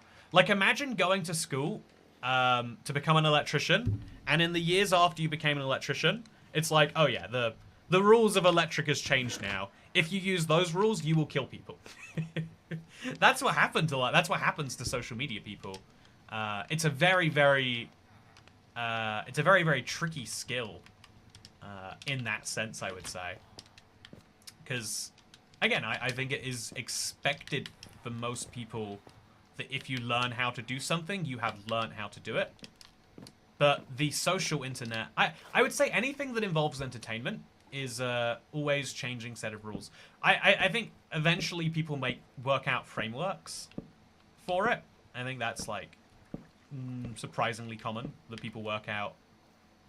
You know, like, I think that even though entertainment feels like it's something that always changes, actually, there's, like, 3 things that'll entertain a human. You know, like, the classic BBC one that's, like, stuck to this day is inform, educate, entertain. But, like, even within you know, like, I remember my teacher said to me there's, like, 7 forms of fiction that everything can fit in. And if I haven't told the story before, I got her good when she was, like, because she'd, like, ask the class for, like, give me an example. I'll tell you how it's one of those 7 categories. And I was like, okay, well, what about an erotic book? And she was like, I think you're right, Andrew. I think that would be a different category. Which I like to believe is actually just her being like, okay, I need to deflect this as quickly as possible. You know, it's a classroom full of boys. But I still take that to this day as proving that, like, actually, even within the, like, when you try to simplify anything down too far, you actually end up, like, missing all the edge cases. And I think entertainment or social media or internet witchery, I think it's all edge cases. I think the entirety of what we do here is just edge case after edge case. Like, what could you use to... Why is it that, for example, this video would work better with a different thumbnail and title? If you asked anyone who is watching this stream, why are you watching it? You'd be like, oh yeah, because it's Skygloo. You know, I like the challenge, etc. But yet, if you look at the analytics, you can see more people click on certain types of thumbnails. Like, people say clickbaity, but actually, like, if it's too clickbaity and everyone knows it's clickbaity, no one clicks it again. There's like there's a perfect level of clickbaitiness you actually need to reach. By the way, I think making some pale oak boats would be nice. I think they would fit my my Skygloo a bit better, right? Like, if I'm gonna be boating around the place, I think a spruce boat doesn't make sense. But, you know, a nice pale oak boat, that makes a lot of sense, actually. Please add fences on the back corners of your ice sheets, otherwise the water could push you off. Oh, yeah. Technically speaking, you are right about that. It's funny to imagine. What were her 7 categories? I don't actually remember them. I think it's like a common literature thing, if you want to Google it. But, like, yeah, there's a... It's kind of a weird thing to really think about for too long. Sad, I only just joined as you failed the run, so Slola Purpoise. Yeah, I know, it's over now, right? So technically speaking, my Y coordinate showed as 199 for like a brief second while I was doing something to do with the fishing too. And again, I think that there are 2 ways you can treat this. One is you can say it's the plague, what's the point? The other one is to say, like, well, the point of the series is to see how far we can go. I should never intentionally go below 200, and if I do, any advantage that I gain should be removed. So imagine if I did somehow fall down and land in a water pit. I think it would be fine if I stacked up, could remove that stack, and then came back. You know, like, do you get what I'm saying? Like, in hardcore, the only true end is death. Any self-imposed rules, you've got to be... You know, it's kind of like if I broke the law and I stole a cat from the pet store, but only because the cat followed me home. I'm not going to be arrested for that one. And in the same way, when you judge your own crimes, you should still be objective. You shouldn't say, oh, well, I should be allowed to steal bread because I'm hungry. You'd be surprised at how many people, like, justify, like, look, I steal this thing because I want the thing and I don't want to pay for it. That's justifiable, you know, like, there's a reason we need courts and stuff. But, yeah, I think it's actually... so I want to get 4 more of these that I can just have sitting around. I think, actually, I'll just put these inside of my chest for now. I don't want pale oak right now. I definitely have enough of it. But it's fun that we have a collection of pale oak saplings here. Also, hey hoes, there's Ash. How's it going, Ash? Is things rendering? We had, Lego Show TV asked, when is the video? And I would love to hear your answer. Also, we have to make sure we milk our bees. Because, of course, I need to get honey. I can get 2 honeys now, which is great. So, yeah, honey blocks are technically one of the few limiting factors. Even if I got a Wandering Trader right now, I would need a few more of these. I'm going to be very scared about the bees. I would need a few more of these before I could do anything with it. But it's still nice to be turning it into something. Not long away. Ah, it's good to hear. So, Lego Show TV, the answer is not long away. It's funny till he actually gets pushed off. It is very funny until I actually get pushed off. I agree with that exactly. By the way, good to see you, Xavier. How are you doing today? Agreed about stack up. Yeah, whereas if I fall on ice, game over, and also I went below Y200. But the point is, I'm not meant to get any advantage from being down there. And I also think that if I'm deliberately going down to get, you know, like, that's advantage. Whereas accidentally doing something and gaining nothing from it, you know, like, if you steal something from the store, you didn't know you stole the thing from the store, and you give back the thing the moment you do realize, and you can honestly say that to yourself, I think it's not theft, right? I think theft requires dishonest deprivation. And so we get to define, thankfully, the rules of engagement here. the point of this challenge is to survive without going below Y200. You know, you could argue the rules of the challenge are so that you make a big death barrier at Y200. But if we can't see the death barrier and we accidentally step a foot over it and it doesn't kill us, well, should we deliberately make it kill us? You know, you get to answer that for yourself. The video's done for the record. I'm not procrastinating. That's good to hear. That's very good to hear. Also, yeah, learning about how boat Y levels work is an advantage. You know, that's so slow purpose. I like your thinking. I like your thinking a lot there. You could make a decent argument that we now have the deep advantage of learning how it is that boat Y levels work, which we can now use going forwards to avoid going below Y200. I mean, I guess, you know, then the definition of advantage starts to really come up in a way that I think is going to be too broad for this. So, chat, what should I do with my emeralds now? I think I've gone through all of the main trade people that I want to. I think this guy is going to be expensive. I have to buy a lot of iron axes. But if I do, eventually he'll give me a diamond sword. Is now the time to get that diamond sword rolling? I think now might be that time. Okay, so because we're not going to sell these twin, and I definitely don't want to buy bells, I'm going to buy 1, 2, 3, 4, 5, 6, 7, 8. 8 axes right there. And it's going to put me basically nowhere better than I was before. I'm going to put them all in this lovely chest, because this is the tool chest. And one day I can take full advantage of those. But yeah, I just bought 8 axes, and it got me that far through it. Oh my god, that is so dire, chat. Yeah, that's so dire. Literally, is it better value to buy these swords? Okay, chat, let's do the measuring here. So this is 1 bar and a bit, and this is 1/3 of a bar, I would say. If this, so I think 11 for the sword is better. 1, 2. Oh, this hurts so bad to spend that many emeralds, sir. It's what we've got to do. It's what we've got to do. Today, it's one of those fun little side benefits off the grind, is how we have to see it. And also it prevents me from filling this chest up with axes. Though, let's be honest, I'm never going to use anyway. Okay, so speaking of getting things we're not going to use, I am slowly getting through my stone shovels here. And also we need to go back out to the to this place, because we've got a lot of ice that has magically appeared, and I intend to turn it into unmagical appear. So, Bedrock needs more achievements on Super Flat. This is Jason Moore. It has no achievements on Super Flat. Oh, that was weird. Did you see that? I, like, swam up onto it. So, yeah, right now, technically speaking, I could be pushed off the edge. And again, it's funny to imagine, but it is a very real, serious problem that could happen. So, I'm going to put a block here, and I'm going to put a block over here. And now it would take some extra work to push me off. Hopefully not. Hopefully the game doesn't bother doing that extra work. I think a good life rule is always assume that if it takes extra work for something bad to happen to you, that no one's going to bother doing the extra work. This is a rule they don't teach you at school, but I'm going to teach you right now. So yeah, chat. I think self-censorship is a surprisingly important rule. Again, I'm a contrarian. I'll concede. Censorship is quite bad right now.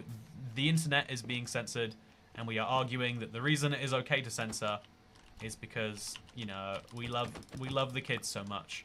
But trust us, not in that way. Okay, so we have to just build up from here. I'll start with a little like ice hub, like just enough that like nothing could go wrong. So place some blocks all the way over here.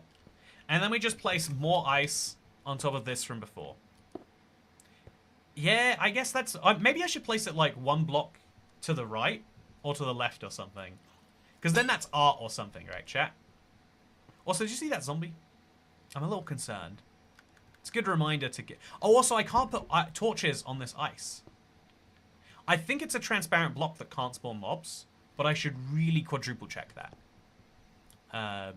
Hey Toycat, I don't usually get to make it to the stream, says Aiden Vanderpelt. Also, Jura just remembered and said streamlabs.com/Toycat. Streamlabs.com/toycat indeed. That is where you can go. And if you want, you can tip and give your boy money to follow his dreams, but also your dreams at the same time. See, but right, there's a really messy. Should I put this directly on top? Chat, can you see? This is where I'm gonna ask for your opinion. See if it aligns with mine. I could see the argument of like, what if I had a second path going here?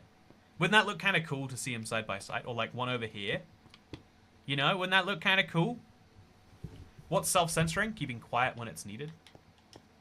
I think self-censorship would be, you know, if we take censorship to mean like, you know, like to quiet, you know, to limit what someone can say, you know, to cut down on the what you might even call free speech, but like, you know, just the unlimited speech of someone else. I think that it's really important to sometimes, at the very least, I think everyone can agree that at least sometimes it is really, really, really important to know when it is that, first of all, you shouldn't say something, but also, more specifically, what it is you should and shouldn't say.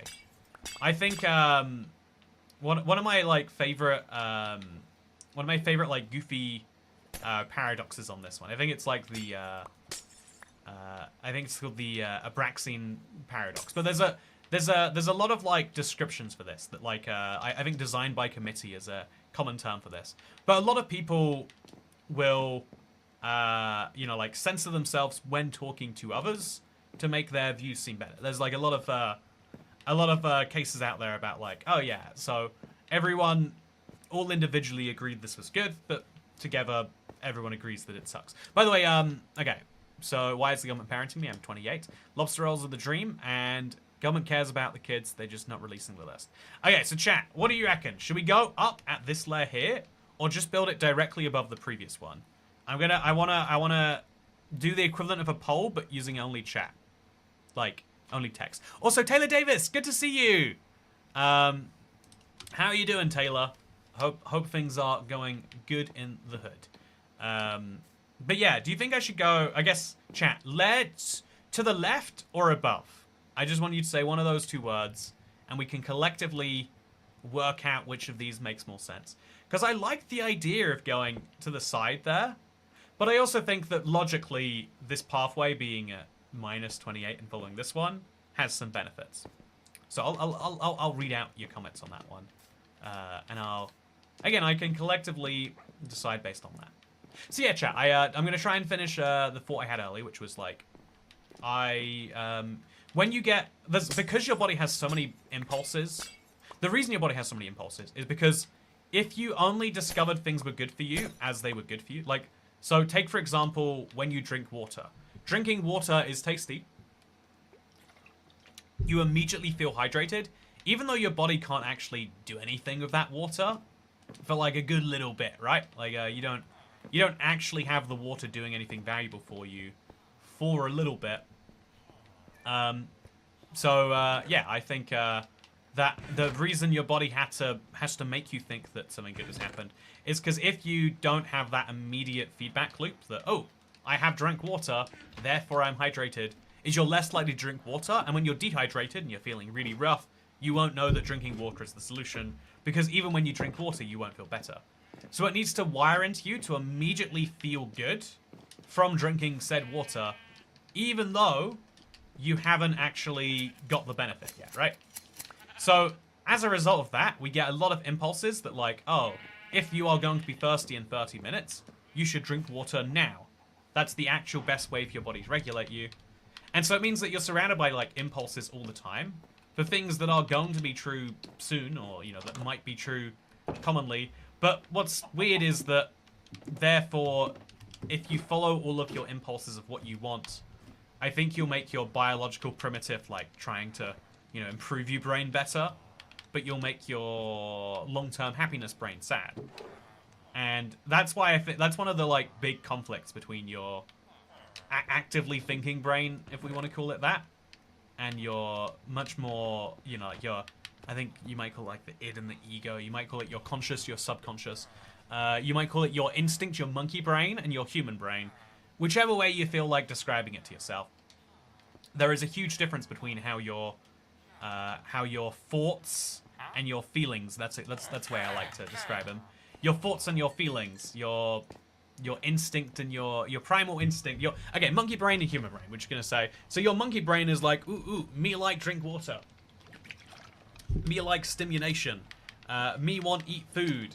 Me want put inside lady ape or whatever. While your more, conscious brain, the one that has developed over all these years to actually allow societies to function, and all this noise.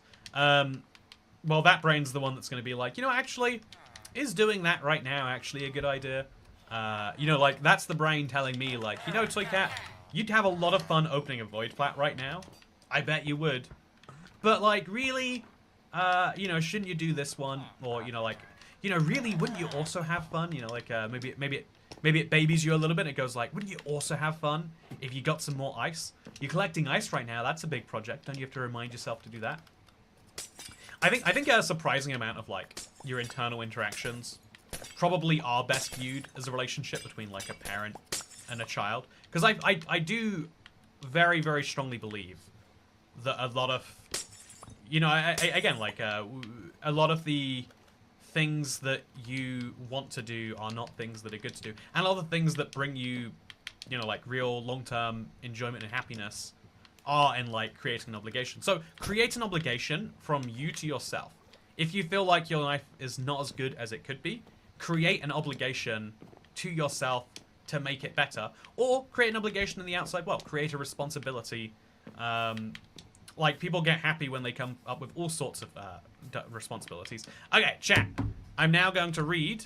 Okay, we got right, left, down, right, left, above, left, right. Okay, a lot of people... I took all of that to mean about 50-50, which means neither idea is worse or better than the other one, which means we're just going to build all of this here. But once we built all of that there, now we have to build... like a buffer block for myself to make sure that I don't get, like, trapped and ruined. So I'll place a block there and a block there and a block here.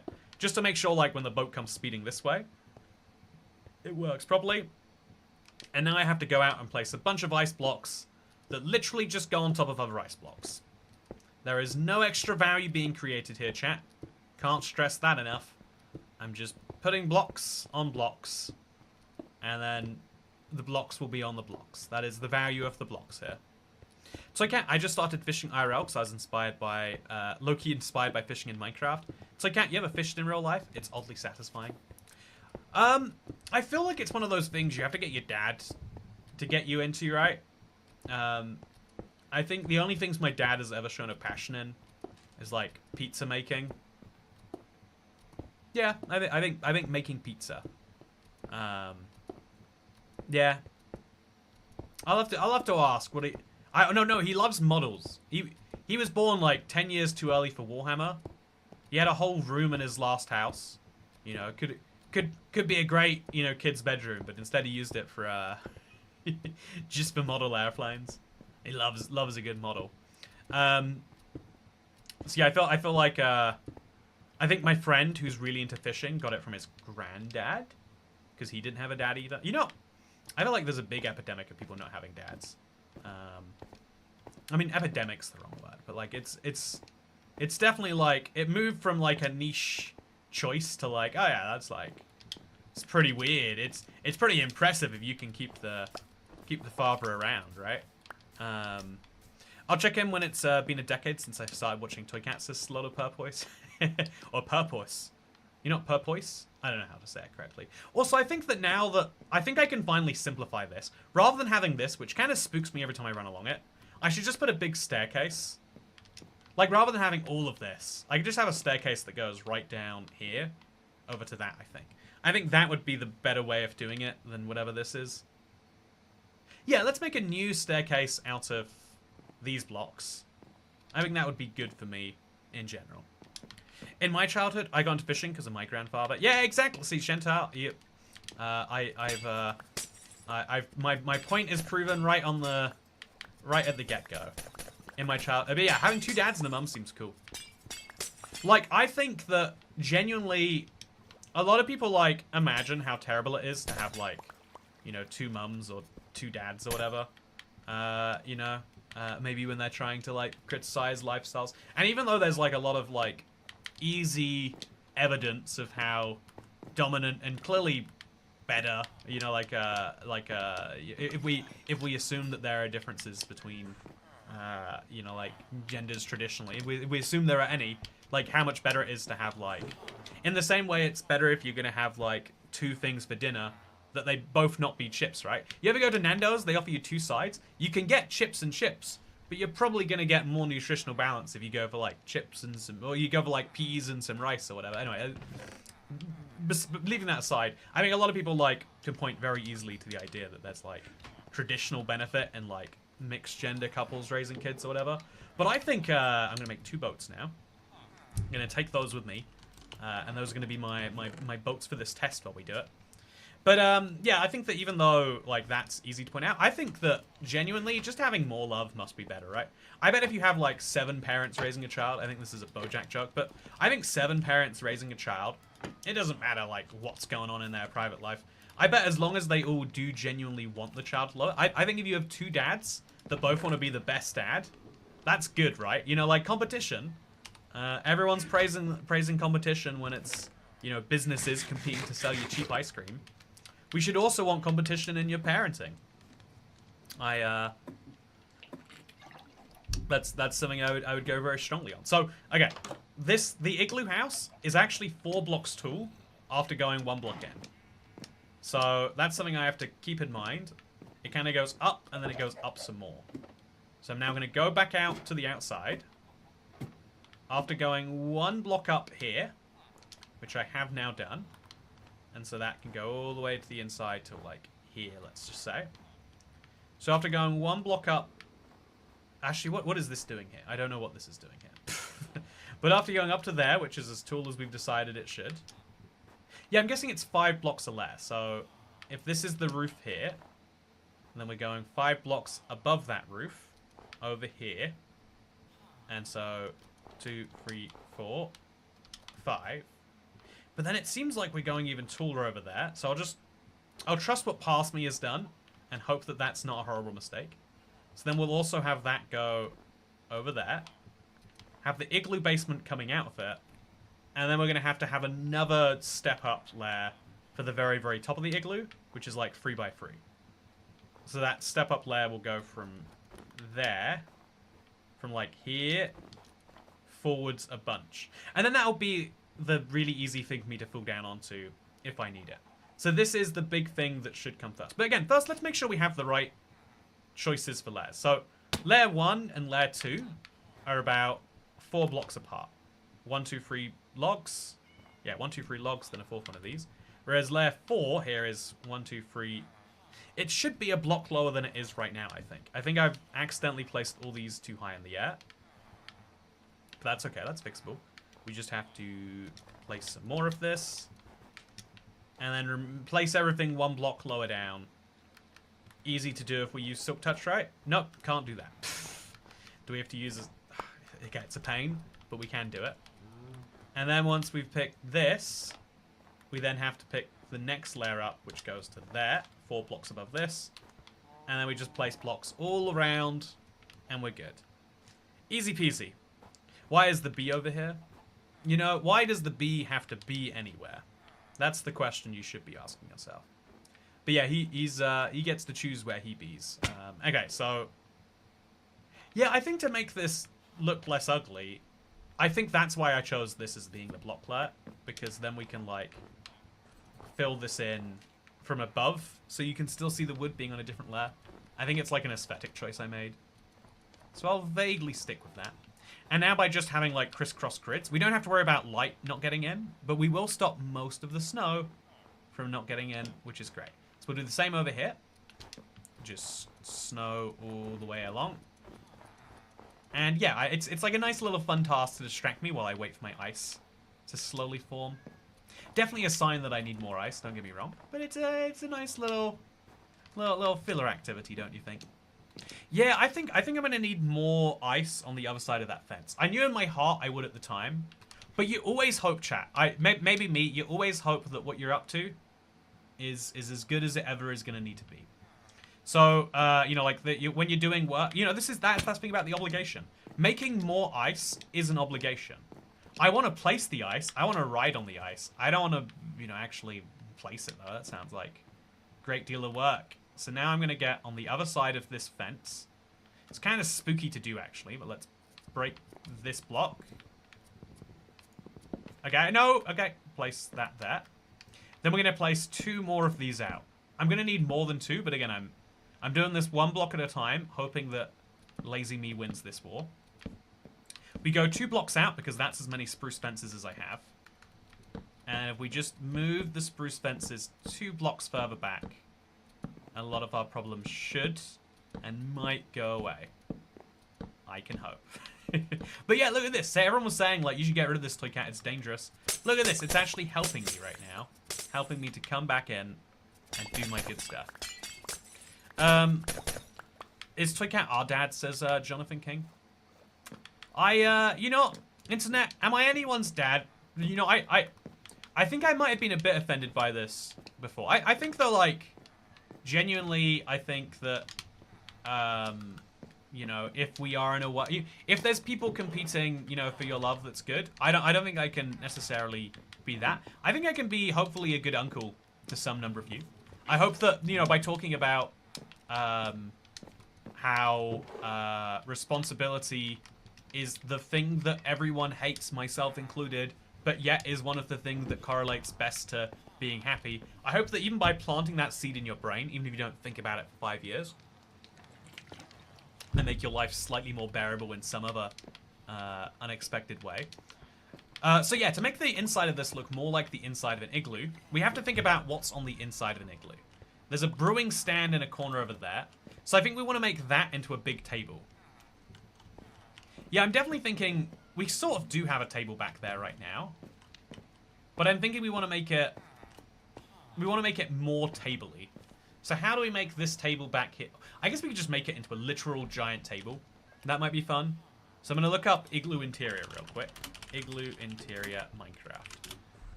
Oh, so loads of people have made houses from it. That's cute. I'm just trying to find what it looks like by default, though. Okay, so the default igloo interior. Oh, we're making the top, so there's no steps or anything. There's just meant to be a giant bed over there. So actually, that means that we should make this... We should move all of our beds to there. I can now buy... Or I can... Oh, man, there's so many cats. They're going to have to die. I can get all of the stone down to actually finish that part, so that's going to be pretty crucial, I would say. So in goes this. Yeah, let's smelt up some stone. I think I have a ton of cobblestone. 1 stack should get me to a pretty decent place, right? So let's do that. Let's smelt it up. Yeah. What am I going to smelt it with, chat? I'm sure there's a mathematically best way to do it.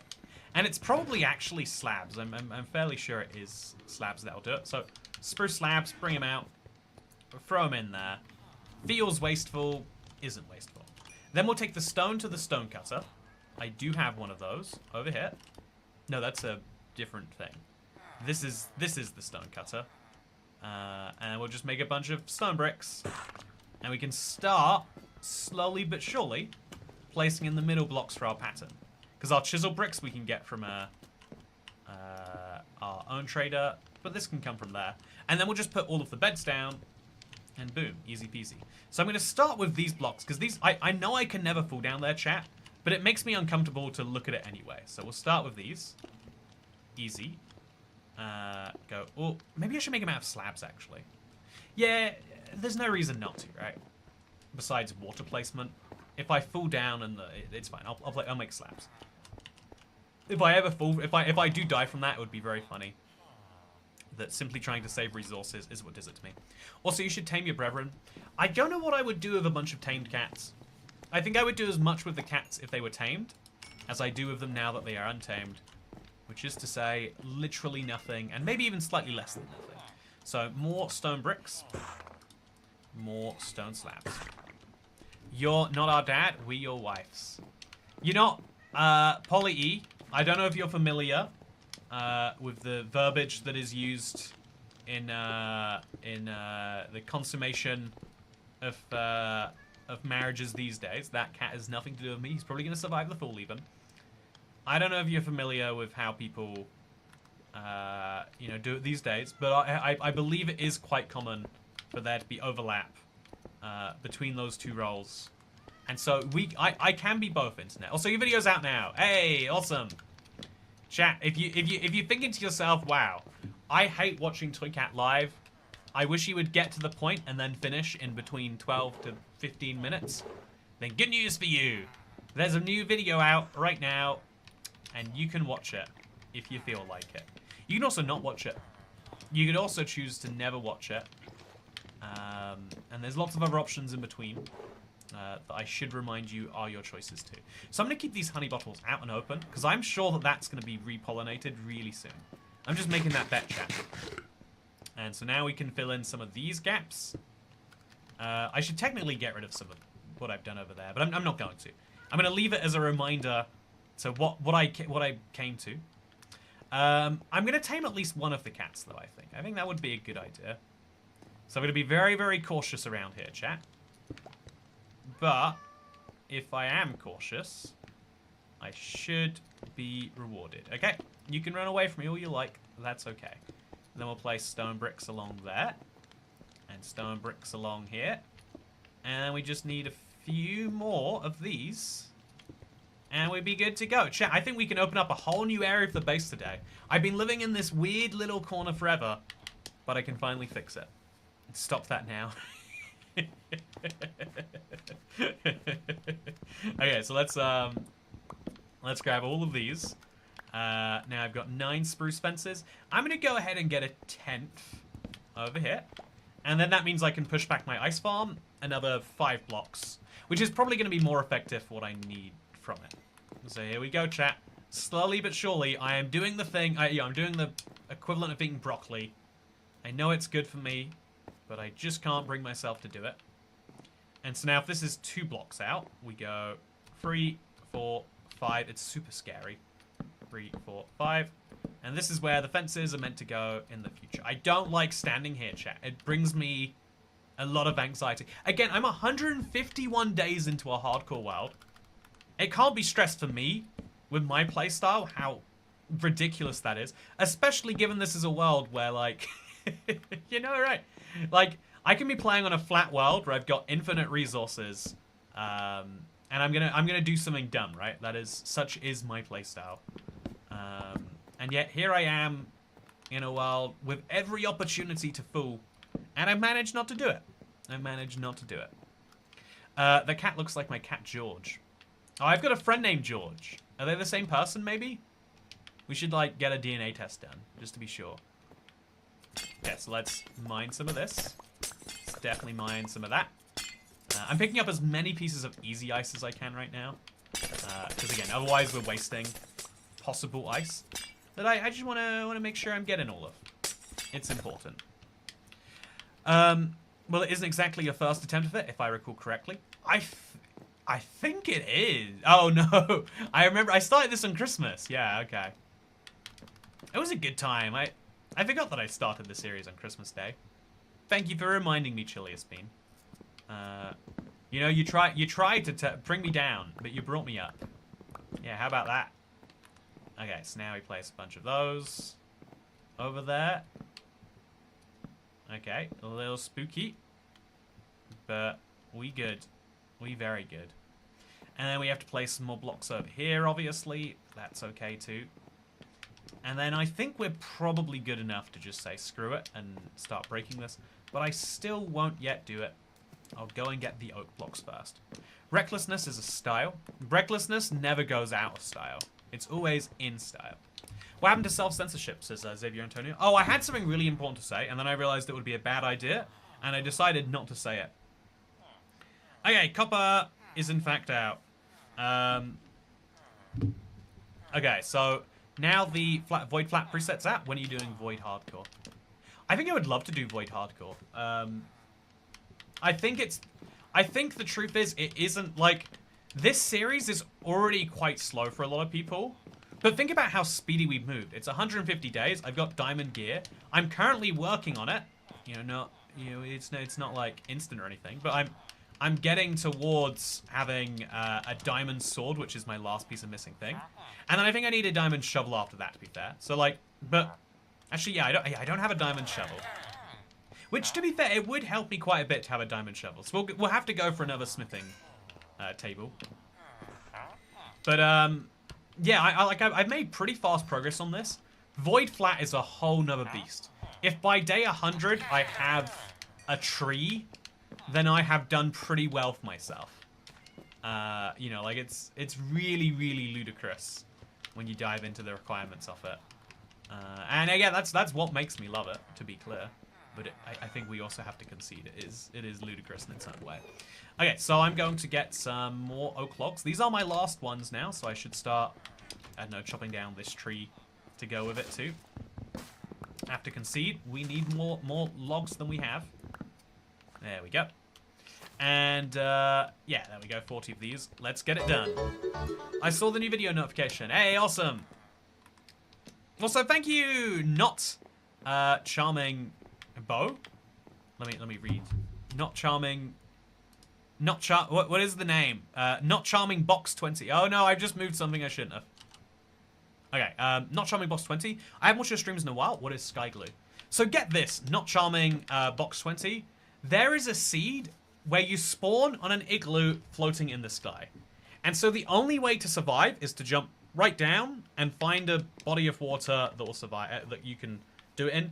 And so this is hardcore Minecraft, where without jumping down, without going below the cloud layer, which is Y200, I think it's like Y198, but without going below the clouds, which we've simplified down to Y200, I have managed to get all of the things you see right here. I've managed to build myself a little floating village. I've managed a lot of different things. Okay, I'm going to be very, very cautious. And yeah, my basic goal is to see how far I can push this. And my current next big, huge endeavor that I need to go on is I need to get my hands, quite seriously, I need to get my hands on some lava so I can make a nether portal. Well, rather, I need to get my hands on some lava so I can make a lava farm so I can make a nether portal if you want to, like, you want to get really technical with it. Also, I didn't realize how many extra fences I would need, because I am out, apparently. Yeah, that's fine. I mean, we just put blocks over there for now. But that also means we have to put more torches on these fences, so let's just place those down now, all along the edges. And now, let's go break all of these blocks. Oh, look how many... No, don't make me lose the ice. Look how many ice blocks we just got. It's incredible. Right now, I'm working on a blue ice part. Okay, so it can fall off the edges. It is important for me to stop that from happening. But look how many ice blocks I just picked up. And as long as it doesn't fall over the edge... Oh, no, no, chat. So much ice. Okay, so as long as it doesn't fall over the edge, we've just proven it very much will. Okay, so sit here. Don't let it push me. Then put an ice block there. Break it. Water. Ice block there. Break it. Water. Do the same here. And if we do this enough times, we have a big sheet of water, which can turn into a big sheet of ice. I've just lost that ice permanently, but it's okay. Look how much water I have now. This will fulfill my ice needs. I certainly hope. Good luck, buddy. Thank you very much. Hey, Wandering Trader. The Wandering Trader is what I truly need for this challenge to go well. Every single day, I want to buy as many things from him as I can. The Wandering Trader has all the goodies. If he trades me a slime block... No, don't walk off the edge. If he trades me a slime block right now, or a slime ball, I'm in the money, chat. He's got moss. That's valuable. I think I'll take a couple moss. He's got dark oak blocks, and I think I always just want to buy the max of these. It's just logical too. Oak saplings I won't buy. Cornflowers I think I do want. An invisibility potion. I think that's like quite a niche one. I can probably get drowns up here if I want to. In fact, I should maybe work on doing that as a way of getting copper. Yeah, copper will never spawn at this height, and as of the next drop, I'm going to actually want copper. So we'll make our own drown farm, and that's everything we need from him. Now we can lead him to the exit, or we can not. It's up to him. But for now, let's go to sleep. We had a great one. The llamas were killing them last stream. Has that improved? I mean, it seems like it has, right? Let's give credit to 121.100, the update that came out this week. it seemingly has fixed that. Except there's no way to get allies. No way would be strong. It's really, really tricky, but I bet it is doable. Okay, so before we go out and place our ice, I'm going to quickly buy from... I mean, I'll buy a couple of swords from the weaponsmith. Just to get rid of this. I'm going to have so many of these by the time I'm done. It's a problem. Then I'm going to go to the stonesmith, or the stonemason, and I'm going to buy these blocks. You get 4 chisel stone for an emerald. It's a good enough deal in the sense that it doesn't require stone, which is in very short supply. And so we'll place them down here, there, and there. And just, it makes the whole place a little bit more secure and feel less like it's about to fall down any minute. When do you use the invisibility potion? Yeah, I know, right? Like, when would I? But the other side of the equation is like, wouldn't it be cool? Yeah, I hope you see my struggle. At least a little bit there. So if we got all of these placed that we'll need to, I think amazingly we have, yeah. And then that means we can place these away, assuming I don't have some chilling in there already. I had 41 chilling on there already. I didn't buy any of those. Then we'll take the stone bricks we've got, combine it with these stones, and just make so many slabs. Oh, we don't even need... I think literally these stone blocks alone would do it. But I'll put them back.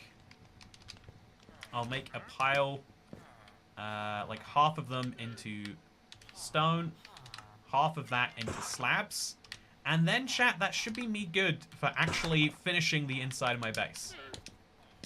I know this is incredible to say from the man who does not do building, who plays chaotically and... Oh, there's so much water falling off the edge there. That's something that needs to be fixed. But no, chat, I'm not getting sidetracked.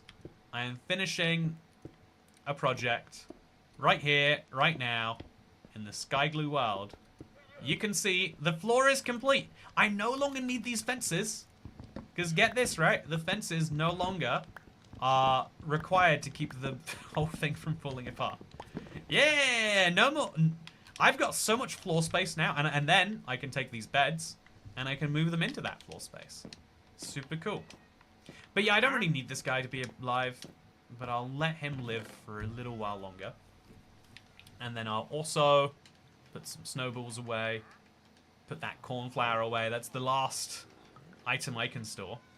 And, yeah, bottles. No, I need to use the bottles to get these milked. Get my bees milked. And that is the last honey I need. Chat, it is just now the slime blocks that are stopping me from reaching my dreams. So, wait. Oh, they're in 2 different stacks for some reason. Honey block obtained. Glass bottles put away. And if we go in here, yeah, that's 6 honey blocks. We are amazingly pulling this together. Do you think it'd be a good or a bad change to make spawn eggs craftable? Probably using a rare material like netherite. I used to be a big proponent for the idea that you should be able to, and I still kind of believe this a little bit, but I think you should be able to use Silk Touch to pick up a mob as a spawn egg. If it works for glass, right? Silk Touch doesn't make any sense in the context of glass, but yet they say, yeah, you can pick it up anyway because it's the logic we've decided on. Surely the logic could also dictate that it's totally fine to Silk Touch up a mob. It makes just as much sense as anything else. I think I should raise this up a level to make it look like a giant bed. And maybe even dye them all red. I think that'd be a good long-term ambition. To make it look a bit more like a big igloo. Which is the goal, right? The bigloo, if you will. Anyway, yeah, chat. I decided to not share my ability. No, I think that self-censorship is something that like more people should think about. Like, it's to say, it's really, really easy. I had this little moment. I think it's really easy. So day chat for lunch. Let me not self-censor for a minute. Today for lunch, I got a credit card. If you know your credit cards, you know which one I'm talking about. But I had a credit card that I want to cancel to get the fee that I got for applying for it back, because I got the credit card gives you a bunch of points which are worth real money, and then you can cancel the card and you get the money that you pay for it back. Basically, it's I think the word for it is churning. Maybe it's, yeah, I think churning is the technical word. And it's a really great way if you like points and you like, you know, if you like flying places but you don't like paying for going places, which makes it sound like you're committing fraud or something. And you know, just to clarify, fraud is bad. But credit cards make so much money, you know. But I feel like it's entirely built into their model that some number of people get to fly places for free. Could you argue that you're actually, you know, complicit in an economic system which then, you know, like takes money from people with less so that you can, you know, is that in effect an act of robbery from, you know, interest payers to me? Maybe, but I won't think about that too hard. But what I will think about hard, okay, so I'm going to be very careful about picking up this ice. Definitely need to put some more wood down there. But yeah, we got so much of it now that my ice pathway will go a lot further and I can actually place down my boats. You should off the Wandering Trader so the next one comes quicker. He doesn't actually seem to. On Bedrock, you can have multiple Wandering Traders.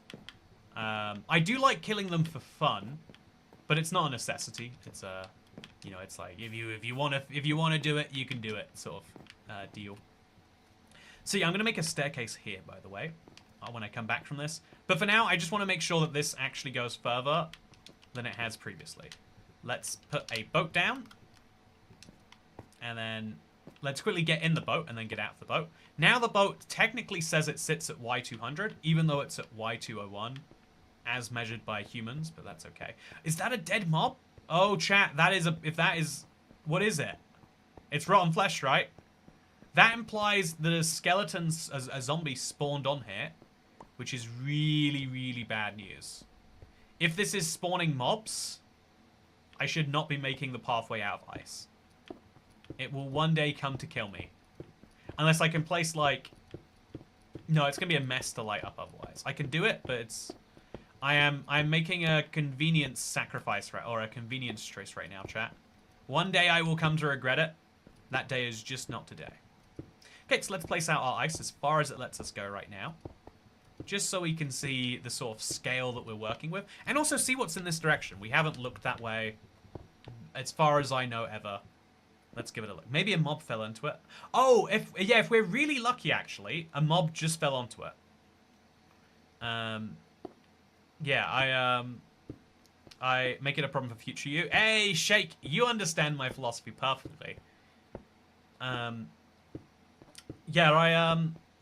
I went out for afternoon tea today, chat. It was good. It was at a place with I think 3 Michelin stars. Which, honestly, I think it's really dumb that we take the tire company's words for where is a good place to eat, you know? Like, if you were gonna ask, oh yeah, where should I get my car's tires replaced? You wouldn't go to a restaurateur and say, oi mate, or you wouldn't ask the head chef at McDonald's, like, oi mate, you know where I could get my some new tires for my car? I want to make sure it doesn't aquaplane in the winter. You wouldn't have that conversation. So why would you have it in reverse? But yeah, that's the idea of Michelin. So I went to a very, very fancy place today. If you want to see the place, I posted a clip on Twitter of the bathroom situation. You know I love me a fancy bathroom. And again, there's like, in my mind, there's like a spectrum of how fancy things can be. Basically, depending on how much you're willing to pay for it. You know, there's like... I think there's like the cheapest thing you can get, you know, cheapest wine, cheapest toilet, cheapest bread, and it's the bare minimum you can do to technically be called that category. It's not to say it's bad. If you like, I think the cheapest pasta you can get is the best pasta personally, but it is like doing the bare minimum, right? Then there's like second cheapest, which is that. But you spend a bit more, so it has something that's a bit better. Then there's like mid-end, which in theory is meant to be the best value. That is to say, you could spend double as much, but it wouldn't be double as good. Whereas I would argue from the cheapest to the mid-end, it's often... Like, if you think about graphics cards, you get more than double the performance. If you think about shoes, the cheapest shoes, the mid-end shoes will last a lot longer than the cheapest shoes you buy from Temu. My friend has shoes. My friend has gotten really into buying on Temu. I've got one friend who's really, really, really deep into Temu, and he's got shoes from Temu that say fashion sport, and they cost him, you know, £11 or something, and he's really happy with that. But also, it's like quite a known thing that like really cheap clothes degrade quickly. So it's really, really good for situations where you don't need, you know, like quality, or where you don't care about the end quality. But like if you spend £22 on shoes, they probably last more than twice as long. Probably going to be more comfy for the duration. There's a famous Hitchhiker Guide to the Galaxy quote from one of the characters about how if you spend more money on shoes, you spend less money on shoes. So then there's the next tier up, which is like high-end premium. But then there's a level past that where it's like, this is kind of silly. There's a certain amount of money you spend on something where you're making a statement. And so I would say, like, you know, if you think about toilets, the cheapest toilet is a porta potty. If you need to if you have a location where you know people are going to need to use the restroom, the cheapest toilet is someone else's toilet. But like the real cheapest toilet is a porta potty. But a lot of people don't like porta potties. They technically do the job, but for a lot of people it feels like, well, not really. So then there's the next level up, which is like, okay, it's your bog standard, it's got a door, it opens and shuts, and it locks, and there's toilet paper in there, and it's actually plumbed into the system. It's more expensive, but it's worth it. Again, I think people get more than twice as much joy from a regular toilet than a porta potty. Sue me if you disagree. Okay, so I've got another cactus flower now, by the way, chat. I don't know what I'm going to do with all these cactus flowers, but I'm excited to imagine for now. So in here this goes, and in here this goes. What? Yeah, I've got some fun plans brewing eventually there, clearly. Then we'll put this away and that away, and maybe in the rotten flesh away. Future me can get great value from this rotten flesh, chat. He really can. Buy it nice or buy it twice. There are some items though where you actually do want to buy it twice. If you're in a category you genuinely don't know, you should buy twice so you can experience twice as much of the market. There are a lot of things where I think people are a little scared. You know, I think that is the best way to put it, actually. I think there's lots of things where people are genuinely scared of going below a certain point. You know, because they're like, ooh, yeah, I've heard things get bad. So by the way, let's just move these beds to the same little corner of the house over here. Yeah, or even just like if they go here. You know, it's still better than where they were, I think. Just pile them in the corner. Future me can do something with that. And now I've got all this floor space, all this room for activities, but I also have to cover in torches. There was not space for these torches before, but now there is, and so they must be placed. Boom, that should prevent mobs from spawning in most of these places. The cactus piles are future use problem. Exactly. You're understanding it perfectly. A porta potty is just a manual storage system for human waste, and the toilet's automated. Therefore, plumbing is redstone. Change my mind. Oh, yeah, that's a good thought, Robin Brooks. My intellectual brain wants to respond to you, but my caveman brain goes, ooh, get water. You talk much. You say many words, but not get much meaning. So yeah, speaking contrarian, I think porta potties are amazing. I think I am quite a sensitive bathroom user in that I would much prefer use a real bathroom than a porta potty, like by such a wide margin. I feel like it's one of my most like premium desires, is bathrooms. Where again, I feel like the cheapest pasta or the cheapest rice, you'll never notice a difference. You can notice a difference between like types of rice, so like long grain rice, that gets me going. But there's a lot of product categories where genuinely there's just no difference between you, or no difference to your tastes. And there's a lot of categories where you're really sensitive to things. And so one of my favorite examples for something where quite a lot of people are basic, like, so if I didn't know I liked the cheapest pasta, if I was just getting into the pasta game today, if I'd never heard of pasta, but my good Italian friends made me some once, and they're like, ooh, babadabito, you gotta make some of this at home, here's the recipe. Actually, I have a Mexican editor, and he said he was just having eggs and green salsa for breakfast, and I was like, oh, you know what, you know, you should send me a recipe for that, like, because I was surprised that he made it rather than bought it, and he's like, here are the ingredients you're gonna need, etc., etc. I think he sent me a recipe. I'll have to look at some point. But what's interesting is, okay, grab some of this. I like running water to wash hands. Oh, my most controversial take is when you're in a public bathroom, washing your hands makes me feel less clean. Like, you know, like I understand needing to do it performatively speaking. I would much rather have a little automatic hand sanitizer. I feel like that. The alcohol, you know, like, can't be messed with. But, like, touching a tap that people have touched with their freshly pooped on hands, and then they don't clean the tap when they're done, right? So you're actively getting a bunch of germs on, and then just hoping you get them off. It's like, I would rather have the potential for my own poop germs than to touch thousands of others, plus all the stuff in the air that has settled on this tap, and then try to get it off. Because even then, you don't touch the handle on the door when you get out there, right? Like, it's a... I hate it all, chat. I hate a lot of bathrooms, but in particular that one. Also, have you heard of automatic sinks? I have in fact heard of... No, I don't think I have heard of automatic sinks. That sounds ridiculous. Now that I'm hearing it, and I'm really thinking about it, that sounds very ridiculous. So, should we combine these fishing rods together yet, or do we have to make a few more of them? I think I should just start... Unbreaking lure 1. How many fishing rods? Oh, it's 22 emeralds. That's why I haven't done it. Okay, so let's make... let's put away my pile of this. I'm slowly collecting all the woods, which is very nice. I think I should do the woods in this one here, though. So my wood collection, lovely though it may be, is going to move into here. So I've got pale oak, I've got cherry, I've got jungle, I've got dark oak. It's all happening here. And now we can grab some of these spruce logs and use them to make my boats, which is still sustaining the entire Emerald Empire here, chat. The entire thing exists off the back of these. +1 phobia, thanks.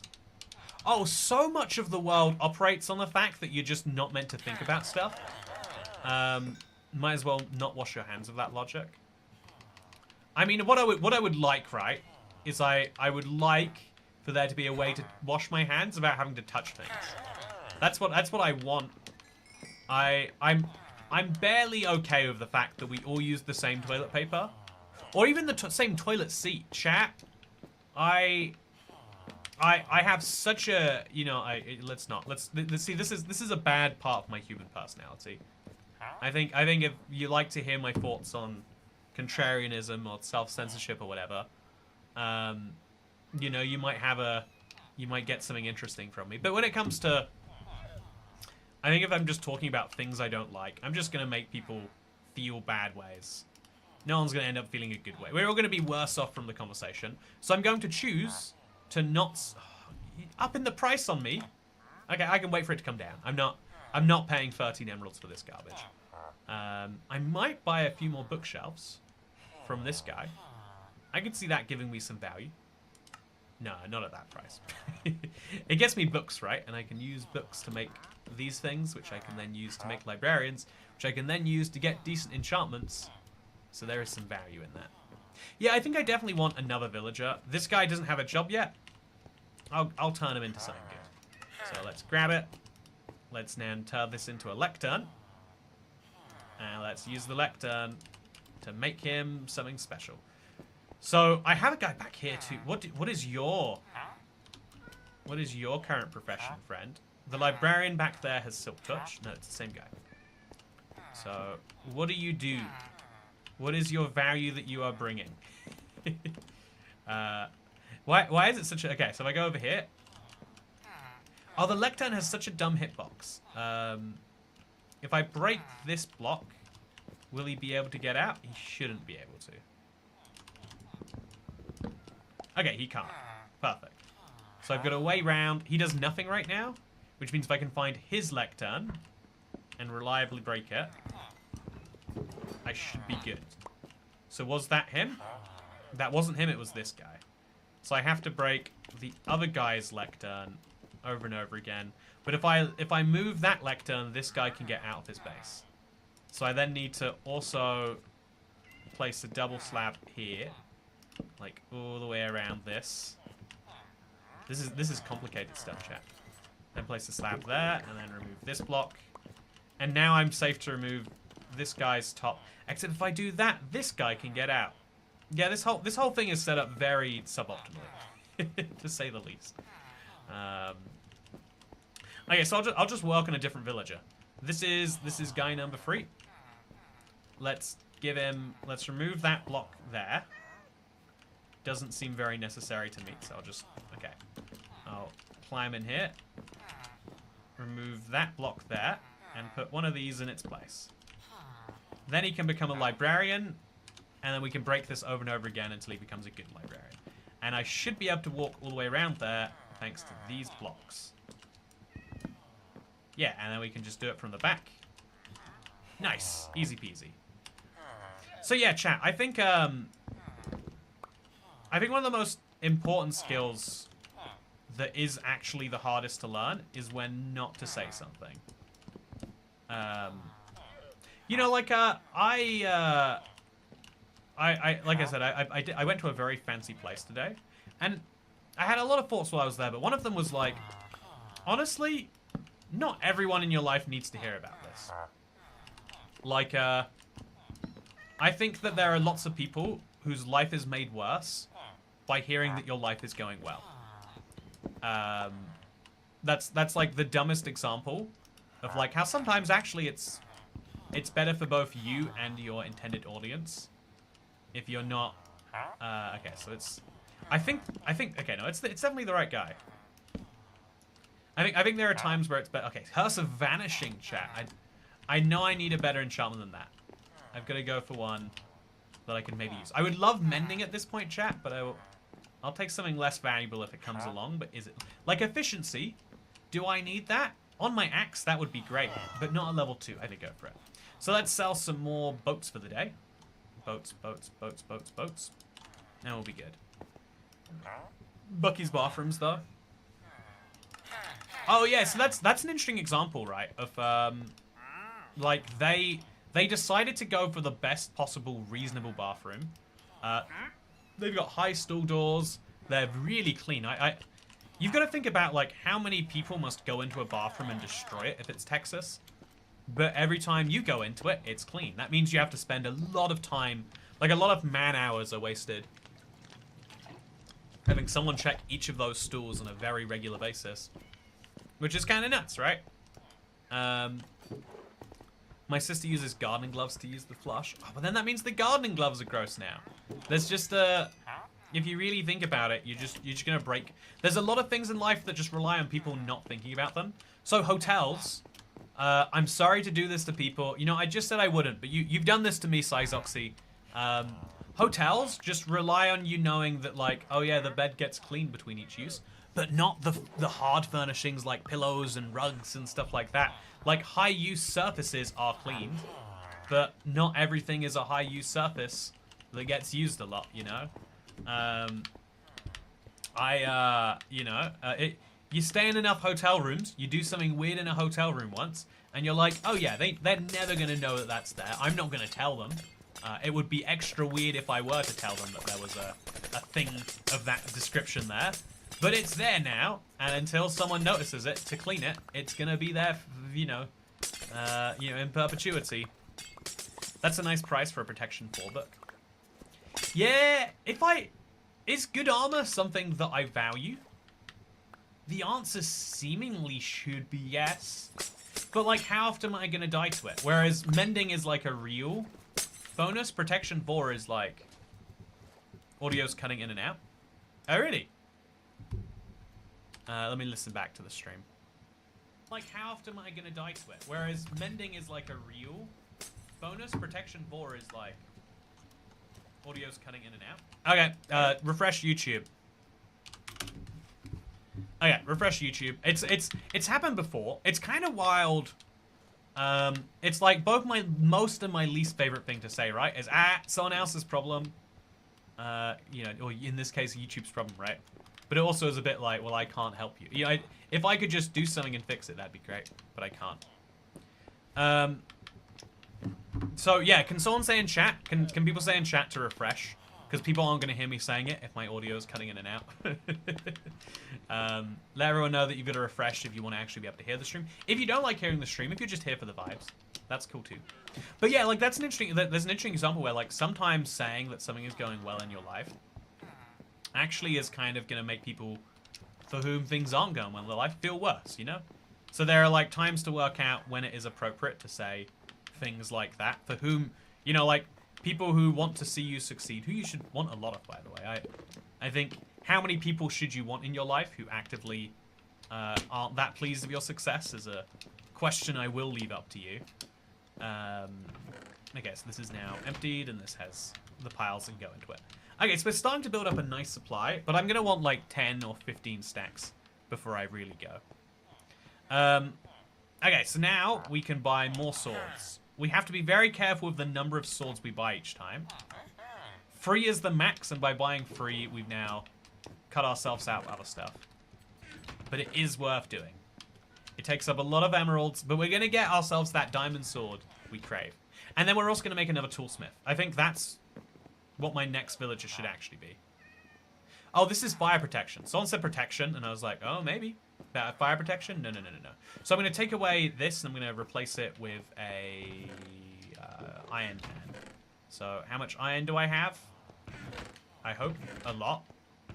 Chat, where do I keep my iron? Oh, it's on my inventory. Okay, so let's take some wood. Let's make one of these. Hopefully it uses the wood I have the most of and not the alphabetical order. So I'll actually drop this on the ground first, then smithing table.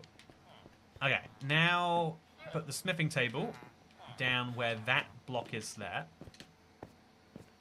So I went through all this effort to make sure it was accessible, but it's fine. And so smithing table would be good for... It's definitely the toolsmith, right? Yeah, it's the toolsmith.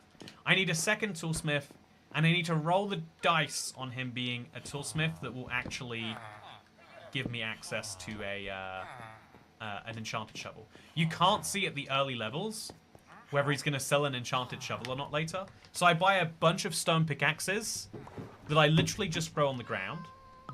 Oh, and then we have to sell iron, or we have to buy more. Oh, we are so screwed.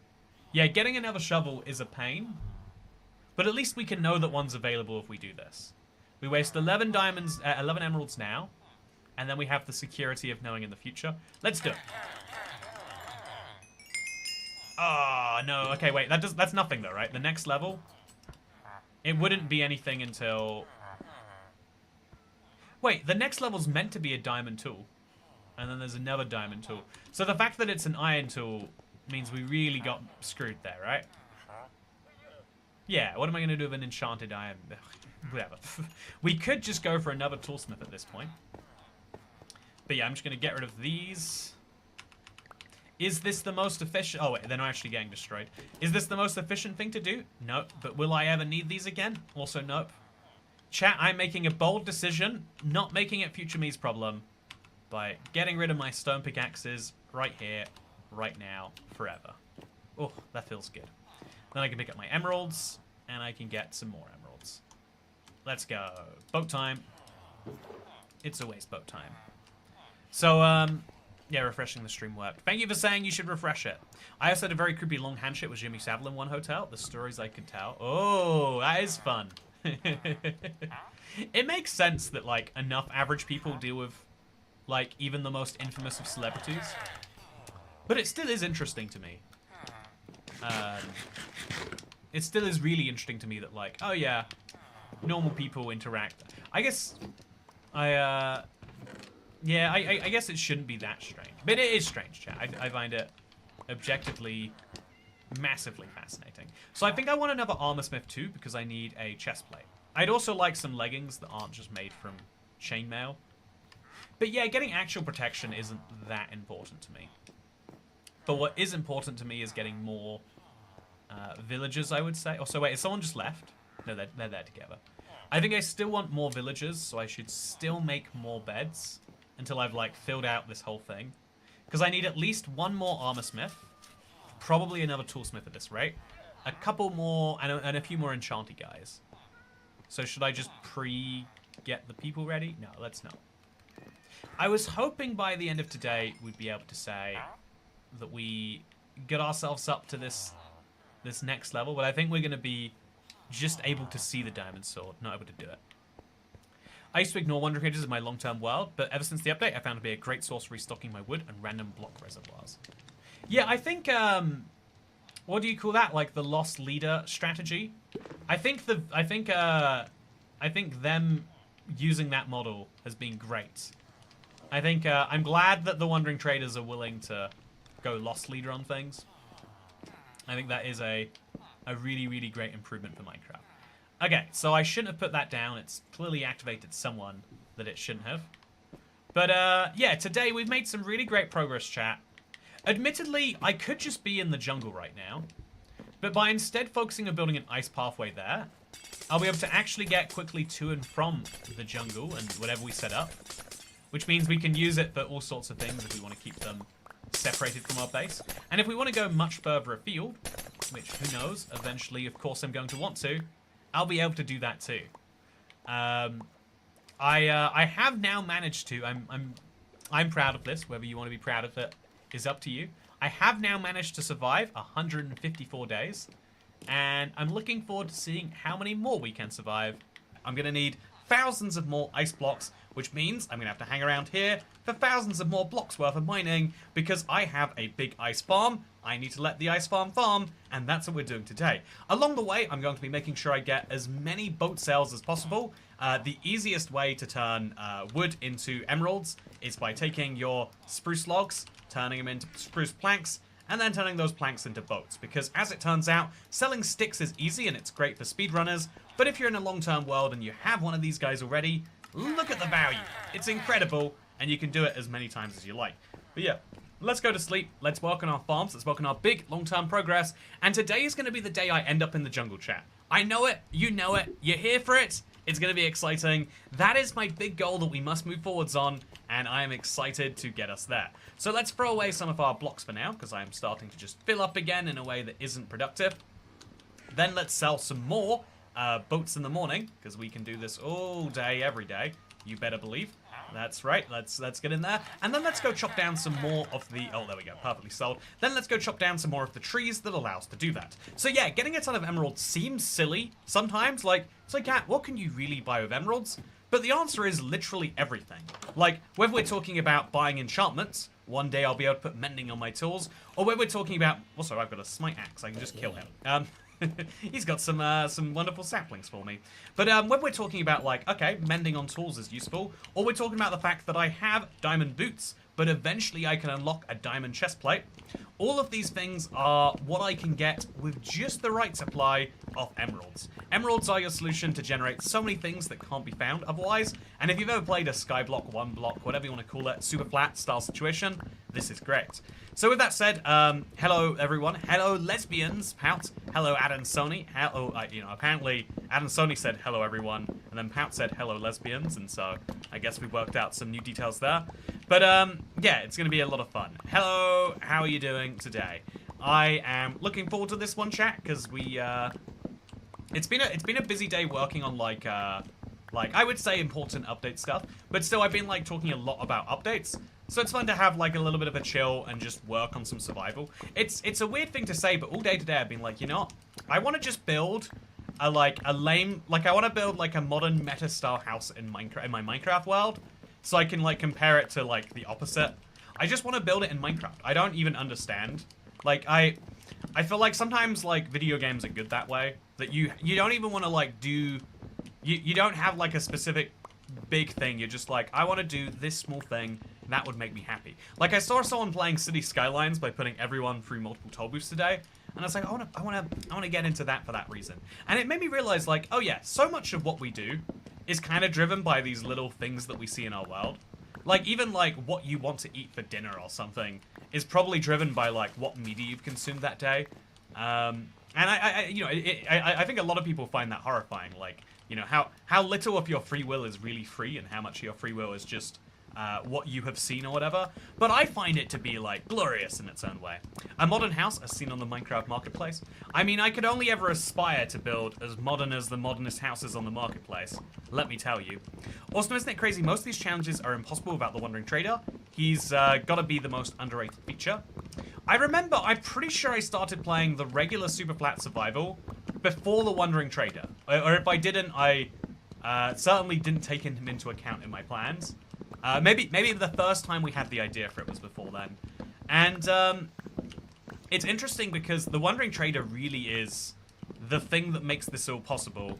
But yeah, it's a lot of fun. Also, Jason Moore is currently draining an ocean monument. It's more complicated than you thought. Yeah, the draining an ocean monument is a great survival project. It's a bit of a grindy one. There's definitely some times where you want to like sit into a grind. Sometimes I'm just thinking to myself like, I would love to just go mining on my Elytra tunnel.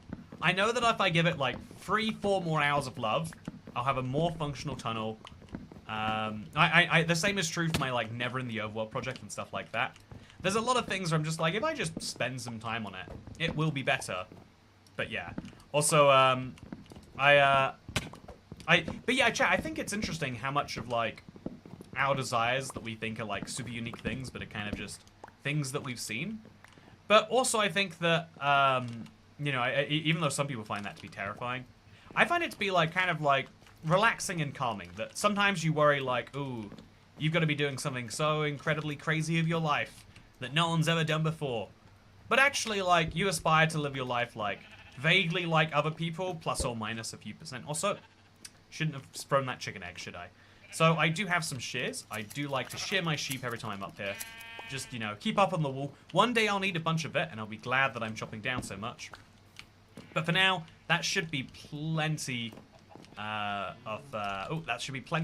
spruce, which means I'll cover my boat making for some time to come. Certainly for the rest of this stream, and maybe for a while past that one. Well, I can hope that that's true at least. Okay, so let's grab the rest of these spruce saplings. I don't need them, so I'll use them as furnace fuel. And we'll go down and start mining that ice. I need to. So I'm a Wandering Trader fan in normal survival. He's my most common source of mangrove wood. Yeah, I kind of like that the Wandering Trader, especially now, just be clear, like, post-rebalance, the Wandering Trader is super, super cool because he allows you to access things that could be far away. Like, giving me a mangrove propagule, like, maybe I don't want to deal with that. But on the other hand, so let's just put 2 piles in here, and we'll keep 1 stack on me that I can just, like, re-up when I want to. Oh, the Wandering Trader's here. Oh, we spoke about him and he's here. So I don't like to let this guy kill himself. Pro tip, he will do it. Please give me a slime ball. That's not a slime ball.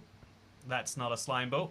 That's not a slime ball. That's not a... I guess I could buy some pale hanging moss. I know if you don't buy it, it won't naturally spawn. So I could put some of that, like, here. Yeah, that's nice, I guess. And then I guess I could buy a potion of invisibility, but I wouldn't want to. Gunpowder is actually theoretically interesting, but I'm not going to buy it. Like, if I ever got an Elytra, it's going to be hard for me to kill creepers. So if I buy a bunch of gunpowder, I could, like, get ahead of that one. I'll buy 2, just so I am ahead. And then I think I might need one of those tulips.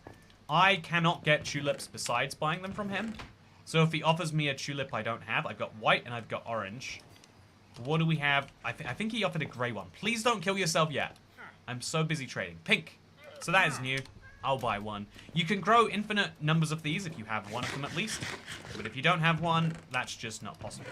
So let's go down here. Let's take away the cooked chicken and replace it with my tulip. So yeah, slowly, chat, we are starting to get the entire collection of flowers down here. That's kind of cool, I guess. But yeah, otherwise, this is a bit of a dead of a Wandering Trader. Kind of solidifying that we are probably going to have to go thousands of blocks out for a jungle. So I guess we'll get ready for that. So yeah, this is my ice farm. It's a simple formula. You keep some source blocks ready and able to go. Specifically these ones. And then what should happen is as the rest of the blocks flow around it, I have to keep this one broken too. As the rest of the blocks flow around it, they create new source blocks of water. Then those source blocks can refreeze. Effectively meaning you can farm ice for nothing. And that's what we're going to sit here doing for a little bit. Right now, though, even with all of this, I still only end up with 1 stack of ice per time that I smash this. It's a little bit more than a stack in this case, but like I'm going pretty short, right, of where I want to be. That's closer to 100. And so if I want to go 2,000 blocks, I have to break this entire thing 20 times. I can do that, but it is messy, and if I have like bigger ambitions in the future, I'm going to regret not expanding it sooner. So that's the plan. We're going to expand it. I don't know if I want to go in the direction of the base, but I think that's what we're going to have to do. We'll expand in this direction this way, just so that it stays making ice in the way that I want it to. I liked the idea of like having this be a controlled space, but for now that's not the most important thing. So let's go, let's make a bunch of spruce fences, and let's make even more ice creation area. Do we think there's a stronghold above Y200 in this world? There is a 0% chance of a stronghold being above Y200. Like, I think it literally can't generate there. I'd be surprised to learn if that wasn't true. But I've never seen one even get close to, like, Y100, you know? So again, possible, not likely. Therefore, we'll just say that it's not going to happen. If it somehow does, it would be genuinely millions of blocks away. And so we can say that unless this world is wildly lucky in a way that I've never seen or noticed, it's probably not happening. So let's now grab all of this ice out. We've got a nice big pile of it. And no, let's not do that yet. Let's expand our ice fields first. So we're going to put all the ice back in. I am just using regular ice because it's the simplest way. And then let's grab some of my spruce. 1 stack. Make some sticks. And then that's 57 fences. That's more fences than I should ever need. So I'll go for like 35 of them. 47, great. Then we'll make some boats. You can always sell more boats to your trader. That's a valuable lesson for you. And then we just need some oak planks. Should be easy enough to do. Let's take like another 8 of those. That'll get me plenty far. No, I'm going to want way more than this even. I think I'm going to take like 28. Make a whole stack and a half. Just oak planks everywhere. Because I need to get so much more ice than I have right now. And that means I need to at least double the size of this field. So let's place a bunch of blocks here. It gets very scary, so I'm going to turn on my controller. Although arguably this is scarier, because it could always be that this turns off. So here's a fun difference between controller versus keyboard and mouse. You can hold crouch on a controller, you can't on a keyboard and mouse. Also, the video is up, chat. Good news. Thank you, Ash. It's a bits video that includes 2 very huge pieces of news today. The first of which is that Minecraft seems like they revealed the Minecraft live date. The second of which is that there's a brand new Bedrock update. And people always ask like what's inside of those. So I like to show people what's inside of those. So I think this is as far this way as I really feel like going. I think 46 is a nice starting position. No, we'll go to 45. Let's make it round in a way that means something. So we'll go all the way up here. And we'll start placing our fences. Then we'll place our fences also over here. And so on and so forth till we're good. I am going to just mine some of these while I'm here. So I'll put a fence there, which I've already done. I'm going to mine some of these blocks, chat, because I think that the more often you mine them, the better it is. In terms of, like, now more blocks are able to refreeze. As silly as that feels. Also, with the minecarts, Caves of Clouds, this is confusing. Sick, how old? Says, say it louder for the people in the back. Oh no, my Forever World's birthday is tomorrow. That's what you're responding to. You're not responding to me. I'd be very confused if that was for me. I made a funny mistake, chat. In my... I don't know how the mistake, like, got there. But I named my video... like placing 1,000 beds in my 11-year-old world. And it's like, oh, well, that's silly. It's not 11 years old, it's 12 years old. I just wanted to point that out. It's like fun that you can make mistakes. Like, I don't know, I feel like most people don't get their own age wrong. I think in my mid-20s it happened a lot. Like the difference between 24 and 25, I think 23 and 24, 25, 26, it's like fundamentally nothing. You could argue there's some difference between 25 and 26, like, or 24 and 25. Like, there's you know, you start to be able to drive big vehicles, I want to say, at 25. There's a few things like that happen. Grass blocks, by the way. Do I want those still in me? I'll put them in here for now. So yeah, we got all the blocks we need, but I haven't made enough boats yet. So we're going to get boatier again. Every day we want to be maxing out our emerald supply. And it's just so cheap to do it this way. So why wouldn't we? And then we'll make a few more boats. So I'll just keep a stack of this ready. It's funny. There we go. Fill the inventory. I can only sell 2 of these now, but now I'm just more ready for next time. So, Cat, have you tried Battlefield 6? Says Jeffy V2. No, there's a... I think, like, I don't like that this is my opinion. I don't think it's a correct opinion. But I am of the opinion that, like, first-person shooters don't hit right with the way that I play games anymore. Like, I used to hear, you know, when I was, like, 18, 19, playing a lot of, you know, Call of Duty or, you know, Blacklight Retribution or whatever else. I used to hear people say, like, oh, yeah, like, Twitch aiming, it's like a young man's game. You know, you can't do that past a certain point. And I'd feel like, well, that's like, not true, is it? Like,